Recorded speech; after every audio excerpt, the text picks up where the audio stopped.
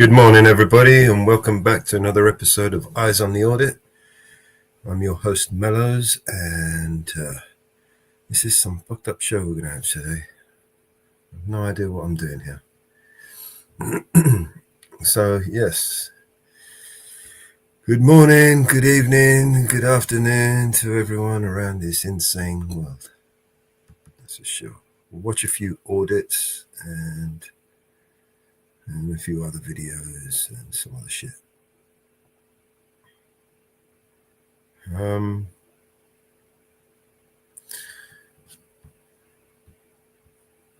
We got this bloody bullshit going on at the moment with this UK EU deal that they've got going on. So let's just listen to this shit. Keir Starmer has called Britain's new deal with the European Union a win-win for both sides after hosting the first UK-EU summit since Brexit. It's a wide-ranging agreement, and here are some of the new measures. A deal to cut red tape and align standards with the EU to allow more farming and food exports. In return, the EU has been given an extension of its existing fishing quotas, with boats having access to British waters until 2038. There are plans to allow young people to travel, study and work freely between the EU and Britain again. The details and numbers are still to be agreed. And British travellers will be able to use electronic passport e-gates in the EU to reduce queuing time, although this needs to be implemented by individual member states. The Conservatives and Reform UK have both accused the government of surrendering to Brussels. We'll look at the economic impact and also at what it means for the fishing industry. But first, Chris Mason looks at the politics of the deal. So we got to pause this shit for a minute. Morning, Inferno. Daniel, how you doing, mate? So basically, we got Brexit, we got out because we didn't want him to have all that shit, and then he's just going to give it to them anyway. This guy's a fucking traitor of the highest order, right? He's given them our army, he's given them our food, our fishing, our food, everything that makes us independent from Europe. He's giving it away, right? This moron, this fucking absolute fucking piece of work. Anyway. Cameras, arches, chandeliers. So often the trio of moments of theatrical diplomacy. Good morning, have you driven a hard bargain? Add shouting reporters to the mix and you have a... Have you given a hard bargain? This is the journalists we've got, right? The spineless fucking immoral journalists that we've got with no integrity. Are you going to give us a hard... Please, sir, can I have some more? Summit. This the first ever between the United Kingdom and the European Union. This is the reset moment the Prime Minister's long talked about. Let's now see what the detail amounts to. BBC, good morning, everyone, and welcome dickhead, to London. The sun is just coming out. The sun had long set late last night when the negotiators, fueled by takeaways, finished talking. The deal was given final approval first thing, flanked by two of the EU's most senior figures. The Prime Minister then joined us to sell his deal. Ladies and gentlemen, Britain is back on the world stage, working with our partners, doing deals that will grow our economy. Selling the country out. That's what you just did, you piece of shit. This deal is a win-win. It gives us unprecedented... How is that a win, you fucking moron? You just disarmed us and fucking gave away everything we have. All while sticking to the red lines in our manifesto about not rejoining the single market, the customs union, and no return to freedom of movement. So in other words, we give them everything they want Brexit and no benefit. Normalising a new relationship between the UK and the EU. We're turning a page. We're opening a new chapter in our unique relationship. This is the story of historical and natural definitely unique. That's the one fucking true thing you said. On the global stage, facing most of the same challenges, pursuing the same objectives, like-minded, sharing the same values. Today was never going to be about massive change. Ministers have long promised they wouldn't do that. There is a defence and security pact with the prospect of British arms firms being able to sell their products to EU countries more easily. There's also a deal to cut the queues you may have stood in at It's European about airports, weapons but getting rid of them sales. will now That's be what it's down about. to individual Making countries. fucking money, selling, buying, UK's and controversial controlling agreed to energy. give the EU access And to you UK give away fishing everything we have. waters for 12 years. In exchange, there is in the jargon an SPS deal, which is about making it easier to sell food and agricultural products into the EU. This is a How are we going to do that if you give it to them? Keir Starmer has They don't agreed need all to of buy it this off us concession if you just after fucking concession. gave it to them. What he wants to do is just be able to say we're closer to the EU without working in the national interest. We Liberal Democrats welcome the agreement today because we think it is a positive first step towards undoing the damage caused by the Conservatives' botched Brexit deal. But we are clear that today's agreement should be a first step and a stepping stone, not the final step. A 12-year deal on fishing is completely unacceptable. Likewise, sort of becoming a rule taker of new rules and regulations from Brussels, being subject to the European Court of Justice again. This is unacceptable. Strong views on Brexit are still not far away then, and neither are those difficult trade-offs between making trade easier and where power lies, sovereignty. To be clear, Prime Minister, isn't the truth that you've sold out the fishermen for what you see as the greater good? The driving principles What a of the fucking comprehensive sellout journalist. we've agreed today is about bills, it's about jobs, and it's about borders. They're the driving principles. How about you ask him a real question? Cuts away a huge amount of red tape for businesses and the way that we trade. It is incredibly important for fish because over 70% of our seafood goes into the European market. A question to the European Union, to President von der Leyen. This deal involves the UK becoming an EU rule taker, which some people here really don't like. Are you pleased to have the UK back within the EU's orbit? Of course, whenever we have an agreement among us, we define together what the rules are, how we will act together on a specific topic. So it shows the sovereignty of a country by being able to take agreements like this one here today. Next for the three leaders, It shows the sovereignty by giving away sovereignty. Royal Navy Yeah, yeah. ship to illustrate what they see as the importance of closer defence ties. Make sure your hair's straight for the final photo op before the talking continues. Much of what's been agreed still lacks detail and timeframes. There are more negotiations to come. Chris Mason, BBC.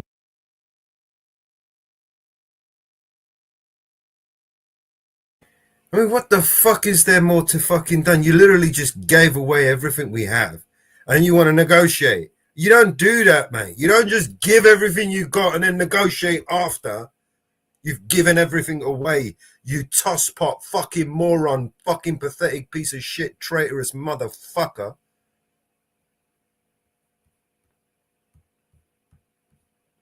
News in central London. So will the UK be economically better off with this deal? Faisal Islam is here to tell us more. Faisal. Thanks, No! Rita. The full answer is yes, moderately, according to almost all Fuck businesses, you, supermarkets moderately. that trade our food and the economic modelling. Now, trade deals in general offer a modest bump up, fractions of a percent a year of the overall economy. Here we go with the famous fucking models that fucking full of bullshit that don't fucking mean anything. £5 billion a year eventually. Not based The on any fucking reality CPTPP at all. deal, which is in orange there, negotiated by the previous government, that's £2 billion-ish. The US deal to alleviate tariffs, well, that was worth hundreds of millions. And the deal for the 6 Gulf nations in yellow there is also imminent. Now, today's deal with the EU is worth £9 billion a year by 2040, but this only really flows from that free-flowing food and farm exports and electricity trading improvements. By with the EU. 2040. Which trades so much with Europe, this bigger boost comes from just those 2 areas. The big rollback of post-Brexit red tape is the eradication. BBC is the worst fucking piece of shit fucking news agency on the planet. They're such fucking costing new hypocrites. barriers to trade, especially damaging to perishable goods. 4 years ago, one exporter showed the reams of forms, the need for a vet to stamp for safe. Hey, Ma, hi, Others, welcome, man. cheese makers and popcorn makers, showed us how they had ceased trading, particularly directly with individual buyers in the EU. Some are now changing their plans after today. This is a great result for us and for every other food business in the UK right now. We've really struggled since Brexit. We haven't been able to ship online orders to our internet customers from all over Europe who want to buy our popcorn. So it's really positive. It's good. It's just a shame that it's taken so long. And maybe I wouldn't have actually sold that my business as I had to at the time. So this turns the clock back towards friction-free trade for often highly perishable food that the UK had in the EU single market before Brexit. In the business community,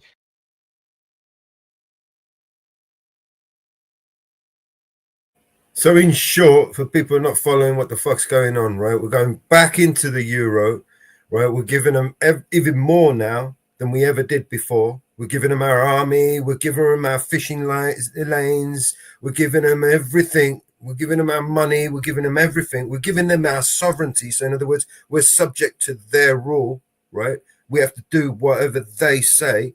But we're out, right? We're out without the fucking benefit of arguing in a parliament and being able to say anything or be able to refuse them, or we've got no benefit of being in the EU, but we have to give everything to the euro. This guy is a sick motherfucker. He's just screwed us all over, right? And he knows he's out, he's going out, so he's just sold us off, right? He's done the worst deal. He knows he's out.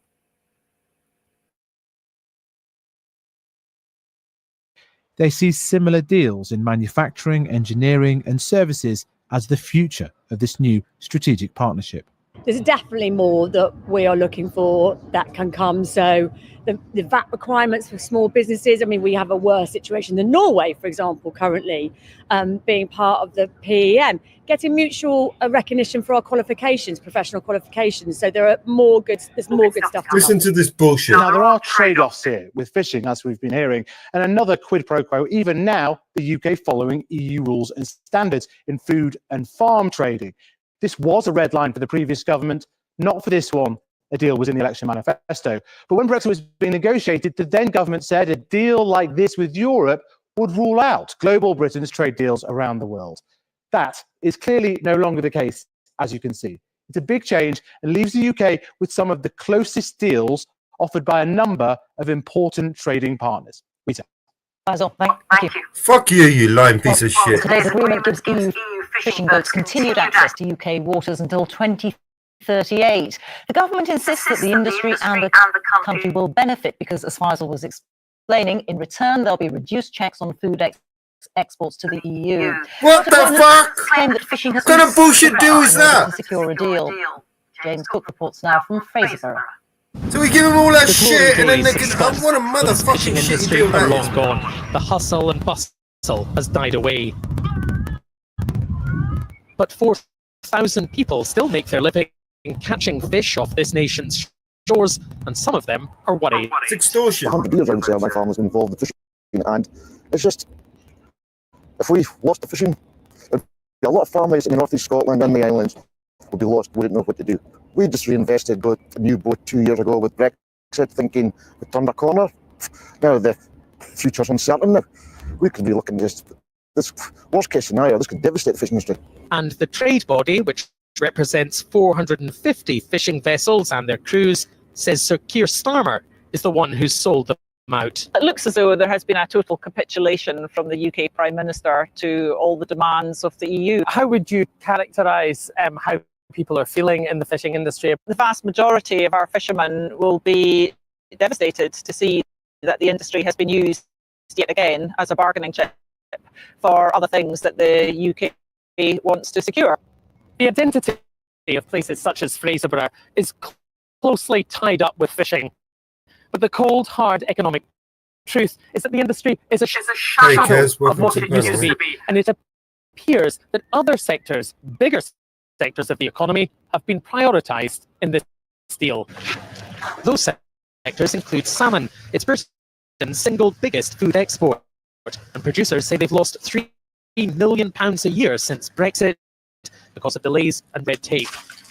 They sound delighted with this deal. The most significant impacts for us in exporting salmon to Europe, which is our most important market in the world, is that it will reduce costs, it will bureaucracy. Hey, Mary and Jo, also make good sure morning, that the product arrives quicker with our consumers all across Europe. That's really important. Downing Street says the deal it has stitched together with the European Union will benefit Scotland overall, but the SNP says the country would be better off inside the EU. When we were in the European Union, we didn't have the barriers to trade, which is key to the seafood industry, which has now been unpicked to an extent in this new deal. But equally, they were able to negotiate on a regular basis, and that is what we think should happen. But here in northeast Scotland, there are plenty of fishermen who oppose both this deal and EU membership, which may explain why support for Reform UK is on the rise here. James Cook, BBC News, Fraserburgh. Well, as we mentioned earlier, the New Deal also includes plans to allow young people to travel, study and work freely within the EU again, under a scheme the government says would be capped and time limited. But the exact Who the fuck wants to go into the EU? It's on fire right now. Danny Savage has been asking people in Leeds and in Wakefield what they make of the plans. Leeds University, a place where traditionally many students do courses that offer time working in the EU, but post-Brexit that became more challenging, as language student Lucy explained to me. There are so many seminars and workshops you go to about getting a visa, and especially for Spain. Oh, I feel so bad for my friends who are going there on my year abroad because there's just so much admin to fill out. This isn't about students and people traveling freely or selling their fish. This is about them joining the EU and giving our army to them so we could continue to fight this never-ending war, because we probably are one of the leading world's arms manufacturing countries in the world. So we manufacture weapons. That's our main asset goal here. This is what we make. This is what we sell. This is what we make the most profit on. Or in fact, this is what they make the most profit on, because they get to spend our money indiscriminately. We get to pay for people to die all around the world, right? Because of their weapons, right? This is what it's all about. Selling more weapons. They want to continue this war. They want to join the EU, make this European army, and they're going to nationally conscript everybody. And of course, we're going to be the first to go, right? These fucking idiots, man. I think we're all stupid. It's me going to offices and trying to get their identity card, get their visa sorted. Get your identity card, go on. How dare you? I think it's a really, really good move. Sasha is a languages professor at the university. Some people will be watching this thinking, oh, I'm not sure about this. More foreign workers, young people coming into this country, not necessarily to go to university. What would you say? Really boost our economy. They don't want us, mate. They've got enough of their own problems. Scheme, so these people are not necessarily here to stay. Fabio runs a nearby restaurant and would love to welcome back young EU workers, but it won't be a return to a pre-Brexit setup. Do you think there's the possibility of a mix between young British workers and people coming in from Europe who want to make a career of it? I would generally say so.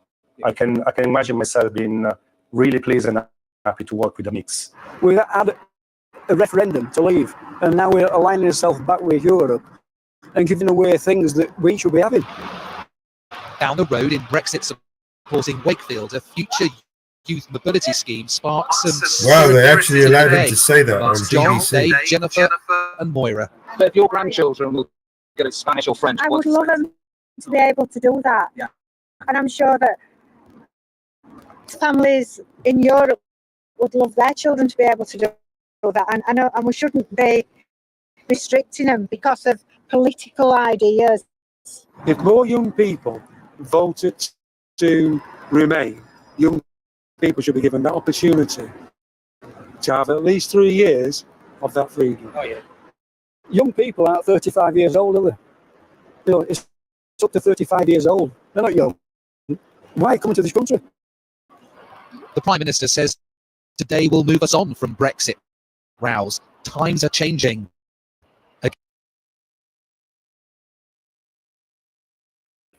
Oh, sorry, the audio is still a bit choppy, is it? Oh, let's try that again then.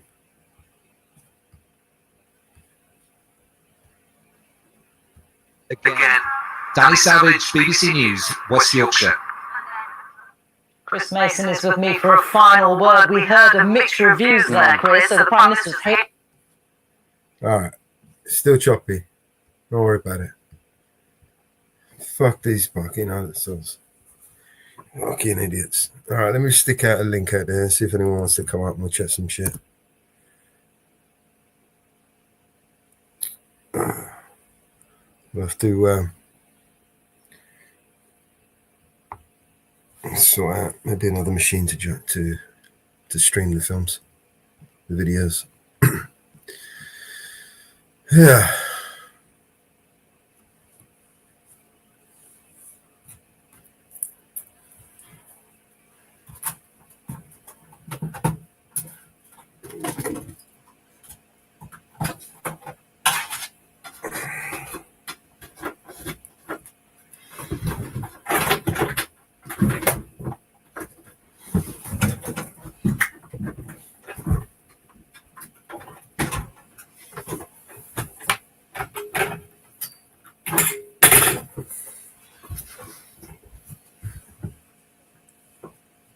Okay, bear with me. I'm about to try something. Okay.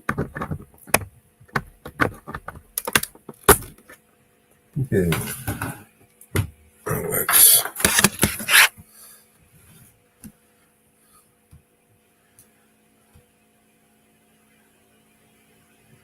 Connecting.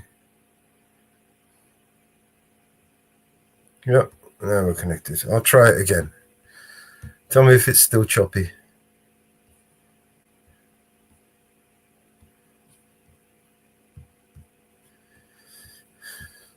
Hailing this deal, but it's a risky moment for him. It is, and I think those views kind of illustrate that really. It reopens all of those arguments that we had all Is the those audio okay? years Is any ago. better? The government's imposed quite a set of limitations on its room for manoeuvre, guardrails as it sees it, around not unpicking the fundamentals of Brexit. But the challenge of that is that the risk is that the custodians of the original Brexit deal say it's a dilution of Brexit.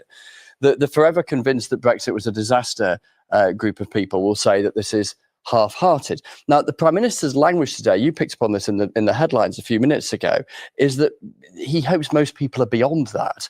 Time to move on. That sense that making Brexit work better might be a majority opinion. Now, the Prime Minister's been out and about selling his deal tonight, talking to business leaders. Folk in government seem pretty chipper with how it's gone down in the round.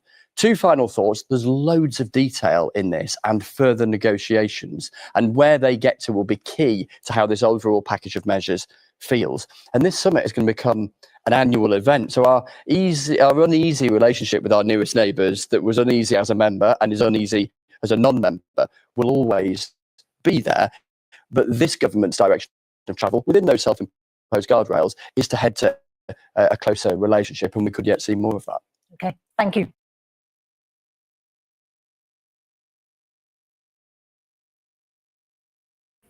He was making sure he was getting his notes out there, wasn't he? He was reading out his notes properly. Yeah. Not improvising, not a fucking thing, mate. Not on the BBC. You got paid for service there. Professional bullshitters. Should be PBC. BBS.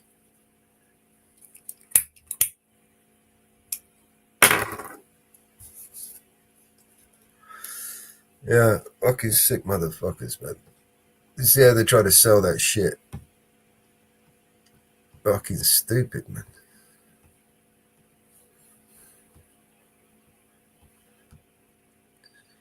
All right, where else we go?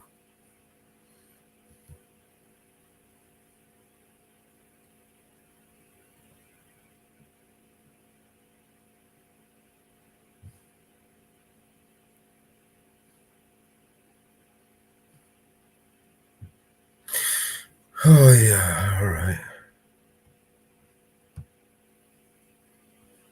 I don't know about you, but I don't know about you. No. Let's try this again.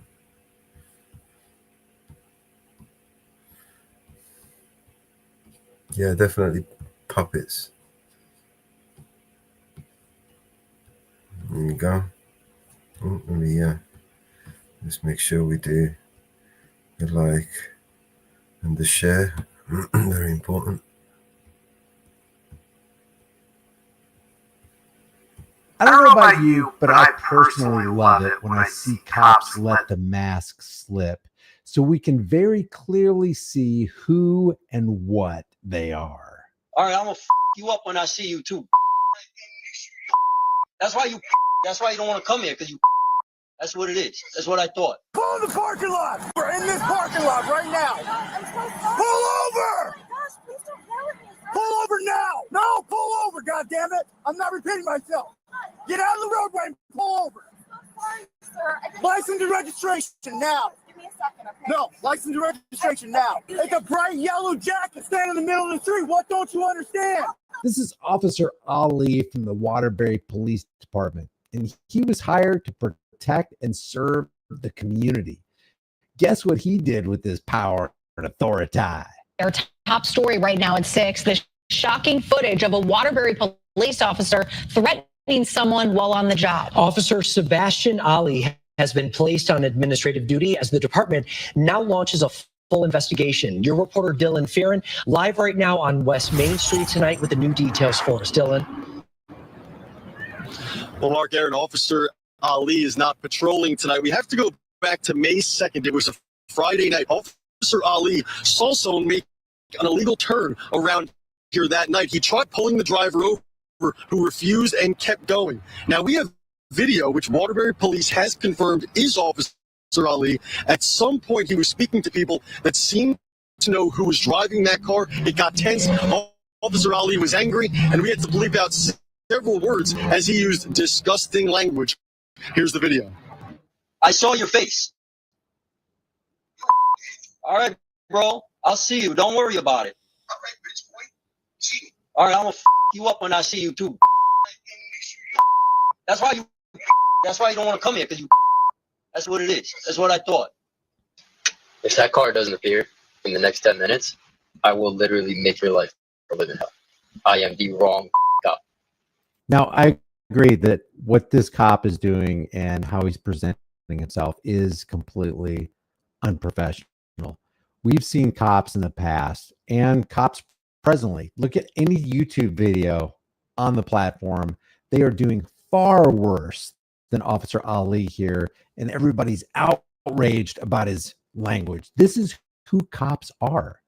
When they do finally let the mask slip and their smiling face goes away and their fangs come out and their claws start protruding out of their nails, they show you who they are. This guy needs to be investigated. This isn't his first rodeo. There's no telling how many people he's actually abused. If he can't control his temper right here, and everybody pretty much knows if there's a Ring doorbell camera, some kind of camera, and they're operating knowing full well that this video footage could be reviewed and scrutinized later, and yet they still can't control their temper.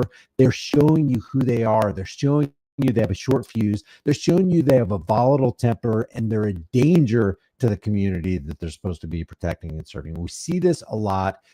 The outrage here is warranted because of the unprofessional conduct, but we've seen cops do far worse, and there wasn't even this level of outrage. To take off on. I will be here every day knocking on your door. I will put an APB out on that car right now and make sure that every state trooper, every cop in this city and every other city is looking for that car. And whoever is found in that car is going to get so f***ed up.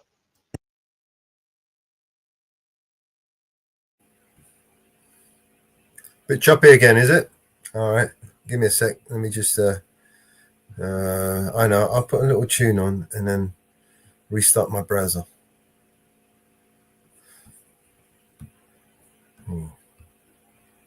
Maybe install these updates. Bad time to install the updates during a live. All right. Let me pause it here because it's going to ruin the video, and I'll play you guys a tune while I fuck around with this.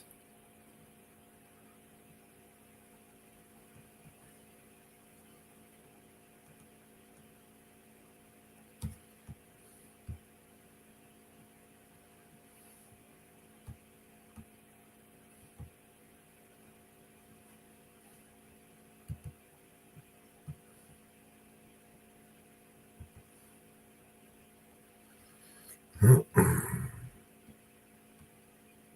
worry about all the videos.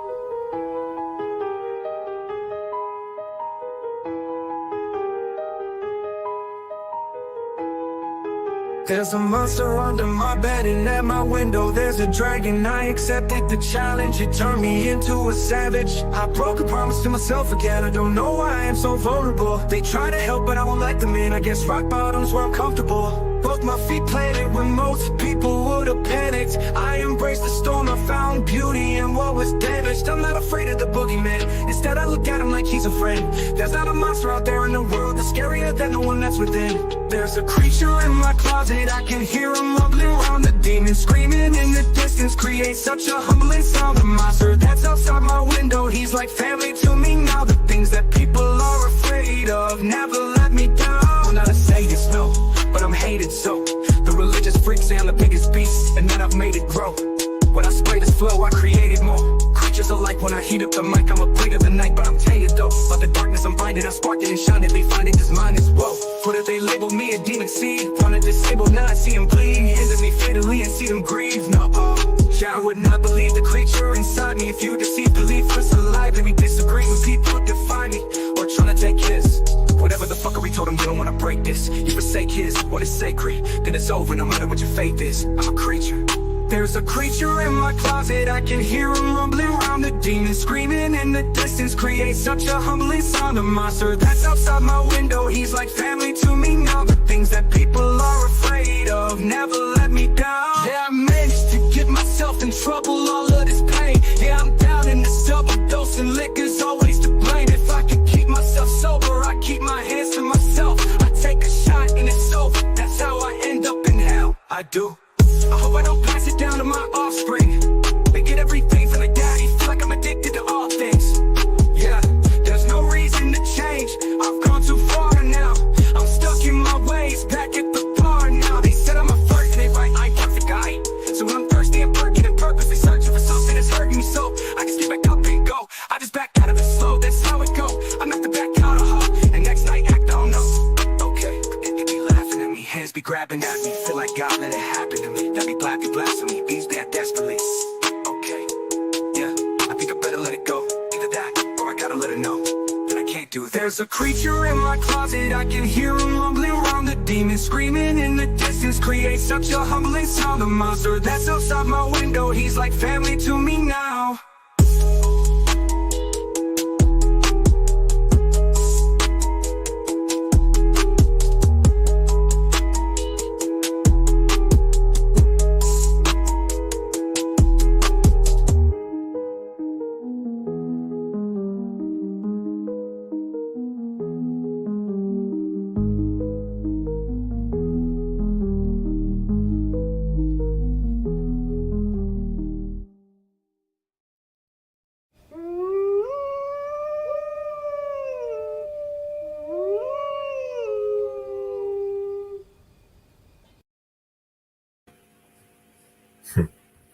All right, so let's try this again. See if it's still a bit choppy for you guys.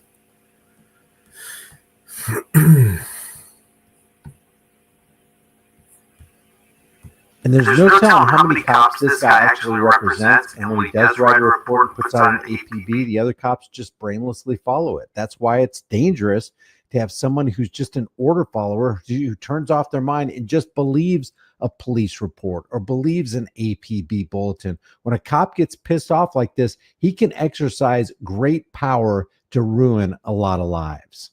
And Waterbury's police chief isn't happy tonight, writing the conduct exhibited by this officer is not reflective of the values or professionalism upheld by the men and women of the Waterbury Police Department. We are committed. This is BS.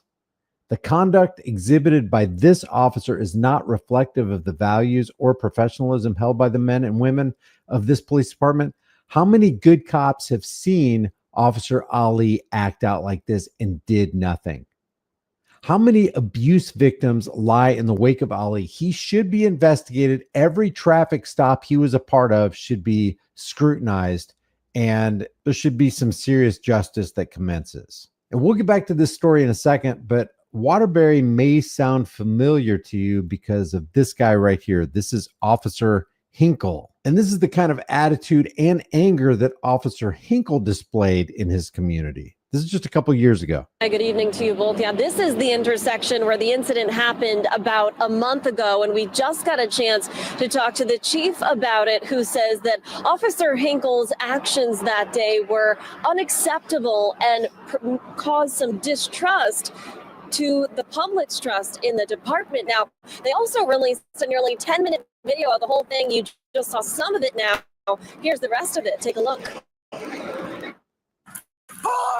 On December 12th, this stoplight at the intersection of Thomaston Ave and Homer Street stopped working. So Officer James Hinkle was directing traffic there.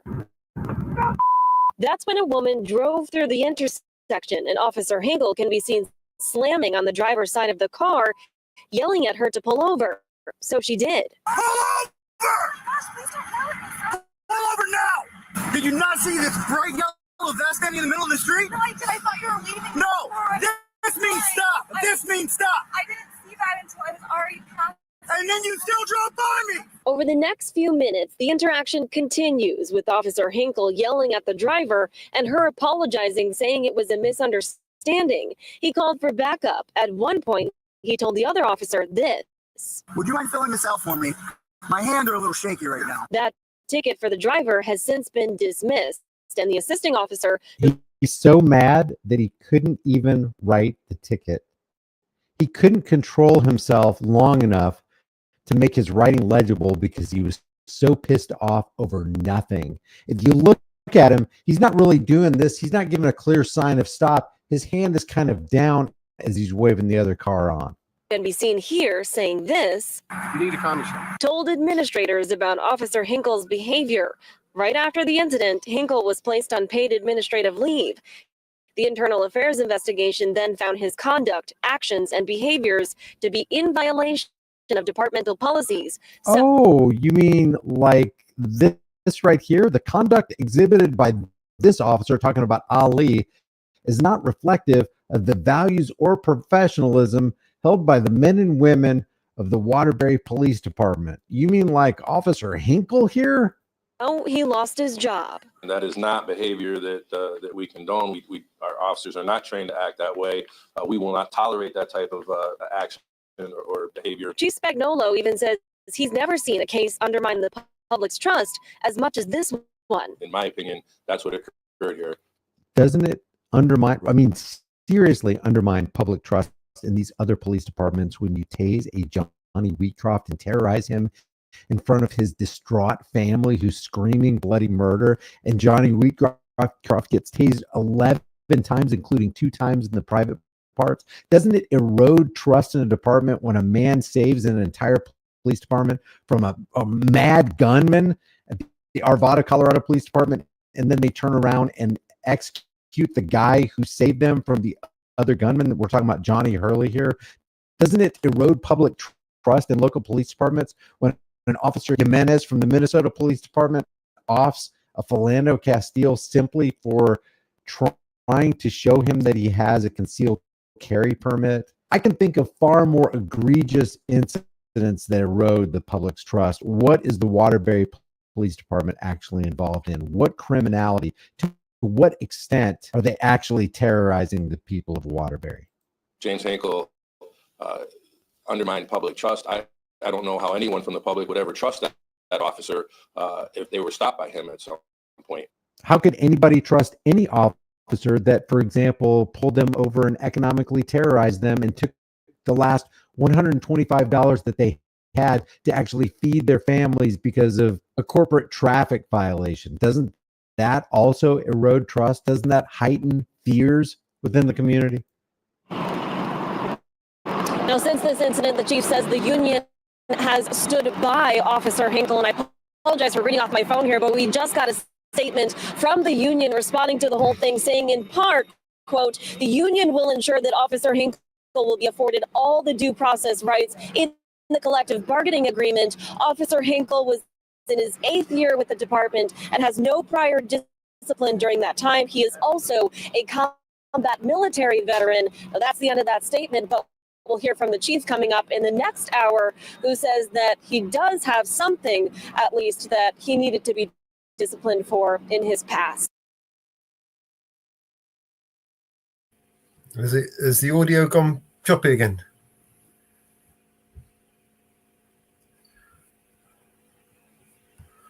Maybe I'll stop sharing and share it again. I don't know what. There's only a few minutes left of it anyway. So Officer Hinkle didn't afford the driver of that vehicle due process, but the police union is going to make sure that Officer Hinkle gets plenty of due process. Back to Officer Ali. Committed to transparency and accountability, a thorough and impartial investigation will be conducted. We know Officer Ali has been with the Waterbury Police Department since 2023. Before that, he was with the NYPD in New York City, but he's on desk duty tonight as police continue investigating. Oh, he gets paid vacation. So they separate him from the community by giving him paid desk duty the way they would separate you if you went on somebody's porch and you threaten them like this officer threatened, you would see jail time. Sounds to me like the Waterbury Police Department doesn't give a damn about the people in the community because they keep hiring yahoos like Ali and Hinkle. Leave your thoughts about this to the world and global thought, please, in the comment. Yeah, he's got to be on desk duty so he can investigate himself, and then, you know, once he has thoroughly investigated himself and his own conduct, he can give us a, you know, I mean, he can't do that. We've got to pay him to sit on the desk and investigate himself. You know, how else is he going to learn what he done? Right? I mean, this is how it works. We pay them, they extort us and murder us, and just shut the fuck up and get on with it.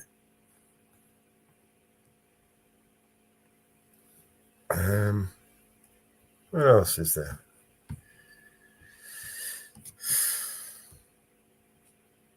Crazy, huh? What's this?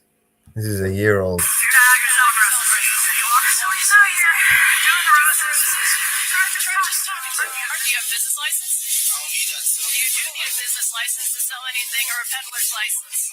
have an ID on you? Why? What are you doing? If you're getting ready to go to jail, is why. This is how police officers treated a 13-year-old kid who was selling palmetto roses in front of a Walmart in Somerville, South Carolina.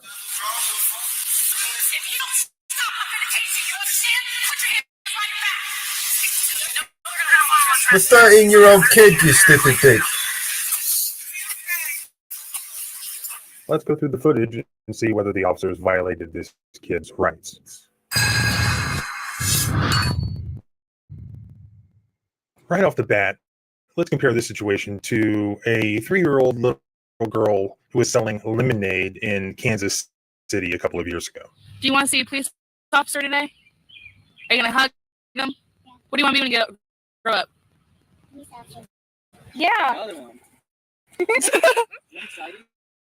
She's been out here since 7, so that energy is coming from somewhere. Oh my gosh, the sheriff! Oh, the sheriff's here! Let me not do the street!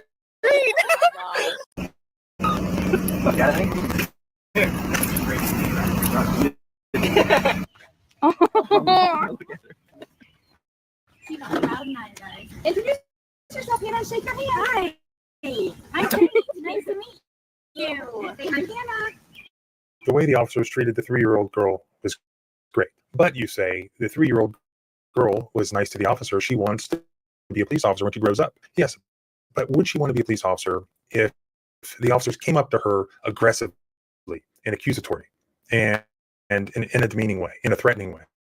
Would she still have reacted the same, or would she have cried and run to her mother, her grandmother, and never ever want to see a police officer again? These sorts of things don't happen in a vacuum. So let's compare the situation with the 3-year-old girl in Kansas City with what happened in South Carolina. On April 1st, officers with the department's hospitality team, LOL, were patrolling North Main after receiving complaints about people loitering and selling palmetto roses. Two officers, Guy and Sergeant Catherine Kirkland, used the public announcement system in their marked patrol vehicle to tell the two young men selling palmetto roses in front of Walmart to move along. When they refused, now this is according to the cop's statement, the officers exited the vehicle to speak with them. Because the two sellers were blocking the entrance and exit of Walmart, officers asked them to step aside. Well, you can see for yourself.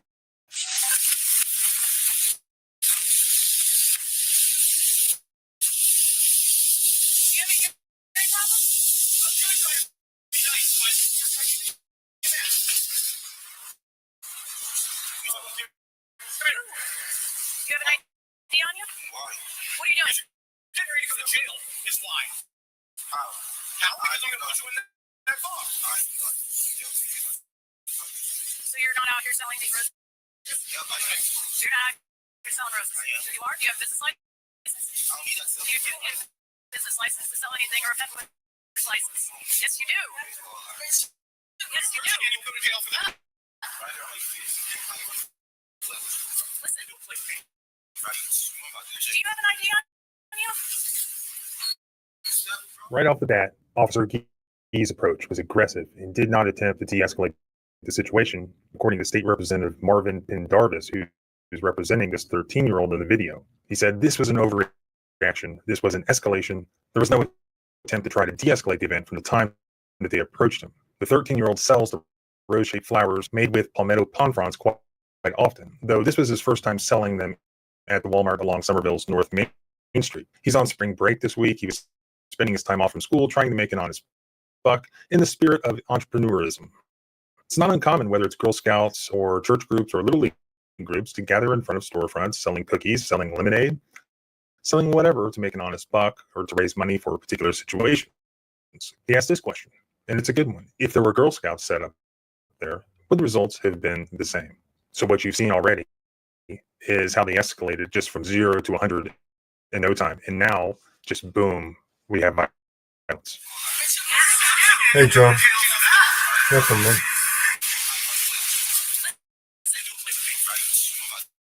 you have an ID on you?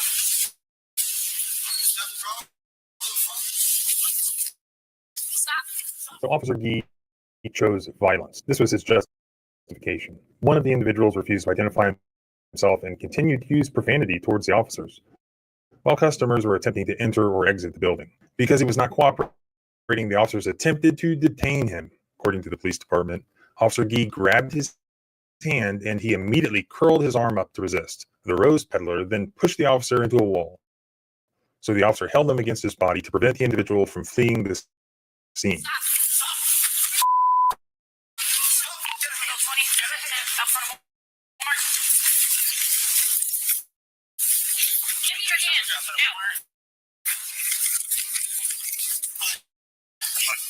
Give me your hand. Stop.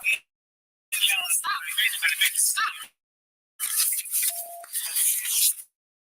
Give me your hand. Now. Give me the hand.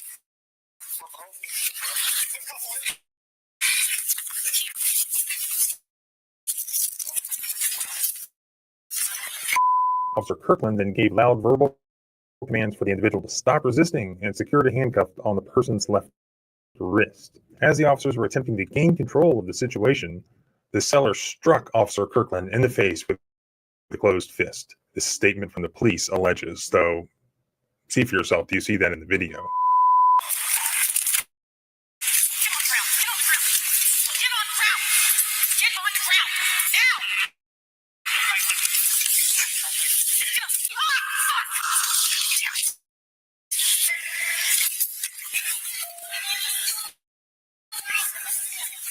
If you don't stop, I'm gonna take you. You understand? Put your hand behind your back. Put your other hand behind your back.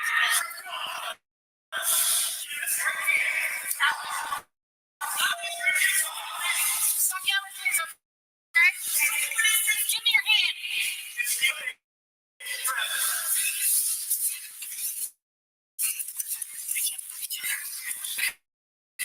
You're gonna have to loosen the forward a little bit. When I saw you guys before.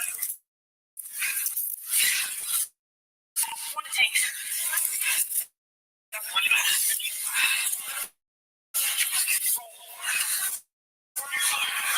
What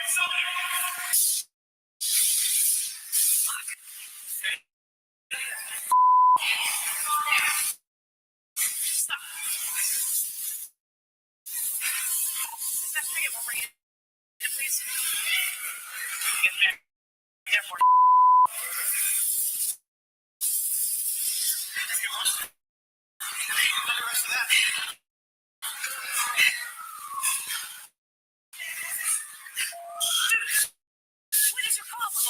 This is stupid. Just trying to talk to you. Dude, we were just trying to talk to you. Is that true? I believe this is called gaslighting. This is what really happened. Do you have an ID on you? We're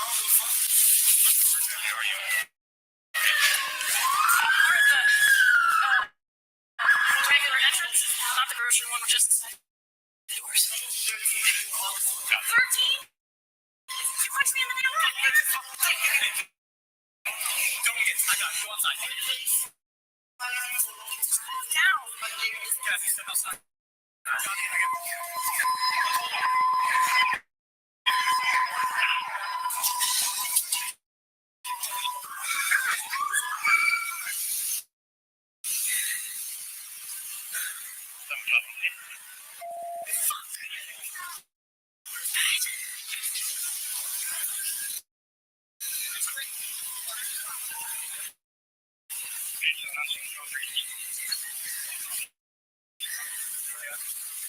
Probably have to have EMS.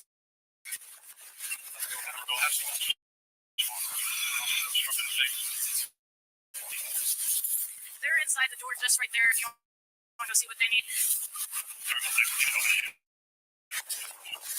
David! Come on, guys, it's open, all right? Why are you hanging out? Yeah. So he's out here doing the roses. We tried just talking to him.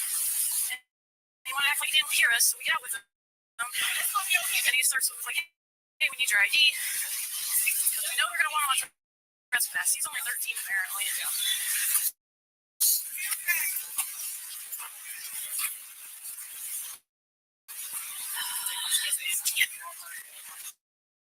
It's right in the eye. You see the lady out there with her cell phone. Really, that's why you're hearing about this. That is Mimi Rivers, and she originally took the video that went viral off of her phone. This is her post on Facebook where she says, dropping my daughter off first day at work, Walmart in Somerville, and this happened because they were selling flowers. Who baby is this? This is making sure he's okay. That then prompted the Somerville police to post the body cam footage, or the raw body cam footage. And as often happens, they think that the public is going to agree with them, but do you agree? What's the rest of the story? Well, not a whole lot. After the kid was handcuffed, he told the officers that he was only 13. And because he was underage, police will not release his name. He declined medical attention, and the officer who was allegedly punched in the face by him was treated by EMS at the scene, according to the cops. The Rose Peddler, as they referred to him, was charged with assaulting an officer engaged in official duties and released to his mother. The cops also said that the officers determined that the second person who had been selling palmetto roses was on an active trespass notice for Walmart. Police say that they've previously responded to several businesses that have complained about shoplifting by juveniles who were selling palmetto roses. Prove it. We will continue to conduct a thorough review of this incident to ensure our officers followed proper protocols and identified any areas for improvement, the police chief said in an April 2nd statement. Well, let me see if I can help you identify some areas for improvement here. Just give me a few minutes to think about it. I'm sure I can come up with something. In almost all of these videos, the police officers involved could have completely avoided negative exposure to the public if they had just used a little bit of common sense and some compassion. You can't just be aggressive in every situation. I tell people that practicing law, you don't want a lawyer who's just aggressive constantly. 9 times out of 10, you get what you want or what your client wants by being nice to people, by being courteous, by having compassion, by being polite, by having conversations with people. It's almost always time to be nice. That's what's effective until it's time to not be nice. Here, the critics will say, well, that's what happens when you fight with police. You don't fight with police. You don't be rude to the police. Both of these things can be true. When you're a police officer, you're going to encounter children who are not nice to you for whatever reason. There could be 100 different reasons. It's not your job to judge them for that or to punish them. A little bit of being polite, being nice could have gone a long way here. This wasn't a kid who was shoplifting. This wasn't a kid who was standing outside selling drugs. This is a kid who's making roses out of palm fronds. Come on, or out of palmetto leaves, whatever they are. I should know this. How could they have handled this differently? They could have said, well, Walmart called us. They don't want you out here. You have to leave. And then if they don't leave, well, you take it to the next step. Instead, they didn't even bother speaking to them in person.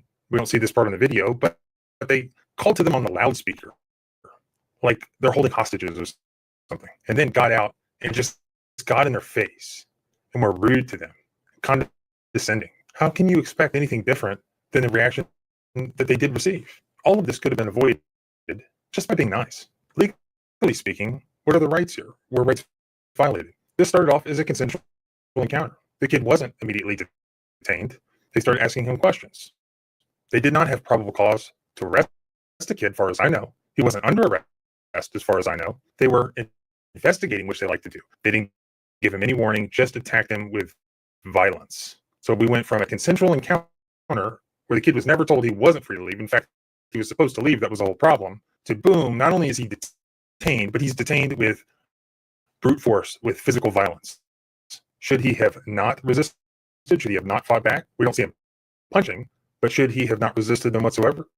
Yeah. But our question here is never looking at both sides 50-50, who was in the right, who was in the wrong. This is an action taken under color of law by the government of the other individual. It's not an equal interaction. Did the government act reasonably? Did they violate the Fourth Amendment by acting unreasonably under the circumstances? To detain him, all they needed was reasonable suspicion. They probably had that. You've seen enough Walmart trespassing cases to know that. But that doesn't mean that they get to do whatever they want with them. Just go automatically use violence. I think they used excessive force on this kid here.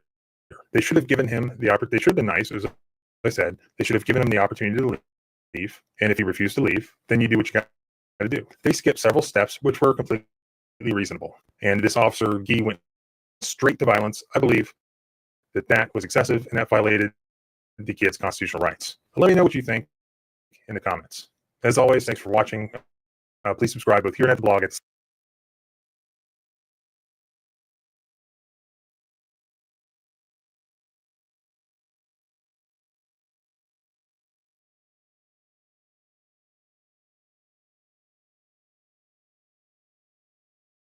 Yeah.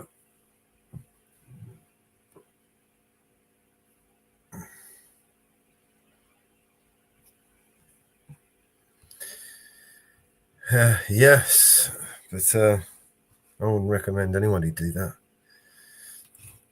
You resist. You give them the excuse.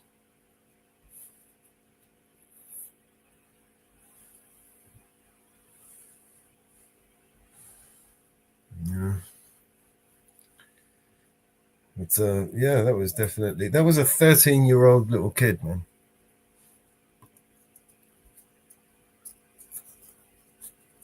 That's what they do. It just keeps getting better, doesn't it? After all these, there's got to be millions, tens of millions of videos in the years, of YouTube. It's not getting any better, is it? You'd think it might help, right? You'd think after all those tens of millions of videos from all over the world, you'd think that it might do something, right? Might fucking jog someone's little loose screw. But it hasn't. It's just gotten worse. In fact, they're making laws. They're moving the goalposts to protect themselves even more.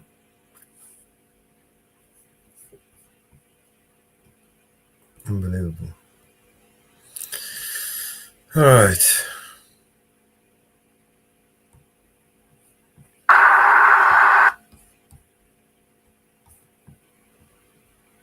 Let's see what else we got.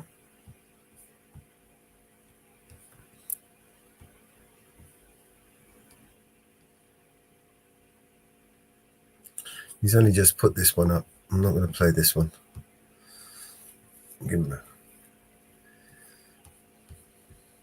him some time.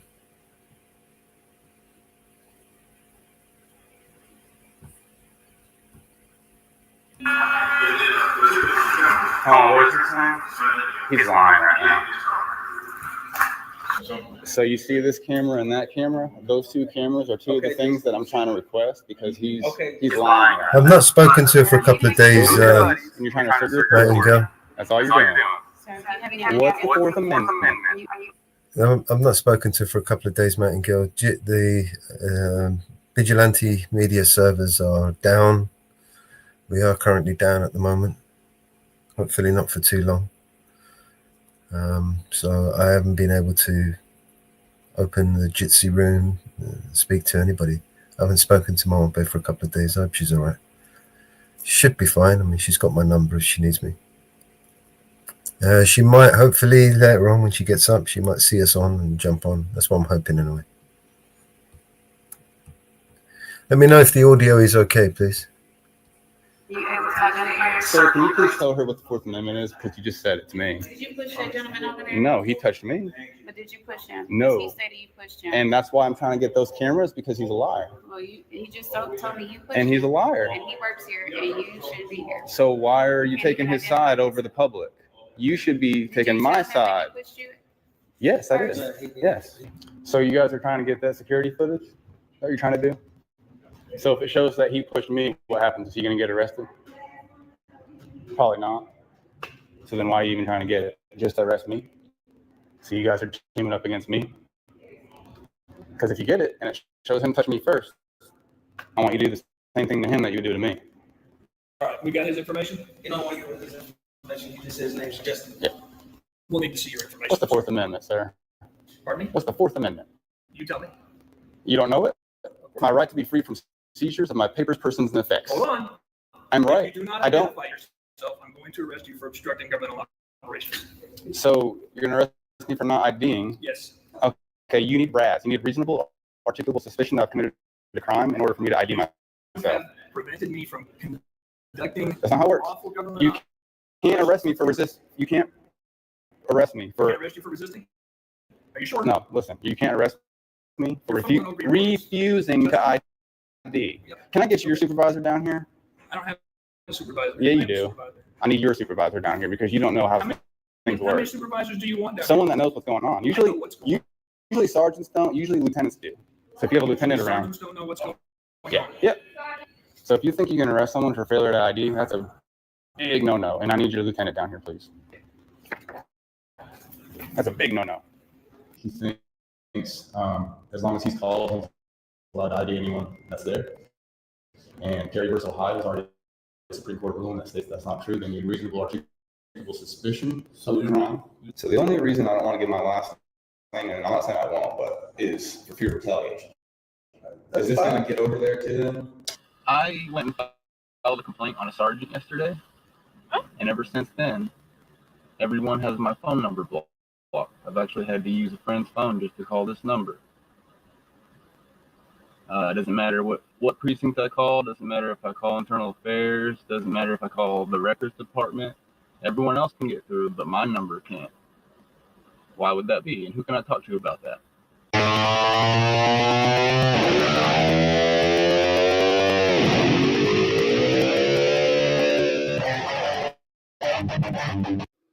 Welcome back. So I want to give everybody a little bit of a recap of what's going on here. This all starts with me attempting to video the beautiful Little Rock City Hall back in April. I come in, I'm filming, and I tell the security that's what I'm there to do, and they won't let me in specifically because the mayor's there. They don't want me filming while the mayor's there. Well, eventually the mayor's personal security guard comes down and walks around with me. I don't get to go everywhere I want to, but we do get to go around most of the building. So a couple months later, I come back and attempt to get in again, this time without filming. I tell the security that I'm there to make public records, but they will not let me in regardless of what I'm there for. They remember who I am from last time. So eventually I try to just walk through the metal detector to go make my FOIA request. Well, this is when the security goes hands-on with me and pushes me back. This is when I start filming, and the security calls police. The police show up. They want to get my ID. You already know. And that's when the security start lying. They make a false police report saying that I pushed him. I'm about to show you that didn't happen. I get a sergeant on scene. The sergeant attempts to ID me. He threatens to arrest me if I don't ID, so I make him go call his lieutenant. Eventually, I make complaints on the sergeant. My phone number gets blocked, the whole nine. We're going to get into it. So here I am entering the building. I'm not filming yet. I'm explaining to the security that I'm here to make a public records request. They never asked me to ID or sign in, and they state they remember me from last time and that I cannot make a public records request. They claim there is nobody here to make the request to, which we later found out was a lie. I eventually attempted to walk through the metal detector to go make my request, and that's when Stephen Neal pushes me backwards. He later lies to police on a police report that I came through the metal detector and pushed him. The police are called after this, and I begin to film.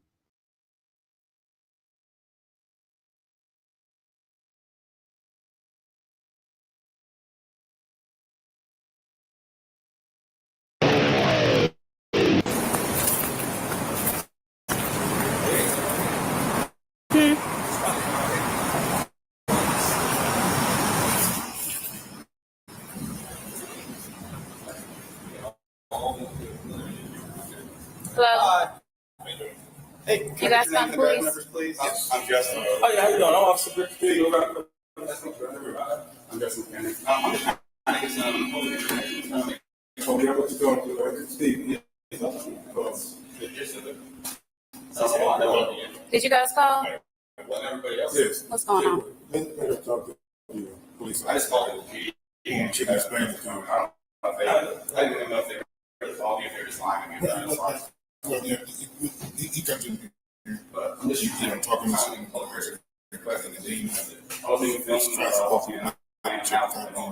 came out there, he pushed me, I pushed him back. And then I told, immediately told Tanya,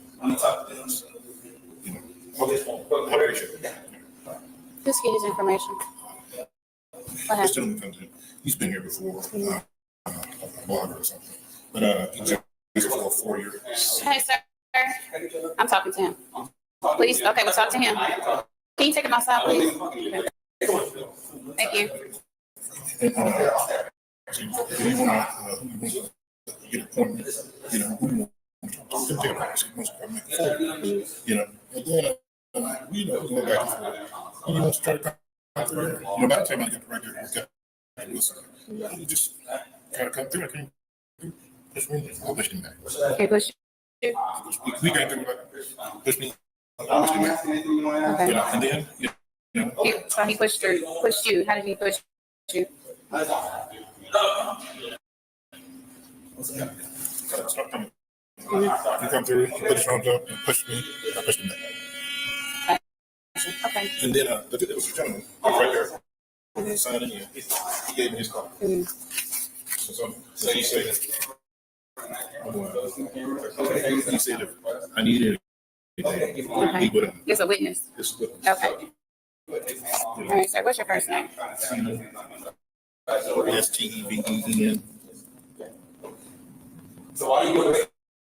your last name? What's your date of birth? June 14, 1963. 63. What's the phone number? All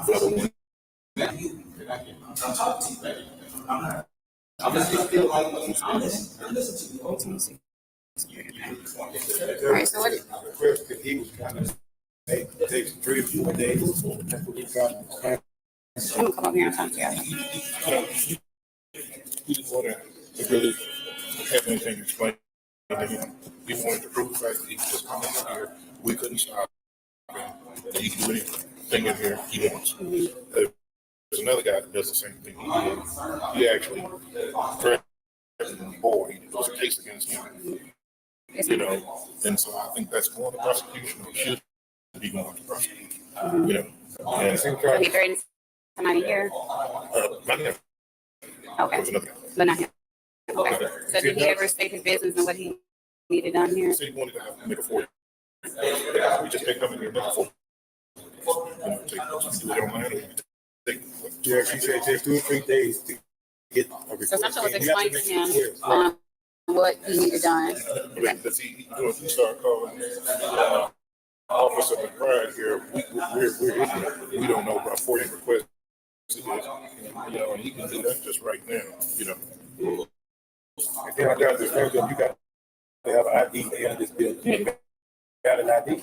We just keep it to it. You didn't have no valid ID? No, I asked for ID. I ain't got I don't need ID at the end of this bill. Oh, yes, you do. But I'm still taking here and put on there. Loyal patron. He didn't put his real name. You signed in as a loyal patron? Loyal. I did this wrong about that because when I told him he did that, he called another name. He called us.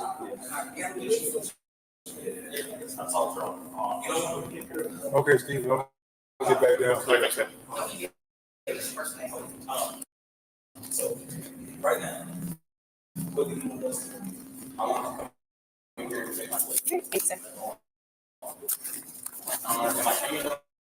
I'm a member of the public from getting photographed. Do you have any identification on you?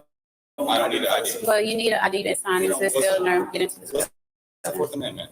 Sir, you need identification Ma'am, can you to please get tell me into the this Fourth building. Amendment? He knew the Fourth Amendment. He's smart. Sir. Do you know the Fourth Sir, Amendment? we're not here for this. Did you Do take you? an oath to the Constitution? I don't, Did you you haven't swear even an oath? identified Did you yourself. swear an oath? Okay. I'll answer your question if you answer. Can you step outside? If you answer my Could you step question, I'll answer outside? your Could you question. step outside? No, thank you. This is Okay. a public building. I don't have to. Okay. So he don't want to, he's just trying to make a. Sir, one of these people. Do you know the Fourth Amendment? Sir, Do you you're know the gonna have Fourth to- Amendment? If you make me leave, that's going to be a violation, and you're in. You can't even identify I yourself. don't have to. I do not have to. Okay. Do you know the Fourth Amendment? Sir, She obviously doesn't, because she'd be proud to say it. what if was she your did. business here? What did you I need need done? public records. Public records. Yes, But can I need you two know, different types of you public have to have identification. No, I don't. I've been here before. They didn't make me, and they haven't made anyone else. Okay. And it's on camera. I'm not making anyone else, and I have on camera from last time I was here. You have it on not camera. making anybody. Yeah. Okay. You want to go on my channel and watch it? I don't. Because you don't care, really. You're just trying to assert your authority. Is all you're trying to do. Whatever you think, sir. Those are your buddies, and you're trying to assert your authority. That's all you're doing. Sir, do you have any What's identification? the Fourth Amendment? Are you able to identify Sir, yourself? can you please tell her what the Fourth Amendment is? Because you just said it to me. Did you push that gentleman over there? No, he touched me. But did you push him? No. He stated you pushed him. And that's why I'm trying to get those cameras, because he's a liar. Well, he just told me you pushed And he's him. a liar. And he works here, and you shouldn't be here. So why are You you can't taking even this identify side over the yourself. public? You should be Did you taking my tell him that he side. pushed you Yes. first? Yes. He said he don't want to make a report right now. I'm thinking about it. Okay. It's not even about that. I just want to get my public information and be on my way. And there should be no one here trying to stop a member of the public from getting public records for any reason. You can't even identify yourself. I don't have to. What is the Fourth Amendment? Okay. What? I'm gonna go get my phone. You can talk to him. I don't even know his name. I will. Thank you. Hey, what's your name? You still on my? Is it public patron or royal patron? It's yes. Okay. This just. Justin.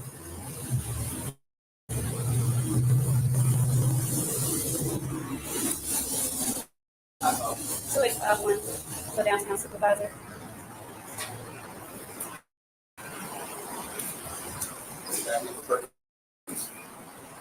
Yes, sir. Can you respond to our location? He's requesting to speak with the supervisor.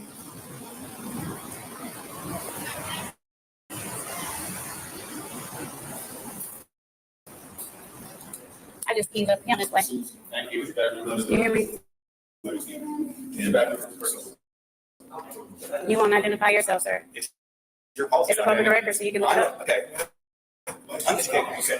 I'm a private citizen, and your policy is to identify yourself by act. Abby Baker. Why would you not identify yourself? You're not identifying yourself. You're not identifying yourself. Hey. Would you like to talk to me, sir? Answer my questions? I would like to know your badge number, please. Okay, you're not answering my question, so I gave you the opportunity.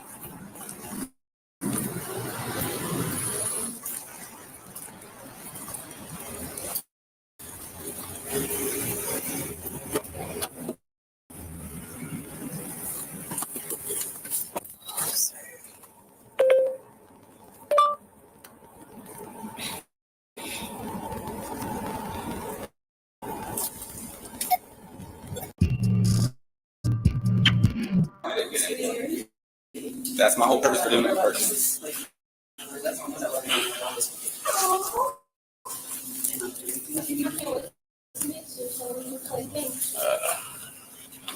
Next time we'll.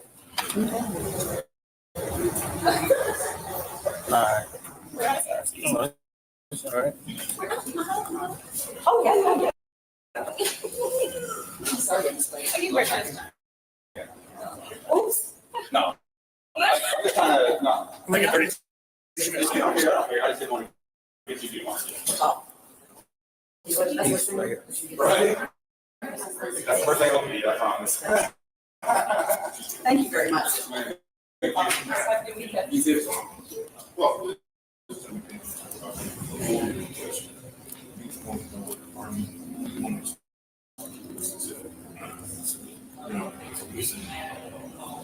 he just says he's getting walking in here, making $40. Right. I'm saying, let me know all this kind of stuff. He just went across the corner. I came over here, he was coming through. Put his hands up, he started something. Stop again. Not for it. I told him some track. It's going to be 46. You know, that's what she did. And here we show equals X one of the process. And you don't know. So then, yeah, I don't see the slide before.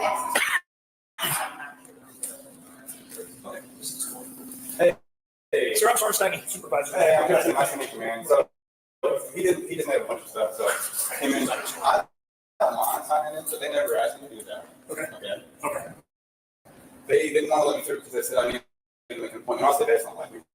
And so yeah, they did. Because I was here before, just trying to take pictures of the building, and they called me to. And eventually, the inside. Okay.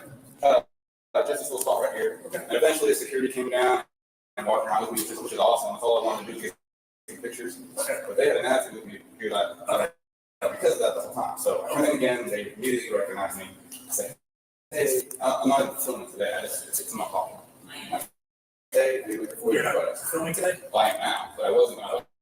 Okay, let's be honest. Okay, you're not listening to what I'm saying. So exactly when I came in, I wasn't filming. I didn't start filming until the police were called. Okay. I was doing many things like walking in the your person. Our interaction out there, interaction with you. I wasn't filming my interaction with them until they spoke. Then I decided they what is it you need?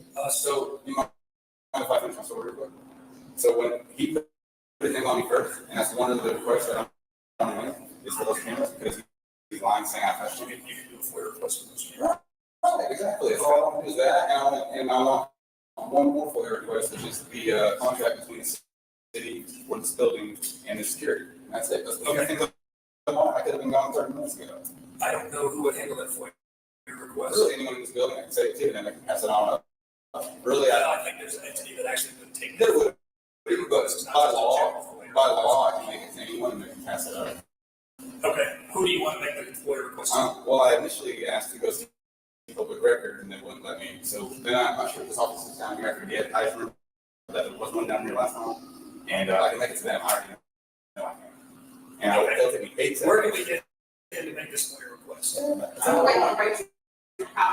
FOIA request is it has to come from the city manager's office. Okay. And we've already. And we'll get forward to them. Office is talking about them. Right. I know. Yeah, so. Human resources. Yes, I have to have them fulfill FOIA requests. Okay. Like I'm telling you, you guys go through the city manager's office. They're trying to accommodate that. Okay, hold on. Well, they weren't until. This is right to the city manager's office up there, and she's trying. I didn't start saying.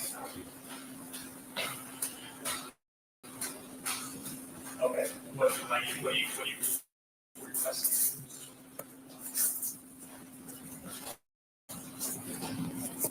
Well, he's requesting to actually go up to you and make this clear. Request. He's down here at the lobby, so. I mean, I'm not trying to get involved in access procedures. I don't think most of them. Okay. All right, they're gonna come down and talk to you and take care of it. That's it, man. Thank you. All right, we got his information. He don't want to give us his information. He just says his name's Justin. We'll need to see your What's the information. Fourth Amendment, sir? Pardon me? What's the Fourth Amendment? You tell me. You don't know it? Of course I know. So then tell me. What you want? I What did you tell me? He knew. I asked him. Okay. She doesn't. Do you, sir? I The sergeant? didn't know, but I'm not answering his question. She doesn't. He doesn't advise. I don't know. The Fourth Amendment is my right to, is freedom from, freedom from, You want to look it up? no, I'm sorry. You Google it. On the- It's it's my right to be free from seizures of my papers, persons, and effects. Hold on. That's what it is. This is a word. Okay, what is it? Google it. What is it? Google it and tell me the word it is. What is it? I'm You filming don't right now. I know. can't. I Google filmed it, filming and Google it. No, you go. You Google it. I'm If right. you do not identify yourself, I'm going to arrest you for obstructing government operations. So you're gonna arrest me for not IDing, Yes. which is a secondary offense. I've already. I am making contact with you, and as That's not how it works. you know who I am, I identify myself to you. That's not how it works. I'm That's sorry. exactly how it I works. don't. Okay, you need RAS. You need reasonable, articulable suspicion that I've committed a crime in order for me to ID You myself. have prevented me from conducting That's not how it works. lawful government You can't operations. arrest me for resisting. You can't arrest me. You can't arrest you for resisting? Are you sure? No, listen. You can't arrest me. for You're fumbling over your words. refusing Justin? to ID. You know what the speaker's name is, Justin? I think it's Justin. You can't arrest me for refusing to ID. Justin. Now, under threat of arrest. Now, here's what, I tell you what we can do. Oh, He no. refuses to identify, we don't have to let him in, right? No, He's got that's to not sign order. it. Can I get your supervisor down here? I don't have a supervisor. Yeah. I need someone. I need your supervisor down here because you don't know how. How many supervisors do you want there? Someone that knows what's going on. Usually sergeants don't, usually lieutenants do. So you have The sergeants don't know what's going on. When it comes to the- Hi, I'm Rachel Brightweiser. Justin, nice to meet you. Thank you. I am the executive assistant to Bruce Moore, city manager. Okay, cool. They told me what you wanted. Now, that, I'm sure you know, if you put them in before, they go to the city attorney's office. But I printed off the form for you, Thank you. so you can fill those out. Thank you. If you want to make an appointment to go up to Bruce Moore's office or for picking him, I can make that appointment, or you can call me in the future. But if you get those, you can mail it in, email it, or you can and what they're gonna do, the FOIA's office is in the city attorney's office. Okay, so I fill this out and give it to you. You can, they'll bring it back up to me and I'll send it to the city attorney's office, or they're gonna send it to the city attorney's office themselves. Perfect, thank you. Can I get a stamped copy that you got? A receipt At this point, I confirmation. don't trust that. Yeah. Yeah, when you're done filling it out, if they'll have Just a a copy. stamp or a signature? Well, I'll sign it. Exactly, yeah, I'll do it. You're the best. So, and I should have a pen for you, and you fill it out. But be very specific, if you're reading instructions, be very Absolutely. specific. Yep. Okay, all right, thank you, sir. Thank you. Thank you. Very easy, very easy. So if you think you can arrest someone for failure to ID, that's a big no-no, and I need you to lieutenant down, please. That's a big no-no. Supervisor, Yeah, I you am do. a supervisor. I need your supervisor down here because you don't know How many things work. supervisors do you want down there? Someone that knows what's going on. I know what's going on. Usually sergeants don't, usually lieutenants do. So if you have a Usually lieutenant, sergeants don't know what's going on. yeah, when it comes to the Hi, I'm Rachel Brightweiser. Justin, nice to meet you. Thank you. I am the executive assistant to Bruce Moore, city manager. Okay, cool. They told me what you wanted. Now, that, I'm sure you know, put them in before, they go to the city attorney's office. But I'm happy, I printed off the form for you. Yep. Thank you. So you can fill those out. Thank you. If you want to make an appointment to go up to Bruce Moore's office or to speak to him, I can make that appointment, or you can call me in the future. Perfect. But if you get those, you can mail it in, email it, or you can bring it in. What they're gonna do, the FOIA's office is in the city attorney's office. Okay, so I can fill this out and then give it to him. You can, they'll bring it back up to me and I'll send it to the city attorney's office, or they're gonna send it to the attorney's office themselves. Perfect, thank you. Can I get a stamp copy that you got, because Or is it at this point, I don't trust them. Yeah. Yeah, when you're done filling it out, if you'll have Just a a call. stamp or a signature. Well, I'll sign it in a second. Yeah, I'll do it. You're the best. So, and I should have a pen for you, and you fill that out. But be very specific. You're reading instructions. Absolutely. Yep. Okay, all right, then. Sir. Thank you. We have security guard's information. Very easy. Very easy. So if you think you can arrest someone for failure to ID, that's a big no-no, and I need your lieutenant down here, please. That's a big no-no.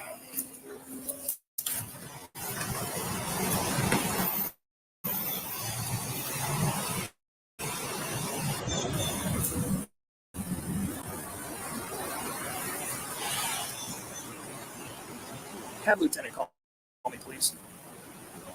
Thanks.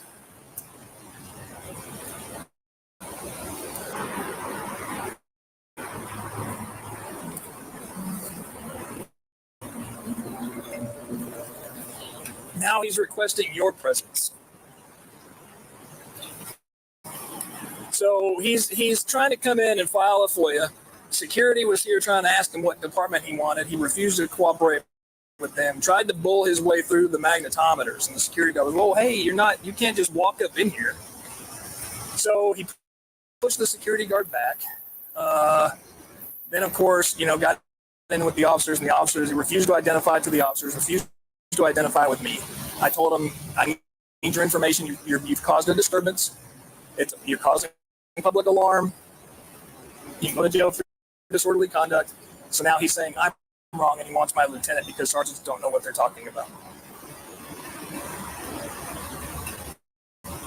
So I only know his name is apparently Justin, and he's filming. I don't know if he's live streaming or filming or whatever, but he's got his cell phone out filming the interaction. As soon as we got here, he started filming. He didn't film the interaction with the security. He waited until we got here to start filming. Yep. Because he wouldn't identify where he was going. You got to sign in to City Hall. He was like, "Well, I just need to go somewhere to do this FOIA request. Any office will do." And they're like, "No, where do you want to go?" And he wouldn't tell them where he wanted to go. He was just going to go anywhere he wanted to in the building. He only signed in as loyal patron, and then tried to bull his way through the security checkpoint. And then that's when we got called. While there's two security folks up here. The male was dealing with him. The female called us. And then my officers got up here, Perkins and Greer, and he worked them over about Fourth Amendment illegal searches and seizures. Of course, he forgot the illegal part. He said that we just can't. The Fourth Amendment says we can't search and seize. Like, that's not what it says. Trying to get him identified, he's refused, and then he asked for my lieutenant because sergeants never know what they're talking about, what the lieutenants do.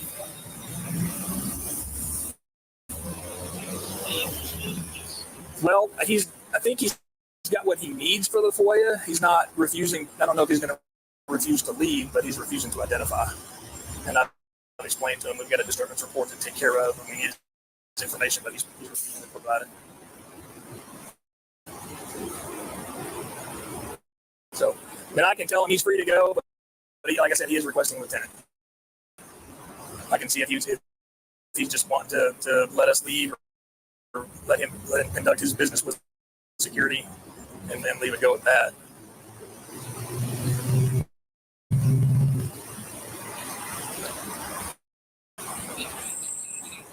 Well, he's got the forms to fill out for the FOIA. They're supposed to go through the city attorney's office, the request he's trying to make. Because I guess he wants the contract for the building and the security company that's working the building up here. I'm guessing this is this stuff out here. I'm pretty sure he's homeless. There's a couple of bags out here, folding chair, whatever that is. But yeah, that's all he wants was to do a FOIA request. He's got the paperwork to do the FOIA request. So I can see if he's just wanting to be left alone and we can leave, and we'll just put him in as Justin and describe him and be done with it. just make it go away. I'll let you know. Okay.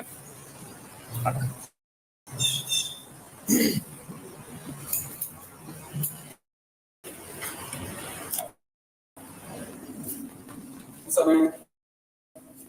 You have a thing come down, or? I've addressed you as sir. If you could call me, hey, sir, or sergeant, that would be awesome. Yes. You want me to treat you with respect? I just try to treat people like I do my buddies. I'm not, We're not buddies. Well, I'm just trying to be polite. This is an official That's how I'm capacity. polite. Okay. And if you want me to call you sir, I will. My lieutenant's on the way. So I got his ass. What he has asked is if you've gotten what you wanted, and that you were free to leave. Yeah. If you still request his presence, that is totally fine. He's on his way down here. But do You you still need threatening to anything else arrest from me? us? Are you still threatening to arrest me? I didn't threaten to arrest you. I said you need to identify yourself. You need to identify yourself. Are you going to arrest me if I don't? No, sir. Are we free to go? Are you done? Yes. Okay, fantastic. Thank you. Thank you. Come on.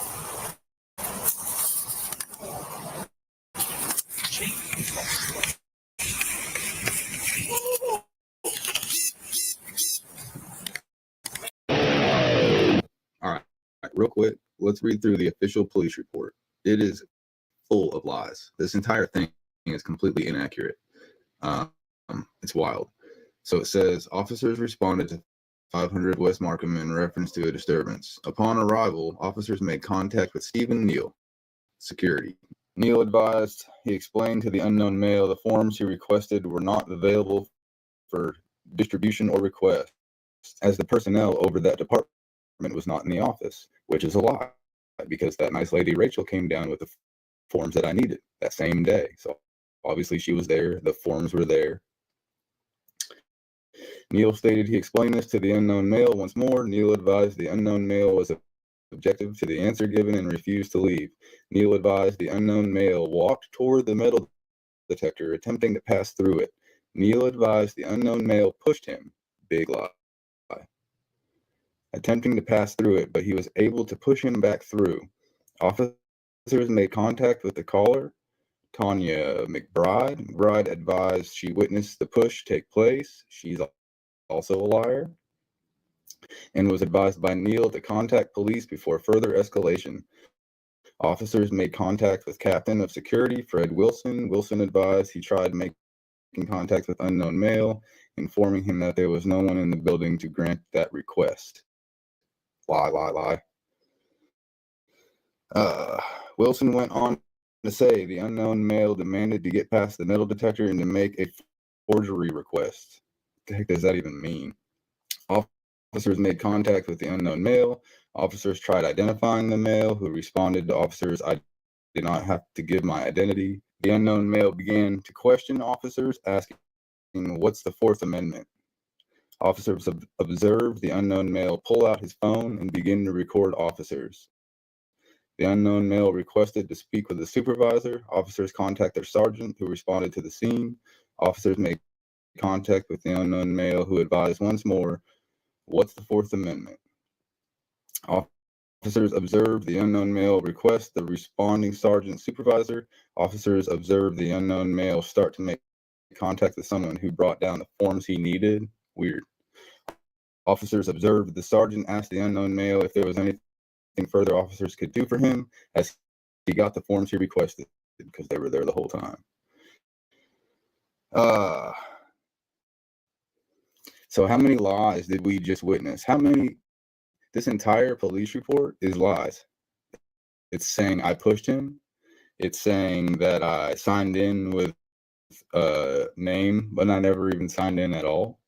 It's saying that the people there that make FOIA requests were not there and that I was unable to do it. However, right in the police report at the end, it literally admits a lady came down with the forms that I needed. This entire thing, quality security are liars, and you don't want them at your business. You don't want them anywhere that the public is going to be.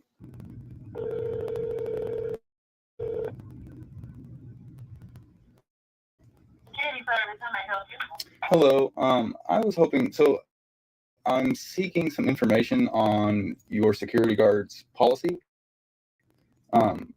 Would that be, or is there somewhere you could forward me for that, or can I ask you, or? Okay. May I ask who's calling, please, and where are you from? My name is Justin, and I'm from Arkansas. So what do you, exactly what do you need to know, Mr. Justin? I'm wanting to find your company's policy on a specific, on going hands-on, actually. If a security guard is going to go hands-on with a patron of City Hall, for example, what requirements would... I'll tell you what, Mr. Justin, I'm sorry to cut you off. Give me your contact number and I will refer you to our correct department, please.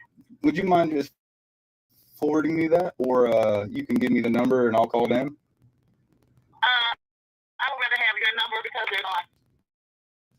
When can I call back? Hold 1 moment, please. Thanks.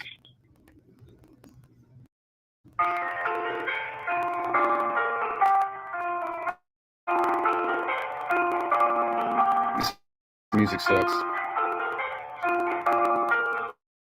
Sorry if you like it, I don't.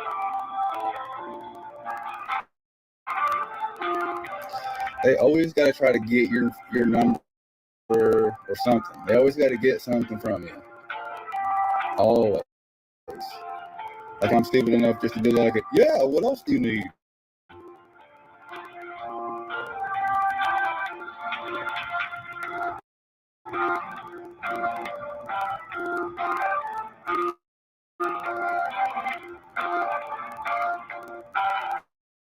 Okay, I kind of like it now.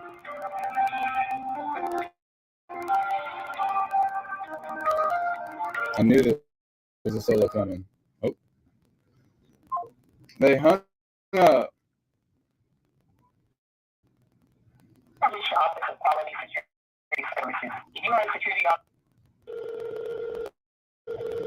What a terrible security. Your call has been forwarded to an automatic voice message system. Why does it not surprise me that this is the company Little Rock decided to hire?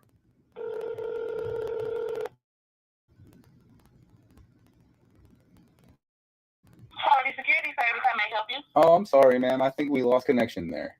I think so. Is this Mr. Justin? Yeah. Okay, so the person you need to speak with is not in, but you're welcome to call back. Yeah. Is there a good time? I'm not sure of the time. What would you suggest if you were me? Try to call back later. Okay, sounds great. All right. Thank you so much. When I returned to City Hall to pick up the security cam footage, look who's no longer at the front desk. It looks like he's been replaced by a very nice lady. Okay.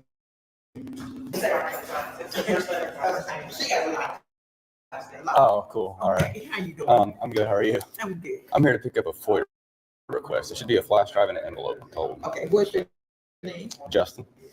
Right now. That's it. That's it. Thank you, guys. Have a good All right, weekend. you have a blessed one. Enjoy your holiday. You too. Thanks.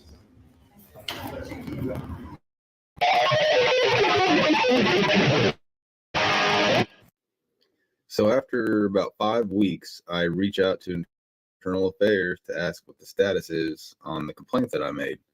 I say, hello, Mr. Quiller. I am inquiring about the status of the complaints that were made on August 7th, 2023. I have not received a letter on the results of the investigation, so I wanted to reach out. Mr. Quiller says, Mr. Justin, your complaint is currently under review by the involved officer's chain of command. So then I say, thank you for your response. I mean no disrespect, but isn't that Internal Affairs' job? It doesn't seem right that the police get to decide if the police did wrong. The sergeant is clearly in the wrong here. Mr.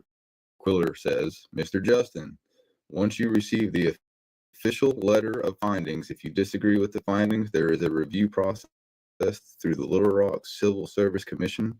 The information will be outlined in the letter. And I say, great, thank you for the info.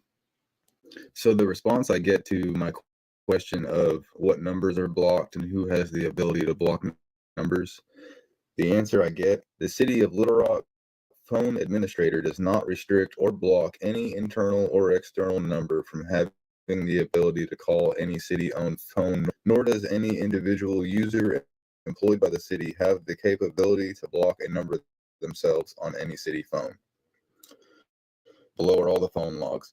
Now, I know that's what they're claiming, but I have plenty of evidence that shows my number was definitely blocked for at least 24 hours until I got in contact with the chief of police and the mayor.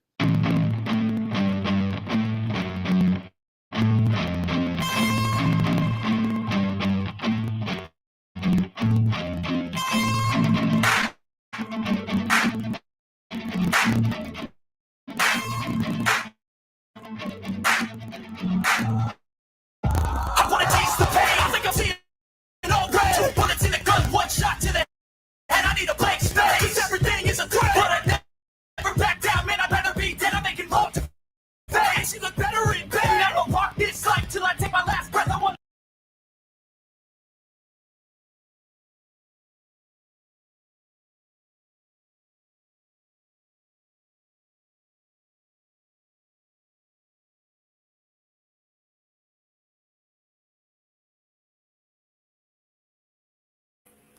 That was the Random Patriot. We just dropped the link over there. Give him a subscribe. Tell him I said hi. All right, where else I go?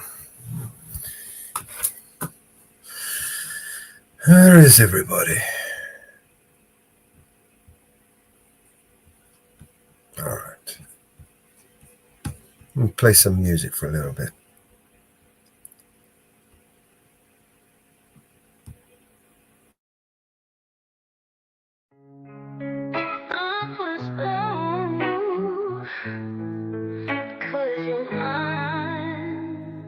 You better stop the things you do. I tell you I ain't lying, I ain't lying. You know I can't stand it. You running around, you know better, daddy. I cannot stand it 'cause you put me down. Oh no, I put a spell on you because you're mine. You know I love you, I love you, I love you, I love you anyhow. And I don't care if you don't want me, I'm yours right now. I put a spell on you because you're mine. You buzz your mind.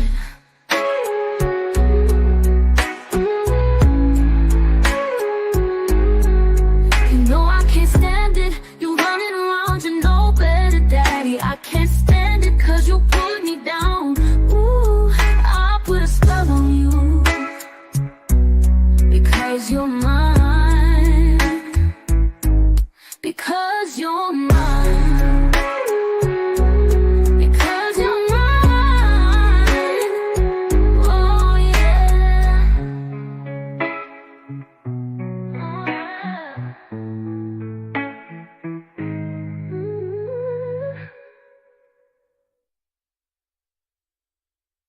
I cast a spell for you, 'cause you are mine. Gonna make you see. Cross that line, you better quit now. Quit your tricks. This love ain't a game, no magic fix. Under my spell, 'cause you belong to me. Feel the power in my decree.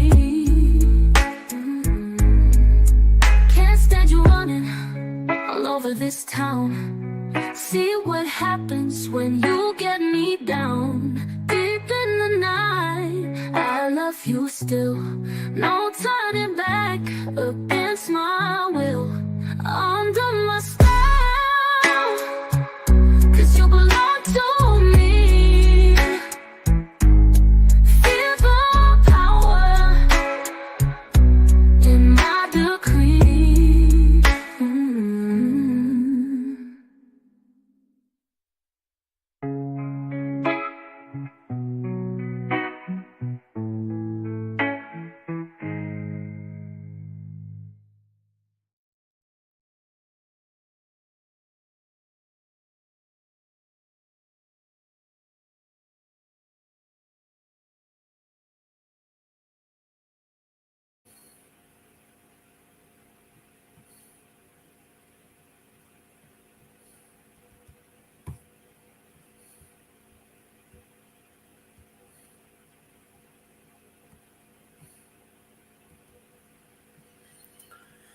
So who got around? Anyone? Anyone?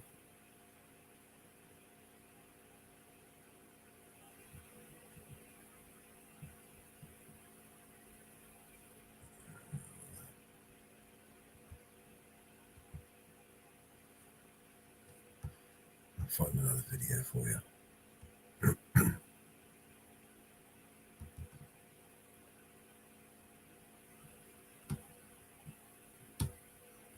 All the videos gone.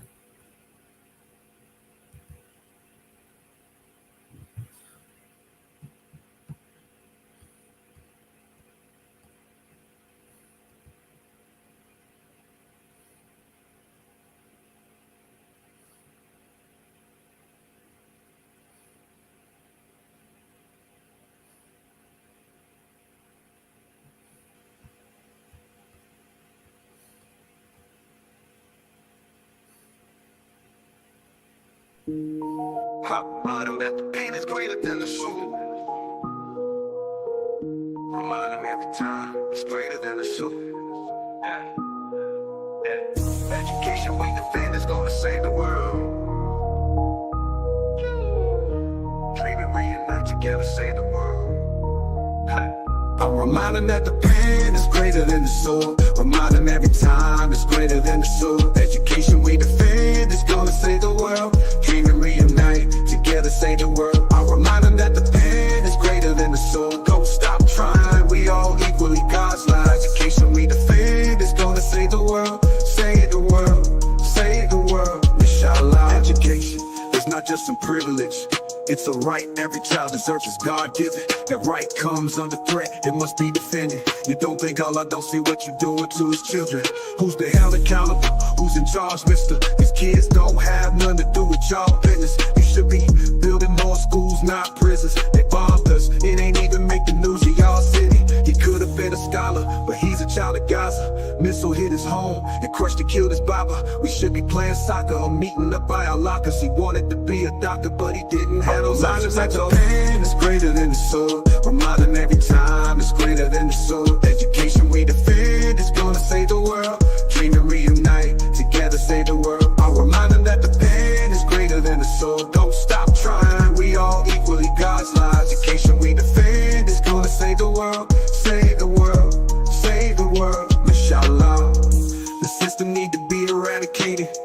The attack on education has been activated. It's not random, it's intentional, it's calculated. I'll be lying if I said I wasn't aggravated. I ain't smiling cause I ain't happy. Know how many times I pray for peace and peace ain't happy.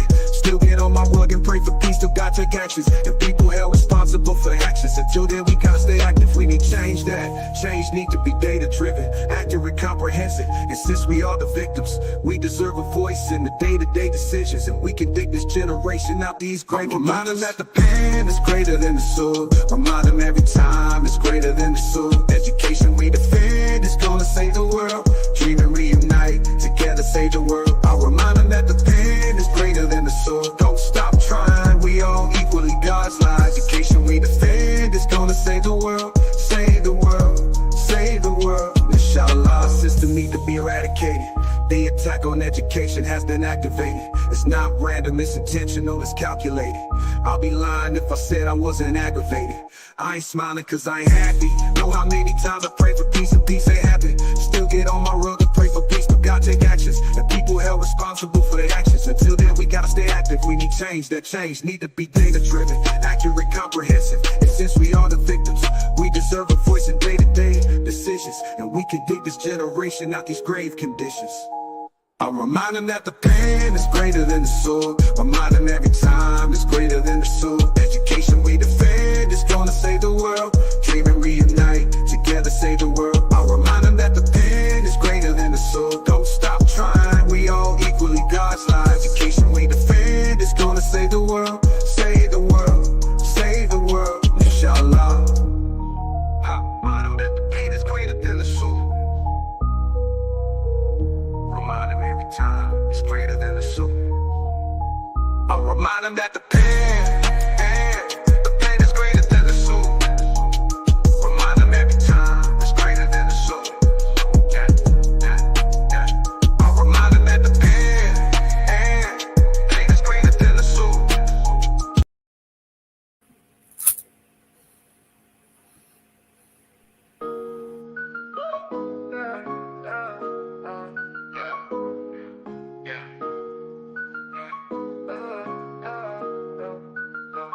Yeah, I'm stepping out the shadows, real talk, no bravado. I'm masking all the fakes, man. Government's the puppet show, they're pulling strings from above. Got their hands soaking in our blood, preaching peace while they're waging war. Tell me what they fighting for. Eruptions of virus, spreading like an inferno.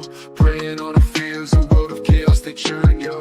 I'm just a mellow man, but I see through their plans. All these dirty deals sealed with bloodstained hands. I'm raising the voice, gotta make that choice. Stand up, speak out, let's make some noise. They can't control us, they can't ignore. All of us together, loud we roar. Check the headlines, read between the lines. Cover-ups, lies, it's just their design. $1 trillion wars, starving the poor while the rich feast and keep asking for more.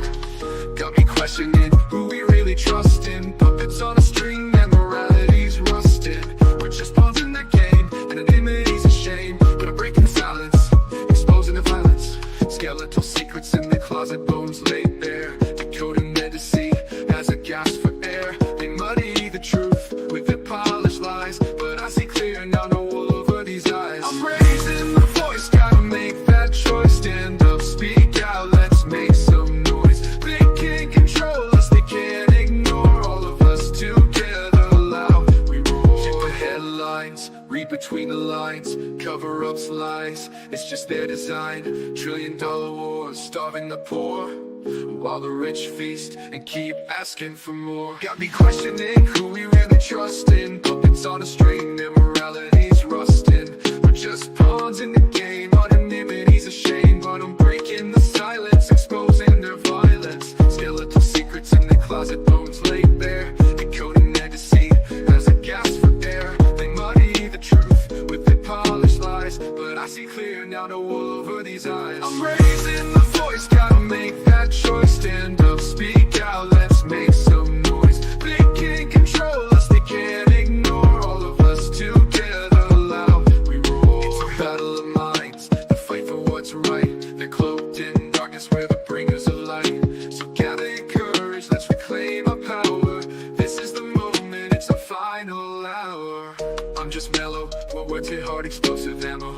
Bringing me along, wake up, it's time to go camo. Invisible no more, standing up about to score. Truth as our guide, justice is what we fight for. No more secrets, transparency we demand. Holding them accountable, we'll make a stand. We're not just numbers, voices loud and clear. Together we rise, overcome the fear. I'm raising the voice, gotta make that choice. Stand up, speak out, let's make some noise. They can't control us, they can't ignore. All of us together, loud we roar. So here's to the mellows, warriors in the night, exposing corruption. We're here to fight for justice, for truth, for a world that's right. Together unbroken in this fight, we unite.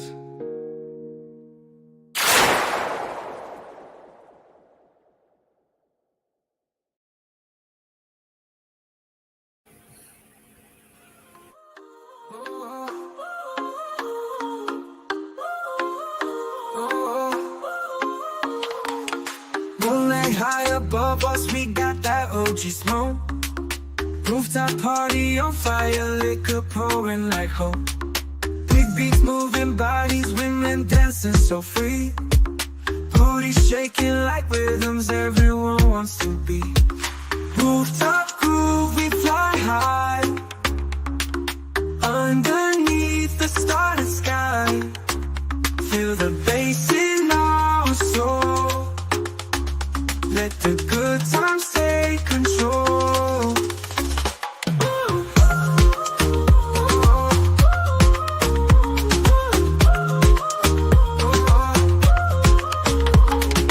Every smile, every glance feels like endless summer dance.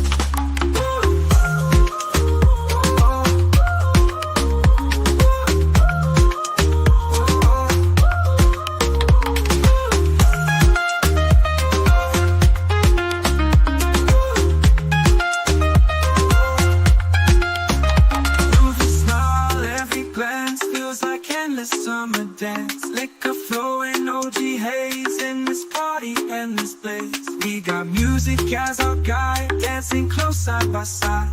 Laughter echoes in the night. Everything feels so right. Rooftop groove, we fly high.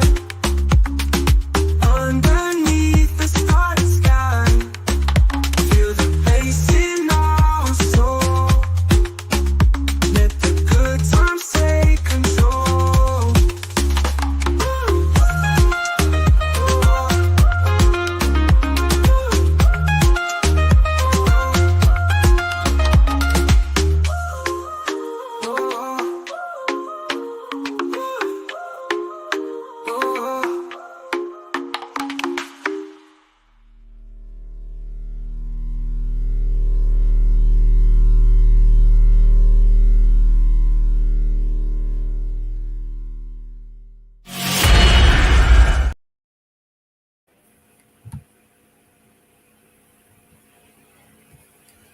All right.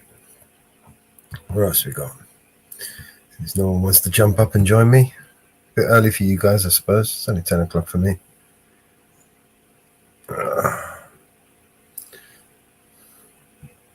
All I hear is new chain, big house, fast car, it's so boring. And all of that is lies, man, it's so corny. Death threats coming every other day for me, but I don't believe a word, that shit is ghost stories. Hi, my name is Mellows, welcome to the show. If you are easily offended, then you probably should go. My resolution to lose is who my new music is triggered. And just 1 million views on YouTube is 2 big middle fingers. I don't apologize or compromise, I quantify the figures, cause I'm optimized for making a killing and getting bigger. Had to fire all along, I needed fuel in the flicker to light the fuse to the mixture of the rumors and liquor. They got nothing else to do but try to cut me with scissors. But what's a blade to a building made out of iron and pillars? Go ahead and cry me a river, cause I've been dying to go swimming. And I'm decided to find it funny when they whine, cause I'm winning. I just tell the truth, it's up to you to love or dismiss it. I'm just pointing out what I feel that the game has been missing. And every time I open my mouth up, you get offended. You say that talk is cheap, but then you act like it's expensive. You can't afford to speak your mind, afraid you'll get rejected by some strangers on the internet whose lives are all pathetic. I was surrounded by people who just pretend to be down, and then I blew up off a record. No one's friends with me now.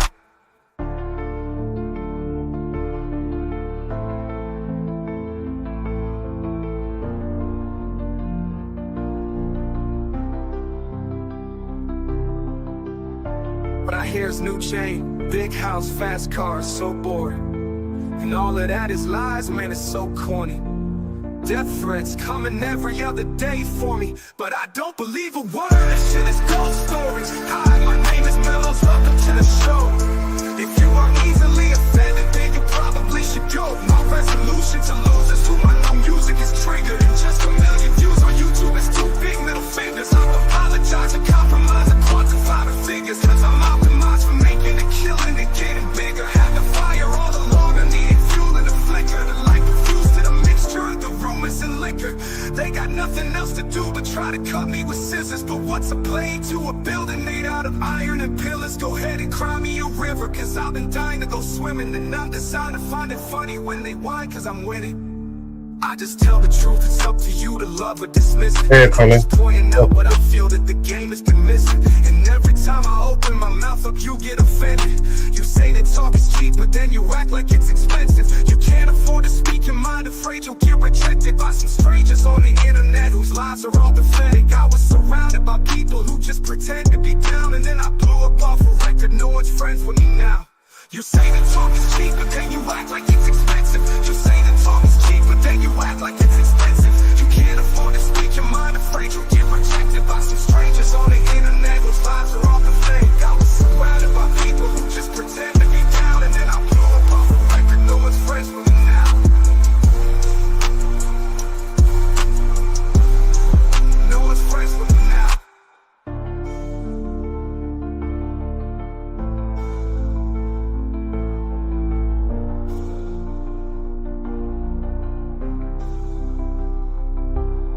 Can't afford to speak your mind, afraid you'll get rejected by some strangers on the internet whose lives are all pathetic. I was surrounded by people who just pretend to be down, and then I blew up off a record. No one's friends with me now.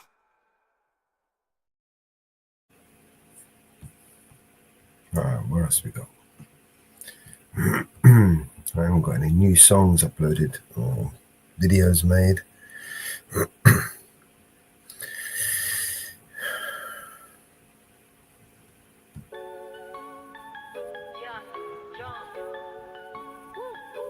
Welcome to the world, baby boy, I'll paint you red and white and blue. The indoctrination starts as soon as you come out the womb. Pretty quick, we'll make you stupid with curriculums at school. And if the classroom doesn't do the trick, we'll make you watch the news. Pick your team, right or left, pick the red pill or the blue. You can vote, but even if you win, still everyone will lose. Don't forget to buy designer, because Gucci makes you cool. We prioritize material belongings over truth. Get a job that you can't stand so you can buy some cans of food. Go overseas and die for freedom, there's some oil we could use. Our democracy exists so that you think that you could choose, but our algorithms make you do what we want you to do. What's the problem? You're depressed, society has you confused. We got medication for you that you'll probably abuse. Go get married to a lady who also don't have a clue, and pump out a few babies that are just the same as you. Welcome to the system, everyone's a victim. Doesn't matter if you're black or white, it hates you all. Here inside the system, violence is a symptom. Fighting for what's right, but somehow everyone is wrong. Welcome to the system, everyone's a victim. Doesn't matter if you're black or white, it hates you all. Here inside the system, violence is a symptom. Fighting for what's right, but somehow everyone is wrong. Welcome to the world, baby girl, I'll paint you pink if that's okay. We'll encourage self-destruction through the music that you play. We divided all the men by trying politics and race, and honestly, it's working awesome, so for you, we'll do the same. Never teaching you to love yourself, inject you full of hate, objectify your sexuality, then blame you for the rape, and weaponize the differences that make our men and women great. And just to screw with you, erase the genders, everyone's the same. We'll empower you with rights to vote and fight for equal pay, then have the men turn into women and you'll fight for them again. But you thought you had it figured out, but everything has changed. Welcome to the system, bitch, please enjoy your stay. Here's a Bible and a bottle of the cheapest booze we make. Find a man who can take care of you to fill the holes we made. Buy a house and settle down, fulfill your duty, procreate, and make a couple babies who will also do the same. Welcome to the system, everyone's a victim. Doesn't matter if you're black or white, it hates you all. Here inside the system, violence is a symptom. Fighting for what's right, but somehow everyone is wrong. Welcome to the system, everyone's a victim. Doesn't matter if you're black or white, it hates you all. Here inside the system, violence is a symptom. Fighting for what's right, but somehow everyone is wrong.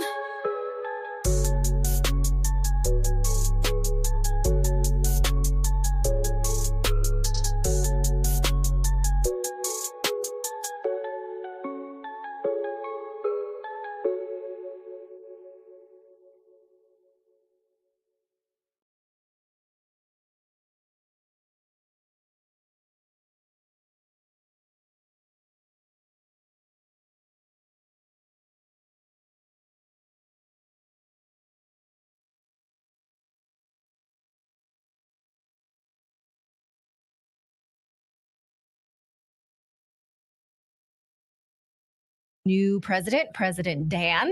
I think it's Nkusor Dan is how you say his first name.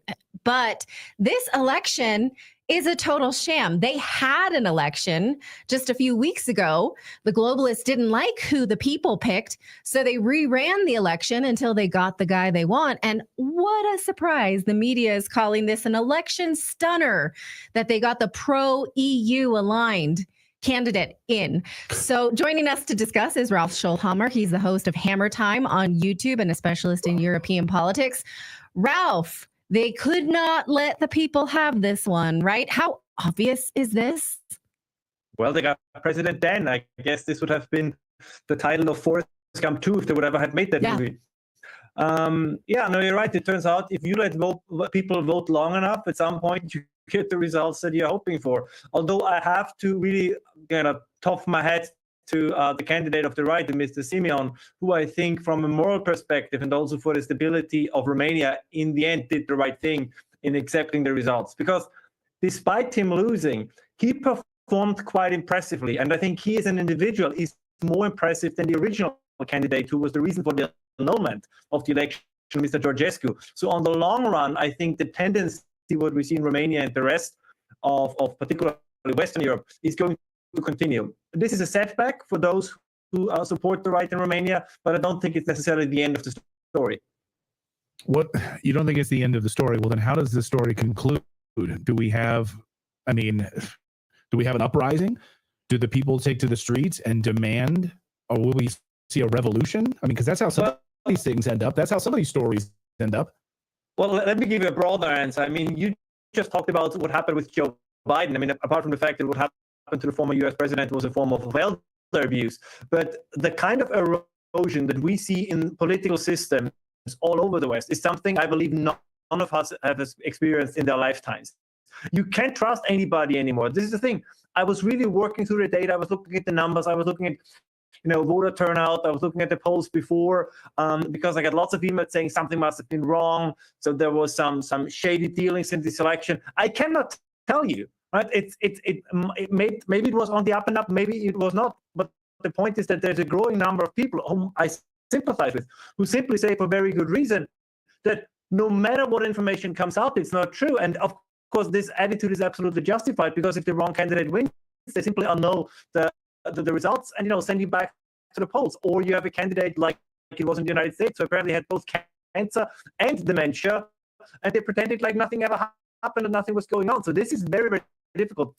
The truth itself, you can't say what it is. So the erosion of trust in institutions will have in some countries as a consequence, as you just said, Clay, people taking to the streets. I think in other countries it will resolve itself at the ballot box. I mean, as you did see as a kind of a little bit of an optimistic outlook in the United States, Donald Trump then did win in 2024, so it can be done. The problem is, however, whoever the candidate is, the change candidate, right, he needs to be stronger than what you can call the margin of cheat or the margin of steal. If it's like right, so is this like the big to rig? Is this like the too big to rig campaign? That's what, in America, too big to rig. Make it so big that Democrats can't rig it. And of course, you have to include, when we talk about rigged elections, it's not just about somebody stuffing the ballot box. It's also what we heard a couple of days ago, that the CEO of Telegram was getting pushed by French authorities not to allow conservative commentators to set up channels on Telegram for Romania. You had the entire European Union against you. So I'm sure there was a lot of pressure being built up behind the scenes. Now, that's also a form of rigging an election. If you pretty much try to influence all of the media to only report in one direction, that is a form of rigging an election, because you expose people to a very one-sided kind of information. Right. Yeah. But Ralph, your commitment to optimism is admirable, and I'm starting to lose confidence in marching alongside you. So we talked about the AFD and how they grew in the last election. They were almost there, but they did not get a majority. Now in Portugal over the weekend, the Chega party grew, but did not take power. How long can we hold this optimism, Ralph? You're an Austrian and you're optimistic, and I'm losing hope. So take me through this? How do I get my mojo back? Well, it's optimism in the sense that my biggest fear has been, until a couple of years ago, that people will just become utterly lethargic, that they will entirely stop to care and basically turn their back on politics altogether. This is not what we're seeing. Young people are going to the polls. We have higher voter turnouts in almost all the elections, with a few exceptions, but overall people are more interested and more engaged in politics than they were before. Now, personally, I would prefer if change comes in a peaceful way. So I want to be very clear about this. But if in some cases it comes in a quasi-revolutionary way, to be quite frank, I don't really care that much anymore. I mean, it's pretty obvious that change is being needed. That is a consensus among the people. It's not a consensus, obviously, among the elites. Some elites, I still hope, will adapt. The point is, Milton Friedman once said, you don't have to vote for the right people. You have to create conditions where the wrong people do the right thing. Now, this is going to happen in some places. In the places where it doesn't happen, I think Clay's absolutely right. People will take to the street. And I don't want to sound facetious here, but then so be it. It's only a race against time. As you mentioned, the AfD in Germany, either at some point the German establishment will accept the will of the voters, because during the next elections, the AfD will be the strongest party. I think that's at this point almost unavoidable until something entirely unforeseen happens. Or, of course, and it happened in Germany before, yes, people will take to the streets as they did in 1989. I mean, as I said, I don't wish for a revolution, but it's not necessarily something I'm dreading either. Right.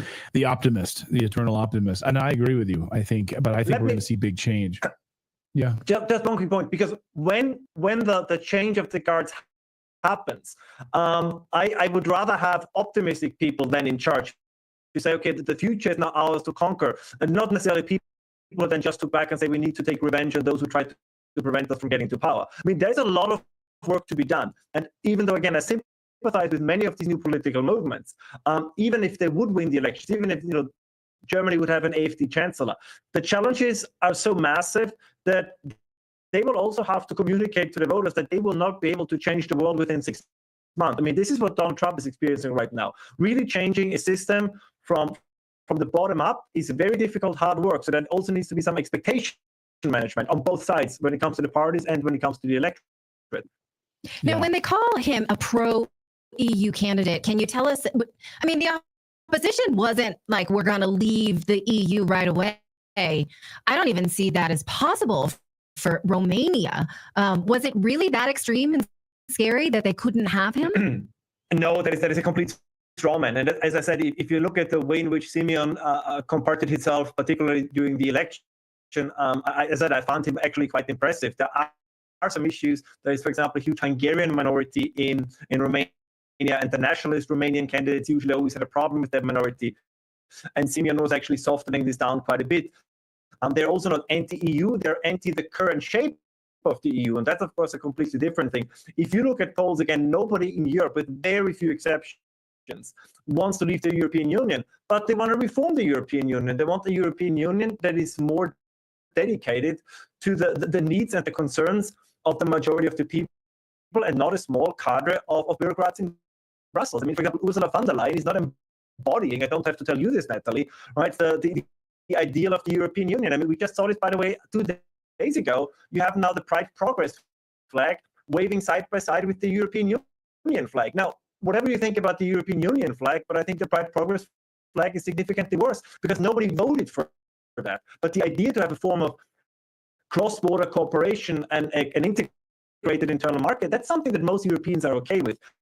It's more the moral, if you want, and ideological pressure from the top that they are resisting. But nobody says we have to go back to, like a 1930s scenario where nobody is in a form of cooperative framework. Sure. Yeah. Ralph Schulhammer is the host of the Hammer Time podcast. Many people are in our chat room saying this guy is based. Yes, he is. Ralph always. That's a good thing, right? That's a good thing. That's a good thing. It is a good thing. That's how in the U.S. we say that is a good thing. It means you base your opinions on real facts. Yes. I mean, it's getting hard. As I said, it's getting harder and harder and harder. I mean, the Joe Biden thing is the best example. You do no longer know whom to trust. It's maddening. I have to be quite honest.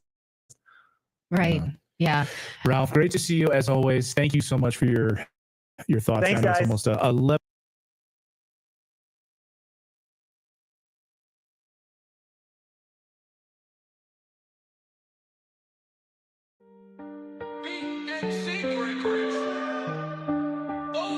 What would your last words be if someone put a gun to your head and said you had 2 minutes before they shoot? Here are mine. Wish I can go and revisit the evil I did through the course of my life. Wish I could go back in time, take the wrongs that I did and reverse them to right. Wish I could take all the pain, the hurt, the struggle and keep them inside. Wish I could say that I'm sorry to people I broke here before that I die. Wish I can go back in time to my father, I didn't really mean it. Wish I can go tell my mom that I loved her and all of this money I got, I don't need it. Wish I could go to the church and I talk the Lord in an effort to conquer my demons. I'm begging and pleading, I'm down on my knees and he's ready to shoot and I'm practically bleeding. So this is my destiny, I finna get death to the G. Somebody please help me, yeah.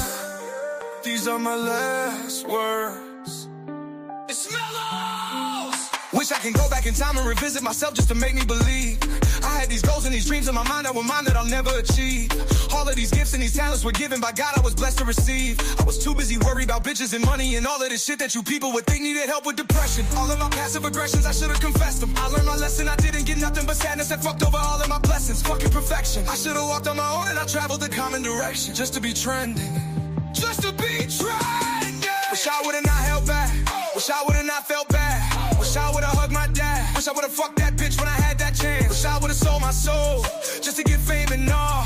Should've played basketball. My dad was master future full. Wait, wish I would've never put my time into those people who never tried to give it to me back. Wish I would've never put my heart into a woman that would break it, then allow it just to have a second chance. Wish I would've let him see what I was really dealing with instead of trying to hide it on a motherfucking track. I blow a milli just to prove that I'm a legend in the making, just to show him what it looks like when I get it right back. These are my last words.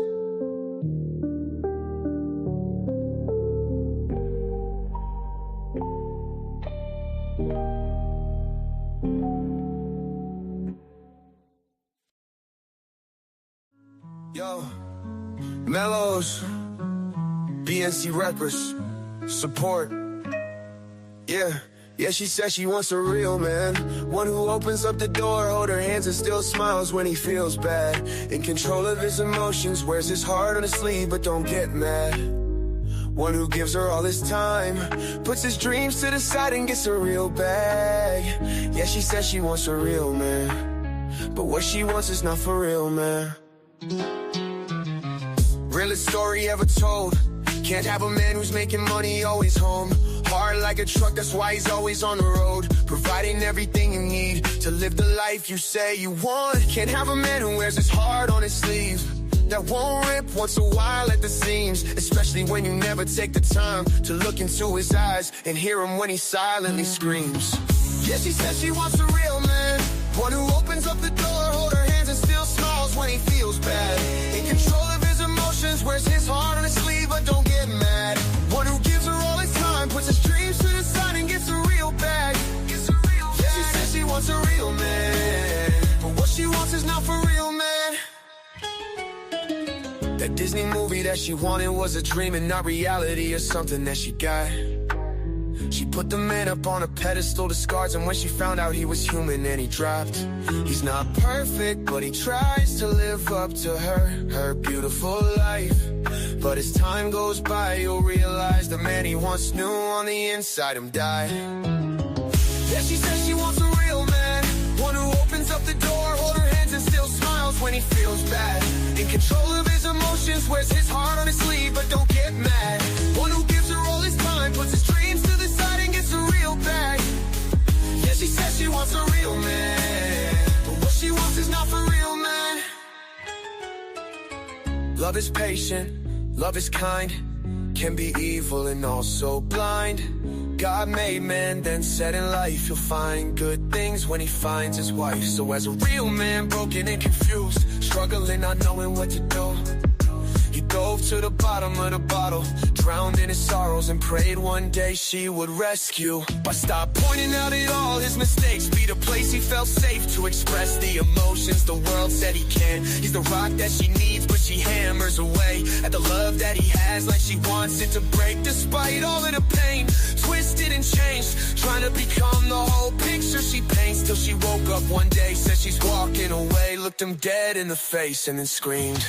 Yeah, she says she wants a real man, one who opens up the door, hold her hands and still smiles when he feels bad.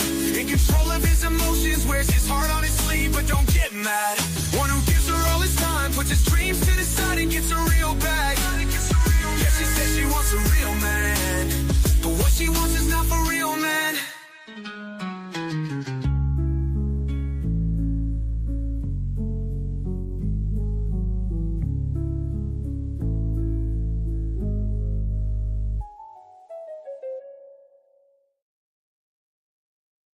For a press conference, it's a short press conference by Dr. Tedros on the adoption of the pandemic agreement. And that will be just after the French press conference. Please be reminded that when we do, as usual, press conferences for member states, it's only in person. So please be in the room for the French authorities press conference. And then we will resume hybrid for Dr. Tedros' press conference. Without further ado, I'd like to give the floor now to Baba, who has brought us Arafat Jamal, who is the UNHCR representative in Afghanistan. He's joining in from Kabul, and then we will go to our segment on Gaza. We have the pleasure, I'll introduce you afterwards, to have a few colleagues here in person. So, Baba, up to you. Thank you, Alexandra. Good morning, dears. Happy Tuesday, if we can say that. I'm joined here by my colleague, UNHCR's representative in Afghanistan, Arafat Jamal, who's leading our humanitarian response there. He's here with an update on massive returns back to Afghanistan of Afghans from the region. We have been alerting you about the situation over there. This is not Arafat's first time in Afghanistan. He has been extensively engaged with the situation there, if I'm not wrong, nearly or more than 3 decades. Arafat Jan, the floor is yours. Thank you. Thank you so much, Babar, and good to see you again, Alessandra, and all the colleagues in the room. Giving you a little snapshot on what's happening in Afghanistan at the moment. 3 million Afghans have returned from neighboring countries since September 2023. This year alone, 380,000 have returned. They repatriate to a nation and a people that is welcoming them home, yet they return to a homeland that is dramatically unprepared to receive them. These past few months, I have traveled to all the main frontier crossings between Afghanistan, Pakistan, and Iran. I have witnessed a host nation that is embracing its long exiled brethren, taking care of them, feeding them, and sheltering them. Yet I have also seen and spoken with returnees who arrive fatigued, bereft of their belongings, bewildered and disoriented. Some with backgrounds in previous government, musicians, athletes, couples in mixed marriages, journalists, activists, or ethnic minorities are also deeply afraid. What will they do? And how will they cope in a nation that is struggling to recover from decades of instability and that is weighed down by complex overlapping crises? How will they navigate a deeply unpredictable environment where, despite 4 years of beyond conflict, it experiences frequent human rights violations, rampant poverty, a fragile economy, devastating climate shocks, and natural disasters? And what of the girls and women who are returning to a situation of extreme restrictions on their rights and freedoms? Today, UNHCR and the rest of the UN and international community has been able to play a role as a shock absorber and as an engine for regeneration. Providing returning refugees with a cash grant, which previously had been at around $2,000 per family, has enabled people to invest in their new lives through constructing houses or incubating small businesses.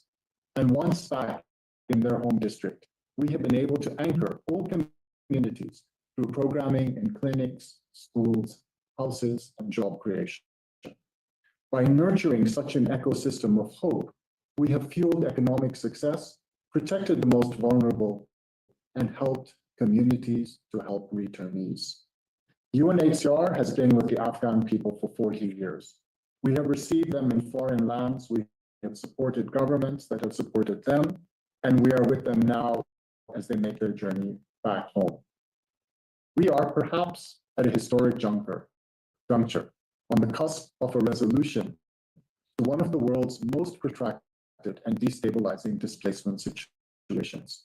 We believe that the return of Afghans can be a source of stability, economic growth, and regional harmony if we focus and we cooperate. But if we do not come together, the demographic shock of disorganized return may instead flip us towards chaos. In a flat economy, there is little room for new arrivals who strain traditional hospitality and drain natural resources. Our delicate ecosystem is at risk in light of the deeply troubling financial situation in which we find ourselves.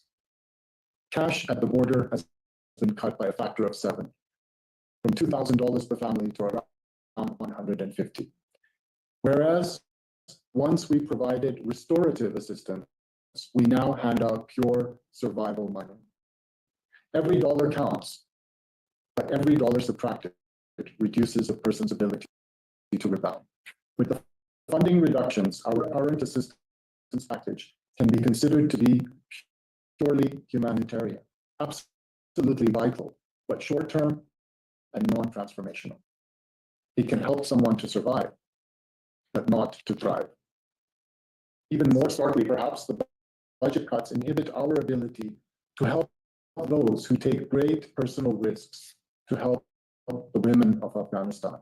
Because against the odds, There are many, many people in this beautiful country who believe in their community and who strive to create conditions for women to get education, to work, or even simply to relax in a park with their companions. Thanks to our assistance, these courageous actors have been able to protect and safeguard deeply valuable female-oriented projects. And I have personally met with governors who have confronted the morality police, with village elders who have formed a cordon to protect their people and their women, and hundreds of women and men who are bravely maintaining midwifery courses, silk production, carpet weaving, education, and much more. Dropping our assistance means dropping these people, removing the leverage that helps them to confront and counteract draconian conditions. For many, the choice in Afghanistan is flight or fight. In other words, with no prospects in sight, with aid diminishing, do they take the choice to take an onward route of migration? Or do they make themselves susceptible to the unscrupulous people who are hiring young men to engage in nefarious activities? This is a choice facing many, many people here, and this is something that I have witnessed personally. The international community has invested heavily in Afghanistan over many years. It has invested, and you can see the investment through the infrastructure and through the cadre of professionals who have been formed through these international investments. The United Nations today scrupulously avoids any intervention that might support a regime. Rather, we focus on nurturing people and productivity. With every dollar that we lose, however, we erode these investments and we lose any slim chance of peaceful transformation from within. At this difficult juncture, we still have the opportunity to support stability and economic growth. For this to happen, we should not squander the goodwill and investment of the past. We call upon neighboring countries, so generous, so patient for so long, to embrace a solutions mindset, treating Afghans with dignity and honor, and working regionally to foster safe, voluntary, and organized returns. And we appeal to the international community to salvage its investment, to stay the course, and to provide political and financial support that will allow a dispersed people to come home and to build their futures at home. UNHCR and other partners are responding to the crisis upon us in neighboring countries, at the frontiers, and inside Afghanistan. In war and peace, we stay and deliver. With less funding, we can but save lives. Yet, if we have greater support, we can do much more. We can help to repair and to rebuild the fabric of a torn community. Thank you so much. Thank you very much for this briefing, Arafat. Let me open the floor to questions. Let me see if there's any in the room. Don't see any hand up. So on the platform, was that a question, Jamie? No, no. Okay, so yeah, I don't see any hand up for you. Thank you very much for this extensive briefing. I'm looking at the bar to make sure that your notes will be sent out to the journalists. So thanks, Babar, for this. And thank you, Arafat, and good luck with your important work. Can I ask our colleagues to reach me on the podium, Dr. Seta and Dr. Peppercorn, for our briefing on Gaza and the situation in the occupied Palestinian territories. For once, we have the great pleasure to have everyone here in person, which is great. But unfortunately, Louise, who is in Amman, but we're very happy to have her here. Louise, can you hear me? Yes, I can hear you loud and clear. Perfect, perfect. Okay, so first of all, let me thank all our guests to come and brief us on the situation in Gaza. I don't know who would like to start. Louise, We'll start with Louise. Okay, so just in order to mention that yesterday you should have received from OCHA the statement on Gaza by Tom Fletcher, the Secretary General for Humanitarian Affairs and Emergency Relief Coordinator. Jens is here in case you have a question on that, but I think we have fresh news from our colleagues. So I'll start with you, Louise, and thank you for being with us. Go ahead. Thank you so much. Good morning, everyone. Thanks for having me today. As you can see, I am joining you from an UNRWA warehouse in Amman, Jordan, which really speaks for itself. Everything around me is aid that is supposed to be in the Gaza Strip right now. It is really a stark reality from the warehouses that we have in Gaza. Even just this morning, I was looking at footage from colleagues. Everything's empty. The warehouses, the distribution centers, they've been empty for weeks. So around and behind me, it's just full of supplies. There's more food here for 200,000 people for an entire month. There's medicines to keep all of UNRWA's 9 health centers functioning and 38 medical points functioning. That's enough medical care for 1.6 million people. There's hygiene kits, enough here for 200,000 families, blankets for 200,000 families, and learning supplies for 375,000 children. This is just the supplies that are around me here. We have supplies in other areas as well, like Egypt. The situation is absurd. It's appalling, and to be quite frank, it's unforgivable. All of these supplies that are around me are literally 3 hours away from the Gaza Strip. They could be there this afternoon. Meanwhile, we continue to see these horrific images of malnourished children. We continue to hear the absolute worst living conditions our colleagues could even imagine facing. Every single basic supply, the basic necessity that a human should have, they are deprived of right now as we speak. The international community and the United Nations have been very clear. These supplies need to be in Gaza now. There is absolutely no time to waste. It has been 11 weeks of siege on the Gaza Strip. It's a deficit. Anything we provide now is trying to undo damage that's already done. For many, it is too late. But let's have this right. The supplies that I'm talking about and the ongoing starvation, this is only one part of the horror that we're seeing every day. There are indiscriminate strikes. Yesterday, we had 2 UNRWA teachers who were killed. An UNRWA school turned shelter in Nusayrat. Initial reports say 7 people were killed, including children. This is one of many attacks on UNRWA facilities that we've had in recent days and weeks. My colleague, my friend Hussein, he's been telling me the last day how he's just buried the remainder of his family. This is aunts, uncles, children's in a strike in Jabalia. And he has spent the last few days trying to dig these child relatives out of the rubble. 2, he tells me, a 10-year-old and a 7-year-old, they still cannot reach. It is appalling. My friend and colleague Raja, she witnessed a very young boy killed in a strike before her eyes. And when I spoke to her, she just said, I cannot take this anymore. She had nothing else to say. She cannot take this anymore. I don't think anybody in the Gaza Strip can take this anymore. Yesterday in Khan Yunis, another large-scale displacement order was issued. This area now covering 23% of the entire Gaza Strip. Where are people going to go? We have been saying this for 19 months. These people are trapped. There is no way out of the Gaza Strip. There are no supplies for them. They're being starved. They're being bombed on a daily basis. How much more does the world need to see before there's action? What else can we possibly say at this point? I really have nothing more. 19 months of talking about these horrors day in and day out. The situation is appalling. It's horrendous. And that's over from me. Thank you. Thank you very much, Louise, which we would like really to send our condolences to the families of your staff, of your colleagues who have been killed.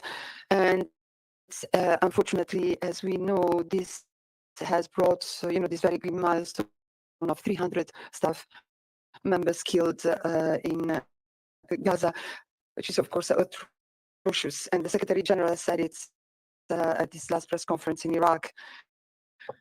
Nothing justifies the atrocious October 7 terror attacks by Hamas, but nothing justifies the collective punishment of the Palestinian people, which has to cease. We need a permanent ceasefire, then conditional release of all hostages, the free flow of humanitarian aid, and irreversible action towards a two-state solution.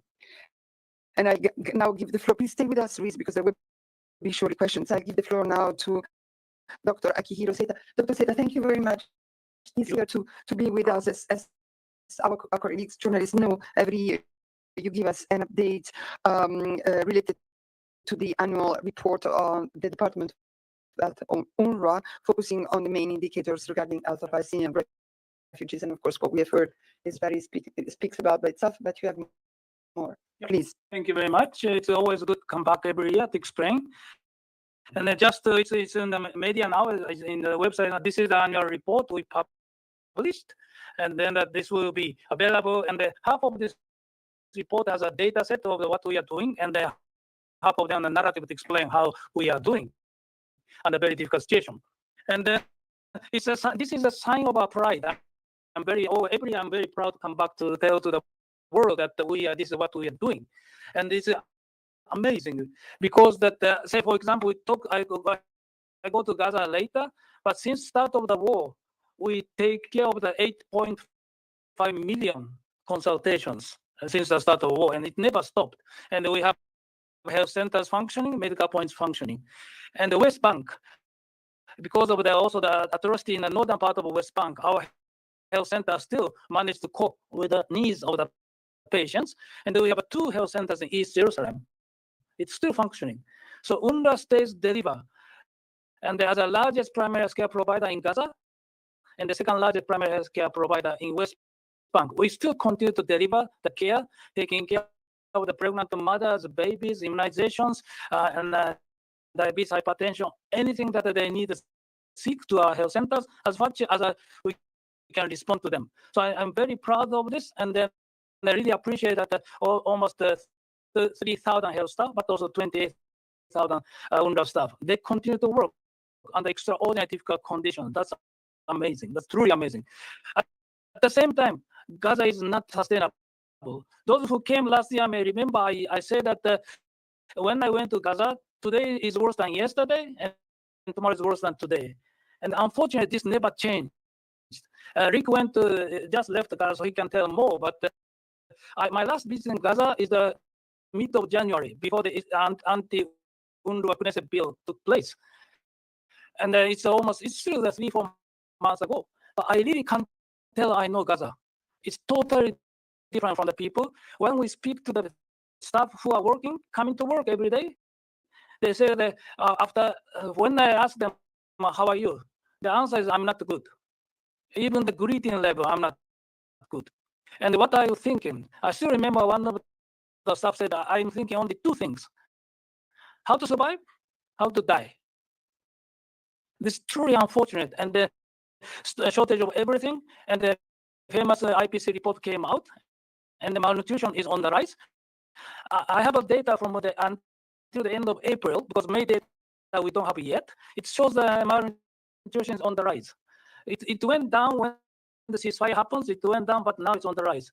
And then the worry is that if the current food shortage continues, it's exponentially increase, and they're beyond our control. Rick and myself visited Gaza many times before the war. We always enjoyed the nice people, nice food, nice environment in Gaza. It's unthinkable that 10% of kids are malnourished. It's unthinkable that we have severe malnourished children in Gaza, where they used to enjoy the life. And there's no life in Gaza. That's what our staff says so. And this will affect our operations. And then today, Luis mentioned the 9 health centers. Luis, sorry to say that I just heard that we have only 7 now. 2 closed, Man, and then the other Hamad Health Center in Han Yunis closed because they fall into the vacation zone. And so that every day it's different, every day it's getting worse. But even at that time that we continue to provide the services, but we have 2 main problems. The one is security, which Luis introduced, but second is that the restriction of our movement and the transportation of the medicines. We use around 100 medicines in our primary health care, and 1/3 of them already stock out, simply because nothing came in from the 2nd of March. If this continues in Gaza, that we face the almost 50%, half of the medicine will be stocked out by the end of this month and further on. And we have the largest primary care provider in Gaza. Without medicine, what we can do? And then we have that we have a common medicine, but we have a life-saving medicine like insulin for the type 1 diabetes patient. Insulin is lifelines. Same for the hypertension and others. If we run out of medicine, whatever we do, people will suffer more, and it's totally unnecessary. If you go out of Gaza in 1 kilometer, 2 kilometers, you can buy everything without any problem. Inside Gaza, you can't find it. And as you can see in the back side of Louis' photo, we have plenty of medicine in Jordan that could solve, and plenty of food in Gaza, in Jordan, that could instantly solve all the suffering of the Gaza people to a large extent. If the borders are open, and then we can bring them in. And we are ready to bring everything in the pallet, everything in the truck. Once it's open, we can send all the medicines. It's totally frustrating. We see the stock out the medicine, but we couldn't bring in. And we are not allowed to bring anything with the name of ours. So because of the restriction. So that's what we are going to do, and that's the biggest problem. And I tell the world that please let us bring all the medicine and the food to solve the suffering of the Gaza people. Thank you. Thank you very much, Dr. Seta. And as you said, I mean, the annual report is online, so the journalists can access it. If there's a press release related to that, it would be good to send it out. I'm looking at the colleagues, UNRWA colleagues on that. And now let me turn to my right. Rick, it's so nice to have you here. First of all, because you're safe, you're well, and you're with us for the, I guess, for WHO press assembly. And also because we can hear from you in person about this health situation in Gaza, in addition to what Dr. Seta just said. Please. Thank you very much, Alexandra, and also thank you very much, Sita. And it's really indeed good to be here in person, and I especially tied up for you, so that's all good. So I was on another mission in Gaza last week, and difficult getting out, but it's and a little bit, I say, because referring to the former speakers.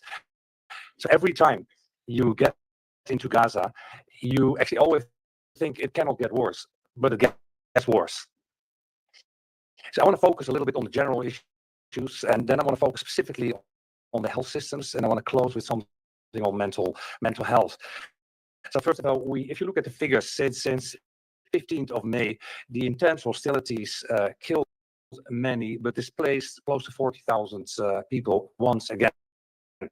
And overall, I think we've seen a displacement of more than 500,000 people across the Gaza Strip since mid-March. So this bloodshed, I mean, like, must, of course, stop. Then, if you look at the health system, and specifically, I want to focus a bit on the health system, is being pushed to its limits and facing attacks and acute shortage of supplies. And when I went to the hospitals in the north last week and in the south, and we brought in the dwindling WHO supplies. So everywhere we got the same messages. There's a lack of everything related to trauma and trauma care, IV fluids, antibiotics, but also what Sita mentions, for example, insulin, more complex oncology treatments, but also simple things like disinfectants and cleaning material. I mean, like, that's what we are talking about. On attacks, so since October 2023, WHO has documented 697 health attacks in the Gaza Strip. And again, WHO urges for the active protection of healthcare. Hospitals must never be militarized nor targeted. Just to give you a quick update, and that is all because it's changing actually as we speak. It's changing as we speak. When you go to the north of Gaza, so you see intense and military presence in the vicinity of Indonesian hospital since 18th of May. Hospitals barely functioning, hardly any access in or out. Roads have reportedly bulldozed. Most patients self-evacuated. After hostilities intensified on 15 May. A killing of a staff member, injuring one patient, etc. Only 15 people, including patient staff, remain in the hospital. They urgently need food and water. The hospital's generators was reportedly hit yesterday. yesterday, causing a blackout. WHO is now planning a mission to transfer the patients to other facilities for continued care. This hospital is supposed to be protected. Al-Ada is the only hospital currently partially functioning in the north of Gaza. It's acting as a trauma stabilization point, again, overwhelmed with injuries, running low on supplies, ongoing hostilities since the 15th May cause that panic and deterring patients also for seeking care. And Kamal Adwan, I was there as well, slowly rehabilitated after the attacks, because after the attacks it left it non-operational, mainly focused on pediatric care, now also taking a general and even trauma patients, etc. We're also providing a nutrition stabilization ward.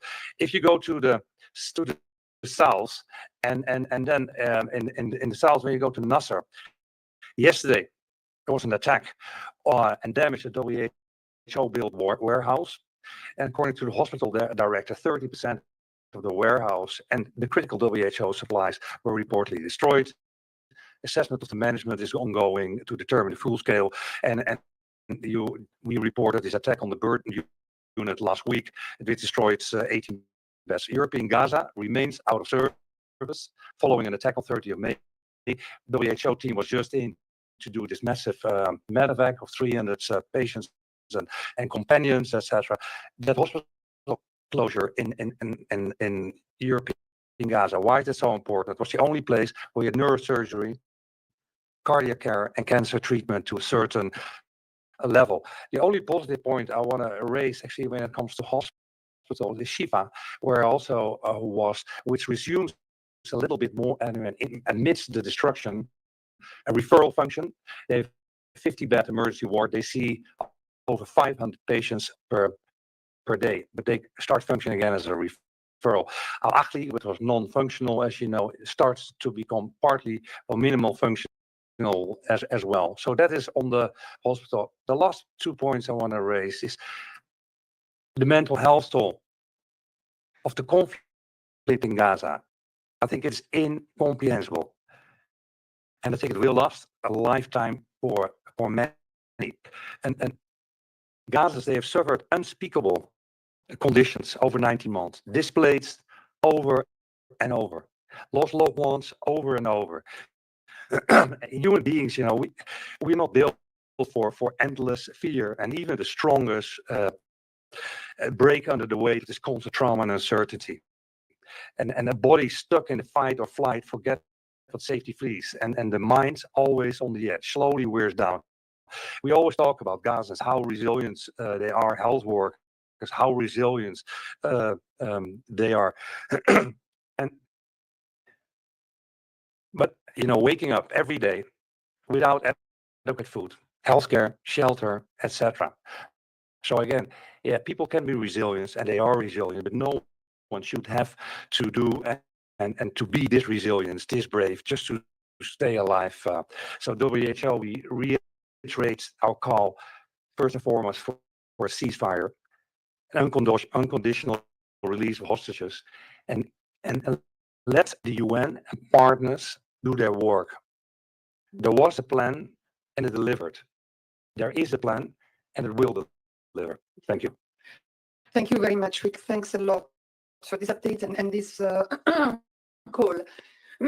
Sorry, before I give the floor to the journalists for questions, just let me remind you that yesterday, UN Women published new estimates that more than 28,000 women and girls have been killed in Gaza since the onset of hostilities in October 2023.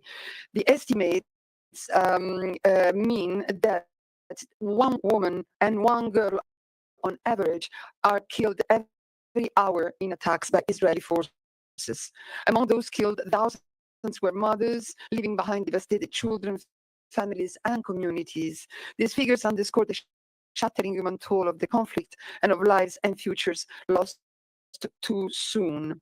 UN Women continues to work with women-led civil society organization in Gaza and joins the Secretary General in reiterating the call for an immediate ceasefire. The estimates with much more granularity are available on the website. If you have not received the press release, we can send it to you. So I'll now open the floor to questions. I've seen quite a few hands in the room, so I'll start with Agnes Pedero, AFP. Yes, thank you. That's a question for Dr. Peppercorn, Mr. Seita, but also for Jens, I think for maybe a more global view. So Israel has announced that 5 trucks have entered Gaza, and I think 9 have been cleared. So the question now is who will be distributing this aid and how it will be distributed, and more generally, how do you feel? Do you feel that your calls of last weeks have been heard and understood by the Israeli authorities, or on the contrary, do you feel that you are in a more complicated situation now with trucks? Yes, but only 5. Do you feel that you are like trapped? Thank you. Okay, so I don't know. Jens is in the room. Indeed, he will be coming to the podium. But maybe I can already give the floor to whoever wants to answer, or Louise. Yeah, Louise, Rico, Louise. Try to lead. I'm sure Jens will come in as well. By the way, good morning, Jens. Good to see you. So, so first of all, I mean, and I think it's the Women in One UN, and I think I'm sure Jens will be a bit more specific. I think Tom Fletcher have been very clear on this as well. So I think, of course, the UN welcomes that some aid comes in, but we all have raised constantly it's a drop in the ocean, and absolutely insufficient. So that plan and to deliver food and other items across Gaza is grossly inadequate to meet the immediate needs of over 2 million people. And I think for WHO, like other UN agencies, we echo. Okay, I think audio's a little bit choppy, so let me just stop and start it and restart it. Sorry about this, guys.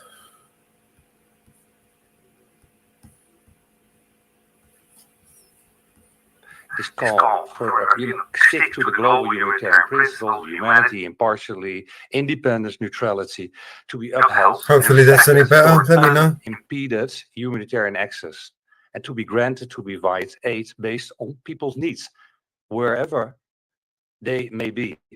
And I want to reiterate again and again, there is a well-established and proven humanitarian coordination system led by the UN and its partners. Tom Fletcher have been very clear on that. That was working very well when there was a ceasefire and produced and delivered. It's already same shit. It must be allowed to function and fully ensure that the aid is delivered in a principled, timely, and equitable manner. And just for health, for example, most of the WHO goods, 95%, they're in El Arish.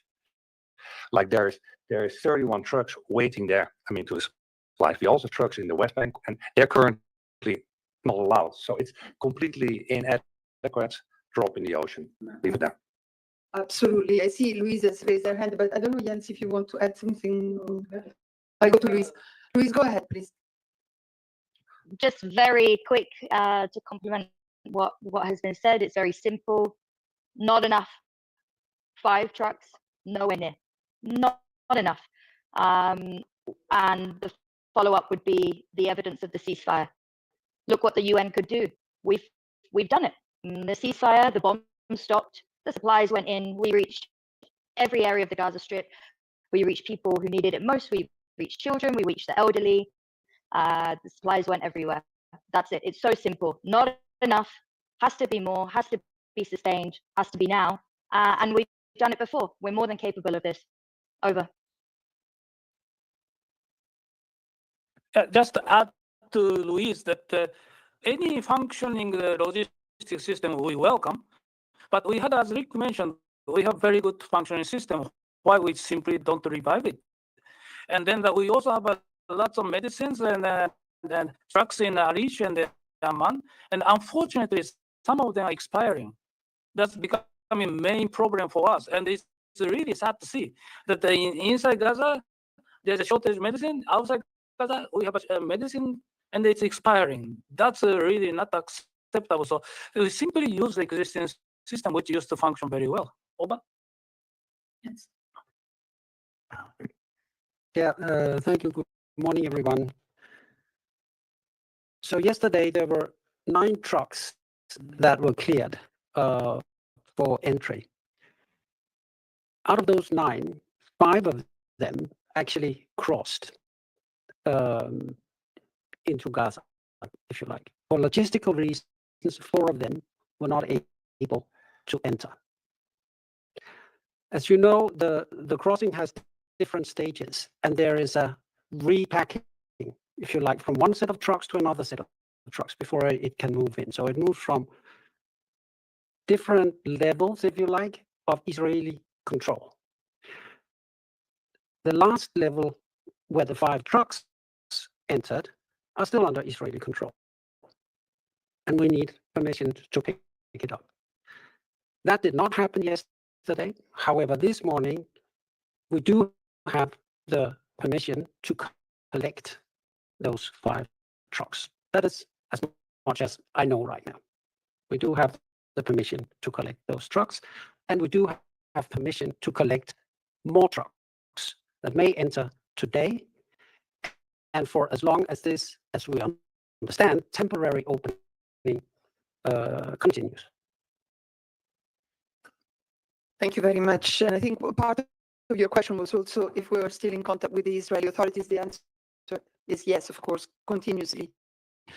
You've got a lot of questions, and yes, but yes. So no, the question was also who will distribute. I understand. So you have the authorization now to pick the trucks. I mean, and what is inside. So will it be UN, and if yes, which agencies will distribute then the food? And do you have already a plan of how you will do that? And yes, did the Israeli ask you for more security? I don't know. What can you tell us? The 5 trucks that entered yesterday were 4 trucks administered by World Food Program and 1 by UNICEF. They were allowed to carry nutrition products for children, supplements, and baby complementary food. This is what was allowed on the trucks when they were cleared as part of the 9. Okay, so 5 of those entered. Now the next step is to collect them, and then they will be distributed through the existing system, the one that has proven itself, as we have mentioned, all of us, many times. And the way it's distributed is the humanitarian way, based on need. Reese, when you want to add something, just raise your hand up. Okay, so let's go to the next question. Emma Farge, Reuters. Thanks, Jens. Sorry, just to clarify. So 5 got in, 4 stuck at the border, but you have permission to collect them. But the 5 that did get in haven't been distributed yet. Is that right? The 5 were not picked up from the Gaza side last night. We do have now, and that is, if you like, a little new development, we do have the clearance today to pick them up and pick up other trucks that may enter that process, whereby they kind of flow through the Kerem-Shalom crossing. Okay. And you said you had permission to collect more trucks today. So are you envisaging like a major scale up in the coming days? That's my question to you. And one for Rick, please. I'm just wondering, the discussions at the WHA on the emergency budget, we're looking at a reduced budget for the WHO for some of the emergency operations, like the important work you do in Gaza. Will your work going forward be ring-fenced, or will it also be scaled back? And can you react to a reduced emergency budget, how it will impact your work on the ground in places like Gaza? Thank you. We have requested and received approval of more trucks to enter today. Many more than were approved yesterday. And we expect, of course, with that approval, many of them, hopefully all of them, to cross today to a point where they can be picked up and get further into the Gaza Strip for distribution. Yeah, so 2 points. I think one is actually what Jens was referring to. So the few trucks which come in now, they will be distributed internally using the existing system, which has proven to us. So whether it is Food, WFP, or UNICEF, Health, WHO, etc. The issue is hardly anything comes in. I mean, like, and that has been raised by all. On your question on the reduced budget, etc., on WC, I mean, I think you should ask the DG or Mike Ryan. I think it's, but I think in a it's, few minutes. but I can reflect a little bit of that. And of course, we know that within WHO, the crisis countries will be prioritized, and they have to be prioritized, whatever. So that is already will happen and should happen. Also, we and WHO, I think we did relatively well in resource mobilization in the first 18 months, etc., from a variety of parties. We've had discussions also already with Alexandra, etc., the impact on the US cuts, even, which of course is also affecting us directly in OPT very seriously. Fortunately, we have a group of partners. Some partners are and member state donors, they're reaching out. And I want to stress, we have delivered as WHO over the last 8, and partners recognize this, and member states as well. So wherever we go, and we all hope, of course, we will go to a ceasefire, and then let's a peace process and early recovery and rehabilitation, etc. And that definitely health should be prioritized as well. Thanks. Dr. Seita, you want? Just want to join your question that yes, UNRWA is also extraordinary financial crisis, and then that we run the public like services like in say like 140 clinics, 700 student schools in all the 5 years of operations, and then we do not have sufficient fund to maintain this public like services fully in the second half of the year because of the political situation, financial situation, global situation. We so that that is extraordinarily difficult for us. Say we can't think of Gaza without UNRWA, which is the largest public primary healthcare operations. We can't think, say, West Bank without UNRWA, particularly in the northern part of the West Bank, that UNRWA is the largest primary healthcare providers together with the Ministry of Health. And so really would like to highlight that the difficulties we are facing this in all the directions, and our Commissioner General is doing his best to fundraising, but I can say that we are in an extraordinary difficult situation. Yeah. Absolutely, and we've discussed this already. Jamie Keaton, Associated Press.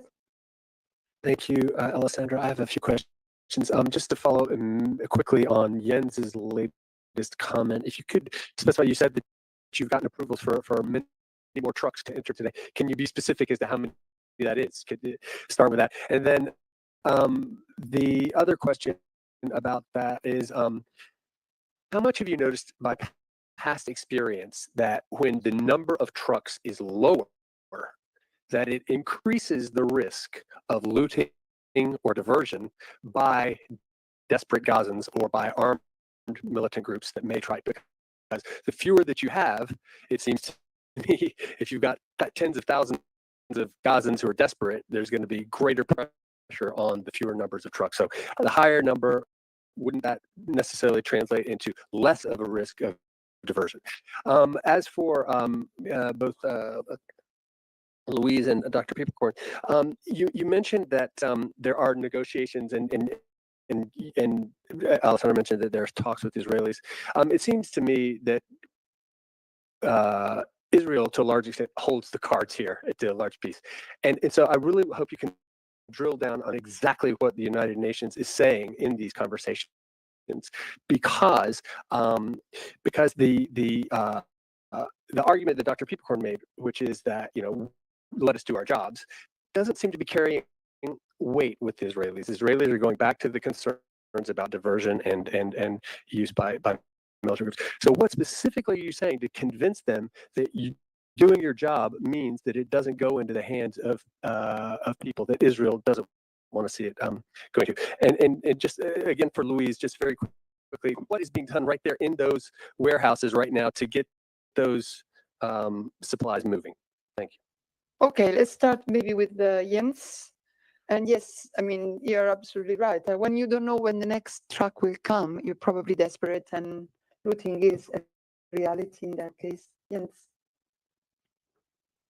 Thank you, Jamie. On your first one, around 100. Past experience has very clearly showed that the less aid you get in and the less there is properly distributed in Gaza, the more desperation rises. And that has several effects, predictable effects. One is that the insufficient supplies are at greater risk of being looted. Why does that happen? Because it's being sold. It is being sold on what some people call a black market. I prefer a market of desperation. There's one way to remove this market of desperation overnight, in one go. And that is to open access for all this aid to come in to meet the needs of desperate people. And the market of desperation disappears, and there's no reason to loot the trucks. Okay?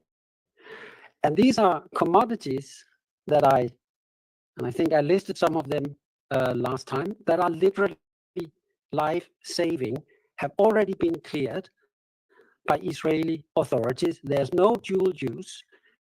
What is there? There is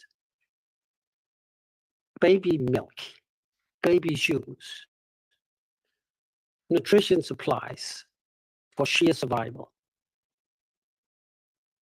So if you allow this in, you will not have this market. There's no reason for looting, and the problem is solved. So back to what it is and why we are asking for all these, for this siege of Gaza to be lifted. That's why. Absolutely. I don't know if Rick or Luis. Rick, you want to start, and I'll give the floor to Luis. Okay. I think it's a difficult question. And actually, by the way, going back on looting, I remember that in February 24, we also had the whole series when aid was hardly coming in, and there was a huge food shortages, etc.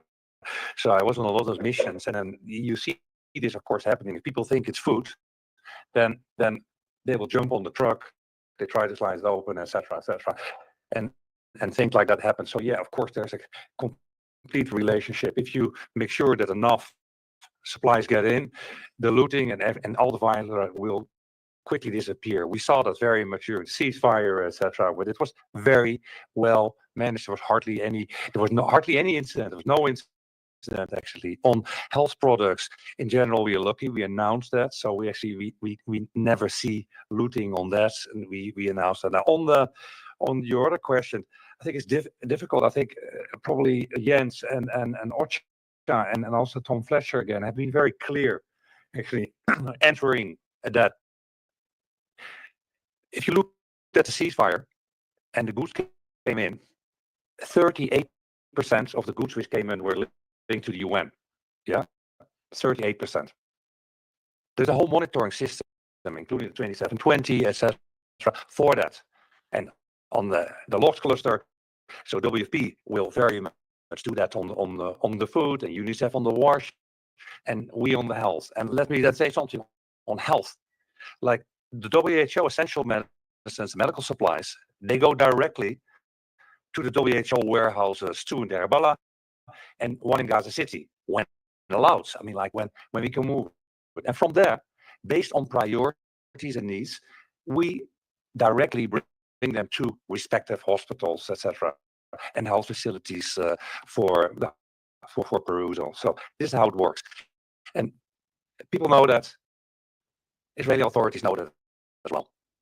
So let's make sure that we can continue implementing a system with has proven it delivers from the UN and partners, etc. And let's make sure that we can expand that system. Thanks. Louise?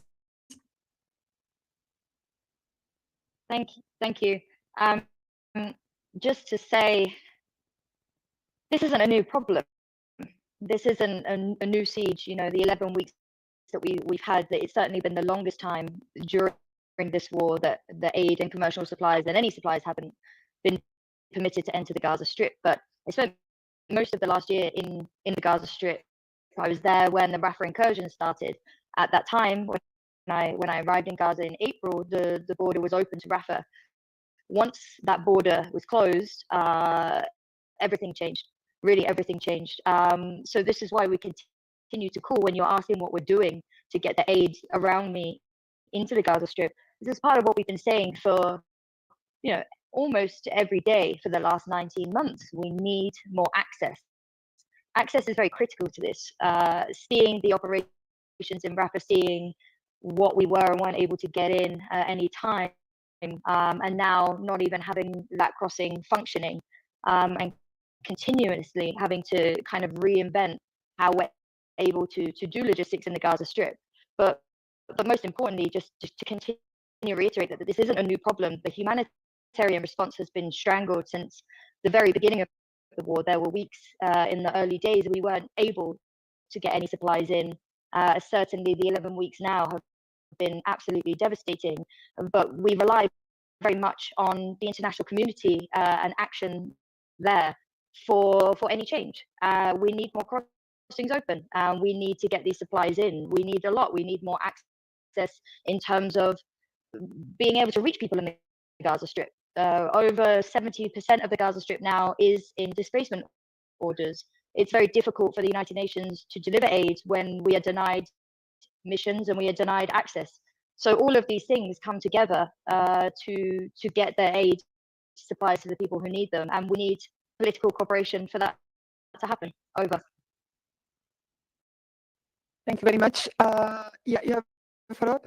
Quickly for Jens. Jens, you said that you've gotten the authorization to pick up today, collect. Any idea when that's going to happen? I mean, it is going to happen today, theoretically. Is that? I mean, are people on the move to pick those up now?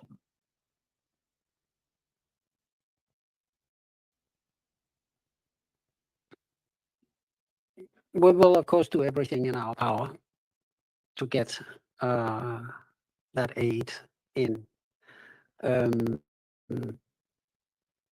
I cannot say if people are on the move right now. It is a developing thing, and we have been, as you know, disappointed in the past. So when we can clearly confirm that there's been movements on anything, we will do so. But we want to be, clear. We want to be, solid. Thank you very much. I'll go to the platform. John Zarocostas, The Lancet, and François Quatre. Yes, good morning. Thank you for this briefing. I was wondering if, and it's addressed to both of you, the conflict in the OPT has been in the headlines, but I was looking at some figures from WHO, and I noticed your appeal for the health segment is only 6% funded out of nearly 600 million that you're asking for. If you could elaborate what's behind the lack of funding for this appeal on the health component. And secondly, if I could have some information on the supplies that you need urgently, and does that include medicines to treat people with problems of eyesight, and also medical equipment? Because I understand nearly 4,000 people are at risk of losing their eyesight at the moment in Gaza, on top of the 1,500 that have already lost their eyesight. Thank you, John. I don't know if Dr. Zet or Rick want to start, and then I give you the floor. Or that you like? Okay, so thanks, John. I think on the first part, and I see Margaret is there as well. So I think I didn't get so much what you meant with that segment, and then that specific segment which was very underfunded. On the part, let me say this: we constantly, and not WHO, we are leading the health clusters. So we do this with our partners, with all the health partners active. And from the start of this crisis, how we try to prioritize straight away essential medicines and medical supplies was that we looked at the consumption of essential medicine supplies from Gaza before this crisis, and then we try to triangulate and reprioritize because resources are always low, etc., and constantly assess. And this is how we plan as WHO, but also very much I want to say the partners, that cluster partners. There's many cluster partners. I mean, UNRWA is here with us, but there's many other cluster partners, etc., who play a key role on that. On the specific medical equipment, etc., that is, for example, we want to get in medical equipment, medical imaging equipment. There's only one CT scan working, and that's the one in Al-Ahli. It's insane in the Strip. That's the only one which is functional. Now we want to get in, and you can only do that when there is a chance for ceasefire and early recovery, etc. We want to get in this medical imaging equipment, and if you talk about CT scans or MRIs, but also simple X-rays, mobile X-rays, etc., including some of the equipment you were talking about. Yes, it's definitely on our agenda. I also want to allude to that even before this crisis, it was very difficult to get this equipment into Gaza. The so-called dual use discussions constantly on that, etc. I remember the WHO, that me and my team, we struggled for 2 years to get 8 mobile X-rays in, and we had 2.5 years, etc. Like any referral hospitals have maybe 15 mobile X-rays, which you just get to the bed, etc. So that is insane. So even if we get to that phase, that needs to change. It's all on our list. It's all on the priority, etc. But we constantly have to reprioritize based on the top needs and what we are allowed to get in. Over to you. Dr. Seita? Thank you. As you know, we provide primary health care, and we do many things to prevent the eyesight loss, like treatment of diabetes, which is the main cause of the eyesight loss, and the vitamin A as well as the nutrition. We do everything we can do, but we do not have enough medicines. We do not have equipment. But for once somebody has serious effect, like we have no time to do that eye fund screening for the diabetes ones because we do not have equipment. And so that yes, it is very unfortunate that many people cannot lose the eyesight. But this is the entirety of that means entirety of the loss of the medical services in Gaza, and then that results in the eyesight. So it is eyesight loss is very important, serious, but it's one of many problems which is very important. Is preventable, avoidable, and curable if the medical situation is better. Yep. Absolutely. Margaret, can you shed light on the issue of the budget or the funds? So, John, would you mind repeating? I was in the middle of something. Oh, okay. I think it's about okay, John, maybe just repeat the question if you could. Yes. Good morning, Margaret. It's concerning the 4 billion appeal. The health segment was, I think, $596 million. And looking at some of WHO data, only 6% had been funded as of, I think, 6th or 7th of May, which is a very small amount, given that the crisis is in the headlines every day. And I'm wondering what's behind the lack of funding by donors. And so this is the appeal for Gaza itself. It's for all the OPT. Appeal. Okay. So I don't have information specifically on that, but I will check to see if we've got any detail for, and you may find that there may well be more since. So I'll double check that for you. Yeah. Thank you, Margaret. Maybe I just can add one thing specifically for OPT in Gaza. And I think we've raised this in former press conferences very clearly, did well, relatively well, resource mobilization the first 18 months, etc. I think it's not just only affecting WHO currently, the whole of the UN. We see this as well. It's not just the US. I think a lot of other partners, they are holding their cards against the chest. I mean, like they're very much with us and they're very impressed what we delivered, etc. Some reach out. It's not all doom and gloom. Some reach out to us specifically in OPT, and it will continue, but much more is needed. And where I'm really concerned about, I mean, if you talk about, we're the biggest supplier of essential medicine and medical supplies in Gaza. So we will, if it would open up, we can continue that for another 3, 4, 5 months. We will still have funds to do that. After that, I mean, like, if that dries up, we are in massive problems, and the health system is on the brink of collapse, as we constantly say, but it's still partly to minimal functional. That is because of this kind of support. So it's absolutely essential that we focus, and that member states also focus their support on where it really matters, on the key priorities. Thanks. Thank you very much. So I don't see other hands up for our colleagues, which is timely because in 5 minutes we have the French authorities, French minister coming for the press conference. I just have 2 short announcements to make. You want to add something? So just to remind you 2 things. First of all, that the Committee on the Rights of the Child is beginning this afternoon the report to review the report of Romania, which will be followed by Qatar and Brazil. And then I wanted to tell you that on Wednesday, 21st of May, at 10 a.m. New York time, so 4 o'clock here, the Secretary General of the United Nations, Antonio Guterres, will present together with Amina Mohammed, Deputy Secretary General, and Oscar Fernandez Taranco, will present the 2025 report of the chair of the UN Sustainable Development Group. And that will be done, of course, in New York. This report shows that the revitalized resident coordinator system delivers efficiency to improve lives. It will be, of course, in New York in person, but you can follow it on UN Web TV. And this is what I had in terms of announcements. We are still, I'm looking at Tariq, or I don't know if Margaret has an answer, to confirm the Dr. Tedros press conference. I don't know if you can say anything. I think I can. I was certainly advised by his team that he's going to be on his way in the next 30 minutes. So the idea is that the press conference with him about the pandemic accord and about with quite a few other speakers who were involved with the pandemic accord, including Dr. Mike Ryan, Dr. Jawad, Precious Masoso. They're going to be on their way in the next 30 minutes. So I advise you just to stay here. Yeah. Great.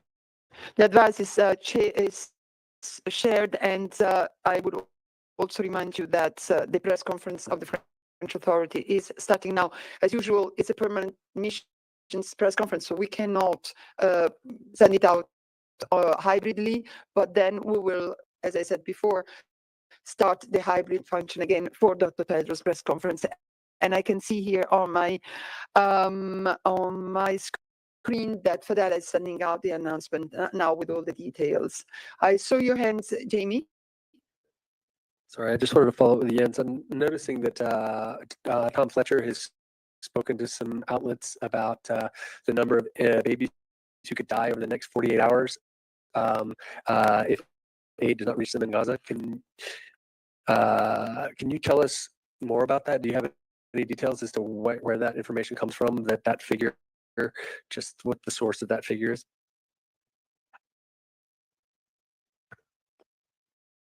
For now, let me just say that we know for a fact that there are babies who are in urgent life-saving need of these supplements that needs to come in because their mothers are unable to feed them themselves. And if they do not get those, they will be in mortal danger. So that is as much as I can say right now. If we have more specifics, we'll come back to you on that. Anybody else? I'm looking at the hands. No?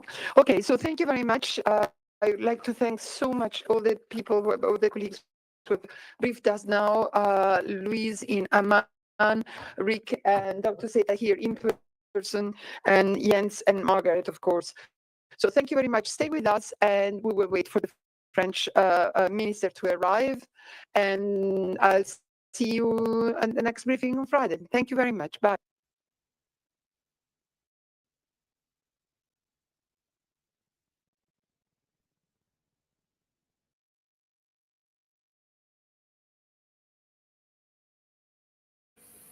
There you go.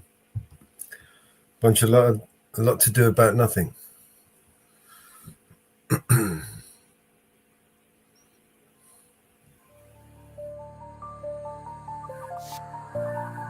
a bit of music to come.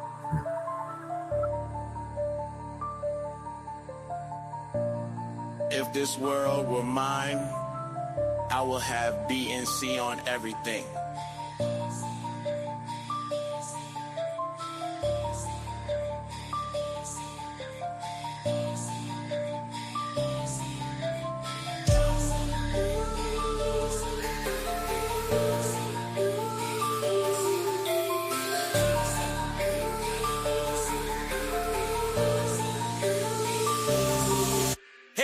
Roman numeral 7, babe, drop it like it's hot. If this world was mine, I'd take your dreams and make them multiply.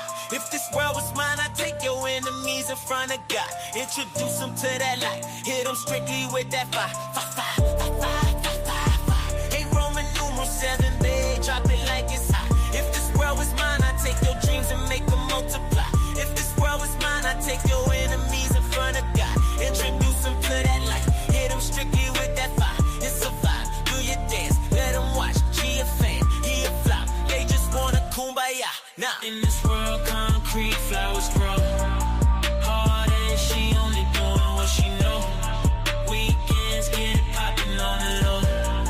Better days coming for sure. If this world were, if it was up to me, I wouldn't give these nobodies no sympathy.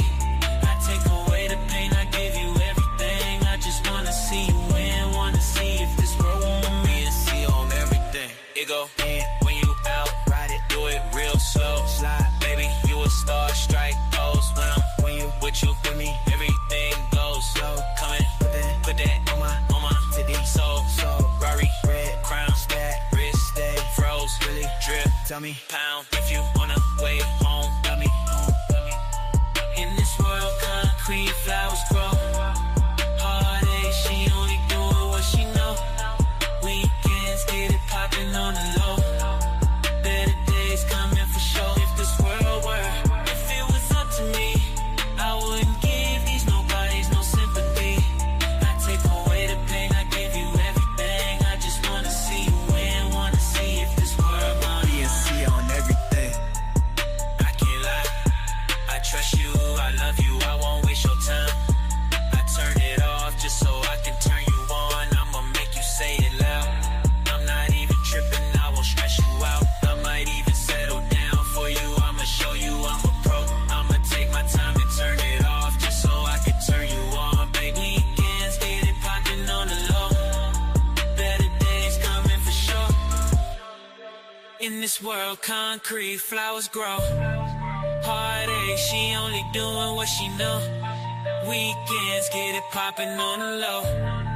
Better days coming for sure. If this world were, if it was up to me, I wouldn't give these nobodies no sympathy. I take away the pain, I give you everything. I just wanna see you win, wanna see if this world were. BNC on everything.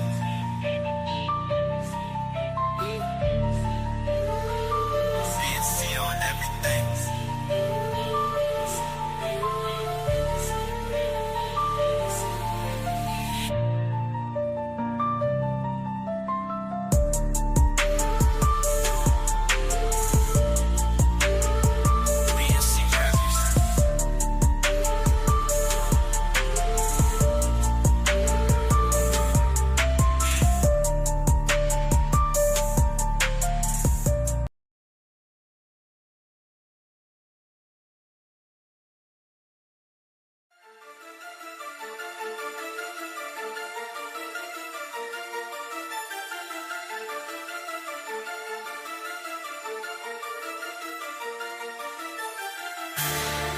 You believe what you see, what you see. What you see, what you see. When our world shatters into pieces, moonlight takes us high. A million splinters scattered like whispers in the night. In the corners of our mind where the shadows conspire. Colors swallowed by the sun. Desires never tire. Black holes trailing dreams just before they made. Fountains flow with flowers on islands of betrayed. Tears fall like rain, but we rise, no defeat. Winners in the storm, fireworks beneath our feet. You believe what you see. All the things that you know. But oh, you don't fathom the depth of my soul. Oh, the depth of my soul. Yeah, the depth of my soul. Oh, the depth of my soul. Feel the depth of my soul. Come, it's a game, every page is locked tight. Mirrors reflect the path where we must make it right. Sound of hello cuts through the black, it's a spark. Sending the spiral and navigating through the dark. Good vibes in the air, truth dressed for the parade. In the shadows we dance, playing life charade. But here we stand, architects of fate. The truth heavyweight, ready to elevate. You believe what you see. All the things that you know. But oh, you don't fathom the depth of my soul. Oh, the depth of my soul. Yeah, the depth of my soul. Oh, the depth of my soul. Feel the depth of my soul. Peering through the veils where reality's framed. A realm of reflections, nothing remains the same. Unlock the secrets where echoes collide. In the chambers of my heart, let my essence abide. Lost in the chaos, yet rising from below. My soul's the navigator, guiding through the flow. You believe what you see. All the things that you know. But oh, you can't grasp the depth of my soul. Oh, the depth of my soul. Let the rhythm roll. Oh, the depth of my soul. Yeah, my soul's on patrol.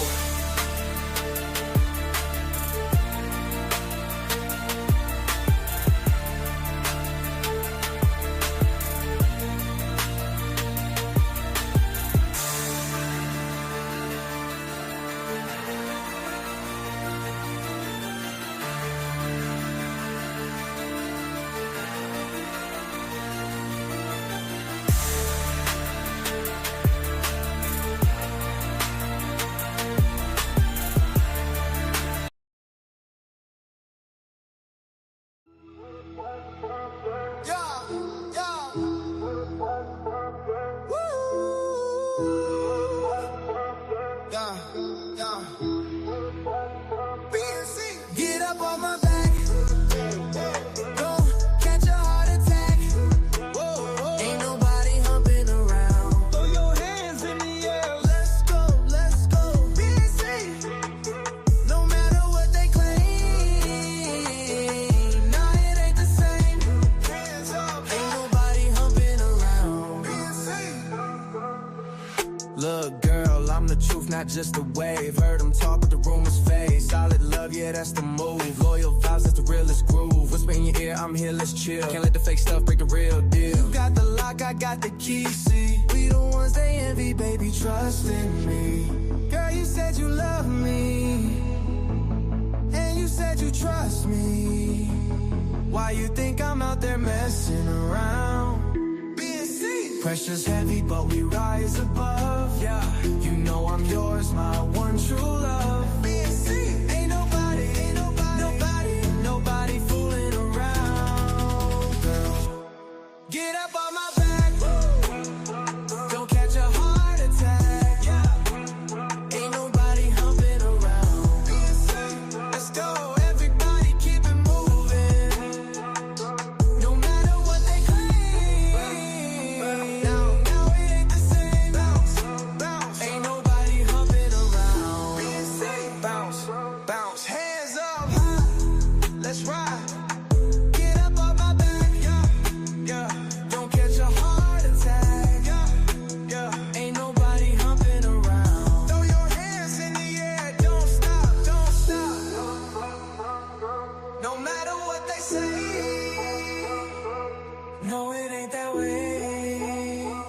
nobody humping around but BNC.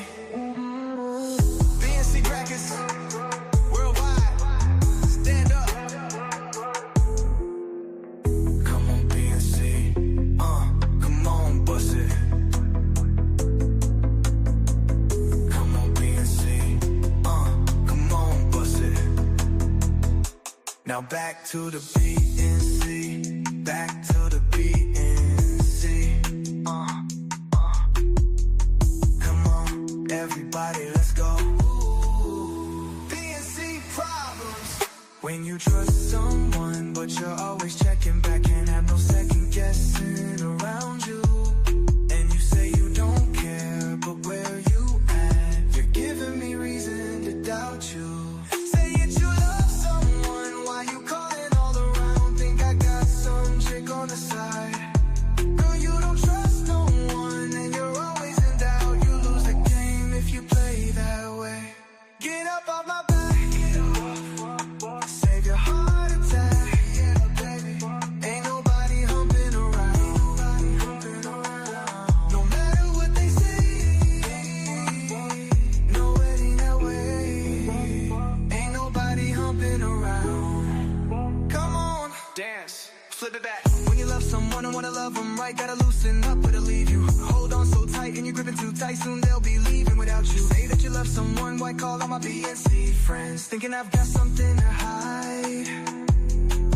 Girl, you don't love no one, you know nothing about love. You lose the game if you play that way, yeah. Get up off my back. Save your heart attack. Ain't nobody humping around. No matter what they say. No, it ain't that way. Ain't nobody humping around. BNC. Girl, when you dress like this one, you know condolences drain. Ain't no stepping stone, try to step wrong, watch you fall slow. I'm here to uplift, let your soul go. Taking charge, I'm the maestro, feel the vibe. Smooth operator, gonna take you on a ride. No denying when I groove, you'll be mesmerized. Feel the BNC rhythm in your bones, got you hypnotized. Feel the thrill, no chill when I'm dealing ace. BX swag in the penthouse, ladies. Now let's embrace. I know it's been a minute since you heard a fresh BNC sound, so I'm back with the heat, time to break new ground. BNC innovator in the game, always bringing something fly, leaving footprints for the rest, that's how I rise. A shift from the norm, yeah, I'm flipping the script. Unapologetically me, gotta stay equipped. BNC is more than music, it's a lifestyle. I'm original, with the BNC crew, making waves undeniable. Yeah, we in the building, going all out, let's live it. BNC on the stage, you know we're gonna bust this. Get up on my back, get up. Save your heart attack. Whoa, ain't nobody humming around. Going up, money up. No matter what they say, from the heart. They can see what's down, what about. Ain't gonna run. Ain't nobody humming around. Being said, lay some hum. Come on, come on, come on. Get up off my back. That's right. My friend, my friend. Ain't nobody fooling around. Being said, hands up, pal. Come on, come on. No matter what they say. No, it ain't that way. Ain't nobody fooling around. Being said, when you so lazy.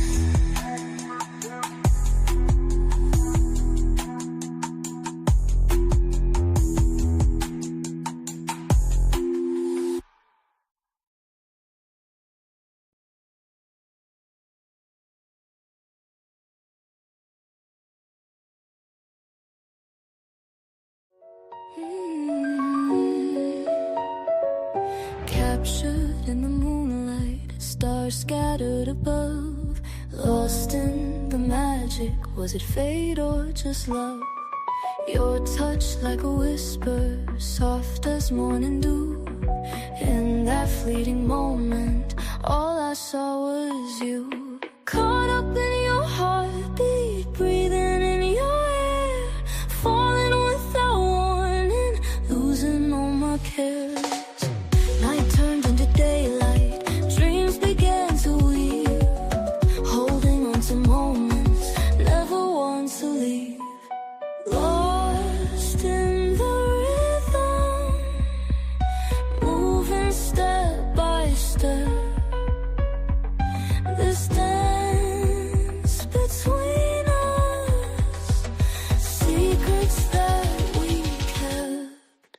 Caught up in your heartbeat, breathing in your air, falling without warning, losing all my cares.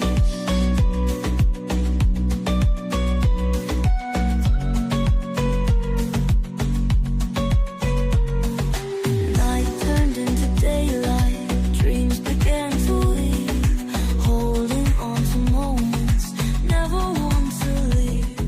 Lost in the rhythm, moving step by step. This dance between us, secrets that we kept. Caught up in your heartbeat, breathing in your air, falling without warning, losing all my care.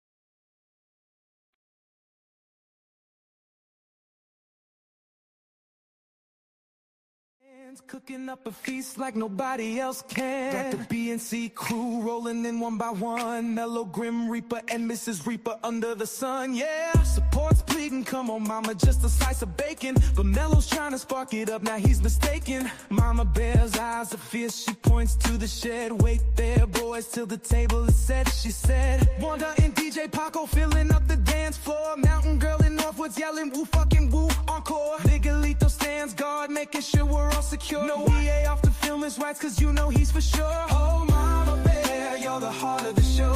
With your love and care, you make the evening glow. From the kitchen to the floor, you hold us together. The moments you create will cherish forever. Swag is on a mission, Kiwi's calling his name, while DJ Paco spins the record, keeping up the game. Maria and Cad share a toast with Shamrock. Tommy V and Vince engage in deep talk around the clock. The vibe is electric, the air is filled with joy. Support still dreaming of that piece of bacon, boy. Wanda's heels click as she grooves with the beat. Mama Bear watches smiling as she takes a seat. The music echoes through the night, the stars above agree. Every soul in Mama's house can feel the unity. Northwoods whispers there's no place like this, and Miguelito nods secure in bliss with every twist. Oh Mama Bear, you're the heart of the show. With your love and care, you make the evening glow. From the kitchen to the floor, you hold us together. The moments you create will cherish forever. In the chaos and the fun, your warmth shines through. We owe this night to you, oh Mama, that's true. Underneath the stars, the dance never ends. Thank you Mama Bear for bringing us together, friends. Oh Mama Bear, you're the queen of the night. Under your care, everything feels just right. From laughter in the kitchen to the joy in the air. Here's to you Mama Bear, our heart and our flair.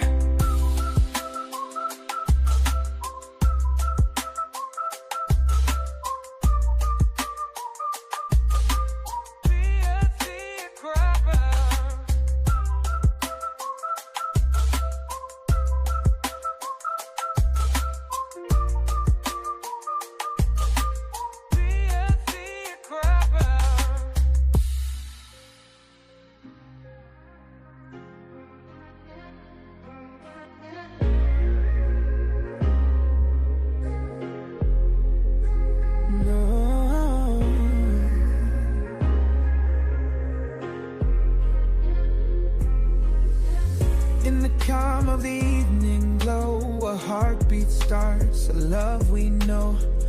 Through the windows whispers around, a gentle love in every sound. Ooh, mama, ooh. Ooh, mama, ooh. Yeah. Oh, Mama Bear's got a heart so wide, in her embrace there's no place to hide. She's in the kitchen spinning love like gold, preparing a feast, a story to be told. Mello's asking for the rules to bend, but Mama Bear knows where her patience ends. Support's out there pleading for Bacon's grace, while laughter lights up the whole dang place. Miguelito stands guard, a watchful night, no harm comes through on this shining night. No weapons. BBA's off with his rights, out to explore, and in Mama's house we're wanting not but more. Mama Bear, you're our melody, filling hearts with tender harmony. In your arms, we find our peace in a night that feels like sweet release. Wanda and DJ Paco stirring up the floor. Mountain girls calling woo, flucking woo, wanting more. Northwoods raises a toast to the stars up high, as BX swags in the fridge just trying to get by. Kiwi. Mama Bear, oh, with eyes that gleam in her presence, every heart redeems. Her laughter, her love lighting up the sky, a warmth in her heart that money can't buy.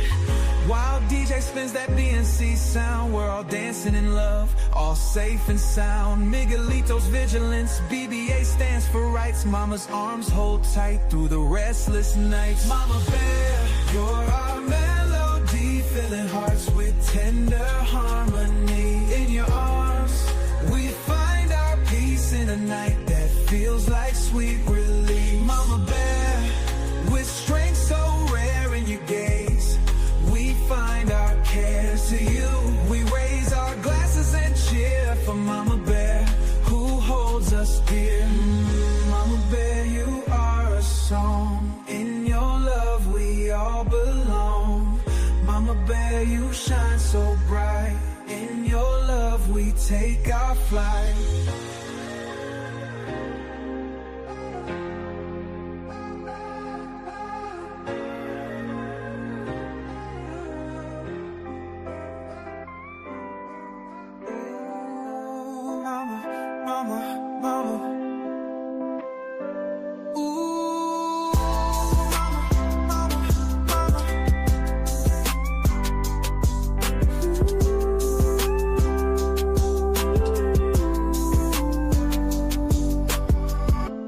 Heart of the woods, where the stories unfold, Mama Bear stands tall, her spirit pure gold, with strength like a mountain, love like a sea.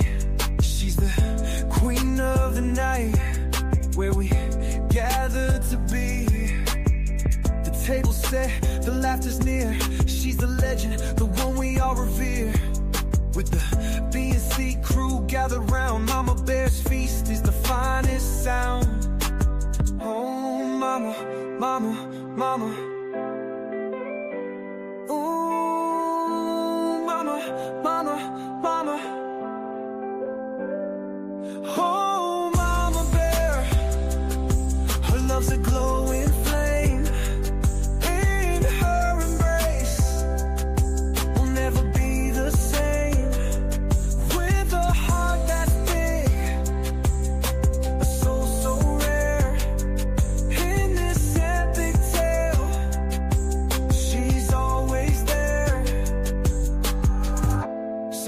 Cree rings out, pleading for the bacon. Mello's bold inquiry got him lightly shaking. Joints. Wanda spins with DJ Paco, sparks ignite, while Mountain Girl and Northwoods light up the night. Miguelito God's ever so true. BBA's filming, capturing views. BX swags, treasure hunting the fridge, oh so sly. Kiwi's the goal with the determined eye. Oh, ooh, Mama, Mama, Mama. Ooh, Mama, Mama, Mama.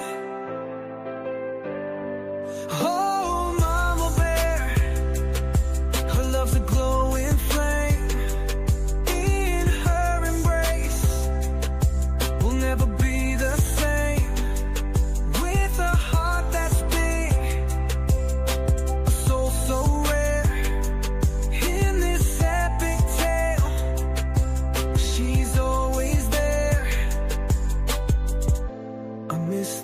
chaos, inferno sizzles bright.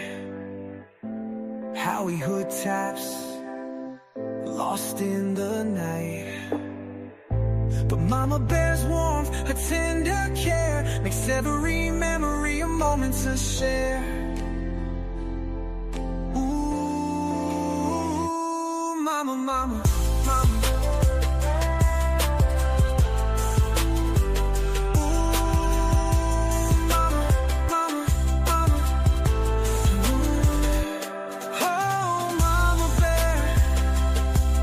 Love's a glowing flame.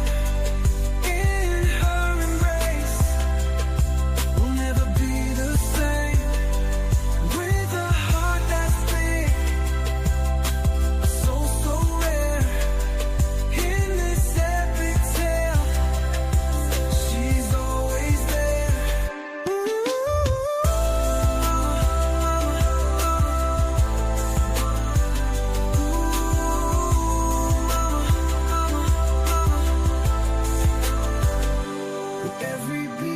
She wraps us tight. Mama Bear, our guiding light. In her home under the moon's soft glare, we'll forever find love in Mama Bear's lair. Ooh.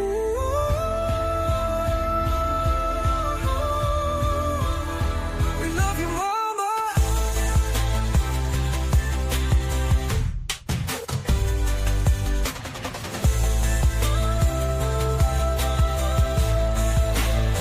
We love you, Mama. BNC Rappers.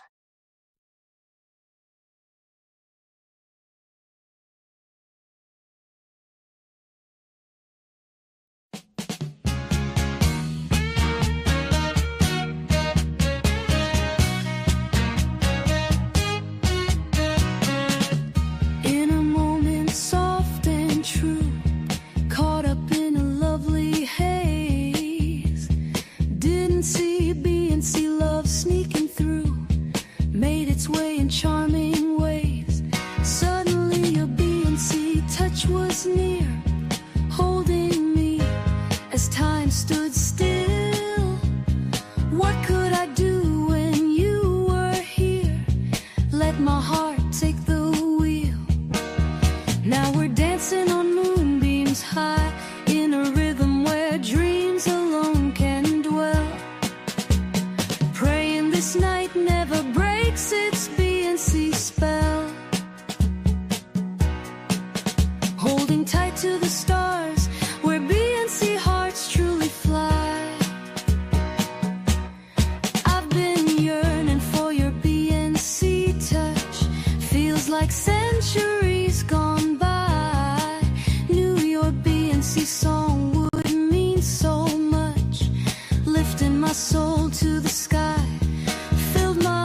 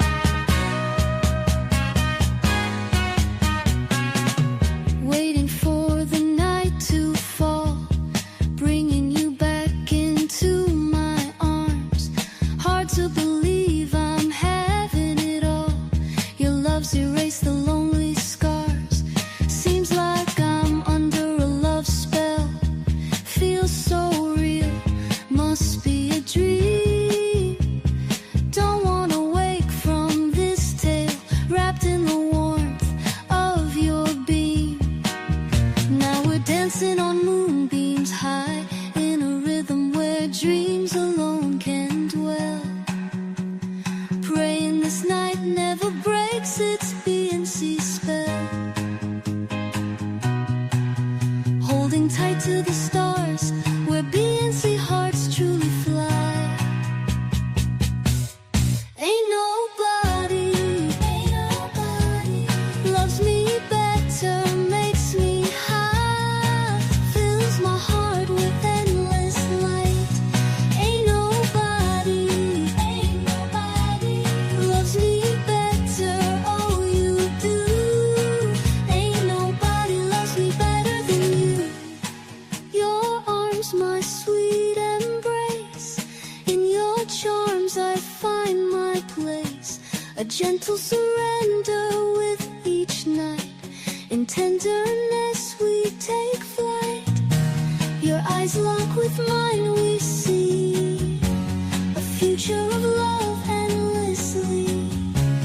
Treasures of the heart we keep, a love so vast, oceans deep.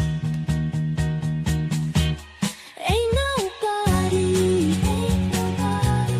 loves me better, makes me high, fills my heart with endless light. Ain't nobody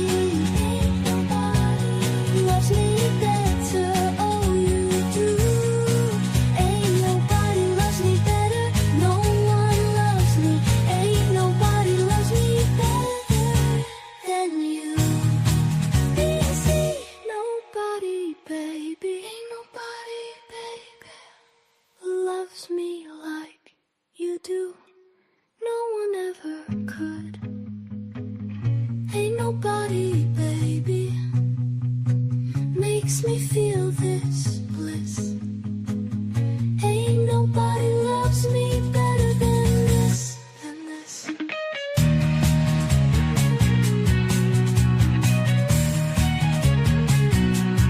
BNC.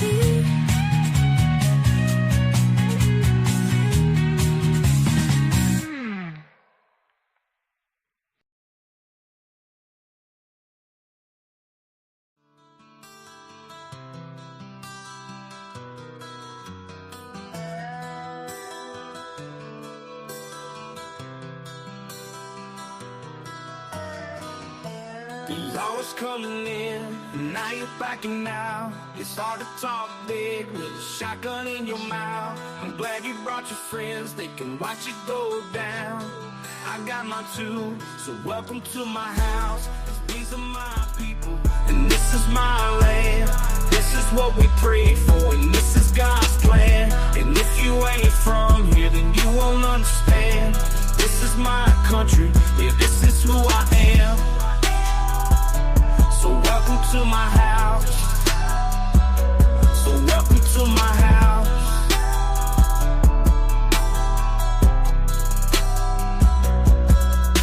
I'ma stand up for mine, you better believe it, cause today won't be your day, I can guarantee it. You should turn and walk away and get to leaving, or I'll let this 12 gauge do all my speaking. Don't push me on the edge, boy, cause I'm aiming for your head, boy.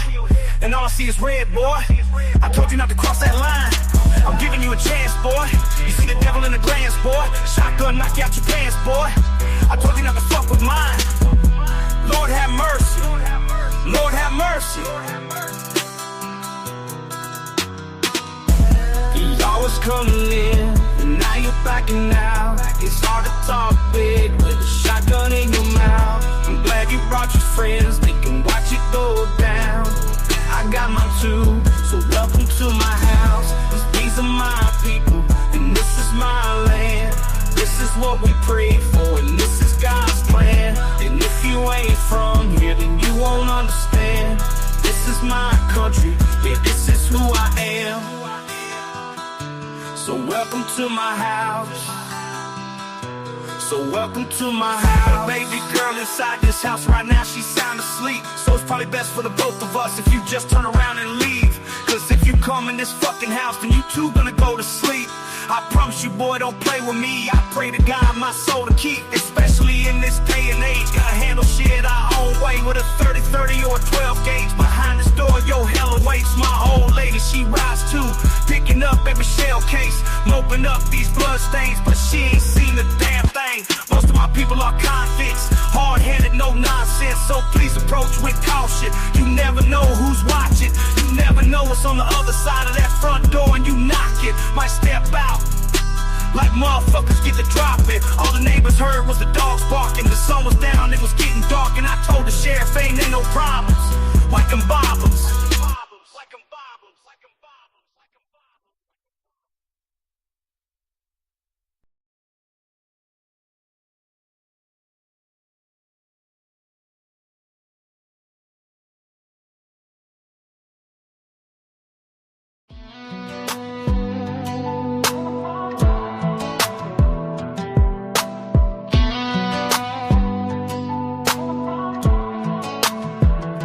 You strolled in bold, now you're backing out.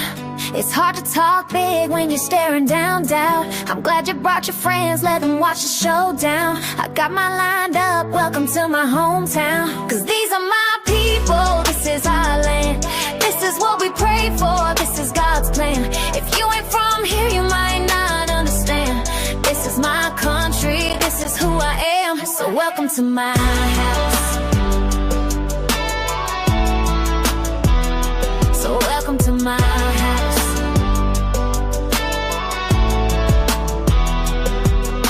I'll stand up for mine, you better believe it. Today's not your day, mark my words, I mean it. You should turn and walk away.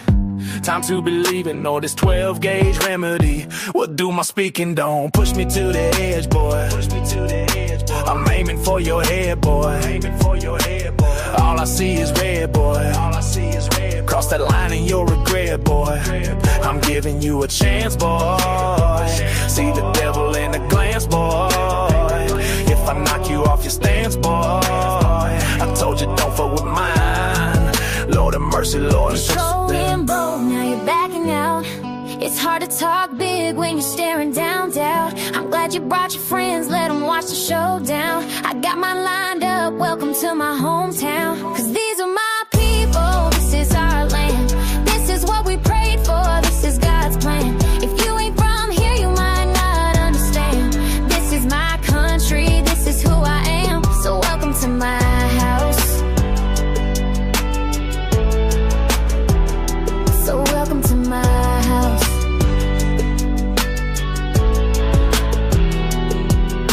I've got a little girl fast asleep, so let's keep this peace. It's best for both our sakes. If you just take your leave, if you step into this place, you might find eternal sleep. I promise you don't tread lightly, I pray my soul to keep. In this day and age, we handle things our own way. With a 30-30 or a 12 gauge behind this door, hell awaits. My old lady rides with me, picking up the shell cases, cleaning up this mess, but she's seen way worse these days. Most my people are fierce souls, hard-headed, no nonsense. So he would care, my friend, you never know who's watching, what's waiting on the other side, who's lurking in the dark. Might step out and you'll find a storm about to spark. All the neighbors heard was the dogs bark. As the sun went down, shadows started to mark. I told the sheriff it's all cool here, trust me. Just taking out the trash, nothing to see. If you wouldn't mind, please excuse the scene. Just with my family, living the dream. I'm sure you've got better things to pursue, so I'll let you go. Get back to what you strode in bold, now you're backing out. It's hard to talk big when you're staring down doubt. I'm glad you brought your friends, let them watch the showdown. I got mine lined up, welcome to my hometown. Cause these are my people, this is our land. This is what we pray for, this is God's plan. If you ain't from here, you might not understand. This is my country, this is who I am. So welcome to my house. Lord have mercy, Lord have mercy, Lord have mercy, Lord have mercy. So welcome to my house.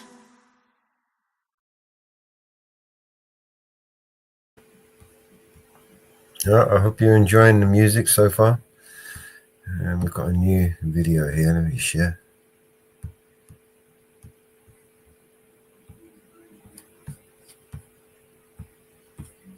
More propaganda. Israel's Prime Minister has condemned the leaders of France, Britain and Canada after they called for an end to his country's renewed military offensive in Gaza.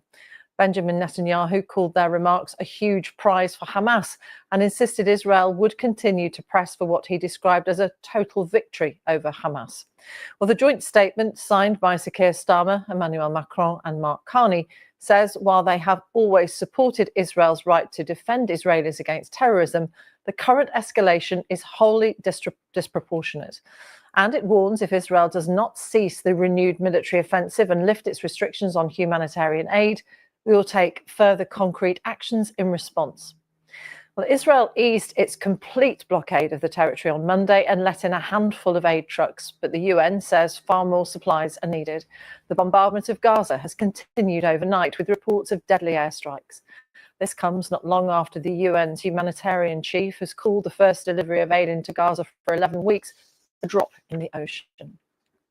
We'll speak to our diplomatic correspondent Paul Adams in a moment, but first let's hear from Yolande Knell in Jerusalem. Yolande, first those comments then from the UK, Canada and France and the reaction from Israel. Talk us through what's been happening.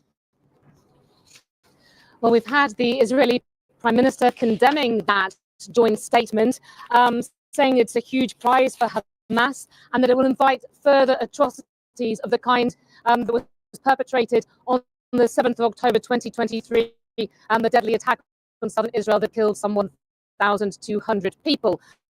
He also said that Israel would continue to defend itself by just means until total victory. But I think, you know, this won't be so easily brushed off by the Israeli leader, because these are important allies of the country, the UK, France and Canada, that have come out with this very harshly worded statement. Really some of the strongest criticism that we've seen so far of Israel's handling of the war and threatening concrete actions Harshly worded. as well, without going into what those might be. Now, this all happening as we continue to see Israel's deadly bombardment, this intense military offensive going on in the Gaza Strip overnight. The Hamas-run civil defense is saying that at least 44 people have been killed, most of those within the space of about half an hour, we understand from local sources, when there were Israeli strikes that hit a school being used as a shelter for displaced people in Gaza City. In the southern part of the Gaza Strip, there was a fuel station that's disused, being used as a tent city for displaced people that was hit, a residential building of 3 stories as well. And, you know, still we're waiting to see what aid goes into Gaza in the course of the day. Lots of safety and logistical issues given the ongoing Israeli military offensive. But now that Israel has eased this blockade, it's been a total blockade of the Gaza Strip for 11 weeks now, with no food, no medicines, no fuel, no shelters going into Gaza. There's really a dire humanitarian situation. And we've heard that only 9 lorry loads of aid were cleared for entry into Gaza 1 day ago. A senior UN official has told the BBC this morning that there are this clearance has been given for 100 or so lorry loads. But of course, this is being seen as a drop in the ocean, given the huge needs of a population of 2 million people.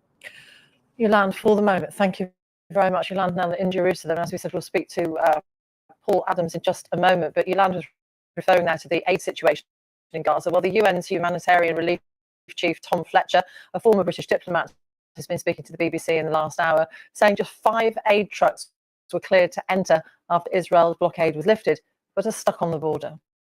Well, that's a drop in the ocean. And let's be clear, those 5 trucks are just sat on the other side of the border right now. They've not reached the communities they need to reach. And, you know, let me describe what is on those trucks. This is baby food, baby nutrition. There are 14,000 babies that will die in the next 48 hours unless we can reach them. This is not food that Hamas are going to steal. No, we run the risk of looting. We run the risks of being hit as part of the Israeli military offensive. We run all sorts of risks trying to get that baby food through to those mothers who cannot feed their children right now because they're malnourished. Tom Fletcher. Well, let's speak to our diplomatic correspondent, Paul Adams. And these comments from these 3 allies of Israel, Paul, I mean, how significant are they? It feels pretty significant. I mean, some of that language that was used in the statement issued last night was almost unprecedented. You know, the level of human suffering in Gaza is intolerable, they said. They described the Hamas attacks of October the 7th as heinous and said that Israel had the right to respond, but they described the escalation as, in their words, wholly disproportionate. And the fact that the long statement included a warning towards the end of further concrete steps certainly will have the Israelis wondering whether some of Israel's closest allies are now beginning to think about things like recognizing the state of Palestine, something that the French have indicated they might do at a conference in New York next month, possibly reconsidering arms sale. Britain has already had a partial suspension of licenses since late last year, possibly revisiting the kind of trade deals that the countries had with Israel. There are many, many measures that would be available if countries decided that a red line has finally been crossed and that it is time not just to issue harsh words of condemnation, but to actually show Israel through action that enough is enough. Well, there's already an international criminal court warrant for Benjamin Netanyahu. So he politically surely is having to weigh up his options very carefully, considering the makeup of his government. Yes. I mean, look, that's been a reality now since the middle of last year. He knows perfectly well that there are countries, including Britain, where he cannot safely travel without the possibility, a theoretical possibility perhaps, but a possibility nonetheless, of being arrested. I think the point that some of Israel's actually some former Israeli leaders, including Ehud Olmert, the former prime minister, make is that this prime minister, Benjamin Netanyahu, has led Israel into territory that the country has simply never been in before. And that territory is that of an international pariah. And what you see in the comments over the last few days, and particularly that statement last night, is the very real spectre of Israel plunging further and further into that kind of territory, which, if you consider the level of horror and outrage and international goodwill towards Israel that accompanied the attacks by Hamas on October the 7th, is an astonishing reversal of fortune for Israel. The last 18 months have eroded that goodwill to the point now where some of Israel's closest allies are beginning to sound extremely exasperated. While the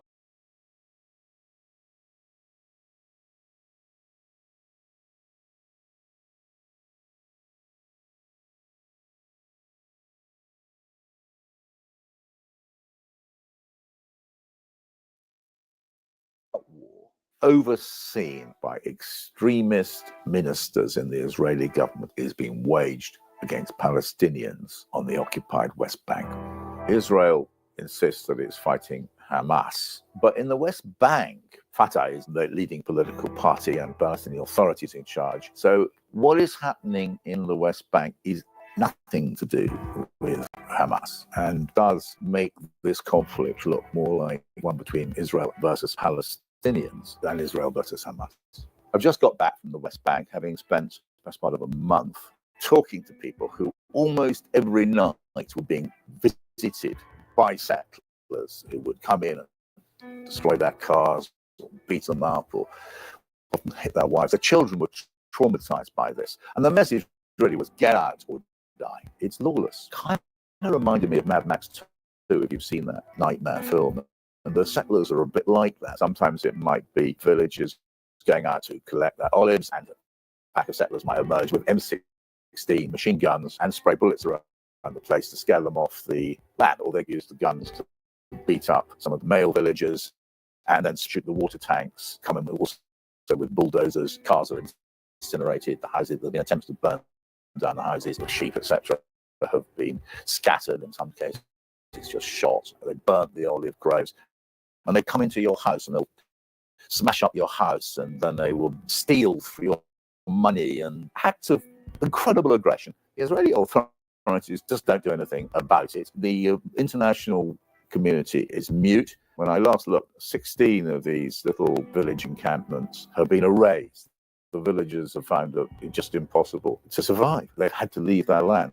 And this is, of course, a crime under international law, a forcible dispossession of occupied people from their land and their replacement by another people brought in by the occupying power. And there's no question that these settlers are protected by the Israeli Defense Force. There's a tendency for the police to say, no, nothing to do with us. The police, of course, are under the overall control of this electable character, Mr. Ben-Gvir, head of the Jewish Power Party, settler leader, very sympathetic to the settler cause. Hanging on his front room was a picture of the mass murderer, Goldstein, who went into the Tomb of the Patriarchs and machine gunned to death 29 Palestinians. Goldstein is a man very widely admired for that act of murderous violence, and Ben-Gvir admired him. אני לא מאוד מפורש שהבן שלך בא ושואל אותך מי זה האיש הזה שם בתמונה, שהוא צדיק, אני אומר שהוא גיבור, אני אומר... And he represents a particularly dangerous tradition which really sees Palestine. How's the audio? Can someone tell me if the audio is coming through okay?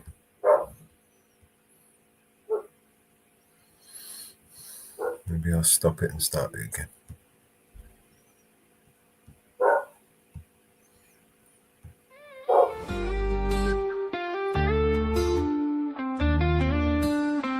Yeah, I'm in this desert town under the neon lights. There's a siren with a smile wrapping hearts tight. She walks in velvet grace, a dangerous beauty face. Got that mesmerizing gaze, puts you in a daze. She's a mystery wrapped in midnight lace.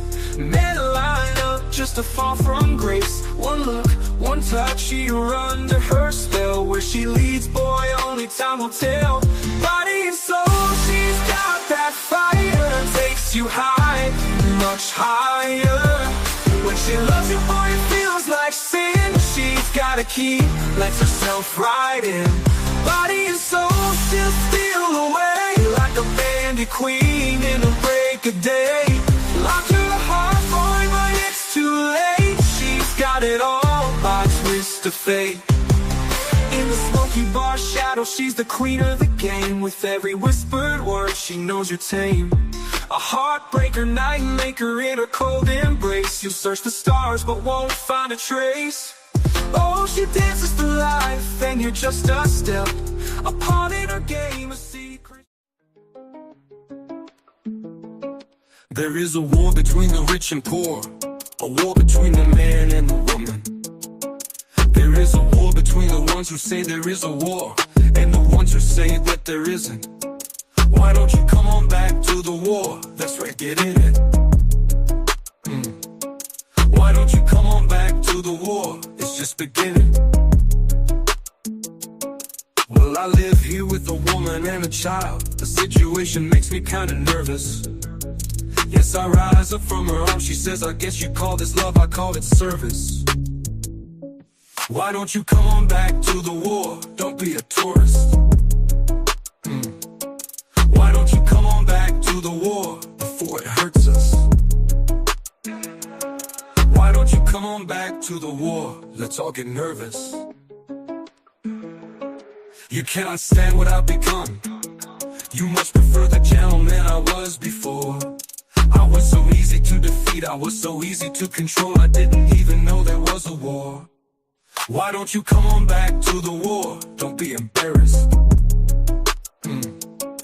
Why don't you come on back to the war? You can still get married. There is a war between the rich and poor, a war between the man and the woman. There is a war between the left and right, a war between the black and white, a war between the odd and the even. Why don't you come on back to the war? Pick up your tiny burden. Why don't you come on back to the war? Let's all get even. Why don't you come on back to the war? Can't you hear me speaking?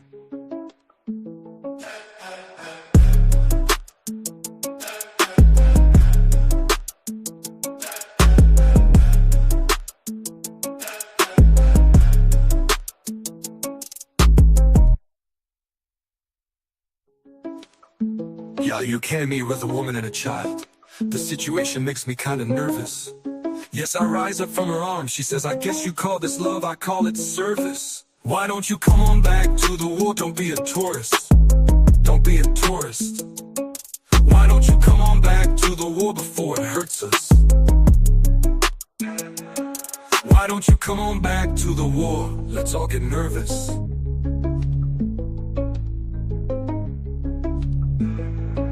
You cannot stand what I've become. You must prefer the gentleman I was before. I was so easy to defeat, I was so easy to control, I didn't even know there was a war. Why don't you come on back to the war? Don't be embarrassed. Don't be embarrassed. Why don't you come on back to the war? You can still get married. There is a war between the rich and poor, a war between the man and the woman. There is a war between the left and right, a war between the black and white, a war between the odd and the even. Why don't you come on back to the war? Pick up your tiny burden.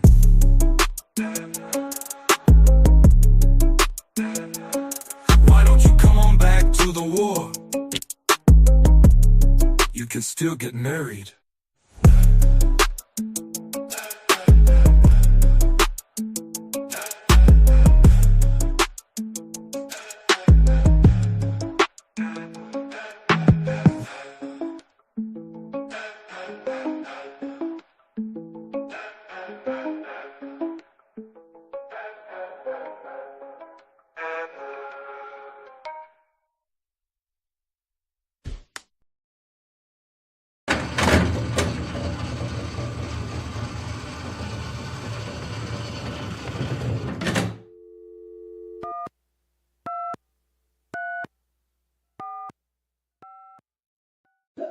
Tune up, ting on the confident low show. I'm on a low show. So that means the man's is down low and a confident brother, but it never would show. You understand that? Talk shit but never know. But hey, I got man that never would know. So people ask questions about me, I don't mind that. Fucking that's how it made me hot that. So fuck hey, brothers on his ass, never would pass. Bro, confident about me, I'm confident about myself. Yeah, I wouldn't drop you on that pass. I wouldn't put you on your fucking ass. Bro, a man to a man. You don't even need to show that, Dan. You know what I mean? It's that way. I'm a confident brother and I wouldn't show. Because I wouldn't fucking drop you, though. I didn't low, show low, show that means man lol with them. But never show understand that talk shit but never know. But I got man that never know. So people ask questions about me, I don't mind that fucking. That's how it made me had dough. So fuck it, brothers on his ass, never would pass. Broken forward and about me, I confident then about myself. I wouldn't drop you on that pass, I wouldn't put you on your fucking ass, bro. A man don't even need to show that they know what I mean. It's that way. Comforting brother, I wouldn't show. Cause I wouldn't fucking drop you though. I didn't low, show that means man low with them. But never show understand that talk shit but never know. But I got man that never know. So people ask questions about me, I don't mind that fucking. That's how it make me have that. So fuck it, brothers on his ass, never would pass. Broken forward and about me, I confident then about myself. I wouldn't drop you on that pass, I wouldn't put you on your fucking ass, bro. A man don't even need to show that they know what I mean. It's that way, a comforting brother, I wouldn't show. Cause I wouldn't fucking drop you though.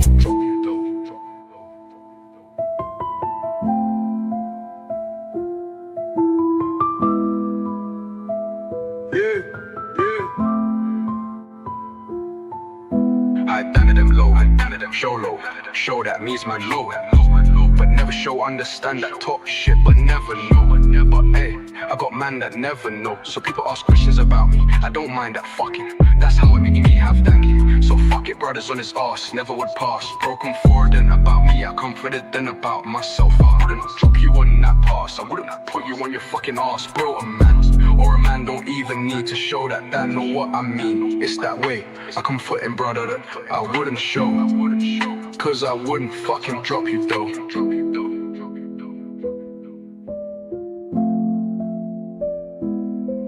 Yeah. Go and fucking drop you though.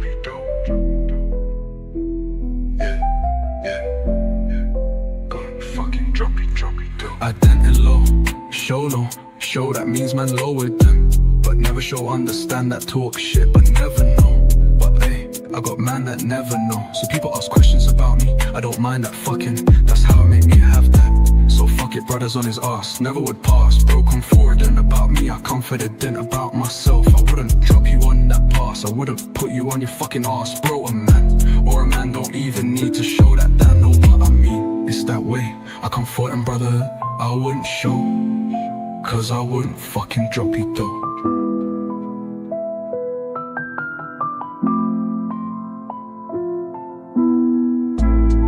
I wouldn't show, cause I wouldn't fucking drop you though.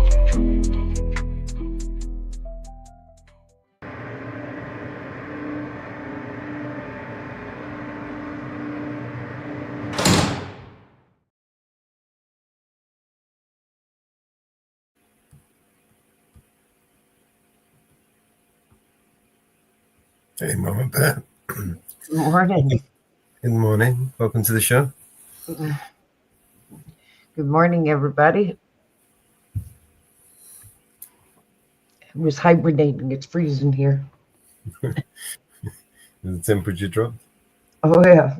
We had frost warnings last night. Oh, that's shit. Well, I'm glad you're okay. Mountain Girl was asking about you earlier. Oh, I'm freezing. I was hibernating. I didn't want to get out of bed. You're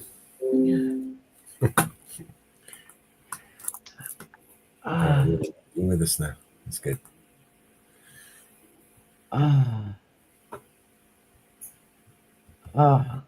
Still no Jitsi. Vigilante servers are still down. Yes, Nick messaged me last night, asked me what that money was for, so just put it in private chat.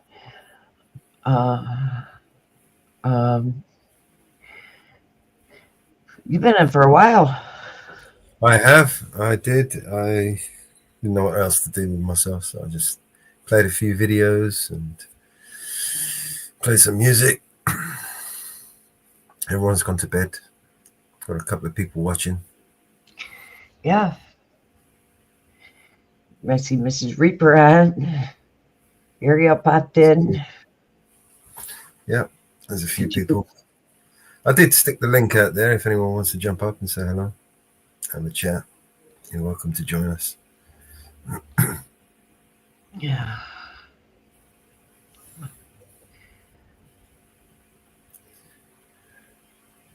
I was just playing some music. Didn't know what else to do. It's getting kind of boring with listening to all that bullshit propaganda. Oh, it's been going on for quite a while.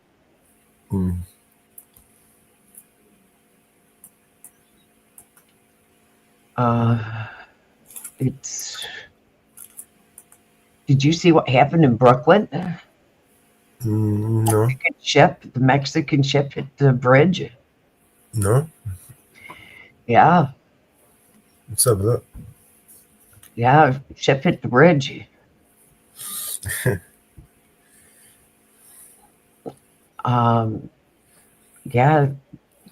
Mexican ship hit.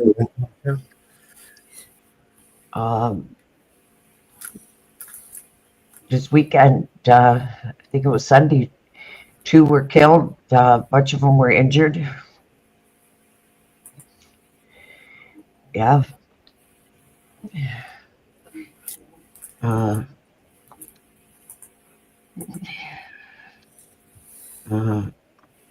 Totally accidental, I'm sure. Yeah. Yeah. There you go. Nothing to see here. Yeah.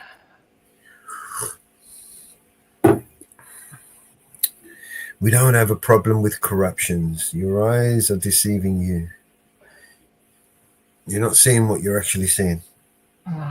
Nothing to see here. Go back to sleep.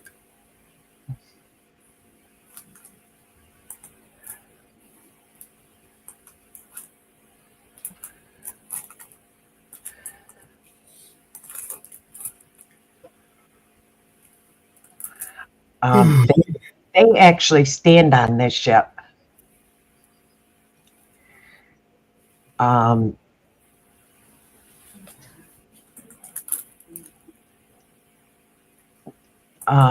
These Mexicans do on this ship.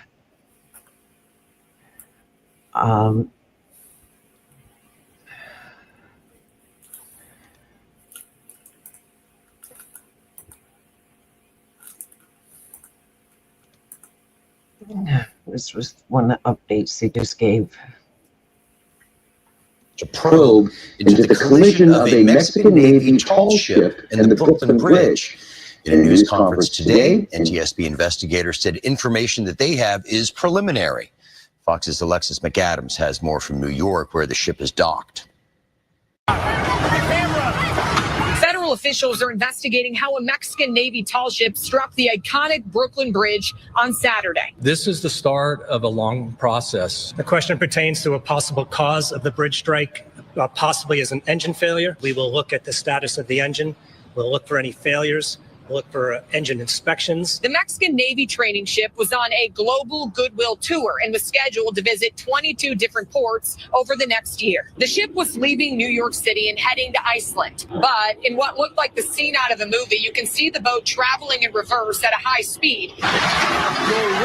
The Mexican flags waving in the wind, nearly 300 people on board when investigators say that ship lost power, then the motor gave out, smashing into the iconic bridge, snapping all three of its large masts on impact. The captain that was maneuvering the ship lost, power of the ship, and the current mechanical function caused the ship to go right into the pillar of the bridge. People nearby. A lot of bullshit. That's definitely a lot of bullshit. Say no one fell into the water. Things like kept on snapping, and there was, I think there was a person dangling from the top. I heard like gasps and screaming. The crash left many badly injured and 2 were killed.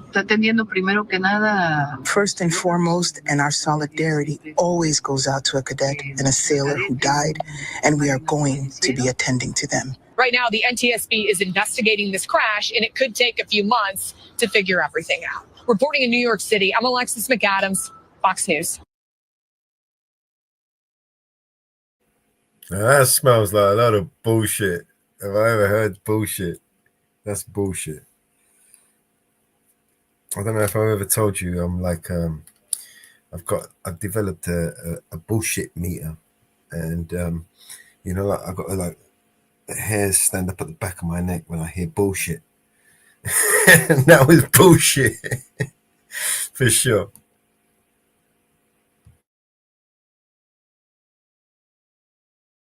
I'm talking and I'm muted. Didn't we hear this story once before? Not too long ago. when the bridge took out in New York City, in Washington, D.C., or was it New York City? Where's that bridge taken out? Washington, D.C.? Could it be possible The engine failed. Could it be possible that there was someone that died who fell off, or what happened? What was that? 2 were killed. 2 were killed. I don't know. I guarantee you one thing: we'll never know the whole story. Engine failed and it was going in back reverse. Yeah, not sure about that.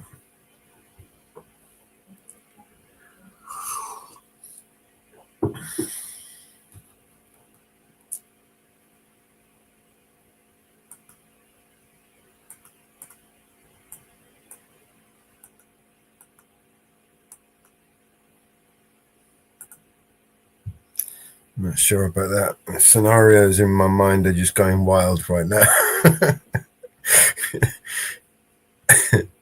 Oh, fuck that. Everybody knows. Yeah, it's a good song.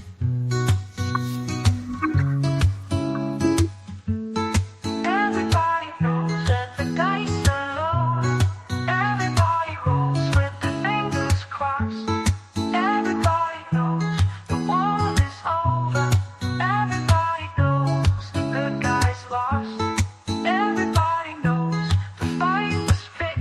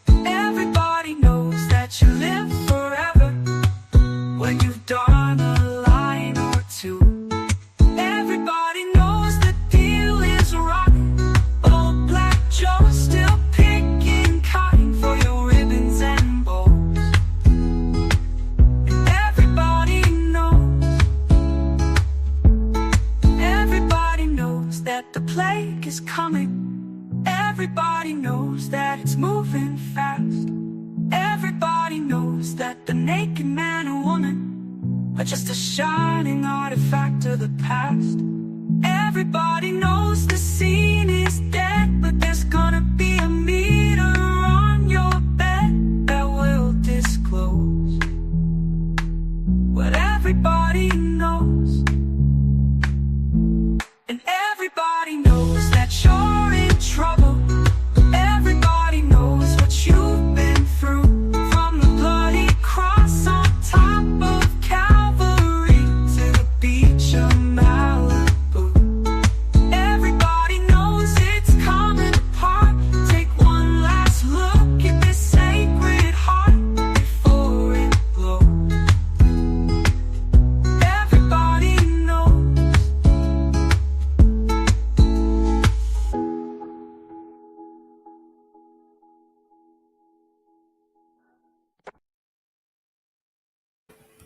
Thank you, Mama Bear. Yep, panel link is there in the chat if anyone wants to jump up. Welcome to join us. If not, just sit back and listen to some music. It's up to you.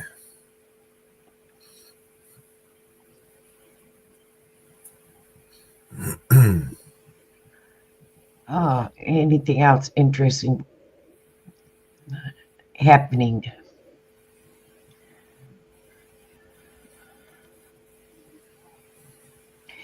Oh, did you see Long Island's video yesterday? So, you want to stick it up? Shut up. Be quiet. I'm telling you now, you're gonna...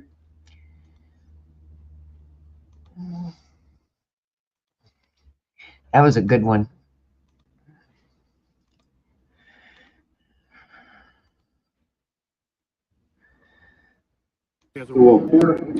More manpower. Look at these guys, all running in. Hands up. I'm not breaking any laws. This is a restricted area. A secure area? Yeah. How did I get here if it's so restricted? Turn your camera I'm not a threat, no. You're not allowed to be here. I'm telling you now, you're going to be arrested. Go up against, put your hands on the wall. I'm telling you, I'm not going to put my hands against the wall because I haven't committed a crime. Look at these guys running here. This is not. I'm telling you, put your hands up against the wall. Look at these guys, all running in. Hands up. I'm not breaking any laws. I'm not. Don't do it. Don't violate my rights. What authority do you have to tell me to put? Shh, I'm talking to the supervisor. Okay? Excuse me? Shut up. Be quiet. You don't tell me what to do. None of you tell me what to do. What is wrong with you? You Long Island order? I possibly. You understand where he's coming No, from? I know who he is. This is Sean Paul Reyes. My understanding, one of our final complaints. Yes, sir.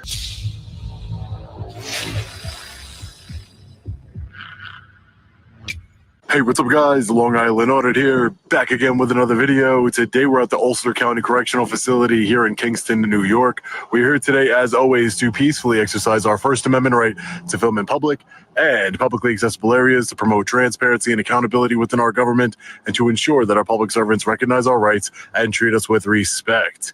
Let's get into it. All right, ladies and gentlemen, let's take a look around the outside of the facility. We always have to be mindful of any restricted area signs, especially when dealing with a correctional facility. So let's make sure we don't go into any restricted areas. You all right, Bob? Who are you, sir? I work for the sheriff's office. And your name? My name is Johnson. Johnson? Yeah. No, Johnson, I don't need any help. Thank you. Well, you can't be around here. That's all I'm saying. I'm sorry, hold on. I can't really even hear you. Let's walk towards Johnson. Sorry, I can't hear you. What'd you say? You just can't be around here. That's all I'm saying. Why is that? Because this is a restricted area. This is a restricted area, a secure area? Yeah. How did I get here? I don't know. If it's so restricted and Are you secure. okay? Yeah, I'm good. All right. I'm good. Deputy Johnson? No, I'm a correctional officer. Correctional Officer Yes. Johnson. Okay. Yeah. Do you have a badge number or anything like that? Why do you need my badge number? Just, I like to know who I'm communicating with. That's all. 605. Okay. Thank you. That's it. My name is Sean. But they said that you were out here walking around. Yeah, I'm just taking a look at the vehicle. Yeah. Just taking a look at them. You just can't be back here looking at the vehicles, though. Oh, why is that though? Because it's a restricted area. But it's not. It is. Why do you say it's restricted? Well, you can't be around our vehicles, is what I'm saying. So your vehicles are restricted? So, I mean, do you have a purpose for being here? Well, yeah, I'm taking a look at the vehicles right now. Why are you taking a look at the vehicles?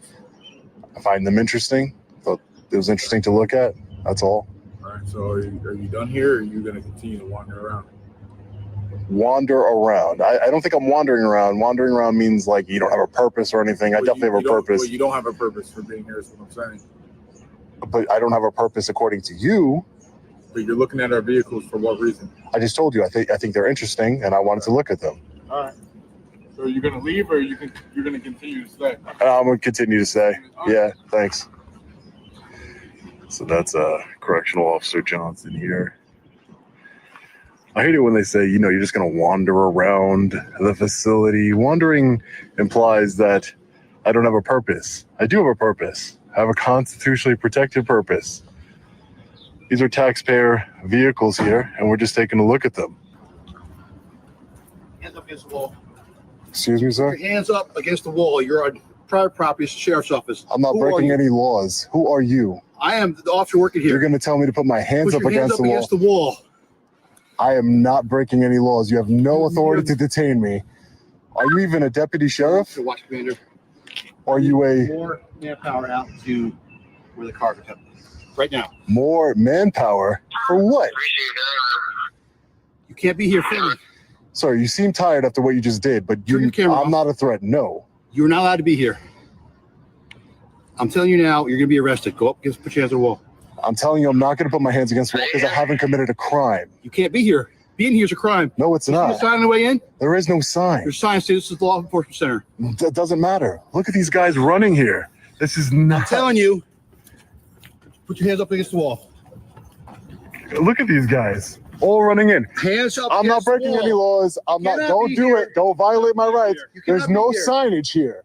There's no signage. here. There is no signage. You guys need to calm down. There is no signage. Look when I walked in right here. Look where I walked in with the stairs. Don't touch me. by the stairs. No, there is not. No, there is not. There is no signage. There is signage. I'm gonna prove to you that there's no signage. And check the signage. You guys got nothing. God, how many of them are there? It's like What's wrong 12, with you? There's no 15, sign. 20 of them? If you don't vacate the premises, the patrol division will come over and they'll address the issue at hand. You have no authority to arrest anyone. You guys are correctional Just listen officers. to what I said. You're in a He told me to put my hands on the wall. Like you have law enforcement capabilities. Peace officers. Doesn't matter. I don't care who you are. You're not allowed to violate the Constitution. Yeah, you can't trespass. Yeah, you're trespassing. Where's the sign? Where's the sign? Look, I came from these stairs right here. Look at this. See these stairs? Where's the sign? Okay, this way, buddy. Where's the sign? I need to speak to a supervisor. Do not touch me. I need to speak to a supervisor. What authority do you have How about to tell me to put? there? Shh, I'm talking to the supervisor. Wenzel. Okay? Wenzel. Excuse me? Oh, there you go. Excuse me? Say, shut up. Be quiet. You don't tell me what to do. None of you tell me what to do. What is wrong with you? Because you are trespassing. Are you a law enforcement officer, sir? Okay, I came from this stairway here. Publicly accessible area. There's a public charging station right over there that the public, there's a sign that says it's public. Learn how to read. Let's go look at it. There's a public charging station right here. And this Officer Blum told me, put your hands against the wall. Turn off your recording. I have a right to record in law enforcement and correctional officers. Which pump are you talking about? There's an electrical right here. They're saying that this area is restricted. Are you talking about where the Right, but there's a sign. There's a sign that says, and there's actually a civilian vehicle there, officer. Deputy, excuse me. But there's a sign that says this is public. There's no restricted area signs here whatsoever. Okay.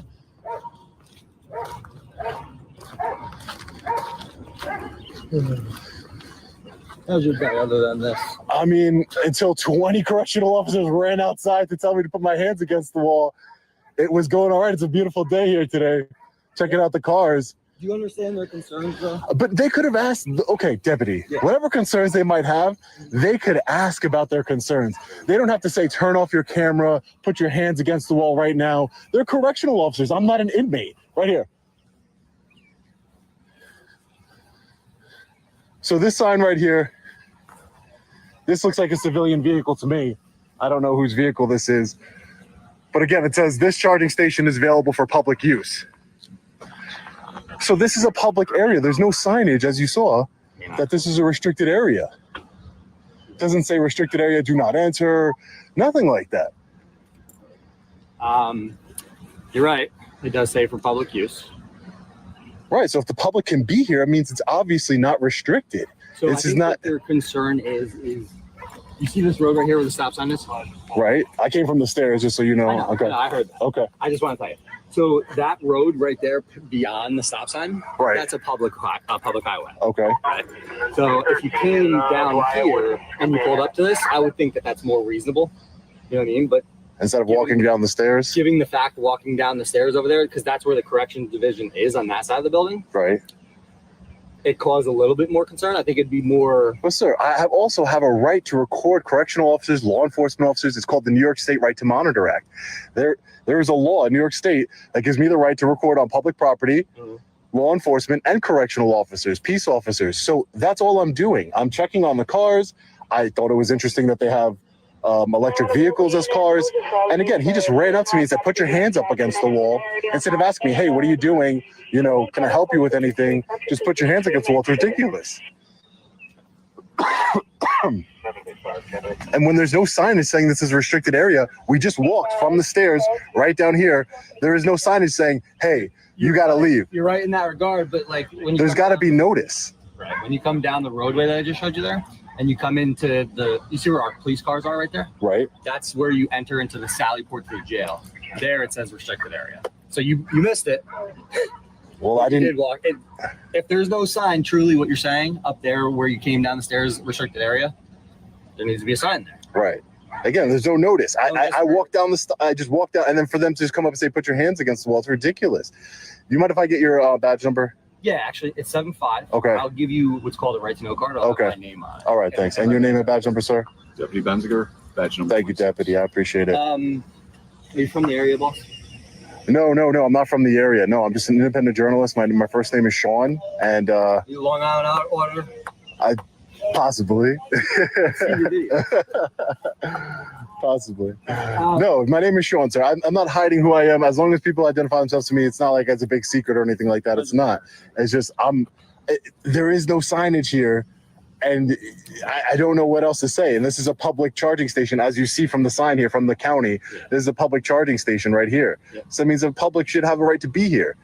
Yes, down that way. That's All right. I mean, and is it that big of a deal that I walked from another place that has no sign to get here? they're concerned. But there's a way to handle it. There's a way to de-escalate and handle the concern. Hey, what's your name? Here for the initial. No, I know that, and I'm not blaming you for that, Deputy. I'm just saying that there's a way to handle things instead of telling me to shut the fuck up, put your hands up against the wall. I'm not an inmate here. I'm a free man. I haven't lost my constitutional rights. I deserve to be treated with respect by public servants. I treat public servants. If you've seen my videos, I don't go out of my way to disrespect anyone. I call people by their rank. I don't disrespect anybody. Yeah, no problem. No problem. So you're from the Long Island area? Yes, sir. You've seen my videos, yeah, from Long Island area. Okay. Yeah. Like Suffolk or Nassau? Just because- Suffolk. Okay. Yeah. Suffolk. Yeah, born and raised Suffolk County, yeah. Thanks. That's quite a hike to get up here. Yeah, I'm actually on my way for something else, but I saw that this was a law enforcement center, so this is what I do. I promote transparency, make sure people are upholding their oath to the United States Constitution, exercise my rights peacefully, and expose people who want to be tyrants. And these correctional officers here, they came out 25 deep running at me.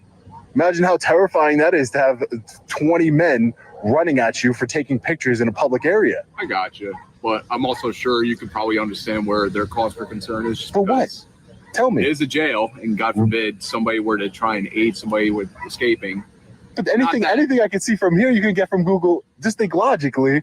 Anything I can get from Google Satellite View, Google Street View. So the camera in and of itself is not some sort of weapon. It's not a tool for escape. No, again, people.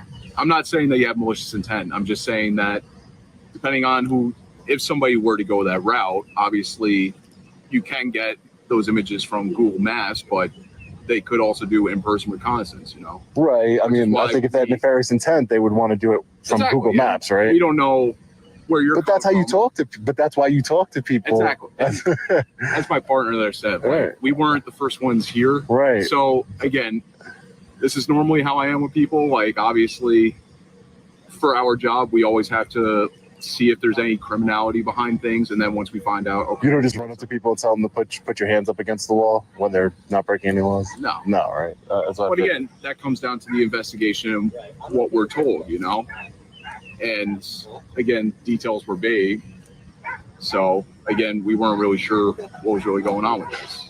We just got word that there was a man filming in the area, so we didn't know what the intent was. And Would that's you what mind we're coming doing. for a walk? A walk where? You see that white sign right there? I just want to take a look at that. Sure. And I want to walk back to where you came. Sure. We can do that. That's fine. Yeah, that's fine.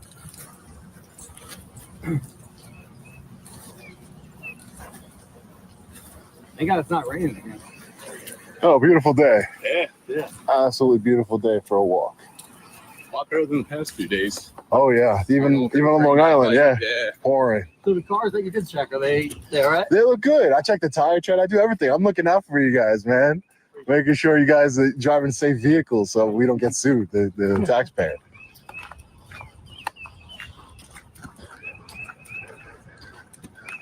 Oh boy, oh boy.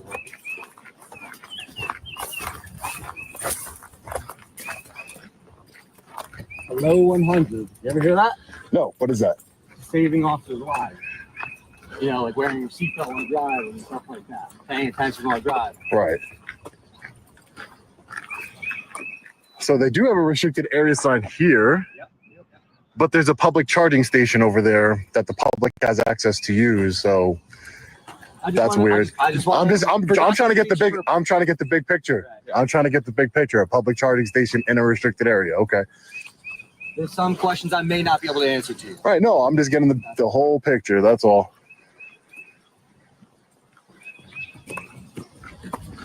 Let's see. Delivery warehouse, restricted area, authorized personnel only. Intake booking area. So Right. So walking down the stairs where you said you did. Right. Do you understand their concern? Well, I guess it would be Given you that you saw this, I know that you said you came in from up there. right. But again, I'm not saying that everybody could be concerned. It's subjective, right? Anybody could be concerned about whatever. I was just explaining to the other deputy here that if they were concerned about people getting reconnaissance, you can get that from Google Earth, right? You can get that from Google Street View. You can get a whole layout of this facility. It's actually 3D printed. I was looking at it before. You know, it doesn't seem rational to me. If this is a restricted area, which I don't know if it is, just they have signs. I see the signs, but I also saw that this is a public charging station and it looks like a civilian vehicles they're charging. I don't know. It's not a county vehicle. It's probably a county vehicle. I can see where you think it may be a civilian. It doesn't vehicle. have county plates. I know We that. have a lot of cars in our fleet that have normal confidential plates on them. Okay. And again, from now, let's take a walk to where I walked in. Absolutely. Okay. Just so we could be clear, because I don't go into restricted areas. Well, you're with us now, so you're good. Got my personal escort, huh?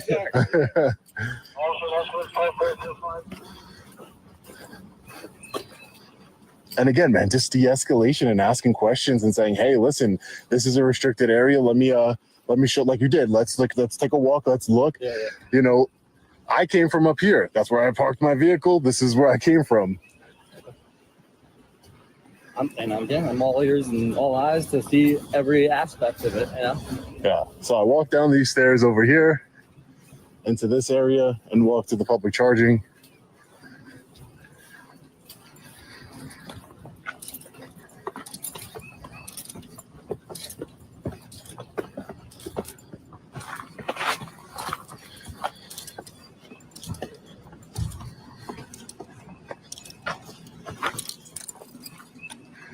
Nothing that indicates this would be a restricted area, just stairs going down. Right? I mean, I do not disagree. Am I wrong? Like, I don't. That's something that needs. If they don't, Signs were there at one point. I think they got lost in probably a snowstorm or something like that. you understand where he's coming No, from? I know who he is. This is Sean Paul Reyes. I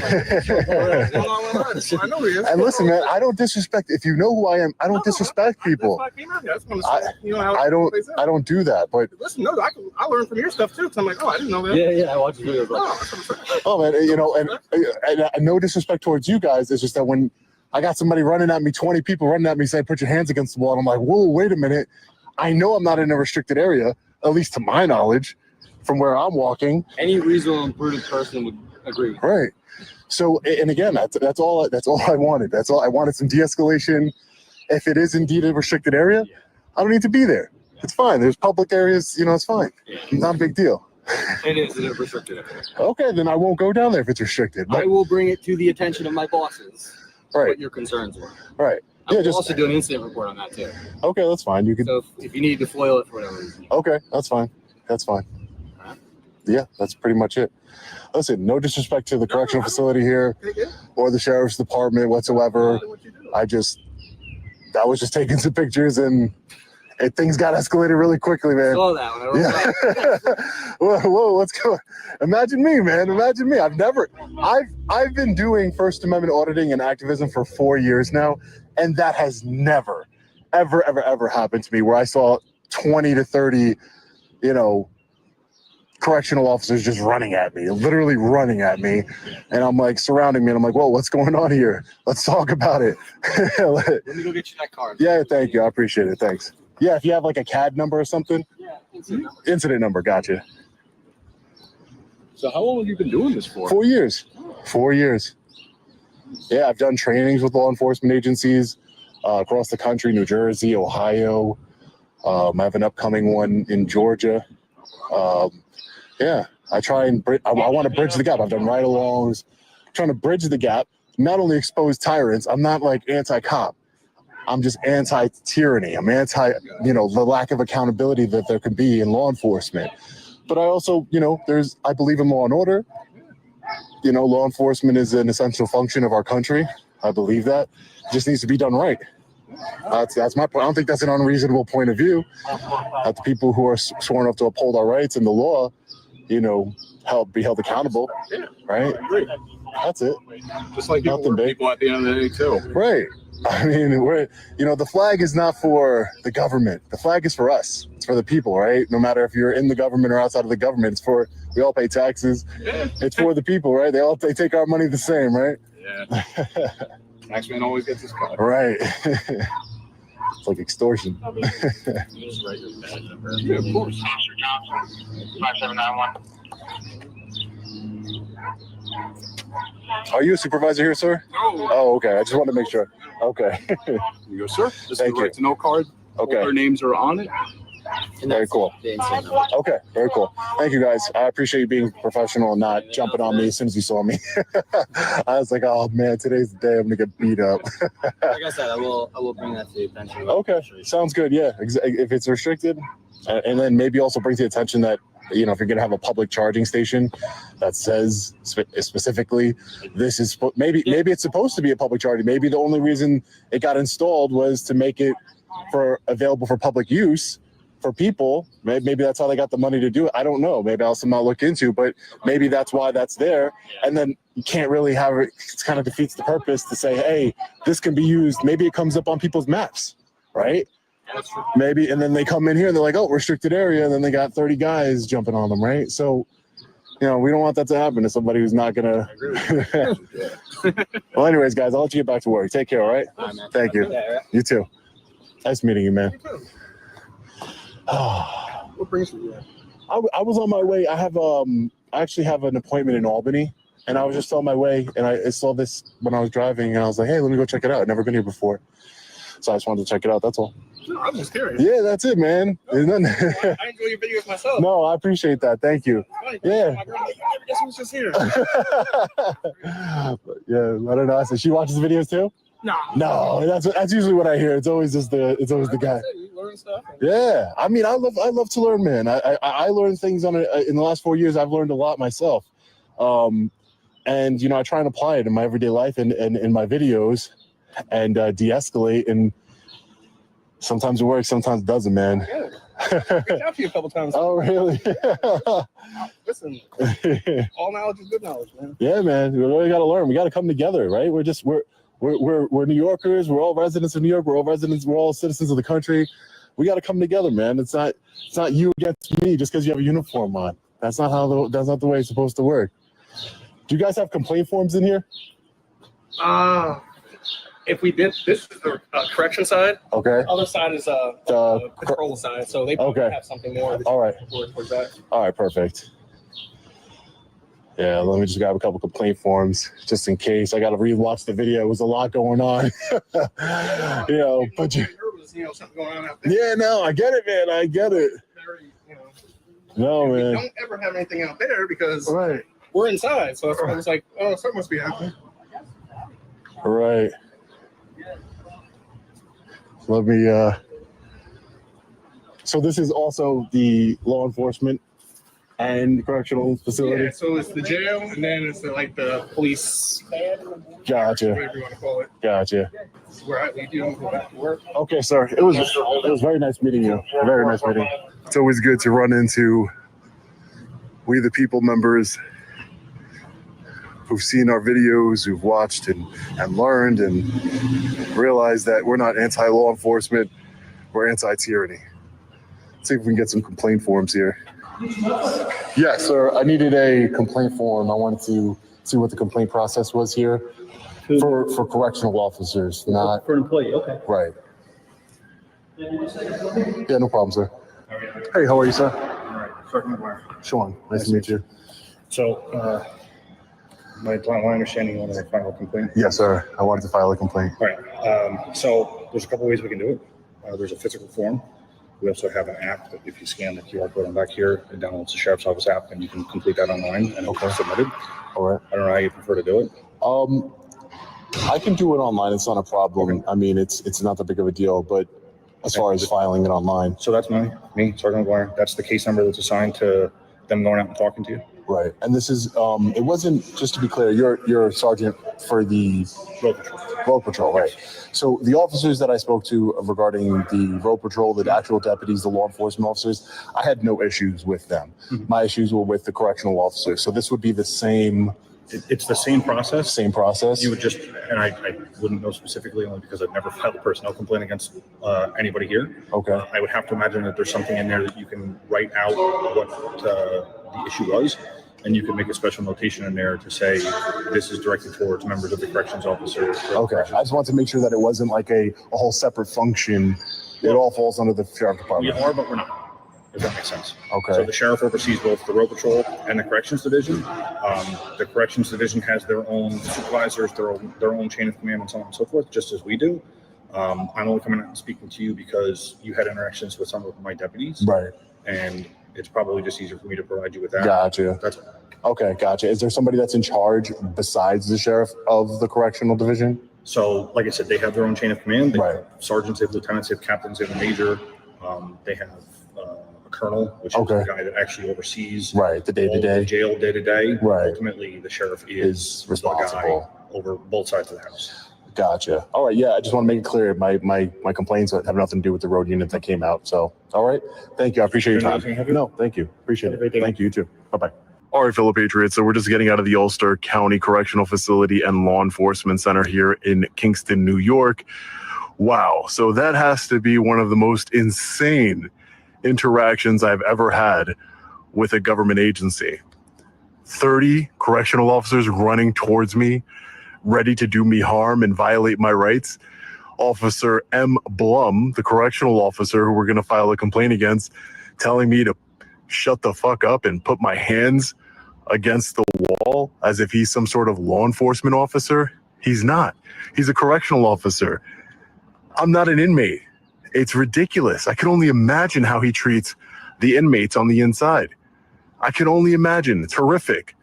This man does not deserve to wear a uniform that says Ulster County Sheriff. There's no way. No de-escalation whatsoever. Escalation to the max. 30 correctional officers. I got to sit back and watch and count again while I'm editing the video, but that was insane. Never in the 4 years has a situation like this ever happened to me before. We will be filing a complaint against the correctional officer using this QR code right here. You could download, apparently they have an app where you could file a complaint. I have no problem doing that. I'd rather be on my way to my next audit here in New York State, but it's insane. We will be looking for accountability for the way that that officer treated us, because that's ridiculous. You know, I will say the deputy sheriffs, they arrived, the actual law enforcement officers, when they arrived, they didn't escalate anything. They were de-escalating, willing to have a conversation. They seem to know who I am, the correctional officers, as well as or at least they figured it out after some time.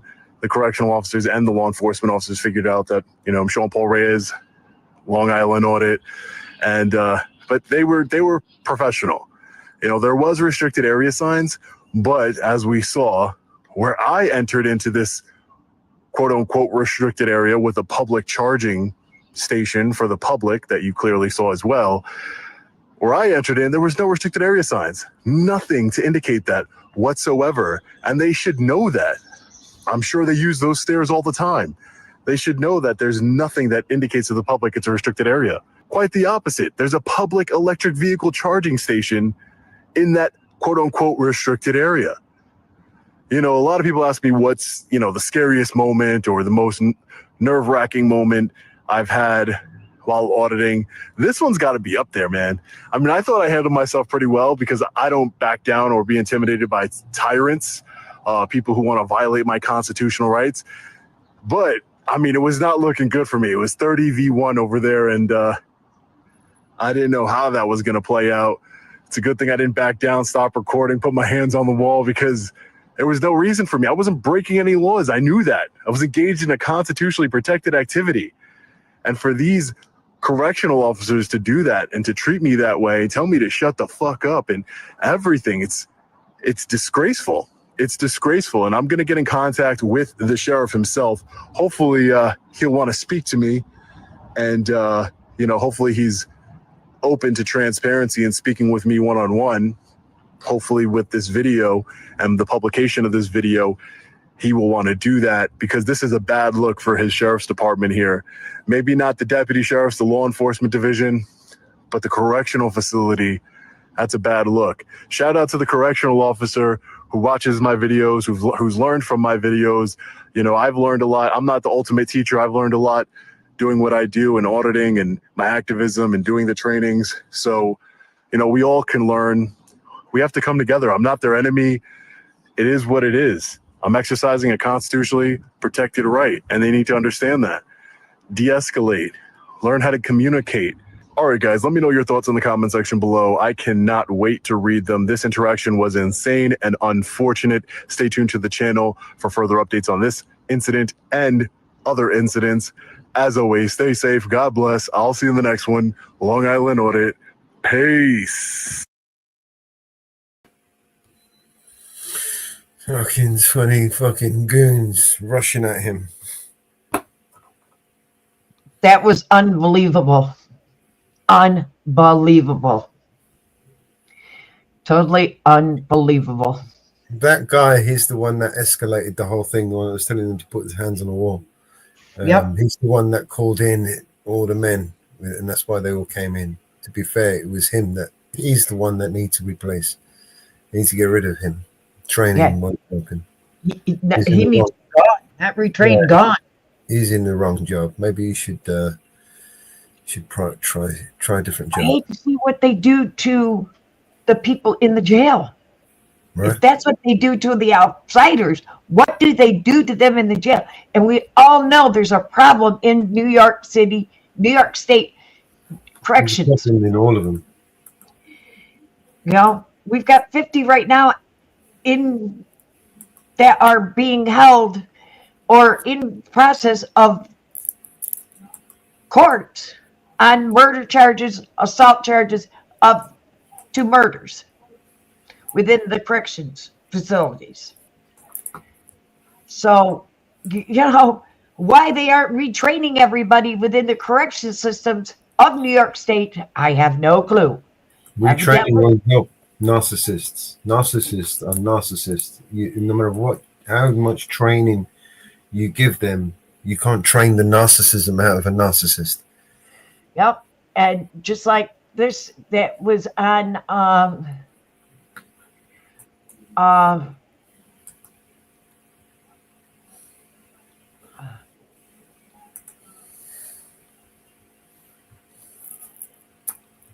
the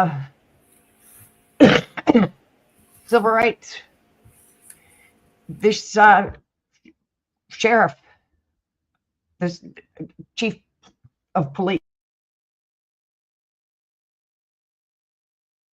A police department in Pennsylvania reported to the public and the media that they had arrested this guy, Benny, for resisting arrest, assaulting an officer, and then fleeing the scene. Benny was in a lot of trouble, but fortunately for him, he was able to obtain surveillance footage that showed what really happened was that Benny was just headed to work on his motorcycle, and he ends up getting attacked. I played this one earlier. Well, it's all right. We can play it again.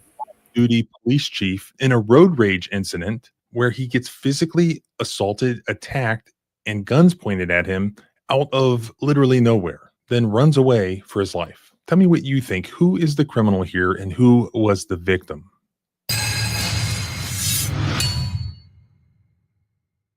Welcome back to the Civil Rights Lawyer channel, where my mission is to protect and defend your constitutional rights. Please help by not only subscribing, but liking, commenting, and sharing this footage so that what you see in this video and other videos that I do don't happen to other people. According to a press release issued by the Manheim Township Police Department in Pennsylvania, this man, Benny Xavier Pena Rivera, was arrested on multiple serious charges, including 1 count of aggravated assault, 1 count of evading arrest, 1 count of resisting arrest, 1 count of DUI-related something, and 5 counts of vehicle code violations. This is what they said happened. Around 5:13 p.m. on Wednesday, April 30th, 2025, Chief Fisher was in the area of Lidditz Park and Chester Road. He was behind a black motorcycle that was not displaying a Pennsylvania registration plate. The motorcycle ran a red light on Lidditz Pike and York Road, passed vehicles on the right, rode up onto the sidewalk, weaved between vehicles, and did not use a turn signal. Chief Fisher attempted to stop the motorcycle in the area of 1900 Fruitville Park. Chief Fisher was in an unmarked police vehicle and identified himself as Manheim Township Police. The rider started the motorcycle as Chief Fisher attempted to stop him from leaving. The suspect, later identified as Benny Pena Rivera, ignored orders to turn off the motorcycle, shoved Chief Fisher, and attempted to drive away. Pena Rivera got off the motorcycle, and it was between him and Chief Fisher. Pena Rivera used the bike to push Chief Fisher and make an escape on foot. A search of the area ensued. Pena Rivera was identified as the rider by police investigation. So that was the official police narrative as of their press release dated May 2nd. But Benny knew that's not how it happened. Here's what he told the local TV news. I actually saw him on the road, on the traffic light that he said that I ran, but he actually waved at me and everything, like, you know, hello, and everything just went normal. So as far as he knew, he saw a guy not in a police car, not wearing a police uniform, wave at him. He thought he was saying hello. Then he arrives at work, he parks his motorcycle, and as he prepares to get off to go inside his place of employment, the guy he thought was saying hello earlier in traffic pulls up and jumps out of his not police car in his not police clothing, but pointing a gun. All I heard it was underground, I will shoot you. And I'm like, oh my God, what's going on? You know, what's the reason for all this to be happening at all? And all of a sudden, I just have a gun on my face, like, literally on my face, and then on top of that, he's wrestling with me with the gun and everything. If it wasn't because I actually flee out of the season, I don't even know what would even happen. This surveillance footage that was later obtained shows the police chief, Dwayne Fisher, exiting his car that has no lights on it, no emergency lights at all, no indication that it's a police car, get out of his car wearing shorts, short sleeve shirt, clearly not a police uniform, no indication that he's a police officer, aiming a pistol and approaching Pena Rivera, who's sitting on his motorcycle, then physically grabs Pena Rivera by the shoulder, pushing him. And after a few seconds, the police chief holsters his gun and the two continue to grapple until Fisher pulls Pena Rivera off the motorcycle and eventually out of the camera's view. Pena Rivera told the TV news that he fled the scene and then he ran back to his house. Chief Fisher would only turn on his police lights after Pena Rivera left the scene.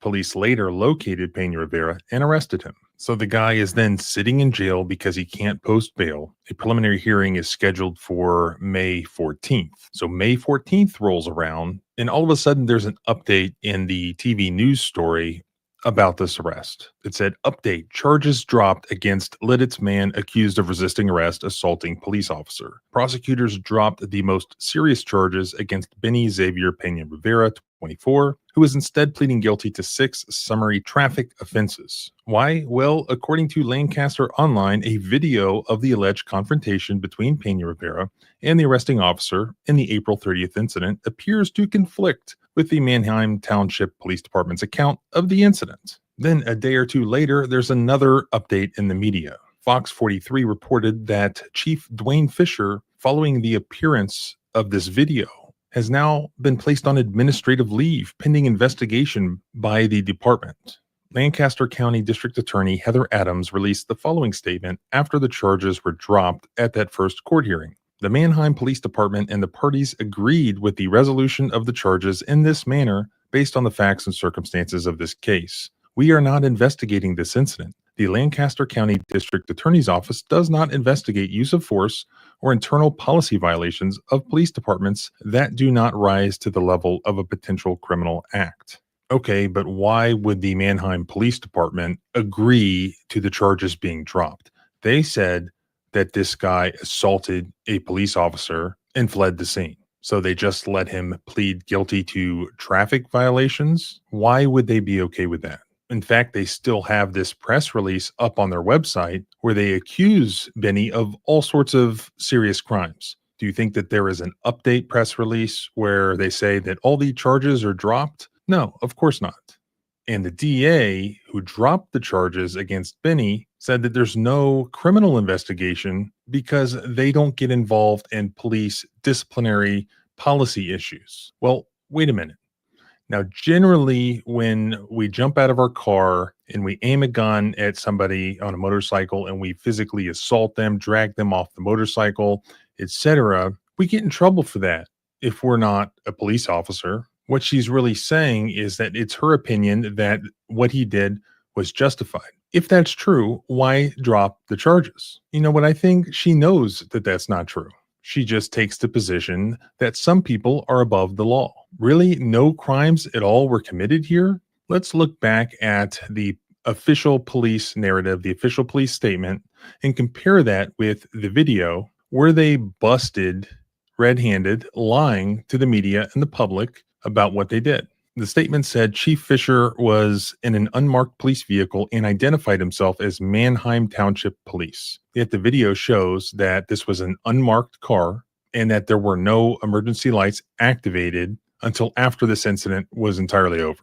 The statement said the rider started the motorcycle as Chief Fisher attempted to stop him from leaving, that he pushed and shoved Chief Fisher and attempted to drive away, and that Pena Rivera got off the motorcycle and it was between him and Chief Fisher. Is that what the video showed? Or did the video show that the chief of police jumped out of the car with no emergency lights on, no uniform on, and approached this individual, pointing a gun at him, and physically put his hands on Pena Rivera and himself pulled Pena Rivera off the motorcycle? The statement said Pena Rivera used the bike to push Chief Fisher and make an escape on foot. Is that what happened, really? Or does the video completely show that to be a lie? That's not what happened at all. He did not use the bike to push the chief and make an escape. That was a complete fabrication created at a time when this police department believed that there was no video footage of what happened. Perhaps that's why he had the emergency lights off of his cruiser, because that may have activated a dash cam that would have recorded what actually happened. They thought there was no video footage, so they lied. They incarcerated a man who at best had committed minor traffic offenses for days and days, weeks, tried to destroy his life And they weren't going to do the right thing. They weren't going to tell the truth. Nobody was until the video surfaced, thanks to this guy himself or his lawyers, and put it on the news. The only thing that protects you, that protects me from our government, is video footage. This is a great example of that. Who are we going to believe, the Manheim Township Police or our lying eyes? We can see what this looks like. This looks like your everyday road rage incident, which, by the way, appears to happen all the time with off-duty police officers. I mean, maybe he wasn't off-duty. Maybe it's their policy for this guy to not wear a uniform and to instead wear shorts and not activate his emergency lights, and so on and so forth. Or perhaps it was a road rage incident that was covered up because they didn't believe it was caught on video and disguised as, hey, we caught a criminal. He attacked the police officer. We have to back the blue. We're going to give him a high bond, keep him incarcerated, and he is going to be punished to the fullest extent of the law. So we have a victim, an innocent victim. Okay, he committed traffic violations. We have punishments for that. He apparently pled guilty to that. But a much more serious crime was committed by this chief of police. And while he may end up getting disciplined, he may end up getting fired. Even if that happens, that's not enough. Nobody is above the law, right? No force was justified here, much less deadly force. Quite the opposite, actually. What would we do as law-abiding citizens if somebody breaks in our home or attacks us with a firearm where there's no indication it's a police officer, where it appears as if we're being attacked by a criminal? If somebody attacks us in that manner, it would be reasonable for us to use deadly force, but only if we're protected by video footage. And here, it saved this guy from these serious criminal charges. Even so, the government is still not willing to take responsibility and accountability. This district attorney is gaslighting you, and now you know. Like I asked you in the beginning, in your opinion, who is the criminal here? And if you want to help, remember, the only thing they're afraid of is other people seeing what you just watched. So share the footage far and wide.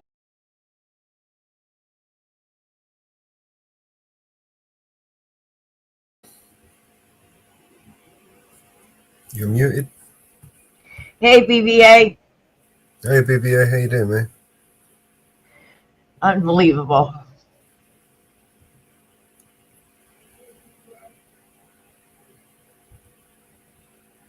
Tyrants all the way around.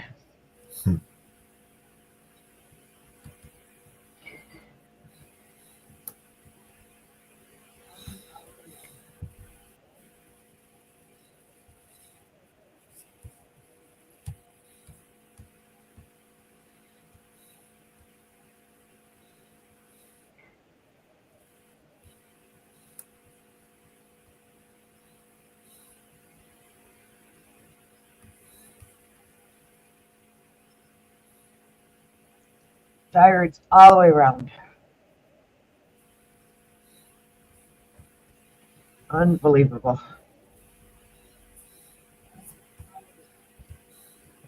Well, it looks like China's weighing in on Israel as well now. You know, China of all things, they're the only people worse than Israel on human rights. Interim agreement and enacting legislation to prohibit UNRWA operations. Israel clearly violates its obligations under international law. As set forth above, such action contravene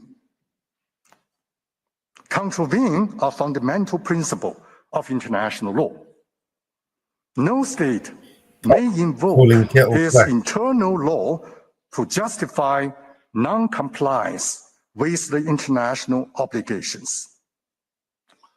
While differences may exist regarding the implementation of the interim in this case, the Chinese agreement, calling the kettle black. Israel is required to consult and negotiate with the UN in good faith to resolve these matters properly. With respect to Israel's obligation concerning UN peacekeeping operations and their personnel, I wish to make the following observations. The UN peacekeeping operations play a vital role in restoring and maintaining international peace and security.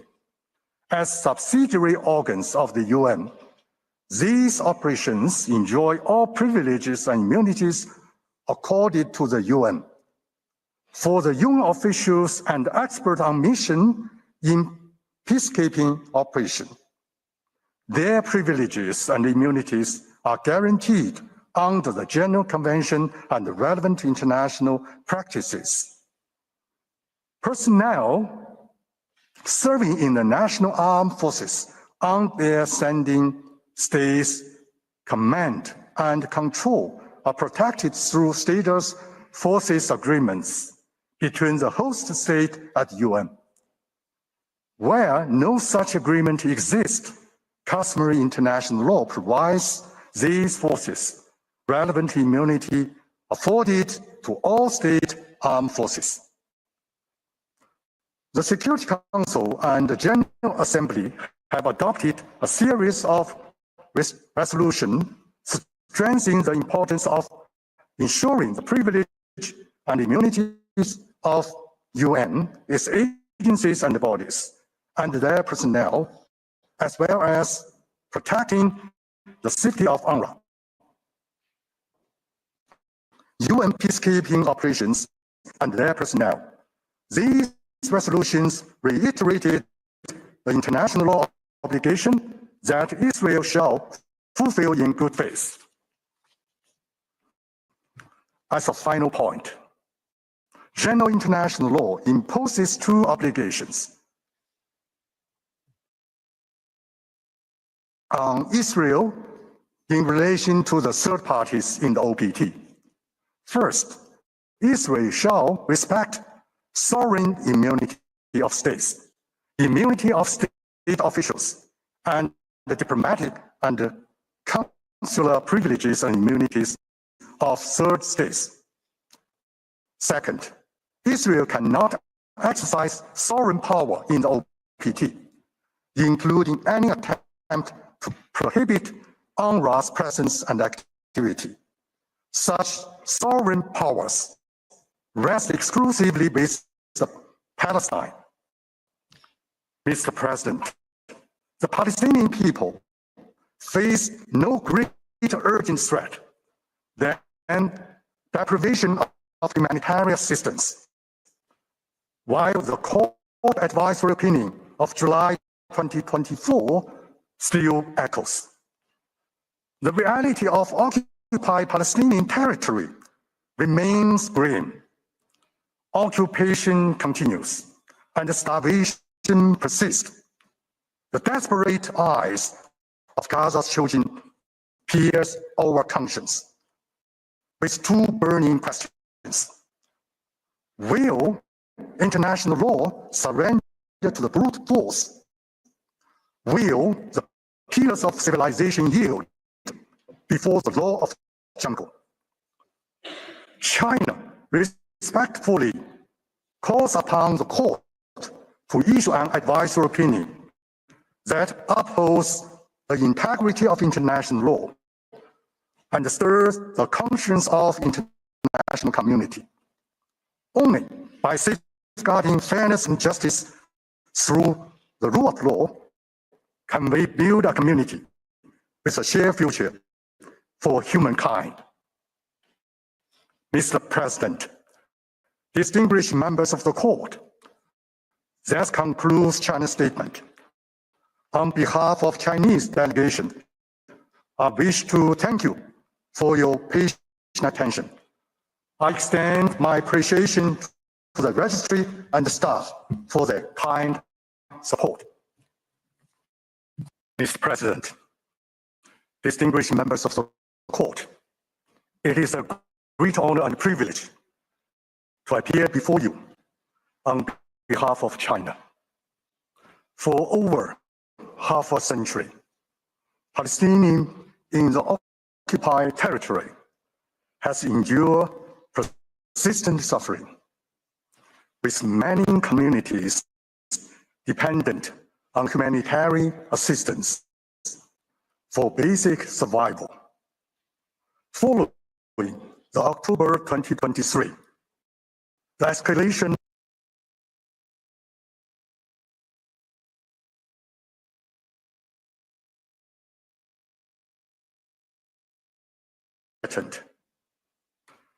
with each new restriction and every law Israel enacts to block assistance. The situation grows more desperate in Gaza and throughout the occupied territories. We are witnessing an unprecedented humanitarian crisis, threatening to overwhelm an already suffering people. The suffering of Palestinian people touches the very heart of China. For 12 straight years, President Xi Jinping has sent messages to the UN Special Commemorative Meeting in observance of International Day of Solidarity with the Palestinian people, expressing China's unwavering support for Palestine's just cause.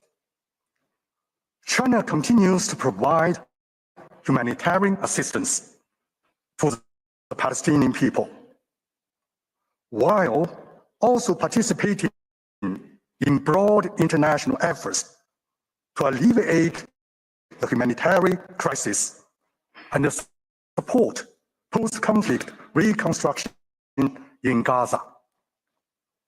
President Xi puts it simply and powerfully. I quote,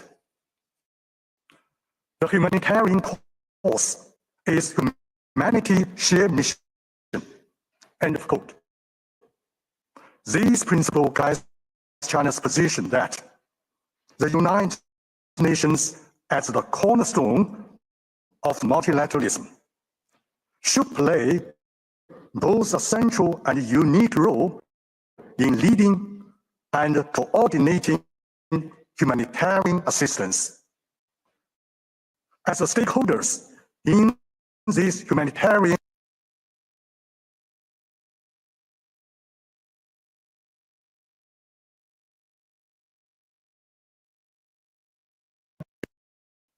ultimately, the fundamental solution to the Palestinian question lies in the implementation of the two-state solution.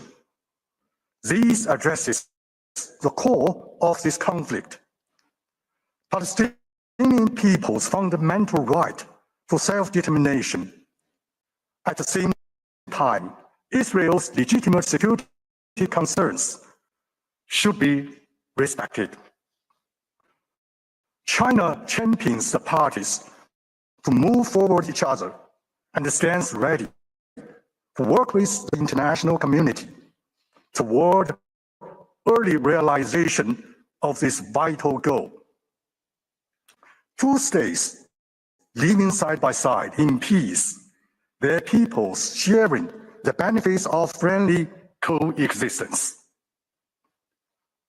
China submitted its written statement to the court in February 2025. Today, I will present China's view in three parts. First, the advisory jurisdiction of the court.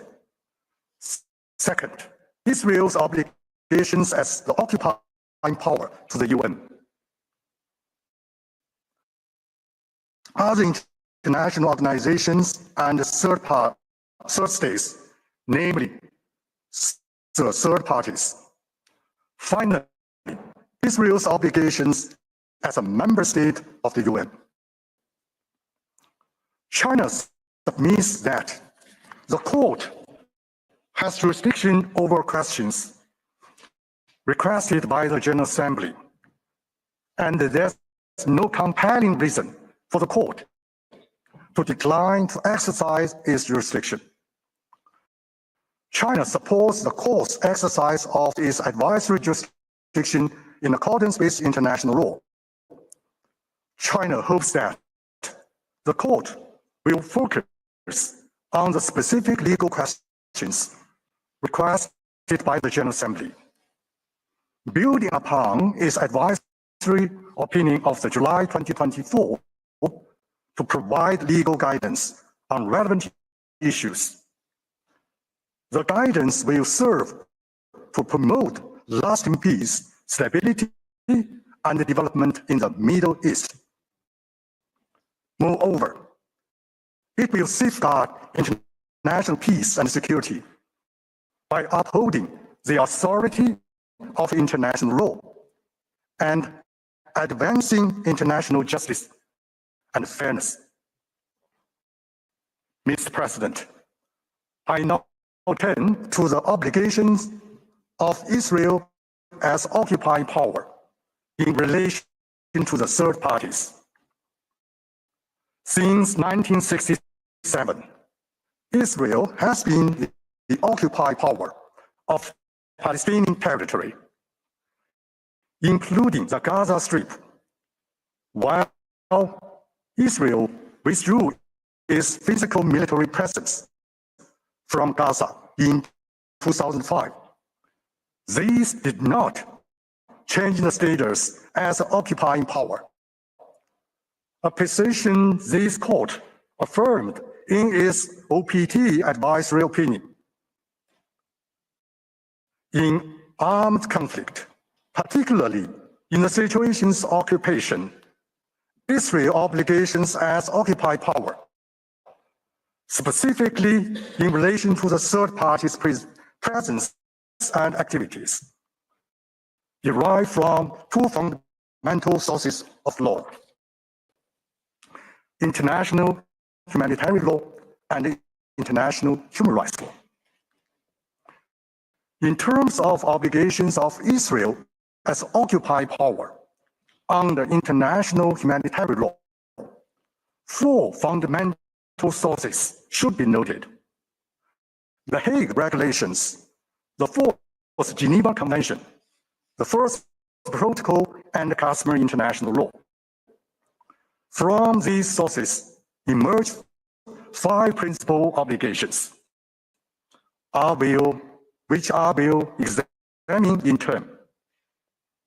First, Israel has the undisputed primary responsibility to ensure the basic needs of civilians in the occupied territory. The obligation explicitly required by Article 55, paragraph 1 of the Fourth Geneva Convention and Article 69, paragraph 1 of the First Protocol. These provisions require Israel to ensure to the fullest extent all supplies essential for civilian survival in the OPT. Second, Israel has obligation to agree to humanitarian assistance from third parties when the population in the OPT is inadequately supplied. This is not a discretionary choice. Refusing such assistance could constitute denial of humane treatment of civilians or a form of collective punishment, both prohibited under international law. Third,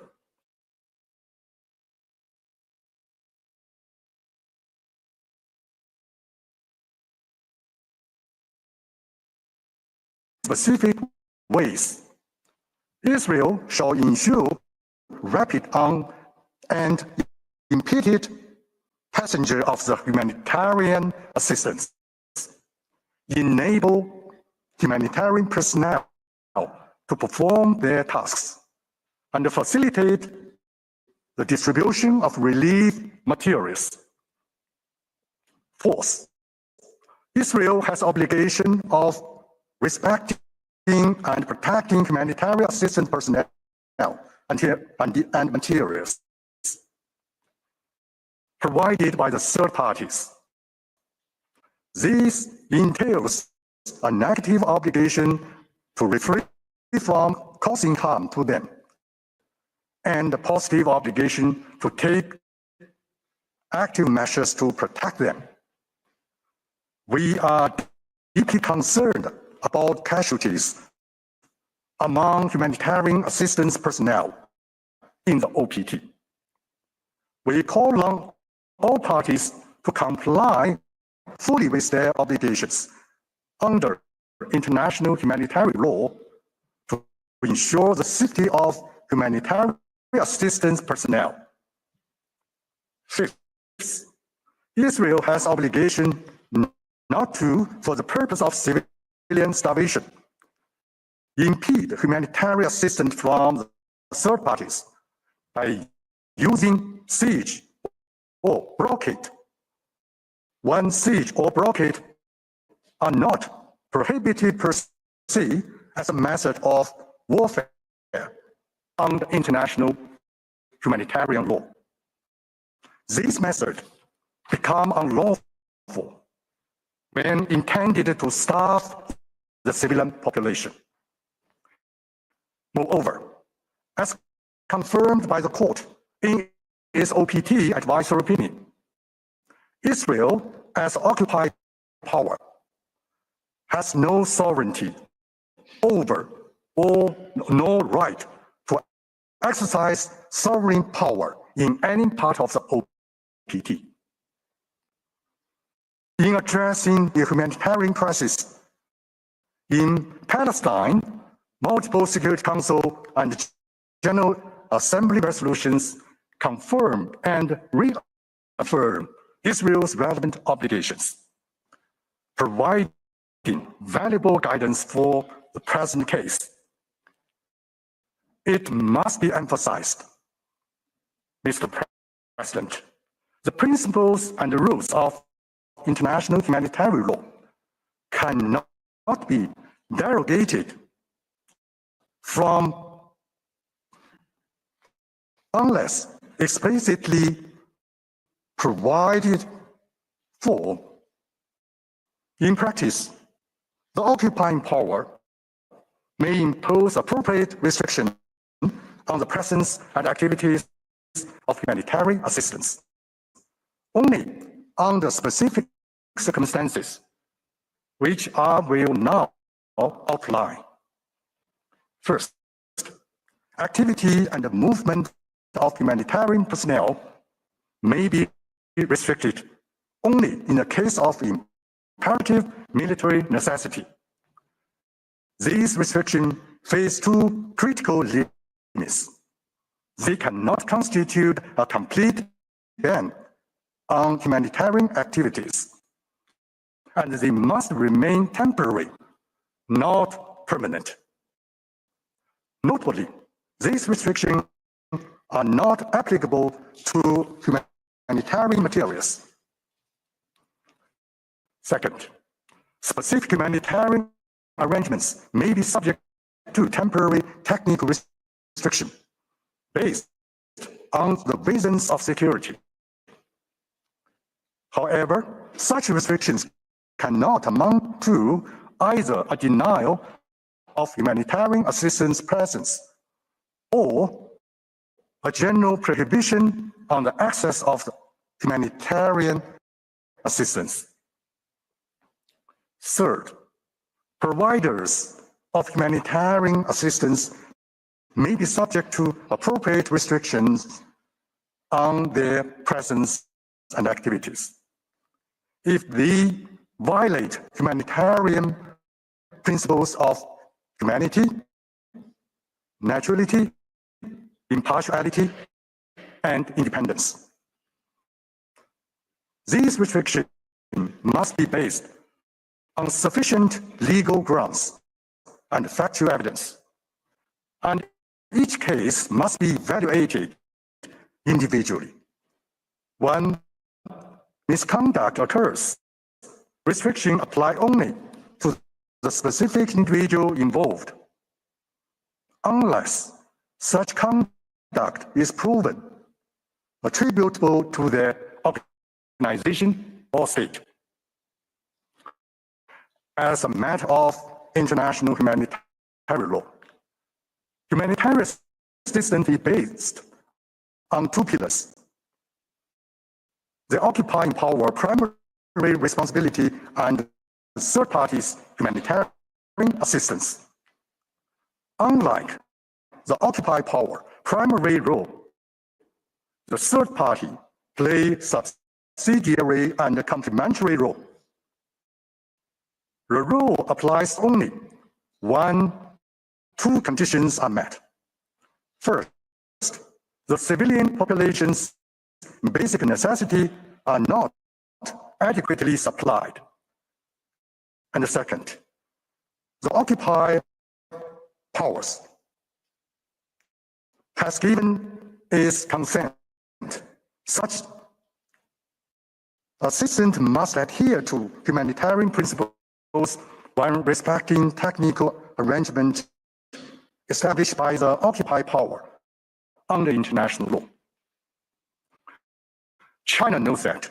A few recent statements assert that the occupying power has a broad discretion to accept or deny the presence and activities of the third parties that provide humanitarian assistance.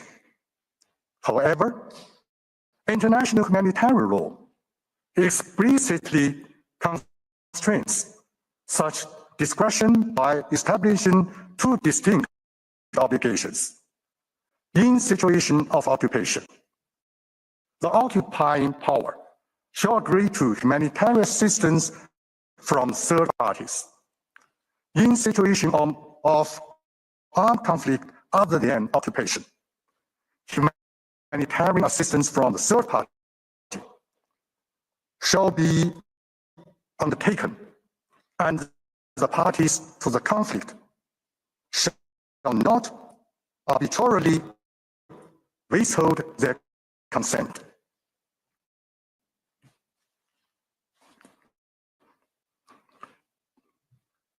In the situation of armed conflict, international human rights law complements international humanitarian law. Talks a lot, doesn't he? Israel is a party to several key international human rights conventions.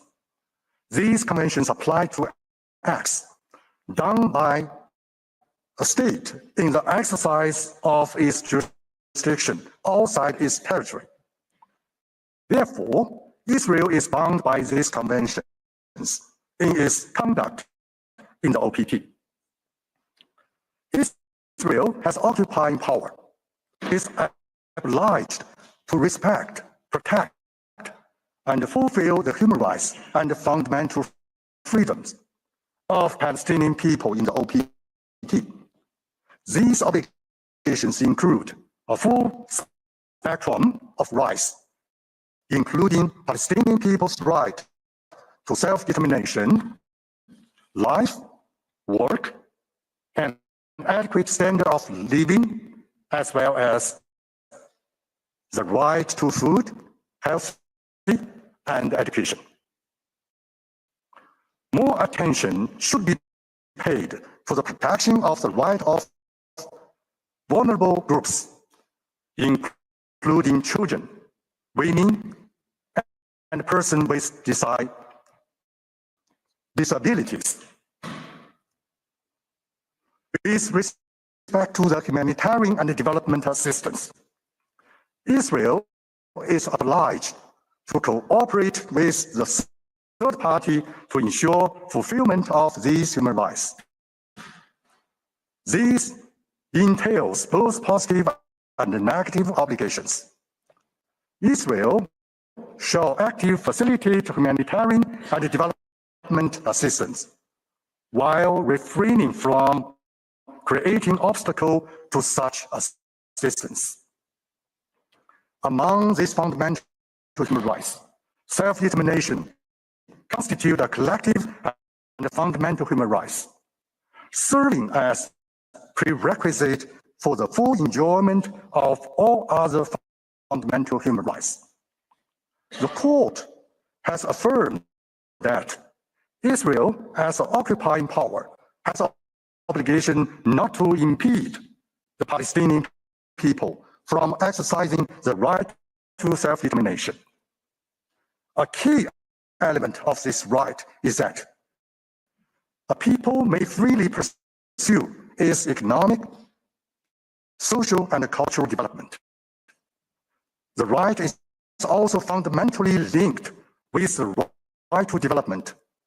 Declaration on the Right to Development states that the human rights to development implies the full realization of people's right to self-determination. Under the Declaration, every human person and all peoples are entitled to participate in, contribute to, and enjoy economic, social, cultural, and political development. It necessarily follows from that, given the Palestinian people's right to self-determination and their right to development, Israel is under the obligation to facilitate and promote, rather than to impede, humanitarian and development assistance from the third parties. Moreover, Israel is under the obligation to take provisional measures indicated by the court in the case concerning application of Genocide Convention to the Gaza Strip, and to comply with the court's specific demands regarding humanitarian assistance. Mr. President, I will now turn to the obligation of Israel as a member state of the UN in relation to the third parties. These obligations flow from three sources: the UN Charter, the Convention on the Privileges and Immunities of the UN, and the General International Law. Under the UN Charter and the General Convention, Israel undertakes the following main obligations in relation to the third party at all times. First, Israel is obligated to cooperate with the UN and other member states in providing humanitarian assistance. International cooperation is a fundamental principle of international law and a core purpose of the UN Charter under Article 1. This obligation to cooperate is set forth in Articles 55 and 56 of the Charter. Israel shall give the UN every assistance for any action taken under the Charter, including but not limited to Chapter 7 enforcement measures. Israel shall fulfill in good faith its obligation to cooperate, to safeguard and facilitate the provisions of humanitarian assistance by the third parties in the OPT.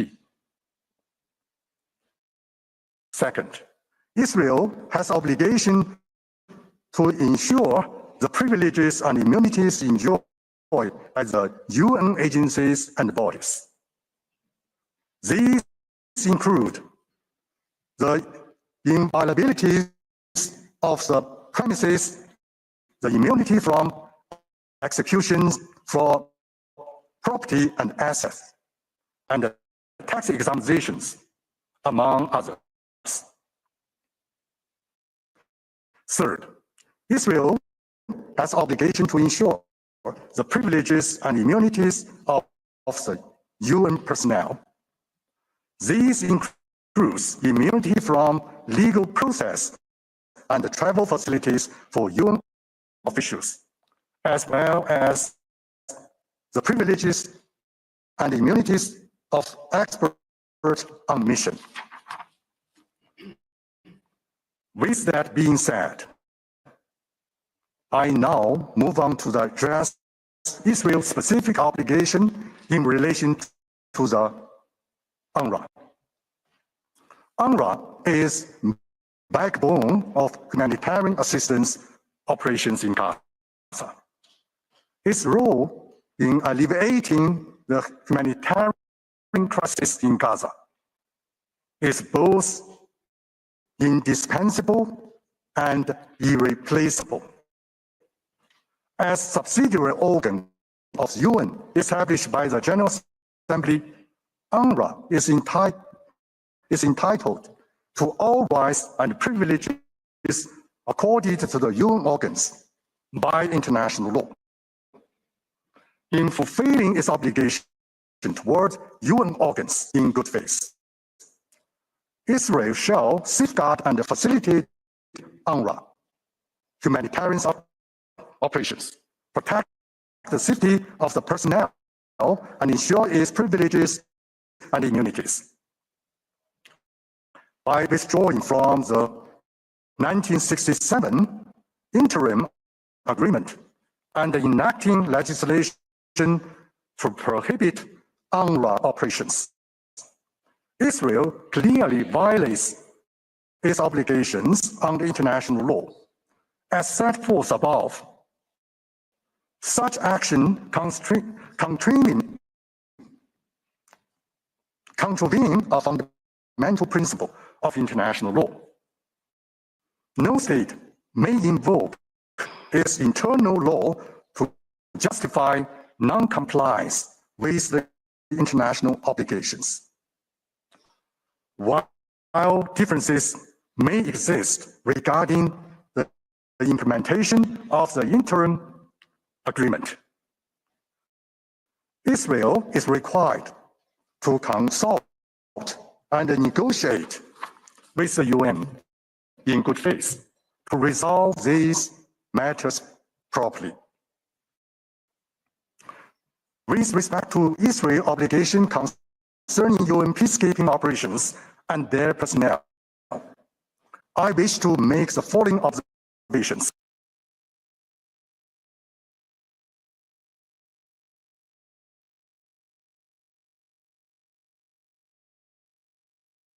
As subsidiary organs of the UN, these operations enjoy all privileges and immunities accorded to the UN. For the UN officials and experts on mission in peacekeeping operation, their privileges and immunities are guaranteed under the General Convention and the relevant international practices. Personnel serving in the national armed forces on their sending states' command and control are protected through status forces agreements between the host state at UN. Where no such agreement exists, customary international law provides these forces relevant immunity afforded to all state armed forces. The Security Council and the General Assembly have adopted a series of resolutions strengthening the importance of ensuring the privilege and immunities of UN, its agencies and bodies, and their personnel, as well as protecting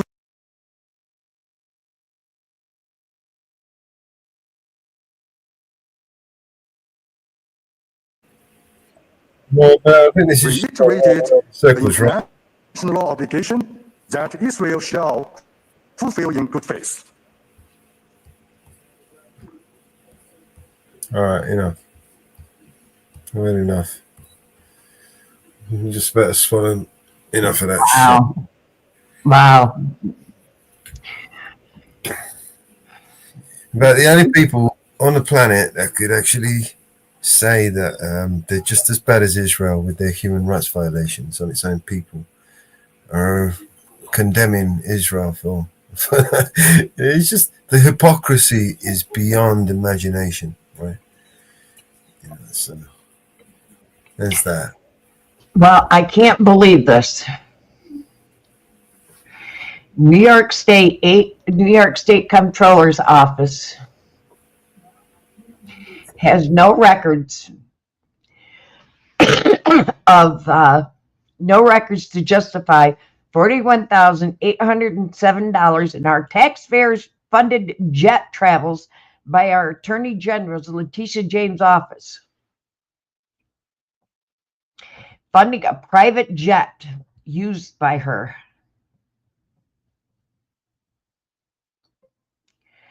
Wow.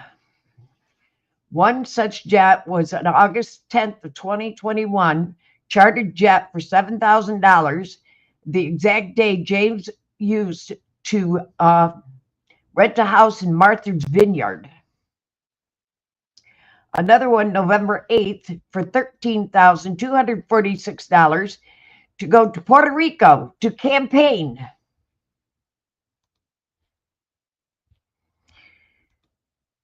Ain't that interesting? Hello, Apollo. Hello, Miles. Boy, it keeps getting interesting with her. You mean they're wasting public money? I don't believe you.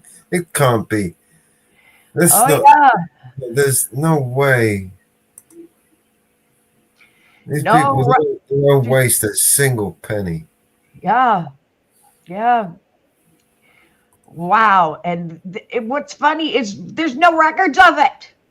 Of course not. They have no records justifying the 41,000 taxpayer funded private jet. And she's the only one that has a contract with them. She's the only one that has a contract with them. And that's 6 flights. 6 flights. Okay.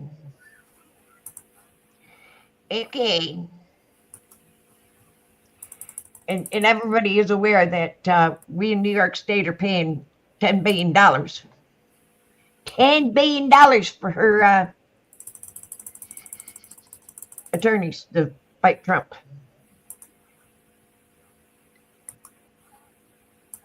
Yeah.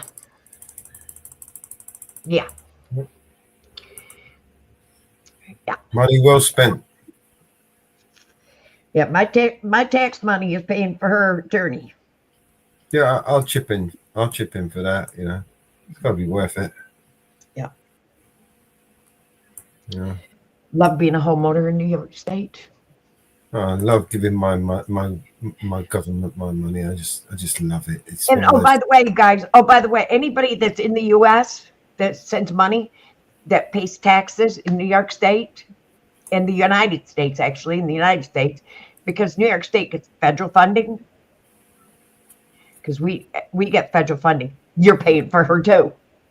Oh, by the way, you remember Bear did a video the other day about some Romanians voting for their new president. Yes. Yeah. Well, funny thing is they've only just had an election prior to that, but because the powers that be didn't like the selection, right? So they just kept voting, right, until they got the one that they wanted. That's why they spent all that money to open up these centers all over the place to get these people to go in there and vote, because they've got a vested interest in getting those votes. I wonder if they can vote here in the United States. Sorry? I wonder if they can vote here in the United States. Well, if the need called for it, if they needed to swing the vote, and they would use every trick in the book.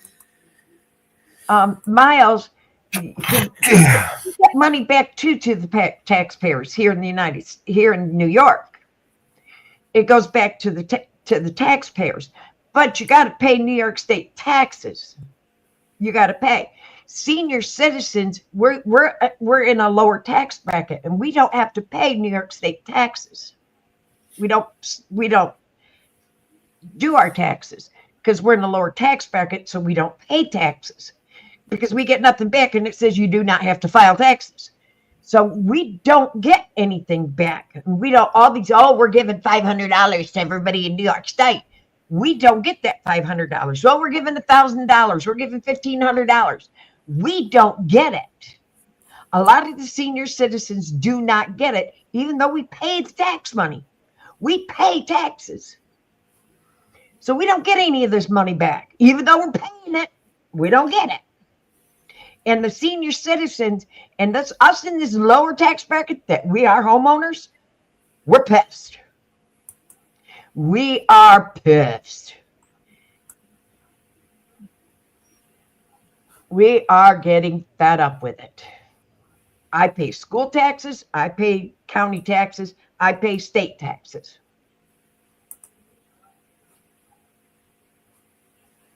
And it's enough. I should not have to be paying for her attorney. I shouldn't pay any of my, I don't care if you're Republican, Democrat, or Independent. I shouldn't pay your attorney because you screwed up. You did something illegal. It's not like they ain't got enough money, right, to pay for their shit. She's even got the Safe Blue fundraiser going.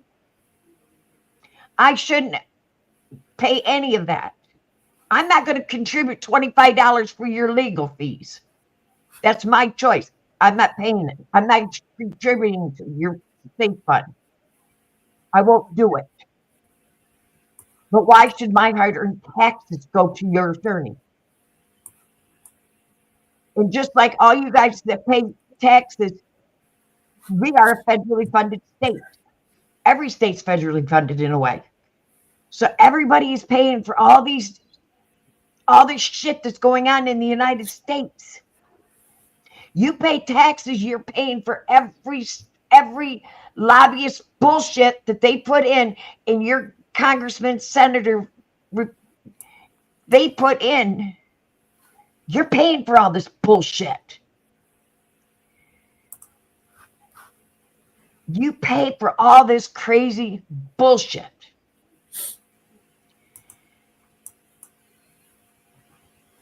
And for all these guys to fly all over the world in this bullshit, you pay for it.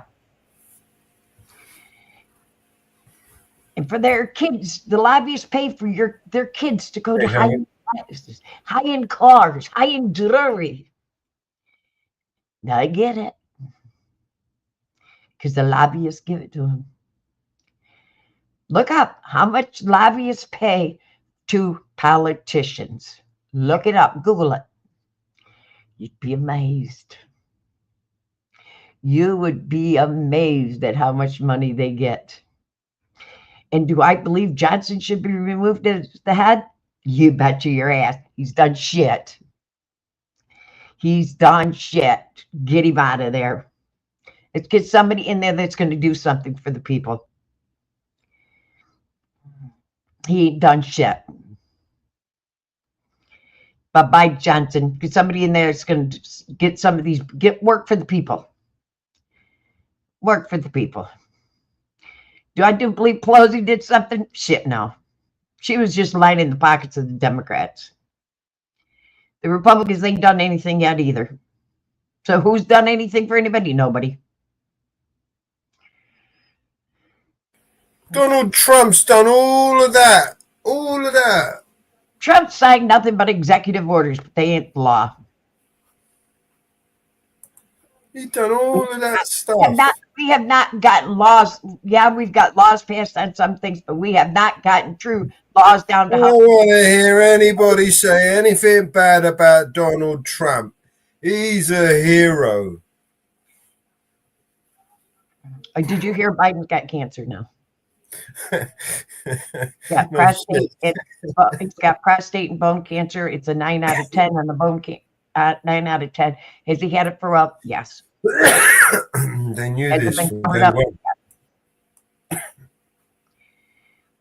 For it to be a 9 out of 10, he's had it for a while.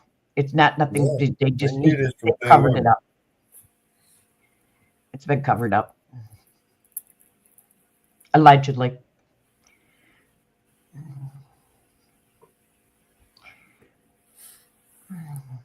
But Donald Trump, shit's gold. That guy, he's the one. He's the savior.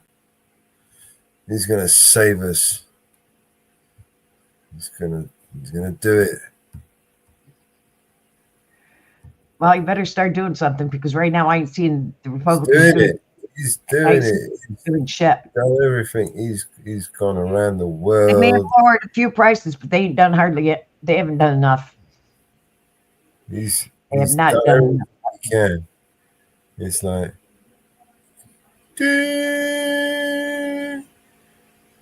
I wonder what happened to what's his name? Oh shit! They have not done enough yet. He done shit. Sold us out. The interest rates haven't dropped. They stayed the same. They were supposed to drop. They stayed the same. It's gonna get cheaper and got more expensive. They didn't. Yeah, that's what you want for. Oh, you got what you wanted. You got what you deserve. You know, He who wishes to be deceived, let him be deceived. do I think it would be worse under Harris? Yeah. Yeah. Yeah, I do believe it would have been worse under Harris.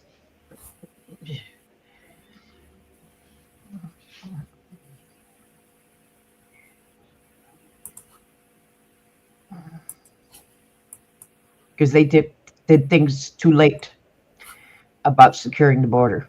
Do I believe in a free being able to come to our country? Yes. Yes. The legal way.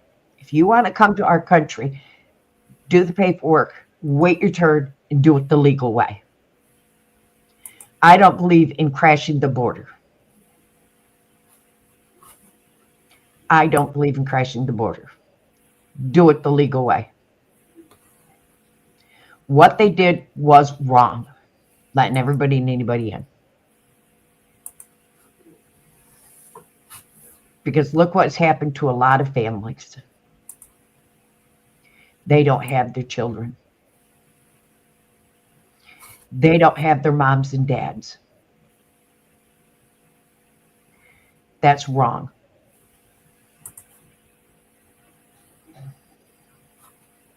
Do it the legal way.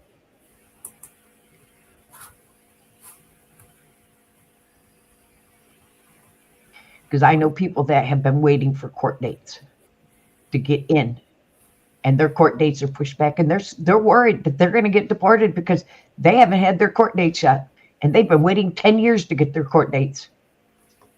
That's wrong. And they got pushed back because of all this that's going on in our country. They walk around with files of their court papers proving that they're waiting for their court date. They've even gone through their FBI checks and passed them, waiting to get their court dates. And that's wrong. All they're waiting for is their final court date. How is that fair to those people? Get pushed back. It's not about being fair. It's about making money. That's wrong. It's totally wrong. Totally wrong.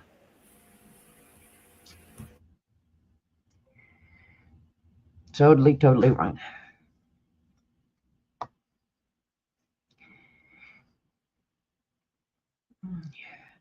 And I've heard through the rumor mills that some people have gotten citizenship that just came 2 years ago, 3 years ago.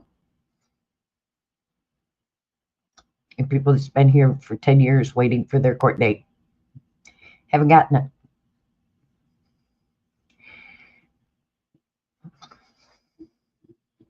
It's wrong. Oh, let's find an update on Diddy here. Diddy case. Let's see.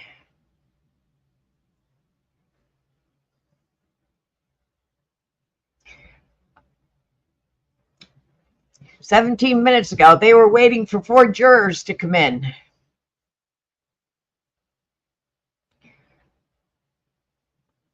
They were missing jurors. Finally, all the jurors have been, and so all the jurors have finally arrived.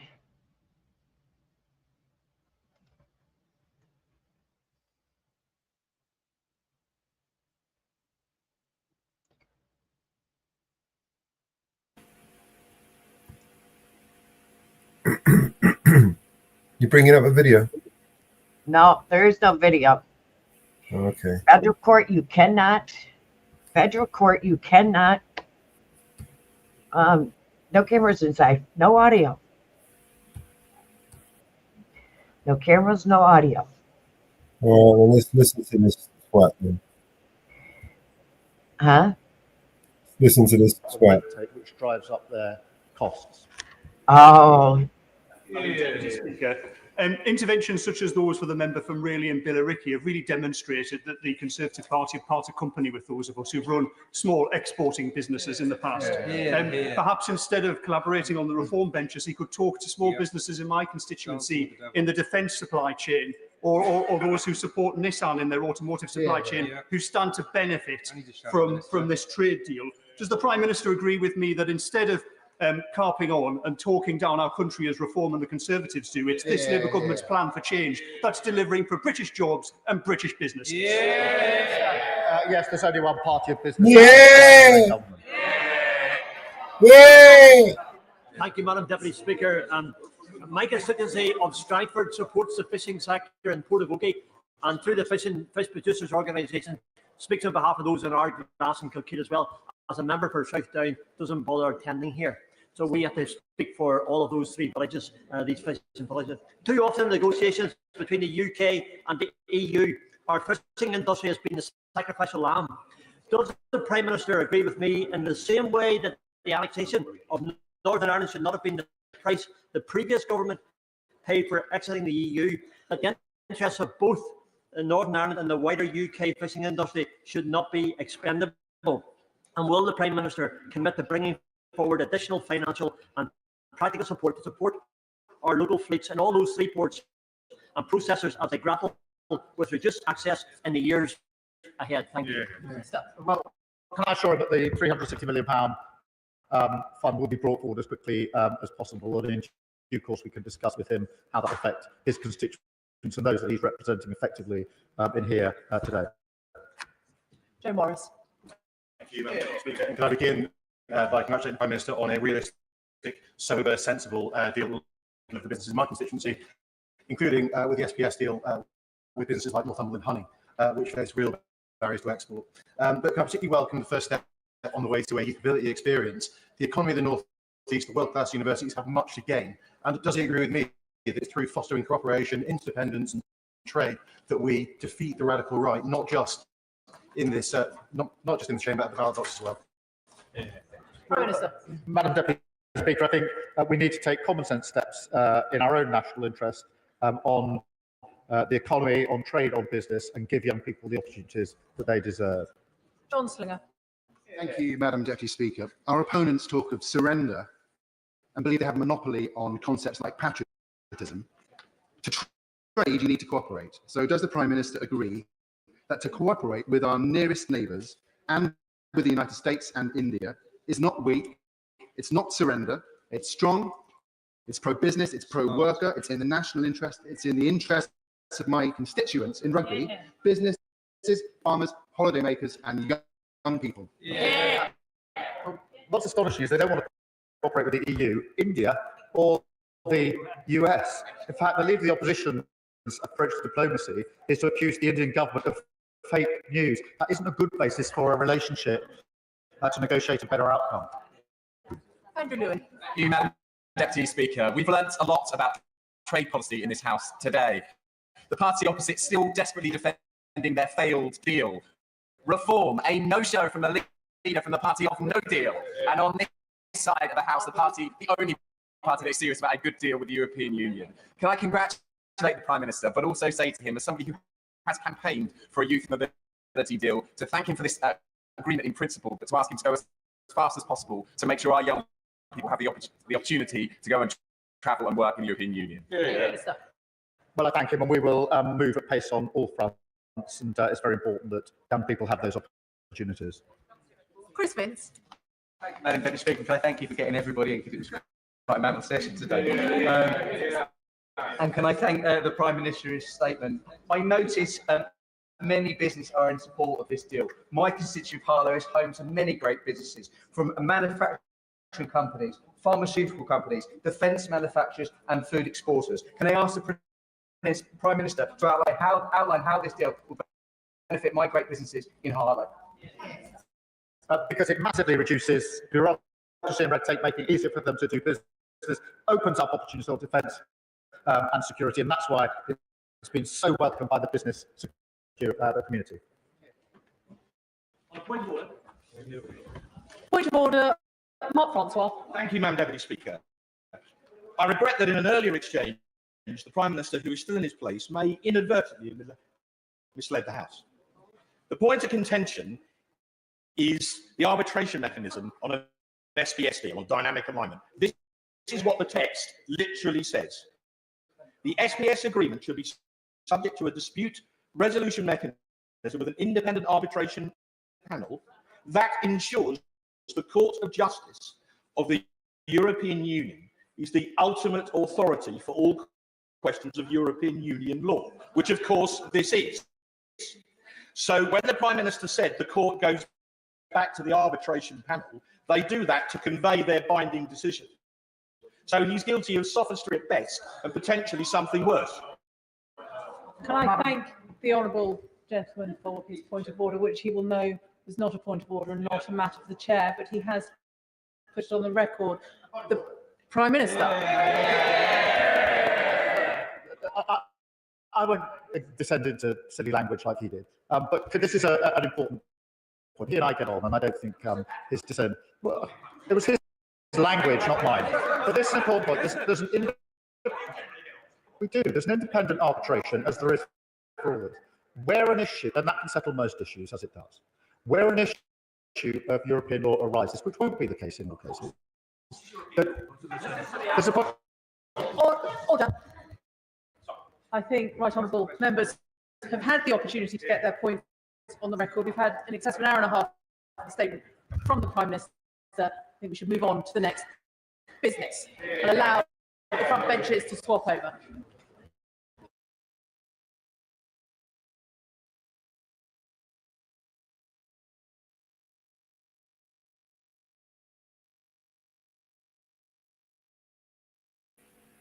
You see how they just protected him there and just ended it and just, yeah, that's enough of that. Which brings us to no. a statement from the Foreign Secretary on How come Israel that's so scratchy? territories. David Lammy. Well, with permission, Madam Deputy Speaker, I'll make a statement on Israel and the occupied Palestinian territories. This weekend, the Israeli Defense Force. This guy's a piece of work. He's a warmonger. Ground operation throughout Gaza, Operation Gideon's Chariot. 5 Israeli divisions are now operating there. Prime Minister Netanyahu says that they're going to take control of the Strip, letting only minimal amounts of food reach Gazans. Madam Deputy Speaker, I quote Mr. Netanyahu. He says, just enough to prevent hunger. Fewer than 10 trucks entered Gaza yesterday. The UN and the World Health Organization have issued stark warnings of the threat of starvation hanging over hundreds of thousands of civilians. Madam Deputy Speaker, this is a bomb. Civilians in Gaza facing starvation, homelessness, trauma, desperate for this war to end, now confront renewed bombardment, new displacement, and new suffering. And the remaining hostages, kept apart from their loved ones by Hamas for almost 600 days, are now at heightened risk from the war around them. Madam Deputy Speaker, 2 months ago, the ceasefire collapsed. Since then, the humanitarian catastrophe has rapidly intensified. For 11 weeks, Israeli forces have blockaded Gaza. leaving the World Food Programme without any Morning, Northwood. How you doing, man? remaining stocks. Israel has repeatedly struck hospitals, with 3 more hospitals in northern Gaza ceasing operations this weekend. Yet more aid workers In Northwood. and medical workers have been killed. After last year proved the deadliest year on record for humanitarian personnel, the diplomatic deadlock between Israel and Hamas has sadly also hardened. Despite the efforts of the United States, Qatar, and Egypt, which we of course support, no ceasefire has emerged. We repeat our demand that Hamas release all the hostages immediately and unconditionally, and reiterate that they cannot continue to run Gaza. Madam Deputy Speaker, we are now entering a dark new phase in this conflict.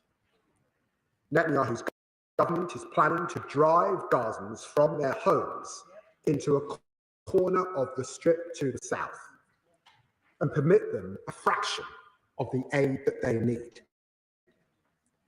Yesterday, Minister Smodrick even spoke of Israeli forces cleansing Gaza, destroying what's left of residents, Palestinians, being relocated, he said, to third countries.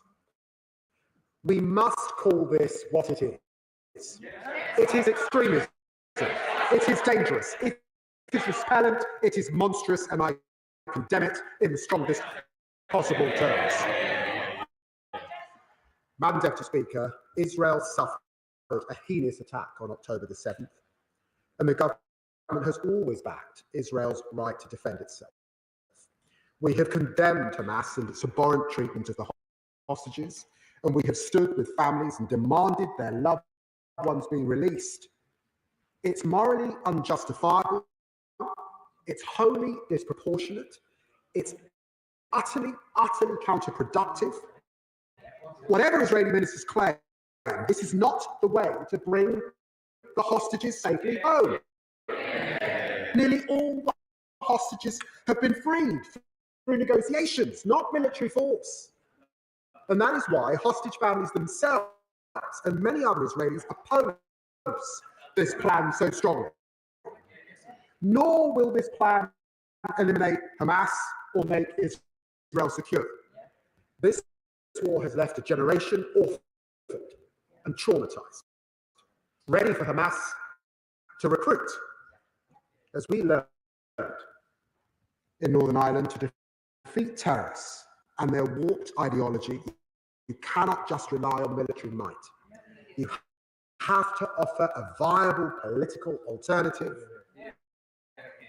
Opposing the expansion of the war that's killed thousands of children is not rewarding Hamas. Madam Deputy Speaker, since entering office, we've taken concerted action in Gaza. We restored funding to UNRWA. We supported the independence of the international courts. We suspended arms export licenses. We provided food and medical care to hundreds and thousands of Gazans. We worked with Arab partners on a plan to ensure a reconstructed Gaza. And you sent them F-35 so they could bomb the shit out of them. Thank you very much, Mr. Lammy. You hypocrite lying bastard piece of shit.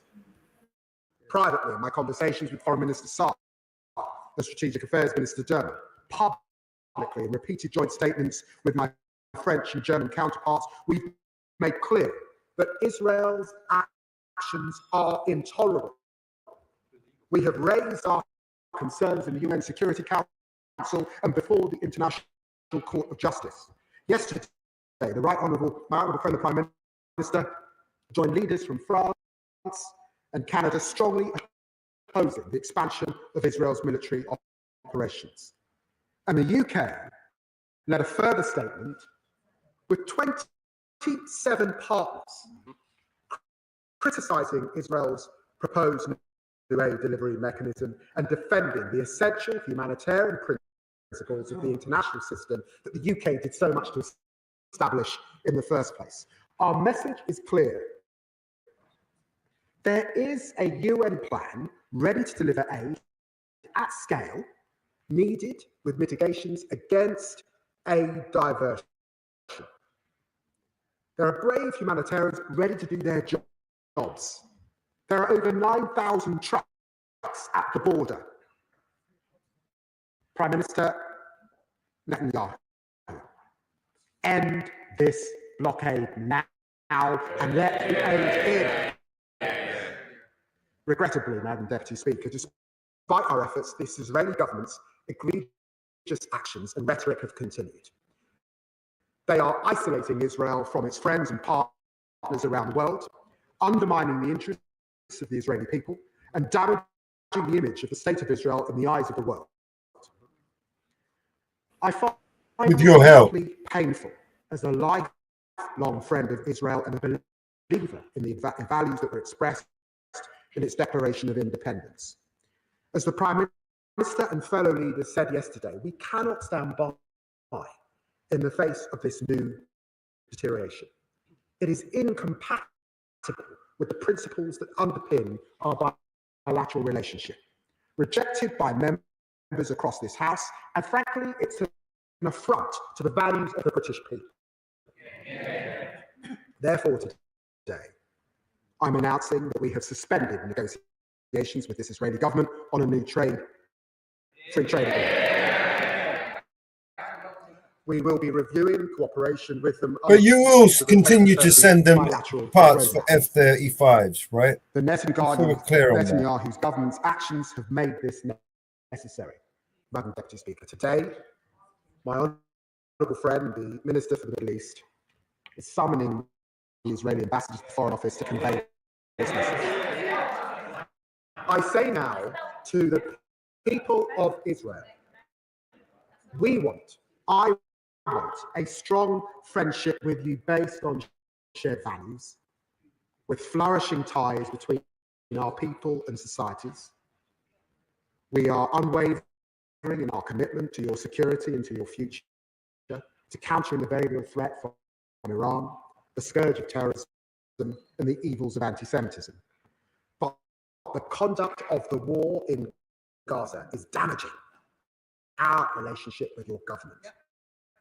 And as the Prime Minister has said, if Israel pursues this military offensive, as it has threatened, failing to ensure the unhindered provision of aid, we will take further action in response. The UK, Mr. Speaker, will not what, give you on a two-state fat-ass? solution. Israelis living in secure borders, recognised and at peace with their neighbours, free from the threat of terrorism. Palestinians living in their own state, in dignity and security, free. Oh, I know. You're going to give him some harsh words. State solution remains the ideal framework, indeed the only framework for a just and lasting peace. But as the House knows, its very viability is in peril, endangered not only by the war in Gaza, but by the spread of illegal Israeli settlements and outposts across the occupied West Bank, with the explicit support of this Israeli government. There are now weekly meetings to approve new settlement construction. Settlement approval has accelerated, while settler violence has soared. Here too we have acted, repeatedly pressing for change in this course and direction, sanctioning 7 entities in October and signing a landmark agreement to bolster support for the Palestinian Authority when Prime Minister Mustafa visited London just last month. But here too we must do more. Today we are therefore imposing sanctions on a further 3 individuals and 4 entities involved in the settler movement. I have seen for myself the consequences of settler violence, the fear of its victim, the impunity of its perpetrators. Today we are demonstrating again that we will continue to act against those who are carrying out. How's my audio? Is it still choppy? Madam Deputy Speaker, Despite the glimmer of hope from January's ceasefire, the suffering from this conflict has worsened. But January showed another path was possible. We urge Netanyahu's government to choose this path. The world is judging. History will judge them. Blocking it, expanding the war, dismissing the concerns of your friends and partners. This is indefensible, and it must stop. I commend this statement to the House. Shadow Foreign Secretary, Speaker, and I'm grateful to the Foreign Secretary for that. How you doing? Here, Harry. Here. Here. I know you hate it, but it is kind of comical. It's fucking ridiculous. That's what it is. It's like fucking watching a bunch of kids, grown kids, arguing like a bunch of fucking tosspots. I mean, they're clowns. They're clearly clowns, and they think that. Yeah, they're all clowns, Mello. Every last one of them, buddy. They all think that they're so important up there. Look at them, standing all upright, doing all their fucking Masonic rituals, thinking they're all fucking Jack the Lad. Look at them. Every single one of them. Fucking clowns. Well, Trump talks about all these cuts and stuff like that. I feel let's cut political welfare. You know what I mean? Using our tax dollars for their benefit. They don't have the answer. Obviously, it's not worked. Both sides have tried. I'm sure it's the same over there. Same people control the same people all over the place, bro. Follow the money. And you'll see who controls How we people. doing? How we doing this morning, everybody? I hope everybody's good. I'm just off to work. Came in to show my love and support and all that good stuff. Yeah. Appreciate it, man. I really do. Doing good. I'm going to stop sharing this thing. This is boring me anyway. My audio is coming up a bit choppy. Yeah, it's been the last 6 days.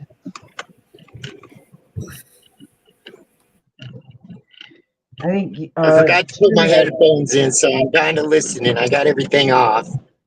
But again, I just wanted to say hello and all that good stuff, man. That's it. Hope everybody's good.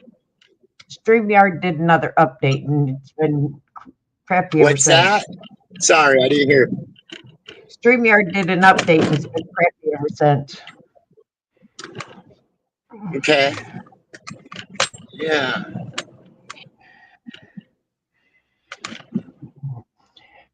But yeah, it's always hear you, yay! How about this? Vigilance Media? Yeah, here.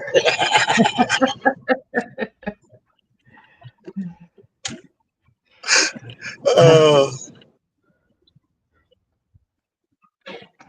But yeah, I see you're nice and clear. Yeah, I took your advice, Mama Bear, but sometimes it still doesn't work. I'm getting better at it though, so practice makes perfect. You know? Yep. It's all about that autofocus. It's also your speed, how fast you're going. Yeah. Yep. So yeah, I've been taking your advice and everybody's, and I really appreciate it out there for sure. Yeah, that autofocus is bad. Hey, Nathan. How are you? Yeah.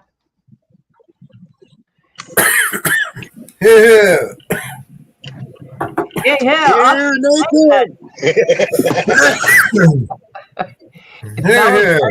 If Mello started doing that all the time, I'd mute him. Over there. I'm muting. I'm muting. I would mute him.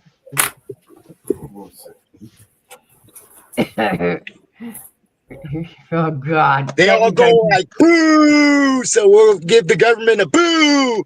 No. Oh my I think God. that's how they do it when they disagree with something, one side or the other. I'm not too sure. There we go. The clowns. A bunch of clowns. They're nothing but a bunch of clowns. Here. Hey, Elsie. They're nothing but a clowns there, just like ours. Well, some clowns get a bad name, really. You know what I mean? Like, The circus it's clown. kind of a thing. You know, it's kind of insulting to the circus clowns, isn't it? I mean, we keep calling all these Yeah, clowns. it is. Clowns, this, coppers are clowns, and the judges are clowns, and politicians are clowns. It's not fair to the clowns, man. I mean, all they wanted It's to do not. was just make people laugh, right? Now, everyone's a clown. You got fucking clowns coming out of the fucking woodwork. Yeah. My dad was a comedian. He was a big clown guy. Like, I got all his collection. It's packed away right now. But yeah, that's why I say clowns get a bad name. Not only that, they put clowns in horror movies, so all the kids around America are afraid of clowns, you know? Yeah. You think that's not by design?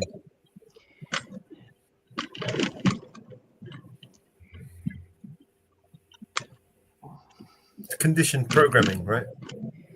Yeah. That's what it is. The Hegelian What else dialect. can we use for them? It's best. No, they are not back running yet. It's being worked on right now.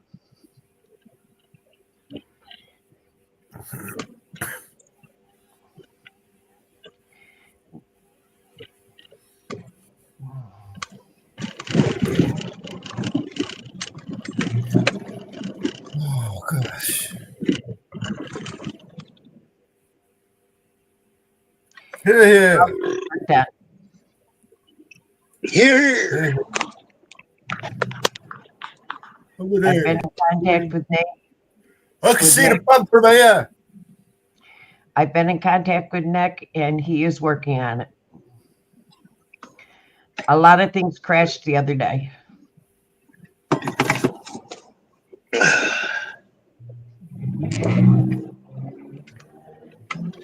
We were not the only ones with servers that crashed.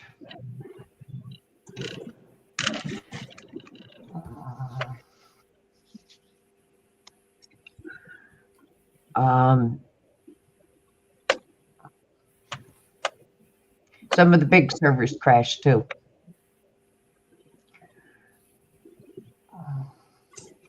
Zoom even crashed. Okay. So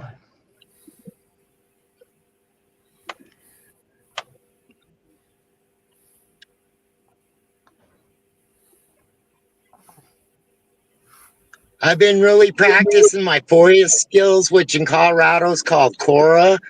And next time they tell me, well, you could go online and file that request, I'm going to tell them, well, your job's not needed here then, huh?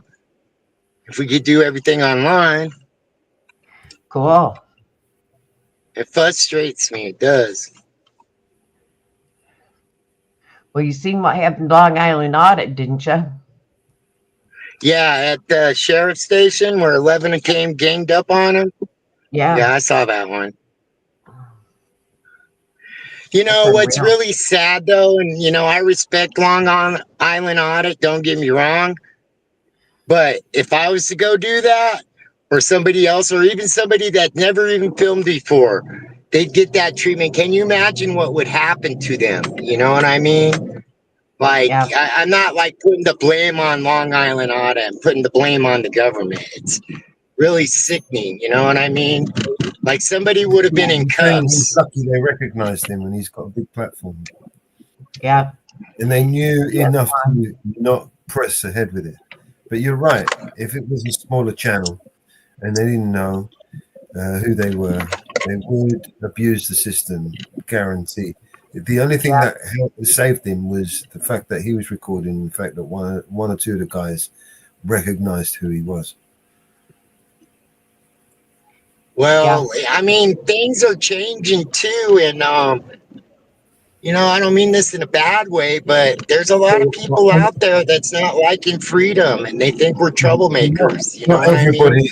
I've noticed Not everybody. that a lot of Not everybody's just being privileged to have vocal. hundreds of thousands of viewers to be able to expose this tyranny. You know, not people don't have Well, that. even if they are exposed, it still happens to be, you know what I mean, that people are out there just leave them alone, don't bug them. But they're at their dinner table bitching about the government, going, boo, here. Yeah, absolutely. You know? Yeah, well, people are brainwashed, and it's not really their fault. Even though it's annoying to listen to them sometimes, it's not actually their fault. They're victims, right, of government mental programming, conditioning. They've spent a lot of time and money in investing in making people believe this bullshit, you know, whatever the bullshit may be, you know, left, right, center, far right, far left. All of these labels are government labels, right? They created these categories in order for them to put us in these neat little boxes so they could move us around on a chessboard, on a 5D chessboard, one that we can't see. We can't see all the pieces on the board because they're not on our level. They're on a different level. There are pieces on the board playing and we can't even see them. We don't even know they exist, right? Some of us don't. Well, I believe some of us see through the bullshit, but a lot of us Right. don't. You know? Not enough of us do. No, you're right.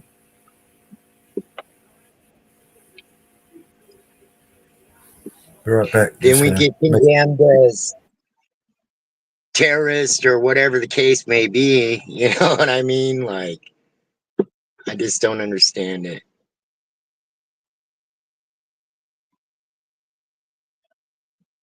A lot of it's going to be a hot topic, though, especially Texas with Harvey Freeberg getting arrested at that Nazi stop, which I agree with him 110%, man. There is no reason for what they did, you know? Are you drinking tonight? No. If there's no sign, you should be fucking let go without any grief. Like there was a ticket for a modified mirror. Who's to say that mirror wasn't already up to legal standards on the road or whatever? There's just a lot of things gonna happen, man. They're pushing back because they want to hide their corruption for sure.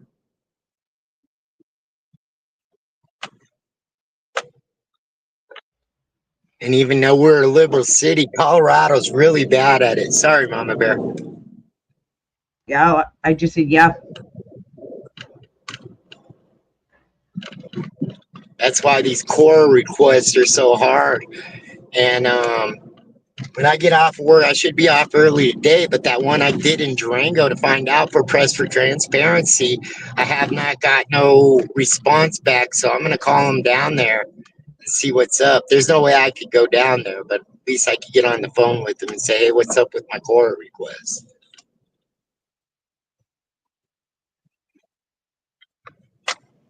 Another one I got out there in Federal Heights is how many officers got in accidents in Federal Heights as well. That's another one I'm going to follow up pretty soon. I've got no email, no nothing on them, so.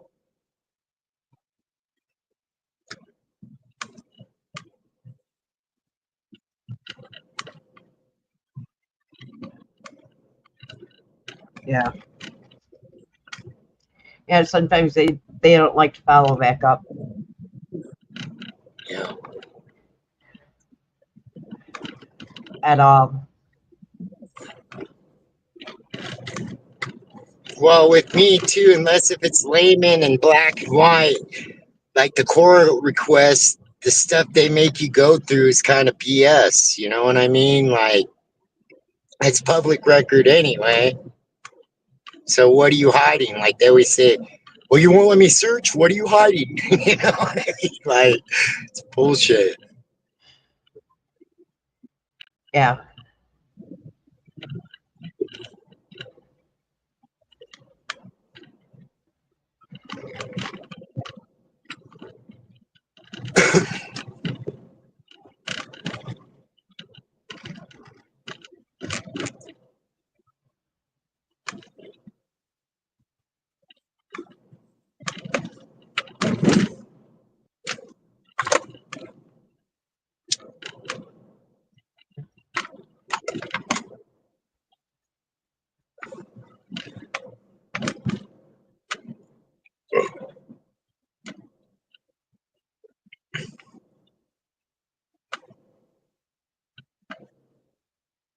Oh.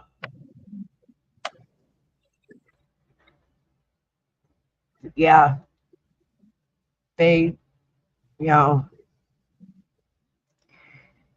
it keeps getting, it's looking to see if they did a press interview this morning. Evidently they're not. Must be they're doing one this afternoon. The White On House. which bullshit story? Oh, White House. Yeah, they didn't do one this morning. They've been doing them in the morning. This morning they didn't do one. Unless I missed it. They usually do one at 9 o'clock, but they didn't do one. Yeah, personally, I know I gotta watch the bullshit news, but I've been avoiding it lately because, no offense, Mellows, I'll end up mad and start raving. You know what I mean? Like, fucking, it's just I can't do it sometimes, so to speak, just because of that, my own personal peace. Well, some of it's totally bullshit, as we all know. Yeah. Well, they dropped the charges on the mayor of New Jersey, but then they arrested the New Jersey representative, McIvers, charged with assault over the ICE clash at the detention center. That didn't make sense. Yeah. That didn't make sense at all. Why are you dropping charges on one? And, you know, what makes sense of that? You know, that didn't make sense. Yeah, it don't make sense at all. Well, this is the thing too, and you know, some things we probably disagree on immigration, but like the South Africans that got left over here there's a lot worse places in the world going on than South Africa, in my opinion, anyway. And what gives them special privileges to come over here? You know, it just didn't make sense to me, you know? And we all know the apartheid ruled South Africa for a long time. You know what I mean? Like, so Yeah. I don't understand that one either. So if we're not going to let these other people in, then we shouldn't let them in either, especially their problems. I mean, I don't know for sure, but it seems like to me their problems are a lot less than other countries in the world, you know, for sure. I haven't looked into that. But I just heard about it the other day, and I haven't looked into what the reason why they let them in. But, you know, I know people, you know, rushing the border the way they did was wrong. Oh, yeah, I agree 10%. And You know, I our know border people. needs to be protected. I know people that have been waiting for years, and I'm not talking 5 years, I'm talking 10 plus years. You know, they've done all the paperwork, and a lot of them have even done their FBI checks, and they've passed them. And, you know, they're waiting for their court dates. That's all they're waiting for is court dates. And they keep getting pushed back and pushed back. And they're afraid of being deported now. And their time is running out. And they've got to start all over again. Yeah, and then ICE might mistake them for a criminal element or something like that. I get that point 110%. Mama Bear, I do. And it's wrong. It's wrong. And people that have been here less time within the last 4 years have already got their citizenship. How is that right? Not at all. Or who's that basketball player? I believe he's from Turkey. He changed his name to Freedom something. I can't think of his name right now, but there's a basketball player. That's example of one person in 4 years. You know what I mean? Look at Prince Harry. He's already gone through all of his. Yeah. And they sealed his records. They won't tell if he's a citizen or not. They won't. Yeah, I believe it's an even playing field. The only thing, not the recent influx, but here, I see a lot of it, and we let them in, and I will give probably 80% are really good people, without a doubt, and it's not their fault. They don't rely. I mean, in the beginning, they probably relied on the government. But their hard work is paid off. And what do we do with that? Especially when the government tells them, hey, it's okay to do this. I mean, I would be mad if I worked for all this stuff, try to be American, follow the rules, and the next thing, boom, they're taking our stuff away. So I get both, but I do agree with you. The rules need to be the same for everybody, just not one group of people. And we shouldn't open the border and let anybody in, it goes both ways. So. Yeah.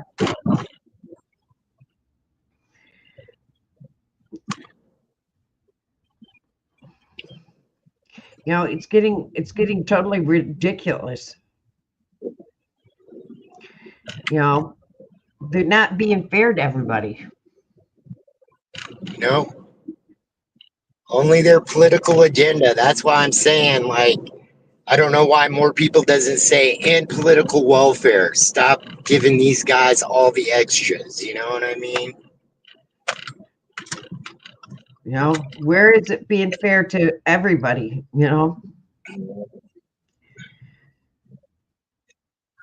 And I most definitely agree with you. Like the people that's been waiting 10 years that are good people, pay their taxes. Where's their cases? You know what I mean? Especially if the FBI check is done and everything else. Yeah, their papers should be pushed through for sure. Yep. It's not fair to the people that's been here. Yeah.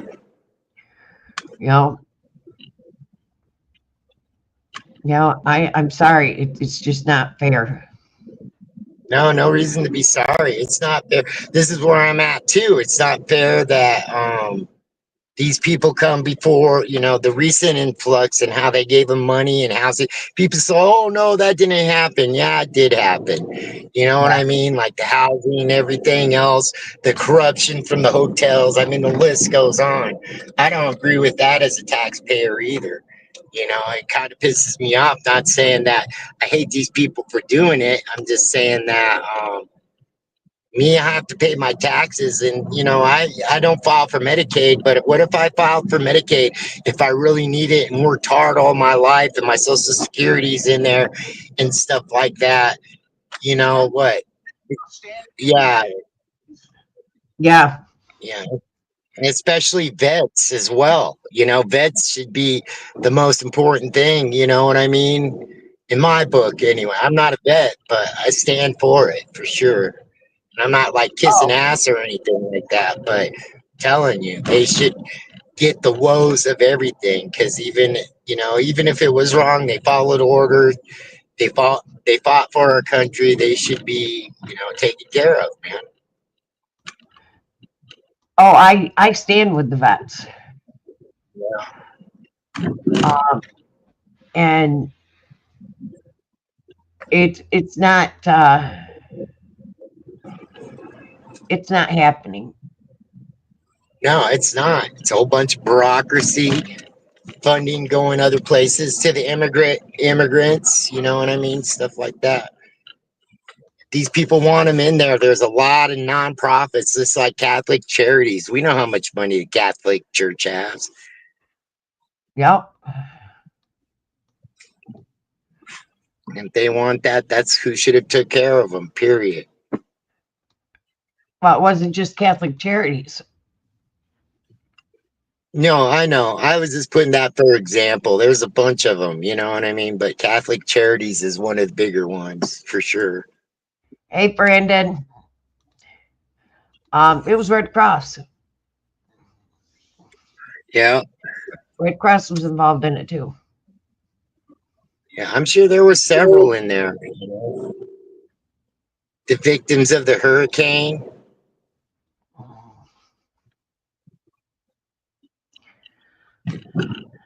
All that. The list goes on, man. The list goes on.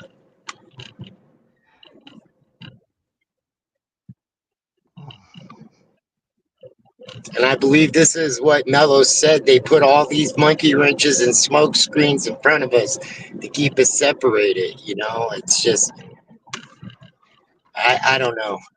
I don't know where it ends. I don't know where it stops. All I know is I can be vocal. That can't be true, can it, Outlaw King? Seriously? That can't be serious.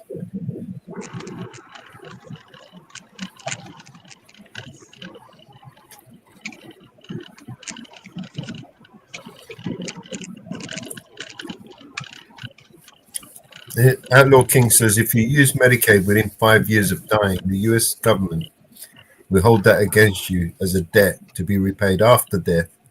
And if you pass property, etc., onto your kids, they seek repayment from them. Is that true?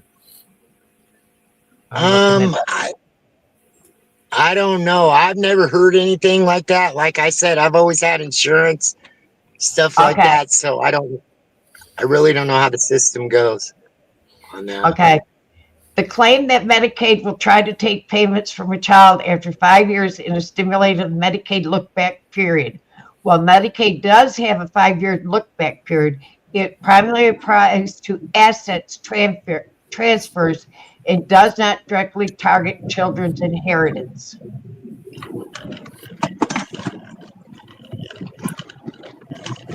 So it's sort of true. What a lot of people do, what a lot of people are doing is they're transferring, so when they get put in a nursing home, they're transferring the assets before they get put in a nursing home so that they can't take the estate. But if you transfer long before they get put in the nursing home or on Medicaid, they cannot touch it. They cannot touch that property. So if you are elderly and you want your home to go to your children, you transfer that assets long before. Right. Okay? Now my property can't be touched because my property's already put in to trust. My property's already been assigned. They can't touch my property. Well, just like my parents. But my parents were never put in a nursing home. Just like my family, you will own nothing. Just like my family's already told me, I'll never be put in a nursing home. We don't believe in nursing homes.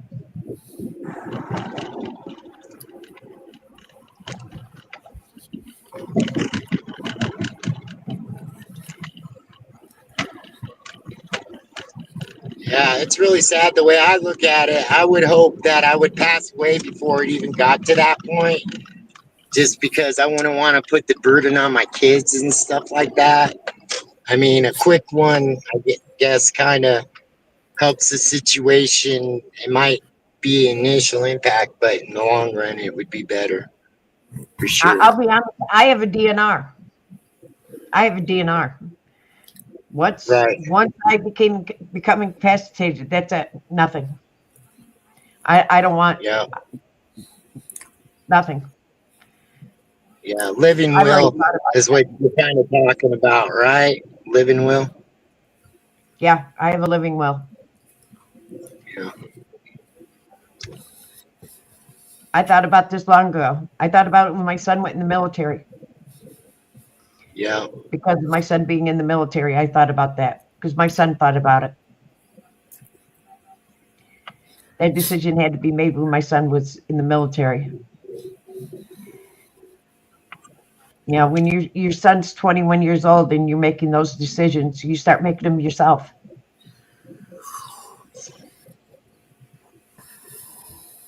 Yeah, that's hard, Brandon. That's hard. That's hard. That's why my estate's all settled. My estate's all settled. It's all settled.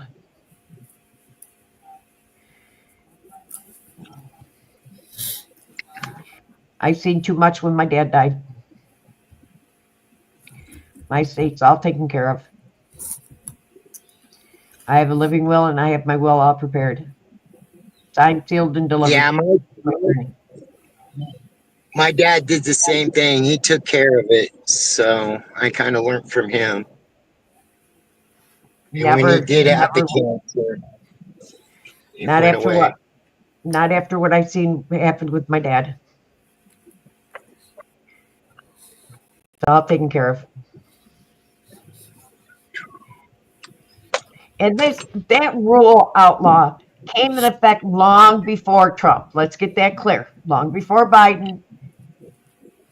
So get that clear. That ruling came long before Trump and long before Biden. That's been in effect with Obama, I believe. So don't put that in with Trump. That ruling was there before. I've known that for years. That's why my planning was in effect for years. Okay, guys, I'm going to let you go. I got to get at it, but I appreciate you letting me up. It's good to see you guys up and running again. I mean that sincerely. Thank you, Howie, mate. Thank you. Have a good one. Have a good day, yeah? Yeah, you too. Here. Bye, Yeah. guys.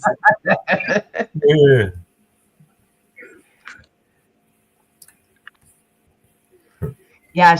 Yes, outlaw. I've known it for quite a few years.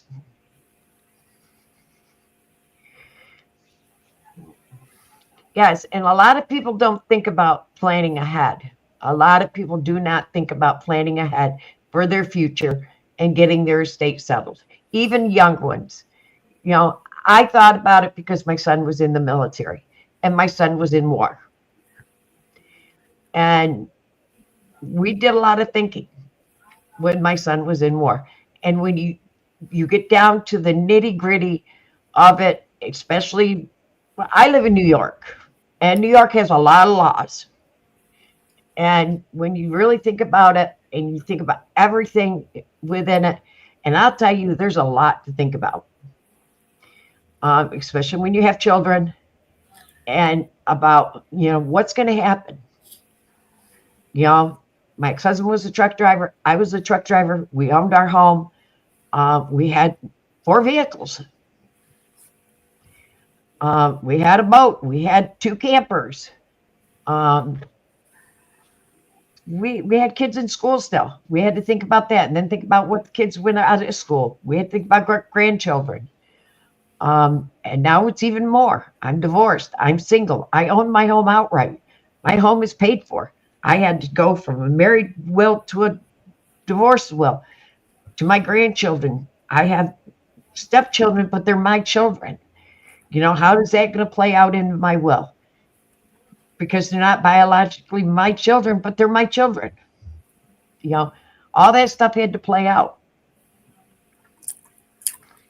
You know, and I have kids in all the way out in California. I have kids in Kentucky. I have kids here. Who's going to be my power of attorney? You know, I had to think of all that. And who's going to be mad? Who's going to be happy? You know, the hard decisions had to be made. And I own my family home. I own the home at my parents' forever home. How am I going to make everybody happy in my immediate family to my children's? You know, and it took a lot of hard thinking. A lot of hard thinking. Because my grandchildren only knew this home for a short period of time. My children knew this home a short period of time. But my brothers and sisters knew this home is my parents' last home. You know, so I had a lot of thinking to do. And Medicaid plays, you know, there's a lot of rules with Medicaid people don't know about. Because my primary, I do have Medicaid. But Medicaid won't cover me in a nursing home. Because I won't sign my name on that dotted line on my house.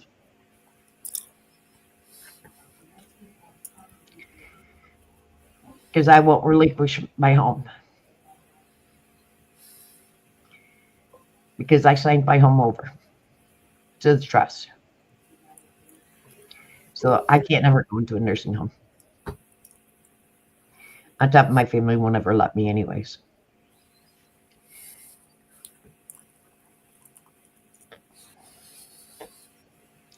Yes, probate is a headache, especially if you don't have a will. But then if you do have a will and they still go against the will and you have to go into probate, that's even more of a headache. Because somebody can test the will. Believe me, I know.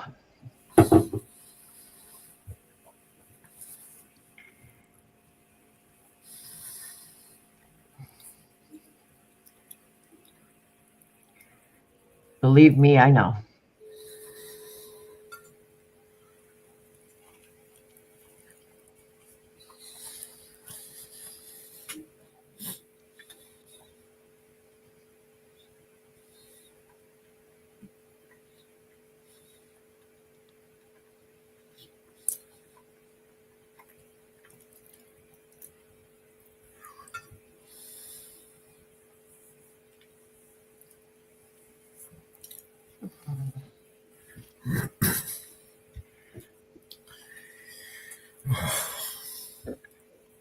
But the court systems are always full of shit.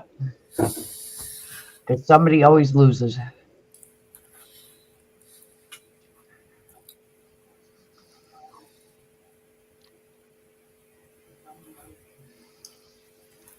Yeah, we the people have to pay for it all.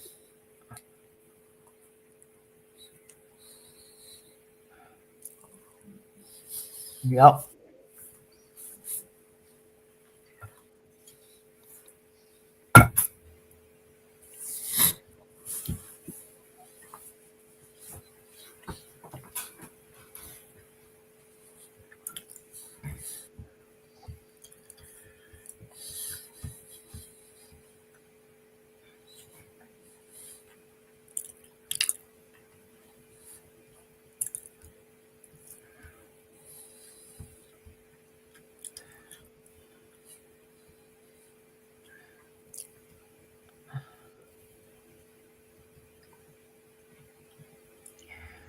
Let's see what else is happening.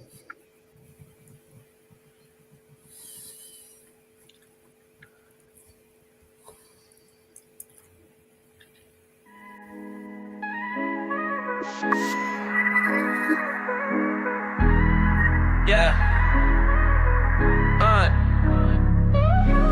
Born under siege, a place where you can't leave. Smoke's in the air, so it makes it hard to breathe. I need my family, protect them from the disease. I went to chase my dreams, hoping that they rescue me. Made it out the maze, God's been blessing me. First time in LA, got Gaza next to me. It's in my heart, it's in my veins. I've been smiling at the pain. The bombs lit up the night sky and turned them into day. It's hard to come up with the right rhymes. I don't know what to say. I start to cry when I write mine. It happens every day. A lot of death in my lifetime. All I do is pray. This is my story from the sideline. This life is not a game. I wanna call my mama. I hope she charged her phone. Hope my brother's not alone. Hope that one day they'll be grown. This is genocide, but this time it is televised. Don't believe all that you see, cause they'll be telling lies. I count my blessings, not the problems. From the bottom where the robbers acting violent, killing toddlers, bombing us with helicopters. They seeing me on the TV and they calling me the monster. That only makes me stronger. This is me against the world, so I'm doing it for the world. This is me against the world, so I'm doing it for the world. I was in the studio chopping up samples. Electricity's off, we sleep with the candles. Sleeping in our sandals and leave the doors open cause the bombs fall. There's no time to grab the handles. Writing names on our hands just to identify where somebody's face is off. It makes them hard to recognize. Been through so many wars, I forgot to mention I can calculate the distance of the airplane engine. You think you're from the trenches? Nah, these the trenches. Kids close their eyes and block their ears, they block their senses. This war is senseless, they treat us like animals. I'll never understand why they built the fences. I just wanna see my dream of peace to come true. Refugee in my land, nowhere to run to. I keep the hope when there was no sunshine. They cut the water off, so God let it rain sometime. This is me against the world, so I'm doing it for the world. This is me against the world, so I'm doing it for the world.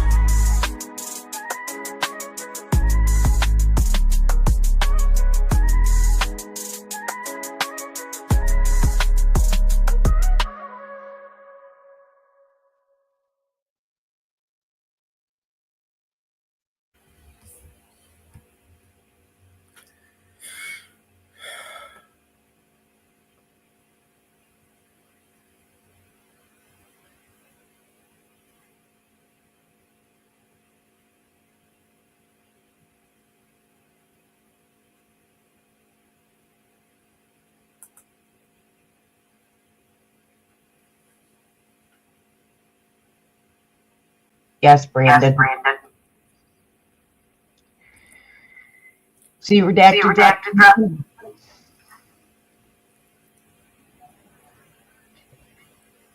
That me or you?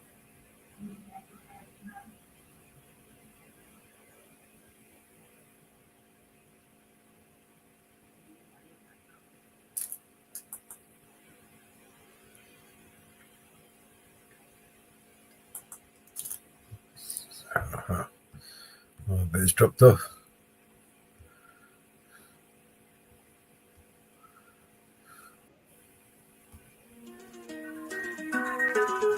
There you go. I don't know if it was me, I can hear you actually. It dropped off for some reason. And the violence caused such silence. Who are we mistaken?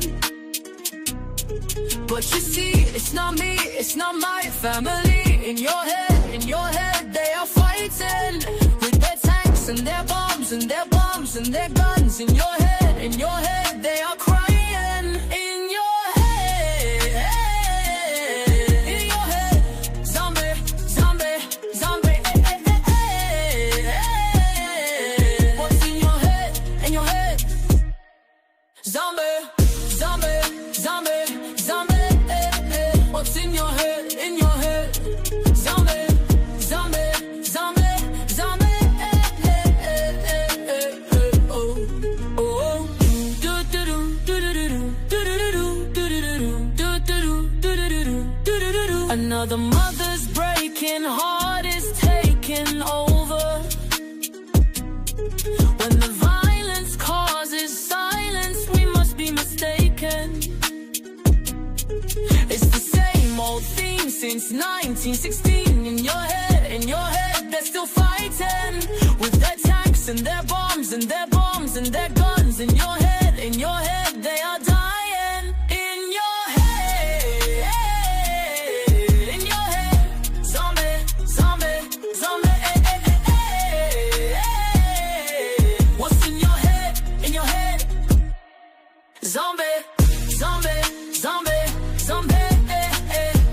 your head, in your head. Zombie, zombie, zombie, zombie. Oh, oh, oh, oh. Yeah, yeah.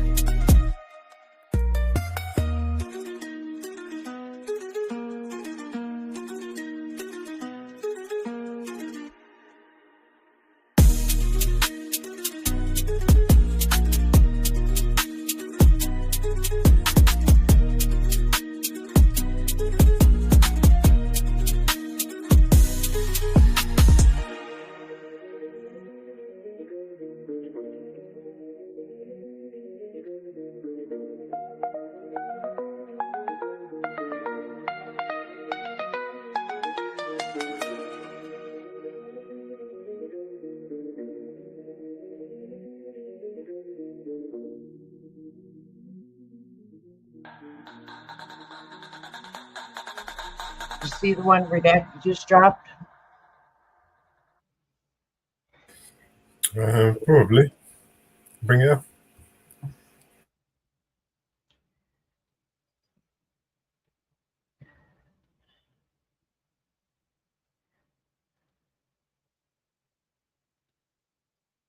All comes down to this. It was always going to come down to this. The millions of lives lost, the endless gravestones, the corruption, the lies, the trillions of dollars wasted in taxpayer money.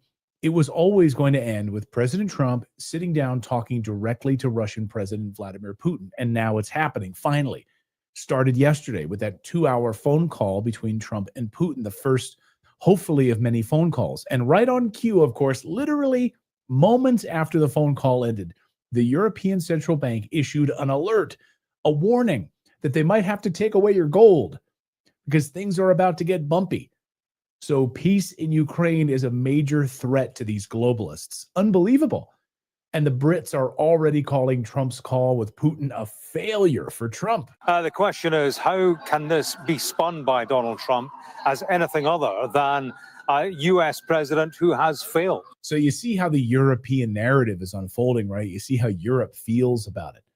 So we've got a lot of news to get to, and there's so much at stake. I can't begin to overstate its importance. The world order is hanging in the balance right now. The media is panicking. You saw it overnight because they know this was never about Zelensky. It was never about democracy. This was always about who controls the future. Will it be the globalists that run the EU, or will it be Trump, or will it be Putin, Xi Jinping, and the BRICS nations all coming together? Well, just last week, President Trump said it bluntly. There will be no peace without me. Not Biden, not NATO, not the EU, certainly not Zelensky. Trump made it clear that the Ukraine war ends when he walks into the room, not before. Okay, maybe. Remember, Putin holds all the cards here, not Trump. And J.D. Vance, in a kind of way, acknowledged that last week, that really the only choice the U.S. has is to walk away entirely from Ukraine if both sides can't get to the peace table. If Russia's not willing to agree on a ceasefire, then we're eventually just going to have to say this is not our war, said U.S. Vice President J.D. Vance, referring to the impasse. I mean, he's right. Or we just keep endlessly funding this boondoggle and we go further and further into debt. But last night, the warmongers and neocons like Ben Shapiro did not like J.D. Vance saying that we'd walk away from Ukraine, their brains melting down. You mean we just let Russia win? If what J.D. Vance means is something else, namely that we'll walk away from the negotiating table and then we'll continue to support Ukraine sufficient so they are not overrun by the Russians, agree. If what he means is we're going to walk away and basically just abandon Ukraine in the face of the Russians, that would be a bad policy. I've got news for Ben Shapiro. Putin isn't desperate for Trump. He's not begging for talks. He already won. He beat Ukraine. He beat the EU. And more importantly, he beat all of NATO, including the United States. He's winning on the battlefield. He's winning on the energy front. He's locked in historic trade deals with BRICS nations, while the United States is bleeding billions of dollars in a war it can't win. Former Trump advisor Colonel Douglas Macgregor told me yesterday that Putin has already moved on. Well, I think, first of all, you've answered your own question. No one in Russia is surprised by the sanctions threat. They're quite prepared for that. Remember, Putin just a few weeks ago spoke to the leaders of all the major industries and firms in the private sector in Russia and said it's time to come to terms with reality that these sanctions are never going to go away. The West is not going to finally wake up and turn back towards us and recognize that we're not the enemy. So we have to build bridges elsewhere. Those bridges are being built. It's called BRICS. That's the truth. He can't trust the West. Putin's built an economy that thrives under pressure. And now with Trump back on the stage, he's sitting right now between the United States and China, leveraging both sides. Now, sure, Trump has floated new crushing sanctions if peace talks fall apart, but let's not kid ourselves. Sanctions? They don't mean a damn thing to Putin. And I don't think anybody in Russia is terribly worried about the sanctions. And I know that President Trump continues to impute great importance to them, though I think privately he would like to get rid of them entirely. But here's the thing, the world has already seen it. It didn't work. In fact, Russia's GDP is expected to grow more than 3% this year. While Western economies slide towards recession, Europe is rationing energy. America is $36 trillion in debt, is drowning in inflation, and is about to pass this big, beautiful spending bill that we keep hearing about. Really? Digging ourselves further into debt, as the Wall Street Journal points out? We can't stop our addiction to spending. Putin declared that sanctions against Russia cause much greater harm to the countries imposing them, and placing more sanctions on Russia would lead to catastrophe for the West. Домохозяйств. Все это еще раз показывает, что санкционные ограничения в отношении России гораздо больший ущерб наносят именно тем странам, которые их и вводят. Дальнейшее. He's right. The IMF said Russia is now growing faster than all advanced economies in the world. I mean, let that sink in. And let's not forget, while Biden was cutting off Russian oil, blowing up their Nord Stream pipeline, Russia was signing multi-billion-dollar deals with China, India, Brazil, Saudi Arabia. He's made the West irrelevant in many ways. That's why Trump was in the Middle East last week, trying to shore up some deals. Hey, don't forget about us. I know you're all lined up with BRICS, but what about America? And Trump is in many ways the last hope for the West. I'm going to say it. I really believe that. Put pressure on Europe to stop funding this war, end the war in Ukraine, try to make some sort of trade deals with Putin and Russia and China and the BRICS nations. Otherwise, we are screwed big time. And now we know just how threatened the global elites really are, because literally moments after Trump and Putin got off the phone, the European Central Bank issued a warning that they may need to crack down on physical gold. Excuse me? Now, I mentioned this right as it broke yesterday on our show, but now I have more time to think about this and analyze it, and it's actually pretty astonishing. You want to know how badly peace threatens the system? They're afraid that if the war ends, the entire fake economy they've built will collapse. Their only solution? Take your gold away. Take your ability away to transact in gold. Stop letting you buy things in gold. Settle transactions. You have to use the euro. You have to use fake paper currency of the euro. Their fake money printing press is literally being threatened by peace talks in Ukraine. The point is, the ECB seems to me is very afraid of gold right now. How do you interpret this, Frank? Well, the ECB is afraid of gold as much as they are afraid of Bitcoin. They're both decentralized assets, and them rising, it creates an instability in their policies of printing money. In other words, no more money laundering money into Ukraine. It's over. The slush fund is over. And that tells you everything. Peace threatens their power, and they're lashing out because Europe is about to collapse. And back in Washington, the war lobby is sweating bullets. You know, the neocons like Ben Shapiro and others, they're freaking out because if Trump and Putin actually reach a deal, the Pentagon budget takes a big hit. Raytheon loses huge contracts. The whole Ukraine grift collapses. They spent over $170 billion on this war. And what? And now what? They're staring down the barrel of peace and they're terrified by it. So here we are, Trump and Putin on the phone. Xi Jinping watching from the sidelines right now, anxiously waiting. BRICS. watching and waiting. And the European Central Bank threatening gold owners because peace is a threat to their financial system in Europe. It's all happening. The global world order is breaking down in real time. Things are shifting in a big way. Trump has no choice here. Let's be honest. If he doesn't cut a deal, the United States walks away a huge loser in this. Massive loser. BRICS surges as a result. Putin holds all the cards, whether you like it or not. And Trump has to play the best hand of his life, or this is going to end very badly for the United States. And everyone knows it, folks. So that's the news update part of today's video. Now I want to tell you about today's sponsor, which is tied directly to this latest surge in gold demand.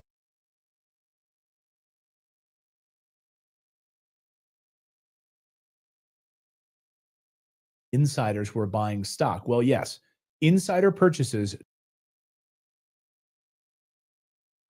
Then on the 24th, he purchased 60,000 shares at a Canadian price of the co-founder and director of the company purchased 20,000 shares. On top of that, Tyron Brettenbach, the second co-founder and a director, purchased 50,000 shares. And the day before that, on April 30th, Mario purchased 10,000 shares. The day before that, 15,000 shares. On April 28th, he purchased another 25,000 shares. And then on April 25th, he purchased 110,000 shares. Then on the 24th, he purchased 60,000 shares at a Canadian price of 15 cents a share. So collectively, that's a total of 240,000 shares in just the last week of April. Those are insiders buying up this stock. So that team assembled to run XCap Ventures have been involved in the discovery of over 20 million ounces of gold with previous endeavors that they were involved with. So again, here's the value proposition. Do your own homework on this. Advanced gold proposition here. Guys, research, and I love that for their strategy.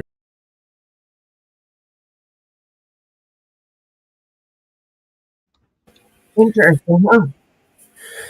Well, there's a surprise there. Nope.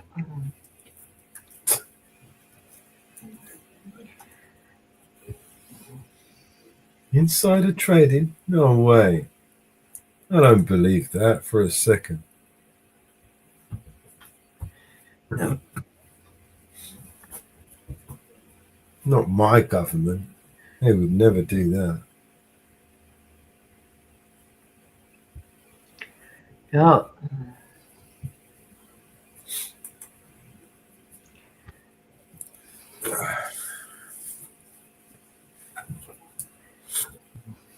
Yeah. Yeah.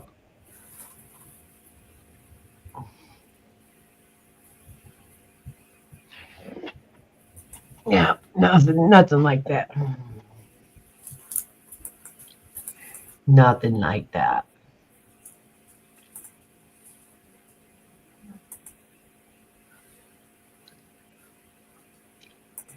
Nothing like that.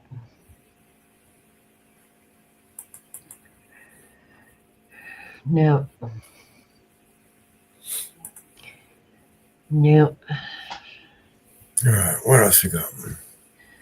I'm looking.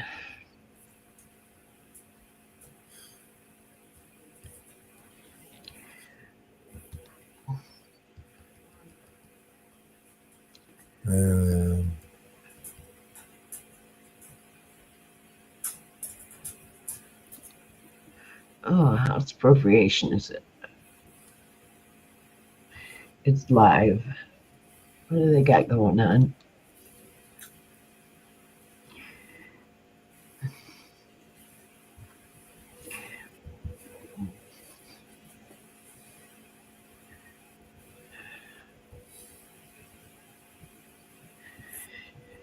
U.S. Security and Exchange Commission, Department of Interior budget hearing. Land management issues.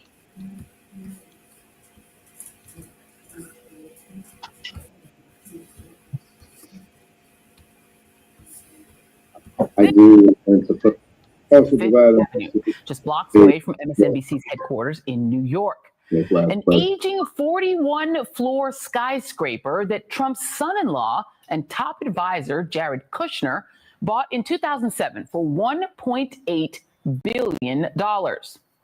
Now, experts said he overpaid, and that was before the Great Recession dropped the property's value by a lot. Jared Kushner, his big pet project was that 666 Fifth Avenue, that big office tower. He's going to tear it down, build something new. It's notably, it's a nice skyscraper and a name that, or an address that is as memorable, we should say. They had big plans for it. At one point, they were talking about demolishing it and doubling it in size. And as you say, this was Jared Kushner's really ambitious project. It did not go the way that they thought it would. Presidential family member and White House aide Jared Kushner broke his silence today in his first extended TV interview since Trump was elected, a 43-minute discussion that was often boastful, sometimes defensive, and at several points, honestly, bizarre. Now, for context, before I break this down, here are some of the questions Kushner was presented with. How did you get this job? I mean, it's like you have like the dopest job in the world, like the secretary of everything. The buggy would then call it secretary of everything. Are you having fun? Because all we hear about is the chaos and the destruction. And as President Donald Trump prepares for his first major foreign trip next week to the Middle East, his administration is privately turning to a familiar face for help navigating the region, Jared Kushner. Now, the president's son-in-law was the chief Middle East negotiator during the president's first term. Now, we're learning that he's informally advising some of the president's top administration officials, people like Steve Witkoff, on help with navigating how to talk to these Arab leaders. Now, one of the key goals for the president next week is to return home with economic agreements from Saudi Arabia, Qatar, and the United Arab Emirates. But we're also learning that one of the more quiet, private goals that they're plotting behind the scenes is to try and expand on the Abraham Accords. The Abraham Accords were hammered out during the president's first term that essentially normalized diplomatic relationships between Israel and a number of Arab nations. Now, all of this comes as Jared Kushner does not want, we're told, a formal role in the Trump administration. Instead, he prefers to operate more behind the scenes in a quiet role. I don't make a lot of noise. Noise is sometimes made about me, but I try to keep my head down. Now, Jared Kushner is powerful but rarely heard. So it is revealing to hear his own assessment of his work so far, whether you agree with it or not. So here is how Kushner grades himself on the assignment of achieving peace in the Middle East. The president asked me to do the Middle East peace process, which is something that I think we've made a lot of progress on. I'm as optimistic as you can be about that. I was given the Middle East peace process between the Israelis and the Palestinians, and I've dealt with a lot of the other regional partners in that effort. In light of the attack, the Abraham Accords are more important than ever. Clearly, this is one of the hardest problem sets that's existed probably in geopolitics, but the end state has to look something like this, and it has to have two elements. Number one, Israel has to have the security to not be threatened by its neighbors and to be able to protect its citizens. That is absolutely crucial, is non-negotiable. And I do think a lot of the world agrees that that's something that should exist. The second element is that the Palestinian people have to have the opportunity to live a better life. And I think that if you go through the element, it's not just saying let's create a state. It has to be a state that can function and thrive, because if you don't create that, then the people will, again, find ways to blame other people instead of the leadership that's putting it there.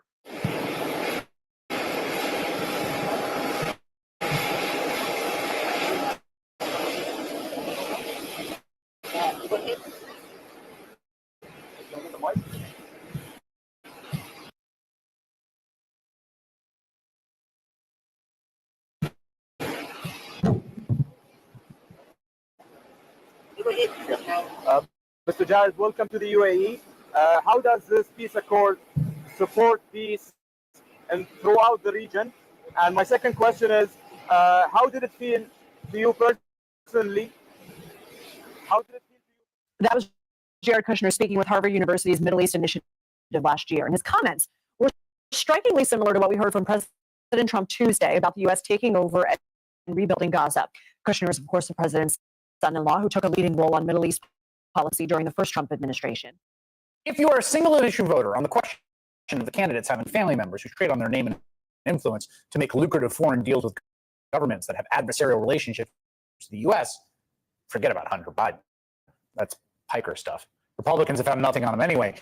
Your number one concern right now should be Donald Trump's son-in-law, Jared Kushner. A new deep dive on Kushner's foreign wealth investment firm in the New York Times covers the old classics like Jared's ties to the Chinese ambassador and a friendship with Mohammed bin Salman, the Saudi crown prince, who later gave Jared's investment firm $2 billion against the advice of his own finance experts, like the board that reviews investments for the Saudi sovereign wealth fund. The Times goes further than that to show that as a once and possibly future Trump administration official, Jared Kushner is open for business everywhere. In total, 99% of the money placed with him by investors has come from foreign sources. The president's senior advisor and son-in-law, Jared Kushner, played a key role brokering this agreement. He joins us now from the North Lawn of the White House. Good morning, Jared. Thanks for joining us this morning, George. This agreement has the potential to be a truly transformational event in the Middle East. Even experts who've been critical of President Trump in the past, like Tom Friedman, call it a major breakthrough. So can you explain, what does it mean for U.S. national security? Why is it happening now? Yes, thank you, George. Great to be with you. So this is the first peace agreement that happened in the Middle East in the last 26 years. This is between Israel and the United Arab Emirates. Then just last week, President Trump announced the second peace agreement that he was able to broker in 29 days. So we have two peace agreements being signed today at the White House between Israel and Arab countries. This really signals the end, we believe, of the Arab-Israeli conflict. There's still a lot more work to do, but for 70 years in the region, you've had the Arab countries not wanting to interact with Israel in a substantive way. This has led to a lot of people using hatred to extremism, which has led to terrorism all throughout. And America, for the last 20 years, has been very, very distracted with the Middle East. We've had hundreds of thousands of troops that have been through the Middle East. We've obviously had a lot of terror, that we've had threats coming to America. So bringing peace to that region allows us to focus more here domestically and create less risk to America, and obviously bring our troops home, which is something that President Trump's been doing. It has not ended the conflict between the Israel and the Palestinians. The Palestinians calling this a betrayal. Are there hopes for a state now, Dad? No, look, I think that there's a lot of posture, right? In deals, everyone's at no until they're at yes. And I think what you're seeing is tremendous movement. 666 Fifth Avenue, a prime piece of New York City's skyline, just 6 blocks from Central Park. Jared Kushner decided to make it his trophy in 2007. This was the deal that put Jared on the map. I think every dynasty wants to own a piece of Manhattan. To get the seller's attention, Kushner offered a big price, $1.8 billion, a record at the time. And the 26-year-old CEO of Kushner Companies borrowed aggressively to get the deal done. You said that it was who they partnered. What went wrong here? Is it a function of the industry? Is it a function of mismanagement? It's somewhat all of the above. I mean, they bought it at a very high price. Yeah. They went way too ambitious in terms of their plans with it, and then they just couldn't manage the finances of it. And it'll be interesting to see what Brookfield does with it. Well, that's right, because people who know this building say it's not that easy to renovate this building. For example, it has low ceilings, and you can't fix that very easily. So it's really interesting to see how Brookfield really redoes that building and makes it profitable. And just as a reminder, Brookfield is one of the probably least appreciated and most powerful investment firms in the entire world. We talk a lot about Blackstone. Brookfield is right there as a real estate manager. Bruce Flatt, the CEO, is incredibly powerful, incredibly influential, and little known.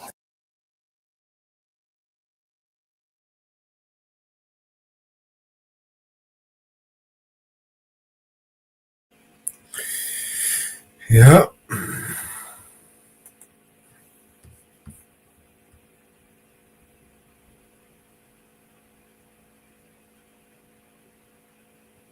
Hey, Joe Cox. How you doing, mate?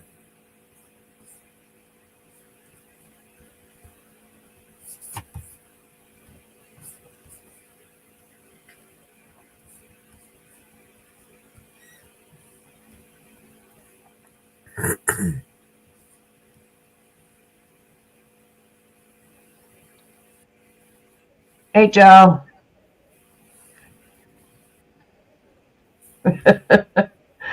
We've been up for a while, Joe.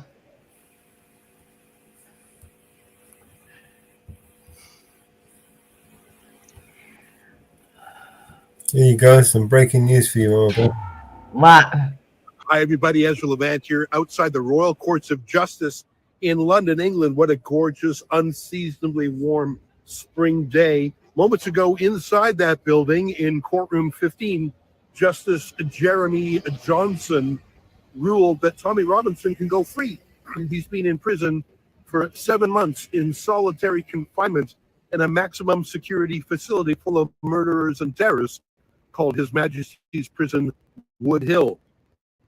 Not just that, but to keep him in solitary confinement, the prison has released 24 other violent prisoners so that Tommy can have a wing to himself, because the prison is so chaotic and so out of control that the prison governor doesn't control it. The prison gangs do. So they literally opened out 24 cells.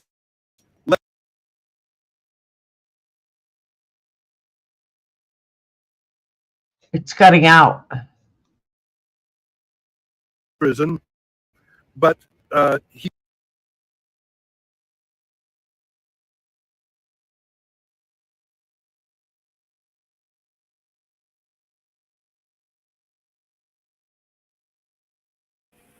I'll drop it in the back chat. Maybe you can share it. Okay. Some reason it's just giving me shit audio.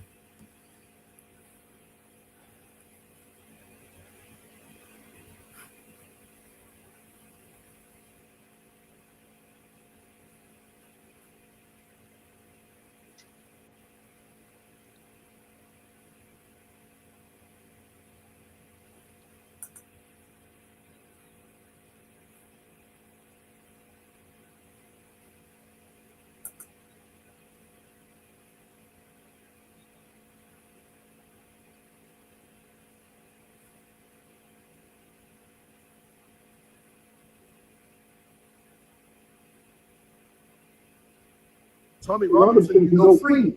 He's been in prison for 7 months in solitary confinement in a maximum security facility full of murderers and terrorists called His Majesty's Prison Wood Hill. Not just that, but to keep him in solitary confinement, the prison has released 24 other violent prisoners so that Tommy can have a wing to himself, because the prison is so chaotic and so out of control that the prison governor doesn't control it. The prison gangs do. So they literally opened out 24 cells, let those prisoners go just to hold Tommy. Talk about a bizarre justice system. Tommy was set to serve several more months in prison, but he purged his contempt, is what they call it in the law, by taking down the video finally in the last few days. That's what the judge said who sentenced him some 7 months ago. Part of the sentence was punitive. That is, to punish Tommy for publishing the video, but part of it was to force or coerce Tommy to actually take the video down. So by doing that, Tommy shortens his sentence by several months. He'll be released later this week unless the prison has some last-minute spasm of authoritarianism, which can't be ruled out given their sadistic governor, Nicola Marfley. It was an interesting hearing. Tommy's lawyer made the case that Tommy did everything he could to take down copies of the video, deleting it from his own account, writing to allies who had posted it. What was interesting is there were several accounts, including in Denmark, that simply refused to take it down, saying that they would never comply with a judge's order to censor. And the judge heard that and saw that Tommy tried to get them to take it down and accepted that Tommy did everything he could. It's interesting to me that people around the world published that video, including in France, the court was told. Besides Tommy's lawyer making the case that Tommy had purged his contempt, there was a lawyer here for the Solicitor General, that is for the government, of Keir Starmer. Realize how censorious this government is. Every single day, according to the Times of London, 30 people in the UK are arrested every day for a social media hurt feelings crime. 30 per day. That is more than are arrested for the same thing in Russia. Now, I'm not saying that the UK is an authoritarian regime in some of the ways that Russia is, but my God, it's going in that direction, wouldn't you say? Tommy joined today's proceedings by a video link from the prison, and he'll soon be released. What's astonishing is that he was in prison at all. If I'm not mistaken, there has been no other journalist who has served time in prison for contempt of court in nearly 100 years, let alone spending 7 months in solitary confinement. I think, again, that goes to Tommy's status as an enemy of the state. I'm worried that Tommy simply cannot get a fair hearing in the United Kingdom. He's become a pariah, and there's such peer pressure, even amongst the judges, to put him in prison. Let me give you an example. Although Tommy will be getting a number of days, this is another charge. Now, that sounds terrifying. It sounds like he's done heinous, doesn't it? Well, no. In fact, all he did was, when he was picked up by police without warrant and held under the Terrorism Act, that's an astonishing law. It's like their version of the Patriot Act over here. They can arrest anyone coming or going from the country and hold them for up to 6 hours and question them, and you do not have the right to remain silent, to believe it. So they arrested Tommy on no charges, on no warrant, and they asked him questions about his politics and his journalism for 6 hours, and he answered them, as you must, but they asked him for the passcode on his phone. Now, of course, as you know, if you've got a smartphone, which most of us do, your phone doesn't just have phone numbers. It has your emails, it has your documents, it has your photos, it has voice and video recordings. It's got everything. And for the police to say, give us the pass key to your phone without a search warrant or any probable cause, simply offended Tommy's dignity as a Brit, the rule of law, the privacy that people in this country ought to have. So he declines. Now, I think the police cracked his password anyways, but nonetheless, they are charging him under the Terrorism Act for the offense of not giving him their passcode. Of course they are. They throw everything at this guy. It's like Lavrenti Beria, the Soviet secret policeman who said to Stalin, show me the man and I'll find you, or find me the man and I'll show you the crime, as in, I'll find something on anybody, just tell me who. That's Tommy Robinson. So although he's out of prison in the next few days now, I don't know what will happen to him if he's prosecuted again under the Terrorism Act. The hearing was about half an hour, and it was a small attendance. I don't think a lot of people knew about it in advance. There were 2 other journalists in the room besides myself. The public gallery only had a half a dozen people in it, including close friends of Tommy. I think he wanted it low key for some reason, I don't know, but I heard about it and I live tweeted it. You can follow my live tweets on the subject at TommyReports.com. And I feel it's important for me to be here for all these hearings to document them. I try and type as fast as I can. I don't get everything. It's not quite stenography, but I try and reflect what it was like in the courtroom. Besides Tommy's lawyer, there was a lawyer for the Solicitor General, the cabinet minister in the Starmer government, and he didn't particularly oppose Tommy's release. I think he realized that Tommy Robinson had done everything he could to get the film down. But it was astonishing to me that the Solicitor General of the UK sent a lawyer, an expensive private practice lawyer, into court. And the Solicitor General did all sorts of online research about this video too. I mean, talk about misplaced law enforcement priorities. This country is awash in crimes, both petty and serious. London itself has got to be one of the most violent cities, certainly in the United Kingdom, whether it's knife crime or just property crime, and yet they're going after Tommy Robinson. It shows you the political nature of their war against him. But he will be let out. I just don't know if he can ever expect a fair hearing in this country. The title of Tommy's autobiography is Enemy of the State, and I really think he has become that. But other things have changed. Tommy Robinson is now a household name around the world. That video that was banned, and now it's taken down, Well, before it was deleted, it had over 160 million views. That's more than double the population of the United Kingdom. The issues that Tommy Robinson would shine a light on, mass immigration, Islamification, terrorism, rape gangs, these are things that you weren't supposed to talk about. And the establishment sort of had a pact of silence, a cone of silence over them. Well, now everyone's talking about it. Even Keir Starmer, the Labour government, is now talking tough about reducing immigration, requiring English from immigration. I don't believe Keir Starmer, but Tommy Robinson was an early voice when everyone else was telling him to shut up. That's sort of how it is in politics, isn't it? A prophet is not recognized in his own time. Now even Nigel Farage is talking about mass deportations. It's almost like they're trying to catch up to where Tommy Robinson himself was. I think that's the difficult thing about being the leading edge, is you have the toughest fight and you never get any respect. I got to continue covering Tommy Robinson because I have a personal friendship with him, but also because I see his important place in the battle of ideas in this country. And I see how the war against him exposes flaws in the United Kingdom's own policing, prosecutions, certainly the prison system, the politics, the media. Tommy Robinson forces things to happen. He's a disruptor in his own way. And even the way he was punished, that turned him into a kind of martyr. I'm not sure if the state knew what they were doing by coming down on him so hard, because I think it only increased the size of his following.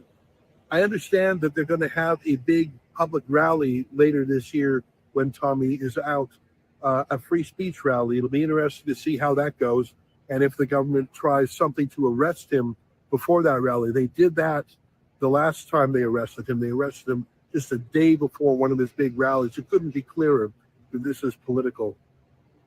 Every time I come to the United Kingdom, I myself, by the way, am slightly surprised that I'm not detained under that same terrorism act and asked questions, because I know 5 other people who have been detained under that rule, under that terrorism act. Anyways, those are my thoughts from being outside the courthouse. There's just one more thing I want to say, and it was interesting. The judge went through the guidelines, sort of the list of the rules for someone purging their contempt. Did you take all steps to remedy the contempt? Did you agree not to do it again? I mean, the judge said that Tommy Robinson had promised that if he disagrees with the court ruling in the future, he'll appeal it. But there was one thing the judge noted, that Tommy Robinson did not show remorse or contrition. He did not say he regretted doing what he did. He said he'll change his ways in the future, but he doesn't regret doing what he did. Now, that was not reason enough to be kept in prison, said the judge. But that's the nature of Tommy Robinson. There's a principled stubbornness to him. Some people might call it irrational. Some people might call it foolish. But it's that nature, that essence of him that has made him so effective. I think most people would have deleted their video months ago to get out of prison much sooner, but Tommy Robinson endured the punishment and his video racked up 100 million extra views. The law doesn't know what to do with principled, conscientious objectors. I spoke to another journalist today and I said, you know what? It might be a bit disproportionate, but there is something about Tommy Robinson that's similar to what Mahatma Gandhi and Nelson Mandela had within them, a willingness to suffer unfair laws and to personally take on physical and mental pain and suffering in the service of a larger goal. Now, I'm not comparing the scope or the scale of Tommy Robinson to Nelson Mandela or Mahatma Gandhi. I'm not.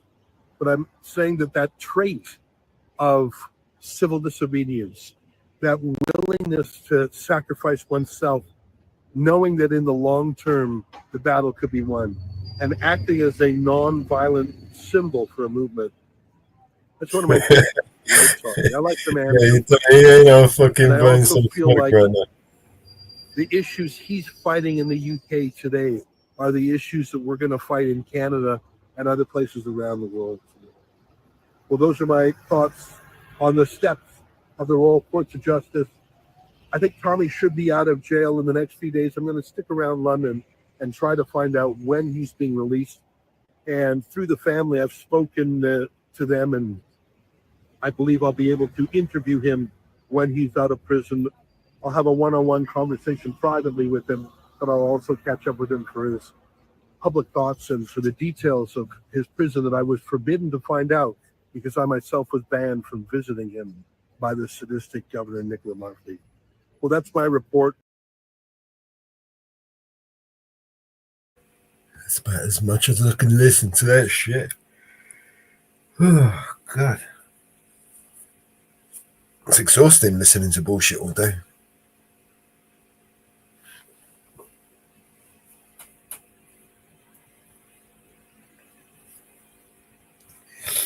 Oh, God. So he was being released. Yeah. I bet you guarantee you they'll put him right back in. I think the bullshit was they ended up releasing a whole bunch of fucking hardened criminals, right? Just because they could have a whole wing to himself. That's ridiculous, man. They murders, rapists. Yeah, just let it all happen. Let's put some guy who won't take down a Facebook post video. Let's just release all these murderers and rapists, and we'll just have a whole wing, a whole prison, just one prison just for one person with a Facebook post. Yep, and they're arresting. Did you catch it? 30 a day for Facebook posts, online posts. They are arresting. Hey, JM, 30 a day. 30 a day. So how many prisons are you guys building?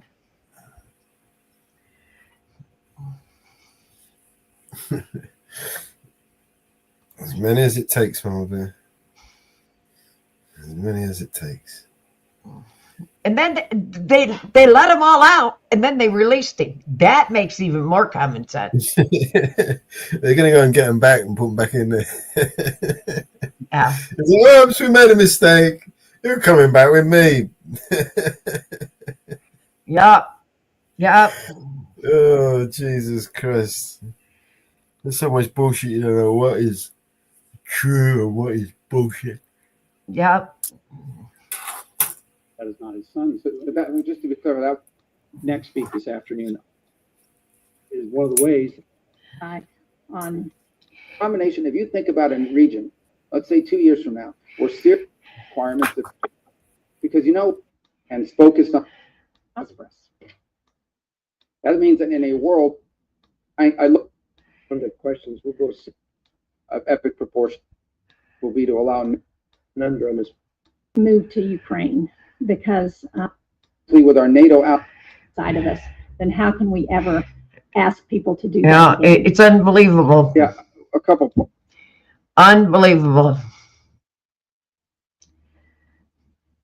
Unbelievable.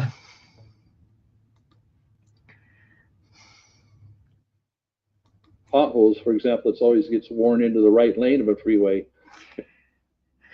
Oh, they're talking about potholes at the house. That's interesting. Let's talk about potholes at the house. Hey, guy.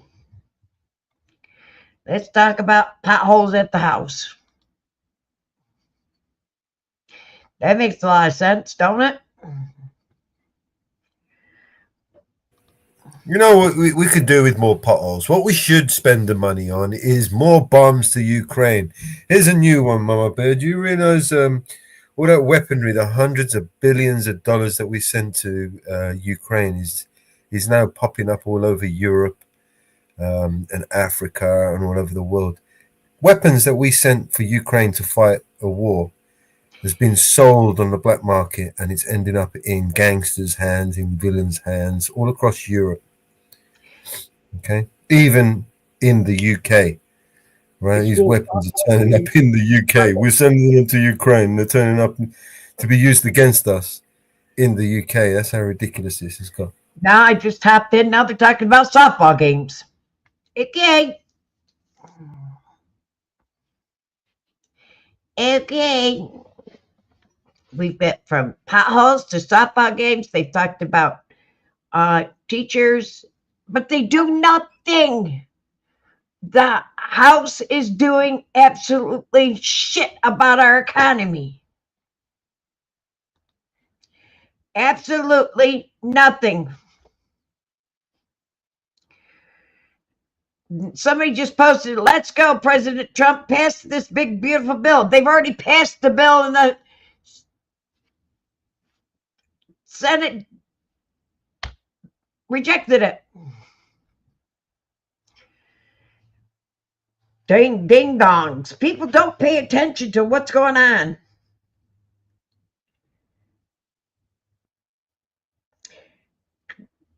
Keir Starmer discusses immigration in Albania. Now you're in Albania. Okay.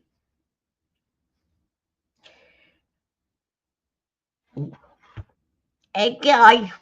Keir Starmer's in Albania. Ding dong.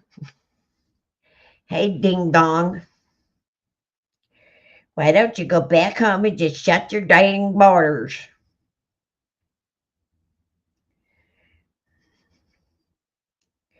Is he that much of a ding dong?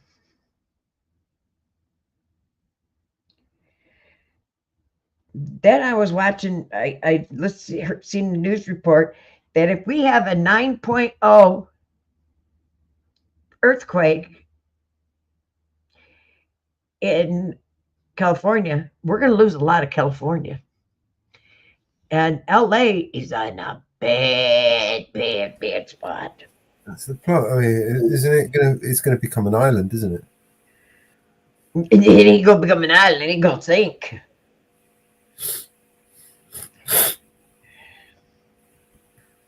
I remember that from Superman. Lex Luthor wanted to drop a few nukes along that fault line so he could make his own island. Do you remember that?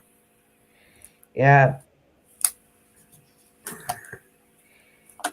That fault line that runs there runs all the way straight up through Washington, Oregon. That fault line is a big fault line in California. Good. That is a big fault line.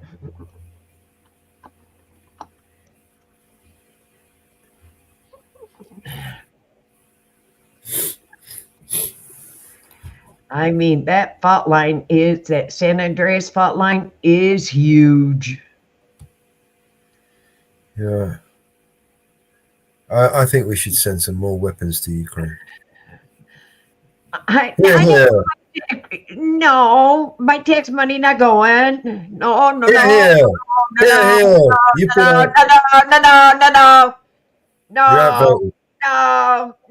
been outvoted. Your vote doesn't count. Thank you for your consent, though.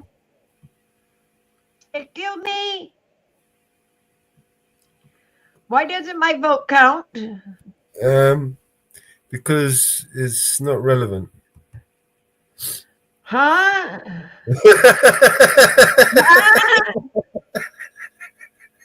Because it doesn't matter. Excuse me. Hey, Mello. See that? Why doesn't it count? Because I'm the government and I said so. You send your tax money because my tax money stopped. Oh, I love giving my money to my government. They just Your take money's it. going, mine stopped. You know, they don't even say thank you when they take it. I know. You know, because it's all going right there. Yeah. Did you see that Facebook post I posted a few days ago? Yeah, I did. It's all going right up the nose. All those little spoons. And they got the best stuff as well. They ain't stepped on. Straight Bolivian gold, mate. I'm telling you. You know, those little spoons are quite the spoons. You know that. I wish I Yeah. would those spoons. Well, God. they're posh, you see. You know, like the lowly fuckers, they have to roll up the little notes, the 5s and the 10s and the 20s if they're lucky. You know, them motherfuckers, they ain't got no notes in their pockets. You know, it's just, what notes? They ain't got notes. It's a novelty for them to carry cash. They got golden spoons, you know? I bet you they are gold too. Yeah, golden spoons, mate. I bet you they are gold. Guaranteed. Platinum, gold. And I bet you they're gold. Probably got diamond tips on it as well. Probably. I didn't see the gold. I didn't see diamonds. I just they weren't silver, so they're not platinum. They're gold. Nothing will shock me with these people. You cannot shock me with anything they do. Nah. That was floating around Twitter. Oh my God. And some of the things that were posted afterwards. Oh my I God. love the one where they were dancing and getting their hair off and having a party. That was brilliant. They were hilarious. I didn't go on TikTok to see what that just Twitter was enough. Just Twitter was enough. That was hilarious. What was floating on Twitter was hilarious. Oh shit. I don't know if you've seen it, AJM. I don't know if you've seen what was going on. It was hilarious. They were caught red-handed. I don't think they expected the press to come walking right in. They didn't expect them. No, I think they just ambushed them. And they were caught red-handed. Yeah. They were caught red-handed with it. And then, you know, they carried on with all the meetings. With all the meetings. And it got even more hilarious. You know? And, you know, and how the people, you know, I know everybody in the UK have posted about it and said something about it. All the news agencies are. And, you know, but Germany, I haven't seen anything in Germany about it. You know, why isn't people speaking out about it? Are they that afraid of it? No, I believe that it's been the news, the propaganda has been compartmentalized. A portion of the people are getting to hear one side, and another portion are getting to hear the other side. In order to create that division, that divide, and that narrative. It don't happen. It don't happen. Just like Ukraine, nothing's going to be said in Ukraine because they own the press. What can be said in Ukraine is keep the mouth shut. Because the only thing that's being said in Ukraine is what Zelensky allows. You keep your mouth shut. He. You say what he wants said, and that's it. No. You cannot speak. You can't be exposed in Ukraine. You know. And everybody says we're headed for, we have martial law. We don't have martial law. Ukraine is under martial law. They are under martial law because he won't even allow elections to happen over there. He stopped elections. And I think they ought to have elections. He would be out of power. He would be out of power.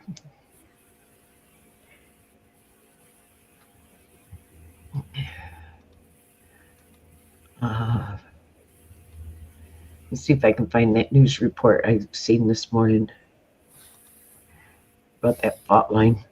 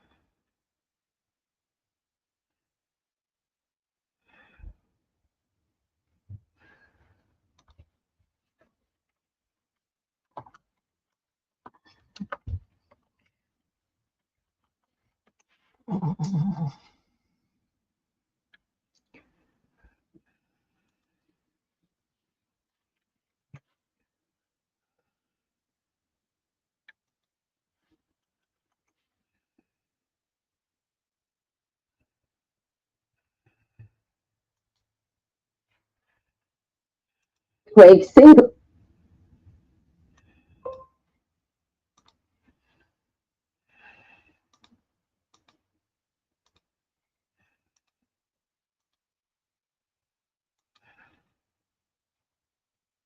Earthquake Singapore portion of Northern California. A new study addresses that very question and whether we could see impacts here at home. Meteorologist Brianna Ruffalo joins us in studio with some answers. Brianna. Yeah, well, when you see that study, it can look pretty alarming. So I spoke with Dr. Lucy Jones, and she said this possibility has actually been known for a few decades. Now, this new study calculates the risk of where and how much land could sink. But the bigger concern is not a monster quake for the Pacific Northwest. It's actually closer to home. The Cascadia fault line is the focus of a new study, breaking down the flooding potential a 9.0 earthquake could bring to the Pacific Northwest and the Northern California coastline. It's a fault about 700 miles long, running from Northern California all the way up to Vancouver, British Columbia, capable of producing a massive quake, which was last seen in 1700. Dr. Lucy Jones says while we would still see damage for coastal areas, this fault line is offshore, so the heaviest shaking would be underwater. So basically all of the coast of Northern California, Oregon, and Washington will be like the San Fernando Valley and the Northridge earthquake. And we had 10 miles, and this is going to be 700 miles or something like that. So it's going to be a much larger area that is hit by the shaking. The study, conducted by Proceedings of the National Academy of Sciences, provides calculations of possible scenarios where coastal areas could sink by several feet. I think the other aspect that's sort of the newsworthy thinking about it is, what does it mean in a time of sea level rise? And it's another compelling reason to really do something about climate change. But Dr. Lucy Jones says the possibility of this monster earthquake actually isn't the worst case scenario. The most damaging earthquake I can think about was actually not even on the San Andreas. It would be a magnitude 7.5 under Los Angeles. Because the thing in the West Coast where we have relatively young rocks compared to the East Coast, and they're softer then. So where exactly are the most concerning areas? Dr. Jones lists the faults capable of a 7 as the Newport Inglewood Fault, Hollywood, Santa Monica, Whittier, and Puente Hills. She says there are about 100 faults under LA, but the worst model output is the Puente Hills Thrust, a fault that runs right under downtown Los Angeles. It's bad luck if you happen to hit the century that we have the magnitude 9, but those 7s in Los Angeles are more deadly. And of course, there's no way to know when we could see any of these scenarios, but the moral here isn't to worry when these studies are released as much as we want to. Dr. Jones added, it's possible we don't even see the Cascadia Fault 9.0 in our lifetime, but it's important to understand the impacts of rising sea levels and how this could create double the impact.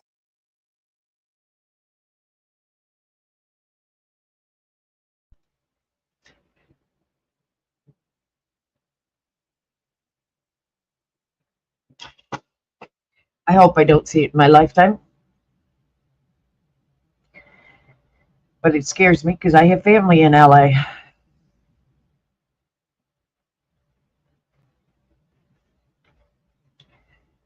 Don't want to be alive if it happens.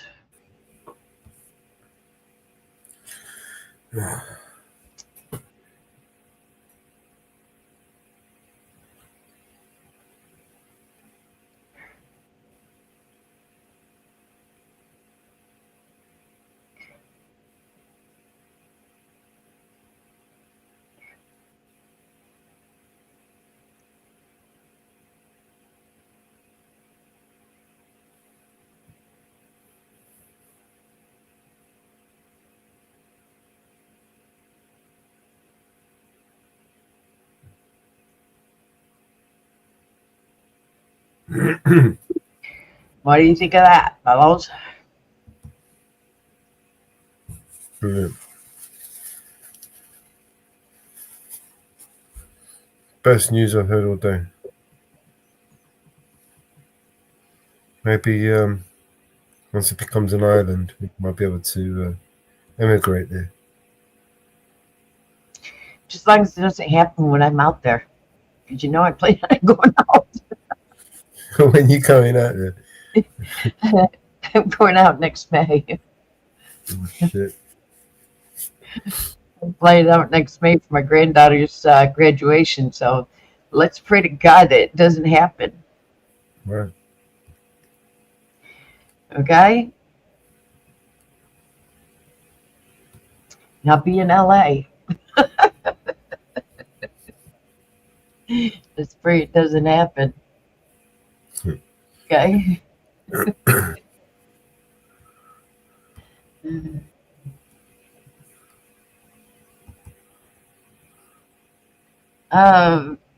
RFK testified before Senate Appropriation Committee. Really? Oh, let me see if I can find it.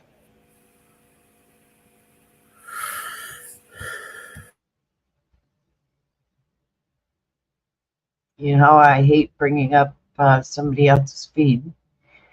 You know, I'm tagged in the Senate.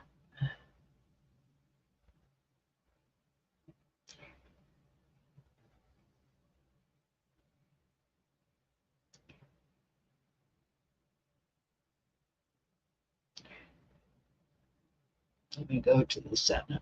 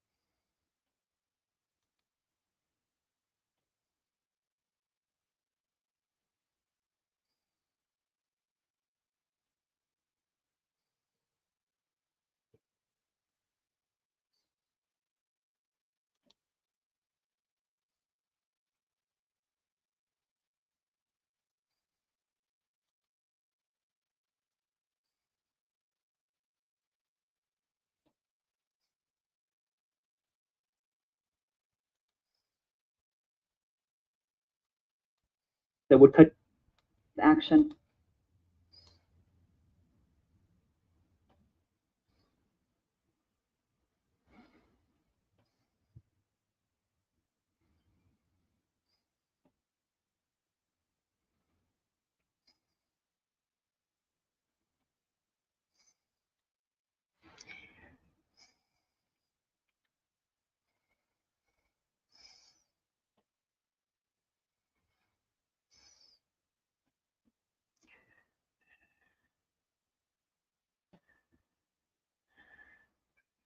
Oh, that was 5 days ago. Testified. He testified 5 days ago. Hello, Halo.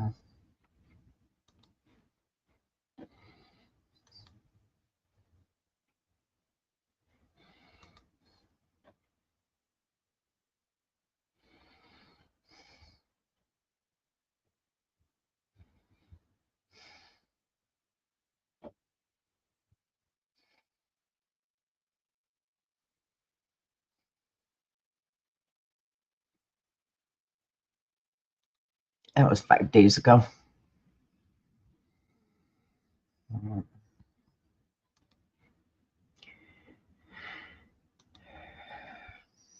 Oh, what's going on today in the house?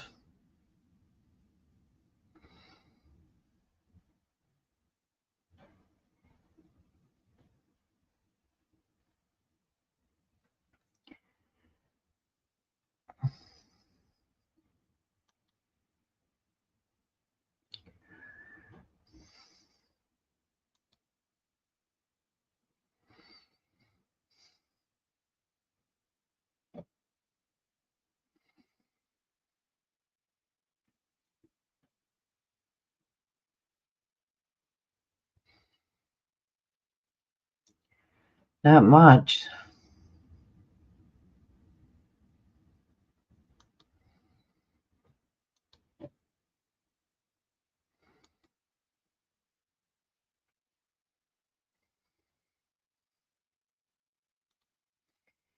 And everything went quiet.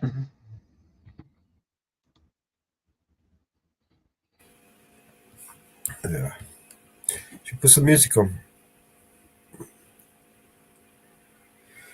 I want to play something else. No, it's almost noon. That's why everything went quiet. Oh, let me look at something.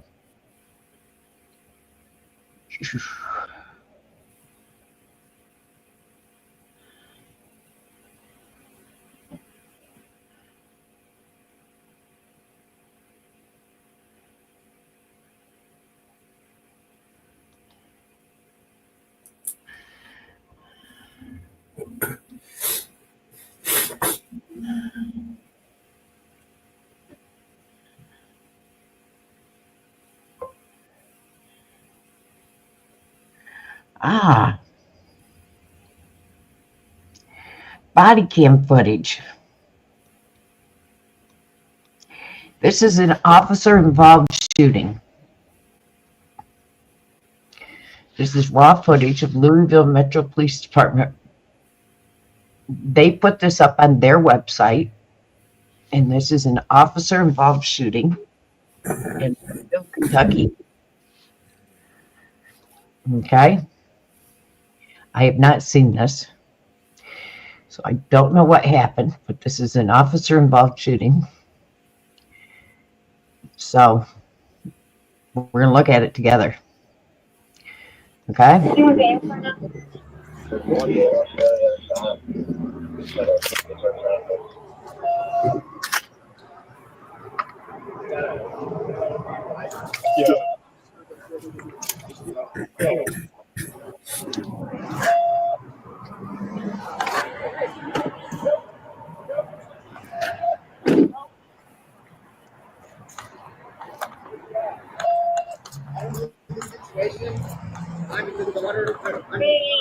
seeing Lincoln. Houses are in the front bedroom on the right side of the house.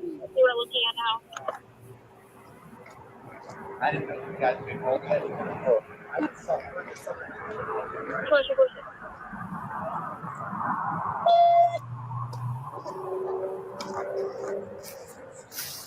Hey, living in the White House.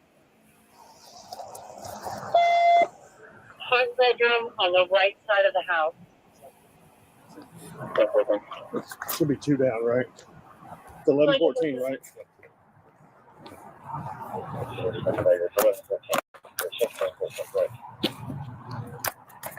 Suspect. The car running. They didn't want to get his car. He came running from this one. You want to clear this car?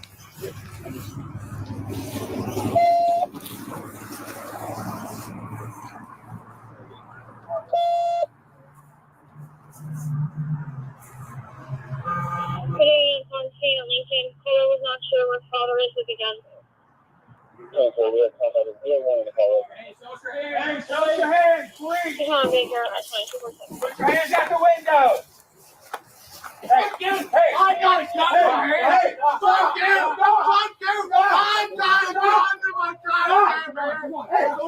Drop the gun. Drop the gun. Right for you. Yep, on you. Hey, drop the gun. No! Fuck you! Just drop it, man. Goddamn house! What's going on, man? Talk to me. Goddamn house! Talk with me. Talk with me. Talk with me, man. Daniel. Stand the fuck down! Turn your fucking lights off! Hey, drop the gun. Hey, drop the gun, man. Do me a favor. Drop it for me, man. No! Drop it for me, man. No! Please. Don't do this, man. Don't do it. Daniel, my name's Jacob. Daniel. Daniel, my name's Jacob, man. Oh. My name's Jacob. What? Turn your goddamn lights What's going on? What's going on, Daniel? What's going on? Tell me, man. What's going on? Talk with me, man. Come on, Daniel, please. I don't want you to do this, man. Hey, boys, let's back up. Let's slowly back up. It's just Turn him. your lights off. Just him. Turn them off. Turn it off. Turn it off. I'm gonna go across. I got you. Yeah. Hey, Daniel, my name's turn it off. Daniel, my name's Jacob, okay? Turn it off. My name's Jacob, man. Get them out of the house. Hey. Get them out of the house. Turn it off. Hey, talk with me, man. Turn it off. Talk with me. Fucker. I tell you what, turn it off. You got the gun, I'll turn my light off. Okay? Turn it off. You got the gun, I will. Turn it off. No. Turn it off. I'm not going to turn it off, dude. Daniel, man. Turn it off. What's going on? Yes, sir. We're trying to get the mother spread out of the house. It's in my phone. I'll turn one light off, but I got you going on. How do you want to come out? Put the lights down. That's it, man. Put the lights down. Right to the front, right here. Daniel. Put it down. You're doing good, boys. You're doing good. Listen.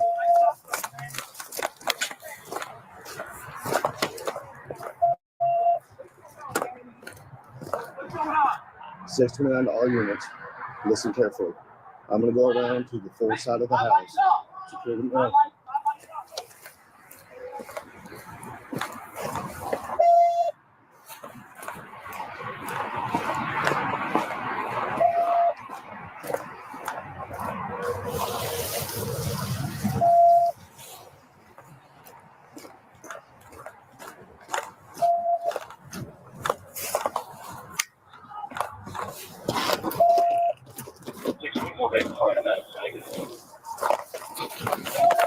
I can't get around. Tell me why. What's going on? What's going on, man?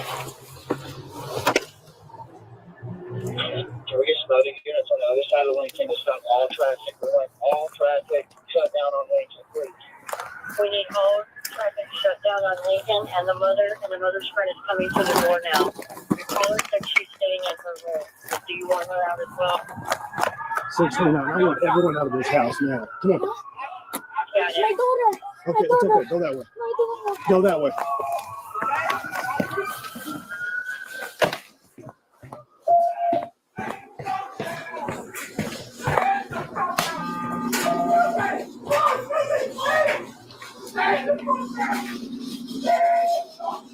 $629. Be advised, I am in the house.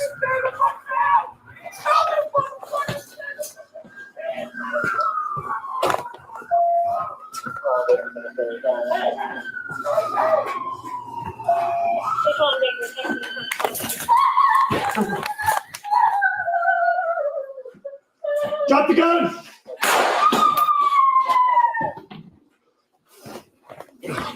Fuck! Show me EMS code 3, shot fired. Yeah. Huh? Yes. I got you. Hello, I shot out of his hand. I'm telling him it's okay to approach. This is what Stop. Find it. Find it. I shot it out of his hand. It went flying. Right here. Oh, nothing good. Yeah. No, My hair. it's probably underneath it. You gotta turn it here. Hey, cut it off. Hey, get serious. Hold on, moving. Where's he hit? In his wrist. Hitting the wrist. Okay. Guns right here. All right, keep it. Step on it.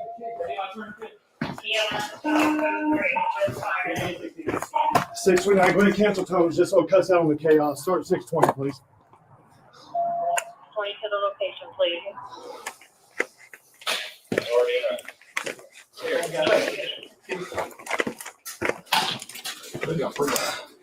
Morning, Daniel. Stay with us, okay, bud? So, I want to die. That's what I do. You okay? Sorry, we're trying to let you know. It's okay. Good? I was trying to get the girl out and he came in. Are you good? You might be shot.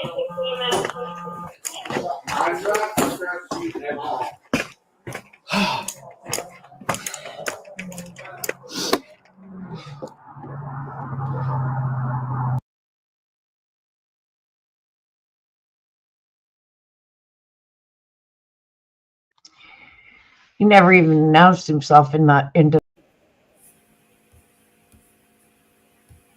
You press the wrong button.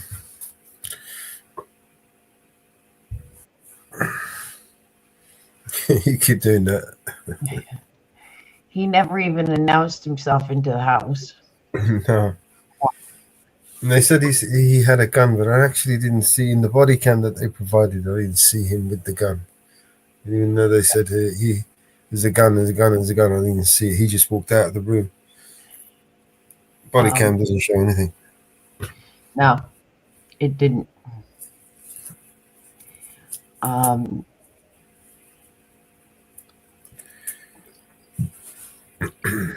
It didn't. How come that's the only body cam available? Yep. I think body cams, there should be one on their heads so we can see what they're looking at all times. They did give police briefing on it. You want to listen to that? Yeah, go on.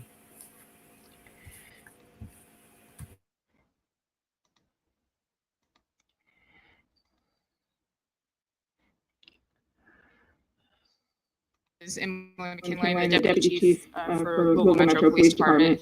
So today we're going to go over an update from an officer-involved shooting that occurred in the 1600 block of Lincoln Avenue, and that was on April 26th. Again, everything I say right now is very preliminary. This is still an ongoing investigation. This is also an active criminal investigation.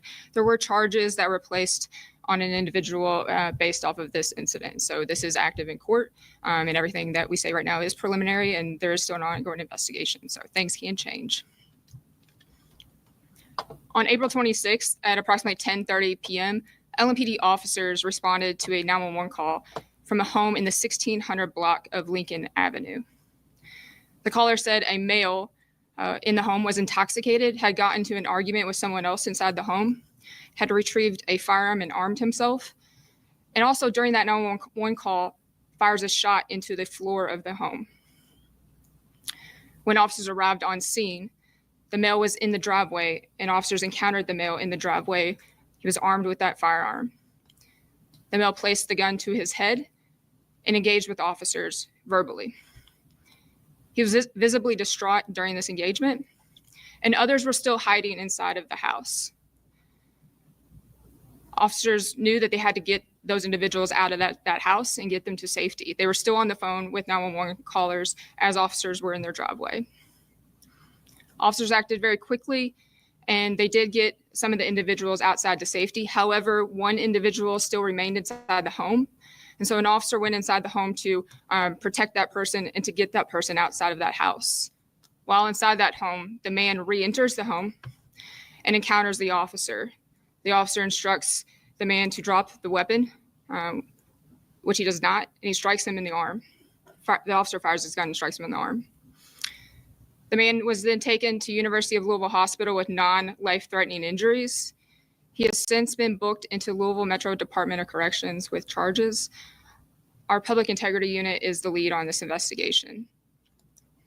So we're going to go over some 911 calls. We're going to also show some body-worn camera video from the officer that's involved here. But first, I want to go over the Graham factors. So this is from Graham versus Connor, a United States Supreme Court case that established circumstances to assess the objective reasonableness of all officer-involved force and uses of force by police officers. So when officers are using force, they are going to assess the severity of the crime, the immediacy of the threat, the resistance level posed, and any potential flight. So if you recall, the subject in this case had already fired his gun into the floor, was armed with a gun, and was refusing officers' orders. So this is the circumstances that the officers were faced with. Again, this is another thing that is repetitive in our presentations on officer-involved shootings. So it's important that you all know our safety priorities, and we go over these with officers continuously. So this is a constant conversation in our agency. It's a constant conversation at roll calls, at trainings, and in conversations regarding tactical decisions in the moment. And so who is in the most imminent danger at the time, and who can control that situation now? And so and that kind of progresses through this line of progression. So victims and hostages have the least amount of control over the situation that they're in. Ultimately, the suspect has the most control through compliance with the directions from the officers.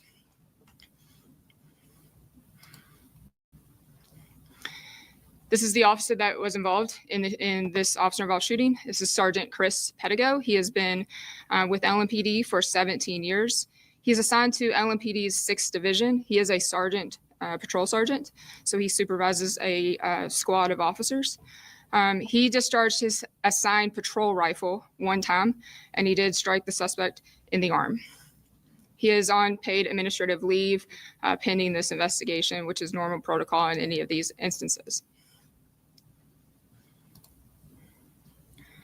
Our suspect that's involved, his name is Daniel Gish. He is a white male.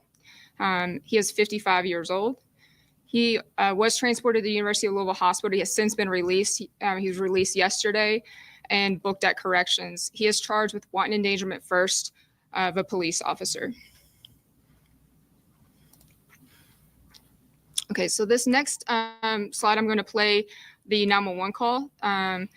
This is a call for service from inside the home. This call is about 4 minutes in length. It has been redacted to protect some personal information, but this does capture the intensity and what was going on in the moment and the stress that was experienced by the people inside the home at the moment. So I'll play this. This is a very powerful 911 call. Operator Merriweather, where is your emergency? Lincoln Avenue. That's Lincoln Avenue, is that right? Yes, ma'am. Is it the house or apartment? It's a house. What's your name, ma'am? And what's your phone number? Tell me exactly what's going on. So my dad started banging on the door. Him and my mom were having an argument, and he threatened to kill himself. And he went downstairs. He took a gun. We all heard it. It was in my room right now, and we were scared. Not with the whole safety, that everybody was in the house.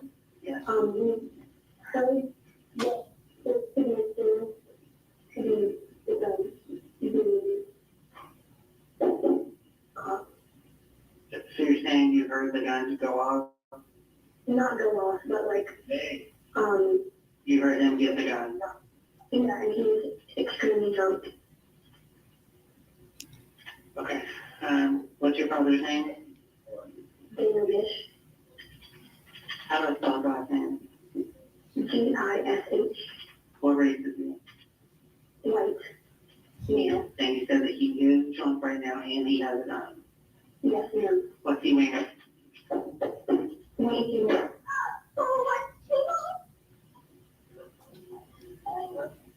What just happened, ma'am?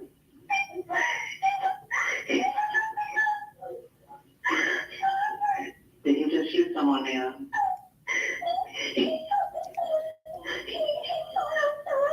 Okay, I need you to answer what he's wearing.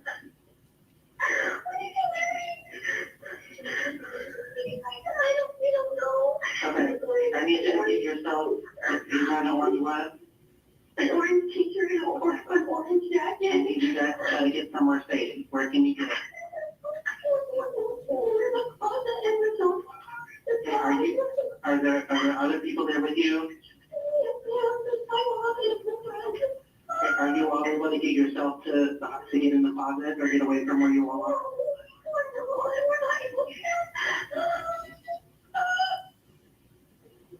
Okay.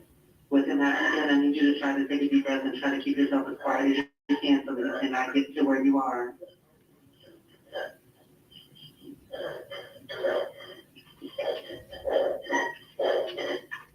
Give me 1 second. I'm trying to get them there to you, but like I say, try to keep yourself as quiet as you can.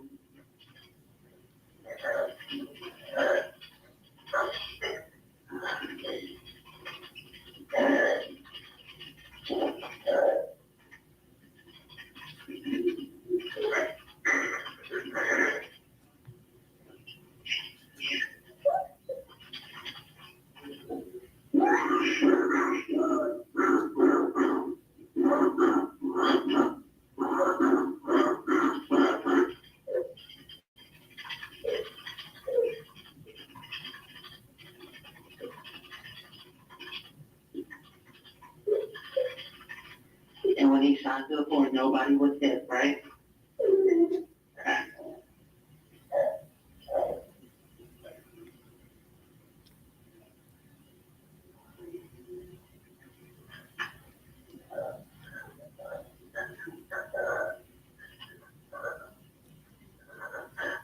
Okay. Where is he in the house? You said he's in the basement? No, he was in the kitchen. We were in your notice center. He's out right now. Okay, so you and your mom and her friend are in the bathroom? We are in the bedroom. We are in my room. Oh, are you able to lock? It is locked. Yes. Okay, they're already on their way. I just want you guys to try to stay in there and stay safe. I'm gonna stay on the phone with you. Yes, ma'am. Thank you. Okay, so you can see the fear that was occurring inside that bedroom and the unknown that was going on outside that door, waiting for the officers to arrive. And so as that 911 call is coming in, as that the 911 call taker is taking that call, the call taker is relaying that information to the dispatcher that's communicating to officers who are arriving on scene. And so this video is of Sergeant Pedigo arriving on scene. He's arriving with other officers simultaneously, and you'll see that they make their way up to the house and they encounter the man in the driveway. Eventually, then you'll see Sergeant Pedigo make entry to the house, and then Mr. Gish also make entry to the house, and that's where the officer-involved shooting occurs. So we'll play this body cam video.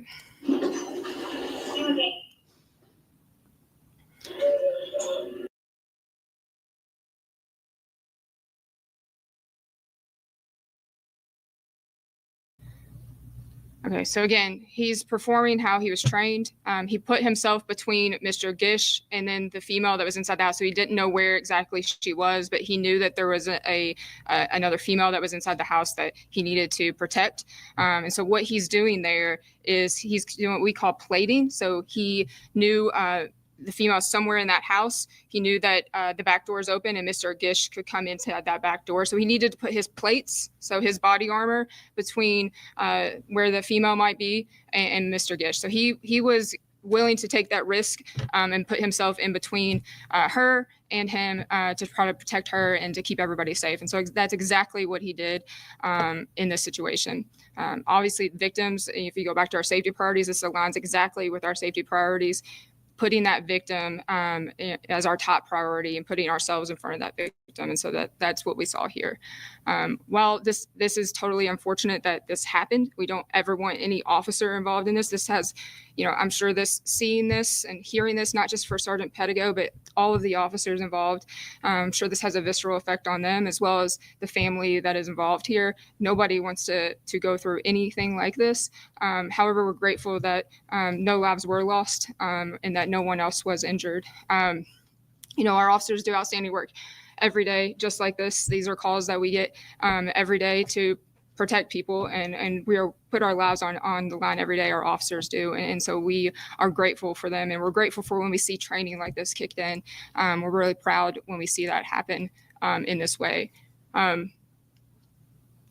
Even though we do, put our lives on the line and we strive to protect this community, what we need most though is continued help and support from our community. We alluded to some recent violent crime earlier before this press conference started, and we want to talk about that with you all. We work tirelessly every day to protect the community, keep people safe, protect constitutional rights, and we need help with solving some homicides. And so I want to go over that with you all, and then we'll get into some questions after that. So over the past 7 days, Good. She looks scared. we had 7 incidents that resulted in 7 people losing their lives. So 7 people have been killed over the past 7 days in Louisville. 3 others were injured. One of those injuries was very critical. And so I want to go over these 7 incidents to give you all a little better context to what's going on. Many of them we have cleared and we have solved with arrests.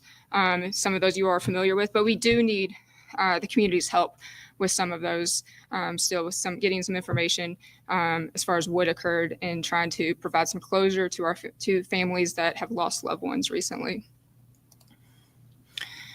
So first, if we go back to last Wednesday, there was a homicide in the 600 block of South 28th Street. This is in LMPD's 1st Division.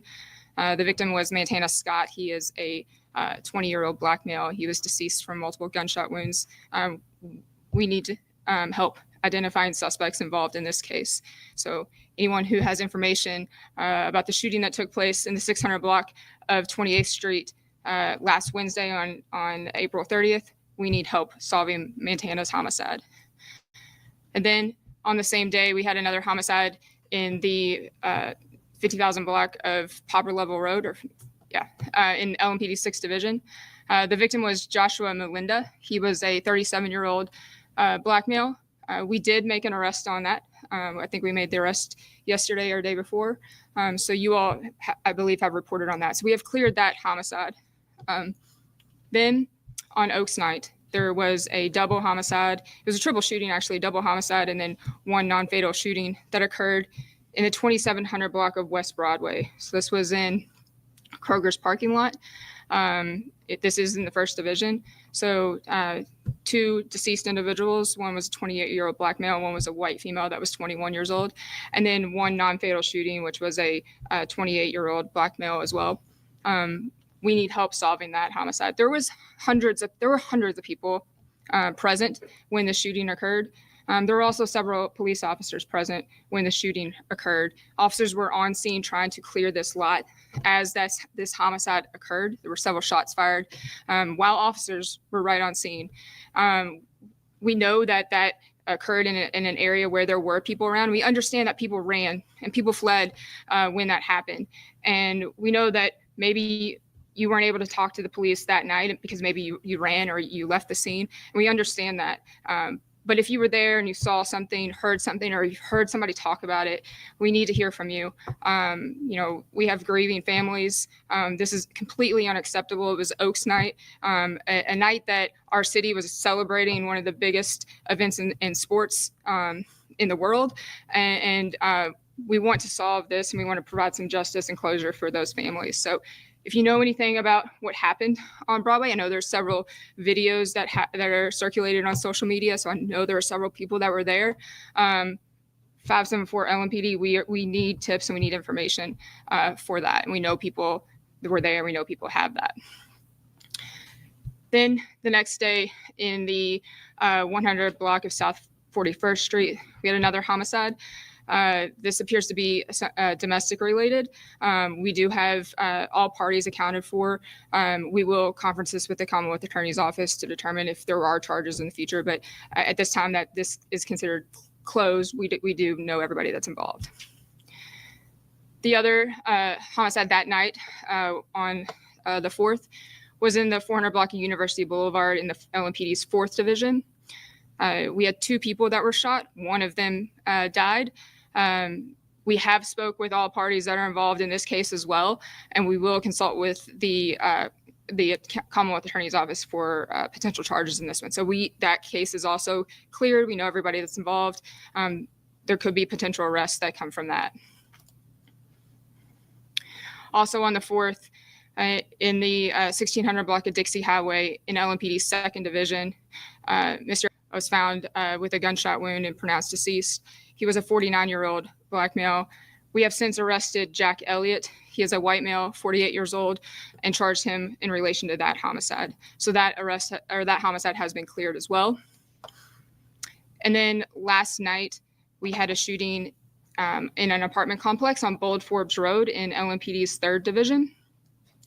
The victim sustained a gunshot wound. He is in very critical condition at University of Louisville Hospital. However, we have arrested a suspect already in that case. Jamal Sheikh is who we placed charges on today. And in talking about that homicide, we've made an arrest, but we have not been able to identify our victim. And so one thing we're going to ask for you all and from the community is assistance in identifying our victim. I'm going to read some descriptors of our victim from this homicide on Bold Forbes Road, and we need the community's help in identifying him. So he is a Black male. He's about estimated between 15 and 20 years old, very young Black male. He was wearing a black Nike zip-up sweatshirt. He also had black pants on. He was also wearing black, gray, and white Jordan tennis shoes. He had an average height and a slim build. He had shoulder-length black hair, and he was wearing prescription glasses. If this matches the description of anybody's family member or friend who they have been unable to contact since about 6 p.m. last night, we are asking for some information to assist in identifying him. So again, a Black male, 15 to 20 years old, a black Nike zip-up sweatshirt, black pants, black and gray and white Jordan tennis shoes, an average height, slim build, shoulder-length black hair, and prescription glasses. 574 LMPD is our tip line to give descriptions on that. Some updates on homicide numbers. So we have 38 homicides this year compared to 52 this time last year. That's a 25% decrease from this time last year. We are grateful for that decrease, but when we have weeks like this where we have several incidents back to back to back, that is heartbreaking. It's heartbreaking for our detectives. It's heartbreaking for the community and the families that we encounter on a day-to-day basis when we have to deliver news like this. So we want to provide justice and closure to these families. And our clearance rate this year, our detectives are doing a great job. We've solved and cleared about 50% of our homicides this year. That is good and significant progress if you compare previous years, and that is all thanks to cooperation that we're getting from the community and the hard work that our officers are doing every single day to build those relationships in the community. And we are seeing that pay off in dividends by getting tips, by getting information, help from the media, by talking about homicides, engaging with the media, getting that information out there and asking for help. I think that's really paying off, and we're seeing that in the ways that we're able to make arrests, the ways we're able to provide some closure to our families. So thank you. And that is the end of that slideshow. I will take any questions related to the shooting or any of the homicides.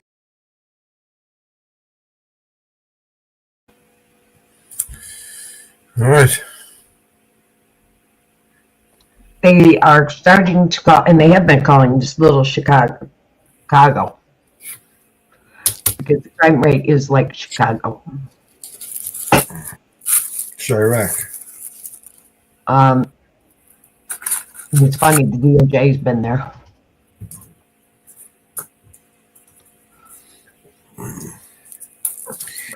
right. Well, I'm starting to get really tired in this chair. Yep. I've got laundry to fold. All right. Should we shut this live down? Yep. Pick it up later or tomorrow or something. Thanks everybody for joining. Yeah, definitely. All on the next one. Yeah, there's always a next one. Yes. See you guys. There you go. Let's get back on my brand. I think what I'll do is just leave this open since we don't have the Jitsi, and then I'll just come in on the front room. Okay. All right. See you guys later. Actually, maybe I should come in on. Let me come in on the other one first before we shut down. I'm gonna drop. Can you drop the link in the chat just in case anyone wants to jump?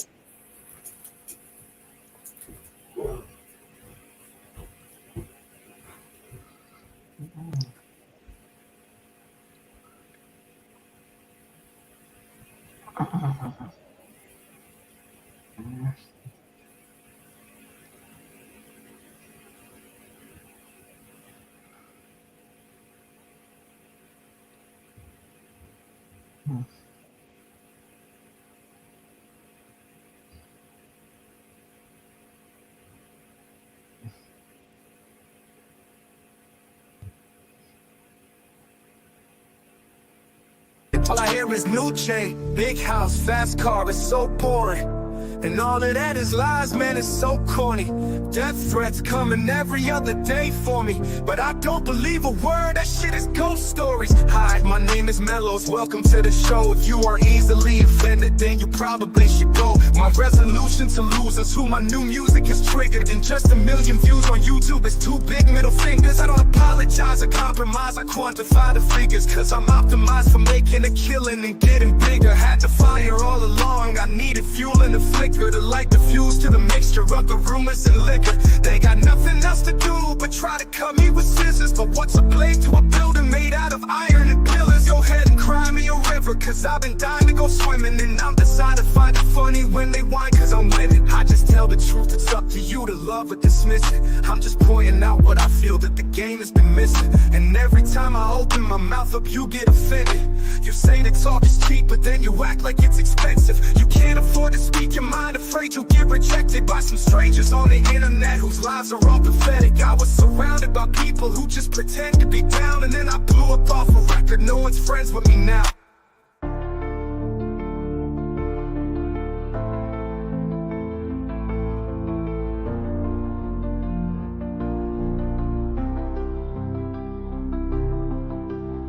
But I hear's new chain, big house, fast cars, so bored. And all of that is lies, man, it's so corny. Death threats coming every other day for me, but I don't believe a word, that shit is ghost stories. Hi, my name is Mellows, welcome to the show. If you are easily offended, then you probably should go. My resolution to lose is who my new music is triggered. And just 1 million views on YouTube is 2 big middle fingers. I apologize and compromise and quantify the figures, cause I'm optimized for making a killing and getting bigger. Had to fire all along, I needed fuel in the flicker to light the fuse to the mixture of the rumors and liquor. They got nothing else to do but try to cut me with scissors. But what's a blade to a building made out of iron and pillars? Go ahead and cry me a river, cause I've been dying to go swimming. And I'm deciding to find it funny when they whine, cause I'm winning. I just tell the truth, it's up to you to love or dismiss it. I'm just pointing out what I feel that the game has been missing. And every time I open my mouth up, you get offended. You say that talk is cheap, but then you act like it's expensive. You can't afford to speak your mind, afraid you'll get rejected by some strangers on the internet whose lives are all pathetic. I was surrounded by people who just pretend to be down, and then I blew up off a record. No one's friends with me now. You say that talk is cheap, but then you act like it's expensive. You say that talk is cheap, but then you act like it's expensive. You can't afford to speak your mind, afraid you'll get rejected by some strangers on the internet whose lives are all pathetic. I was surrounded by people who just pretend to be down, and then I blew up off a record. No one's friends with me now. No one's friends with me now.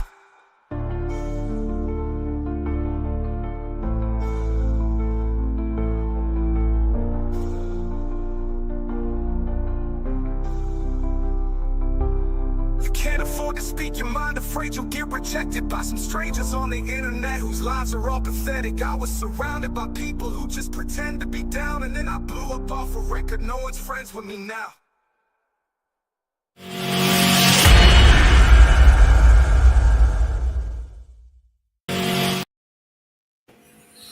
All right, that's it. Thank you, Armor Bear. We'll shut this down now. Thank you, everybody, for joining, tuning in, staying with us. And we will see you on the next one. Everybody have a great day, or evening, or morning, whichever it may be.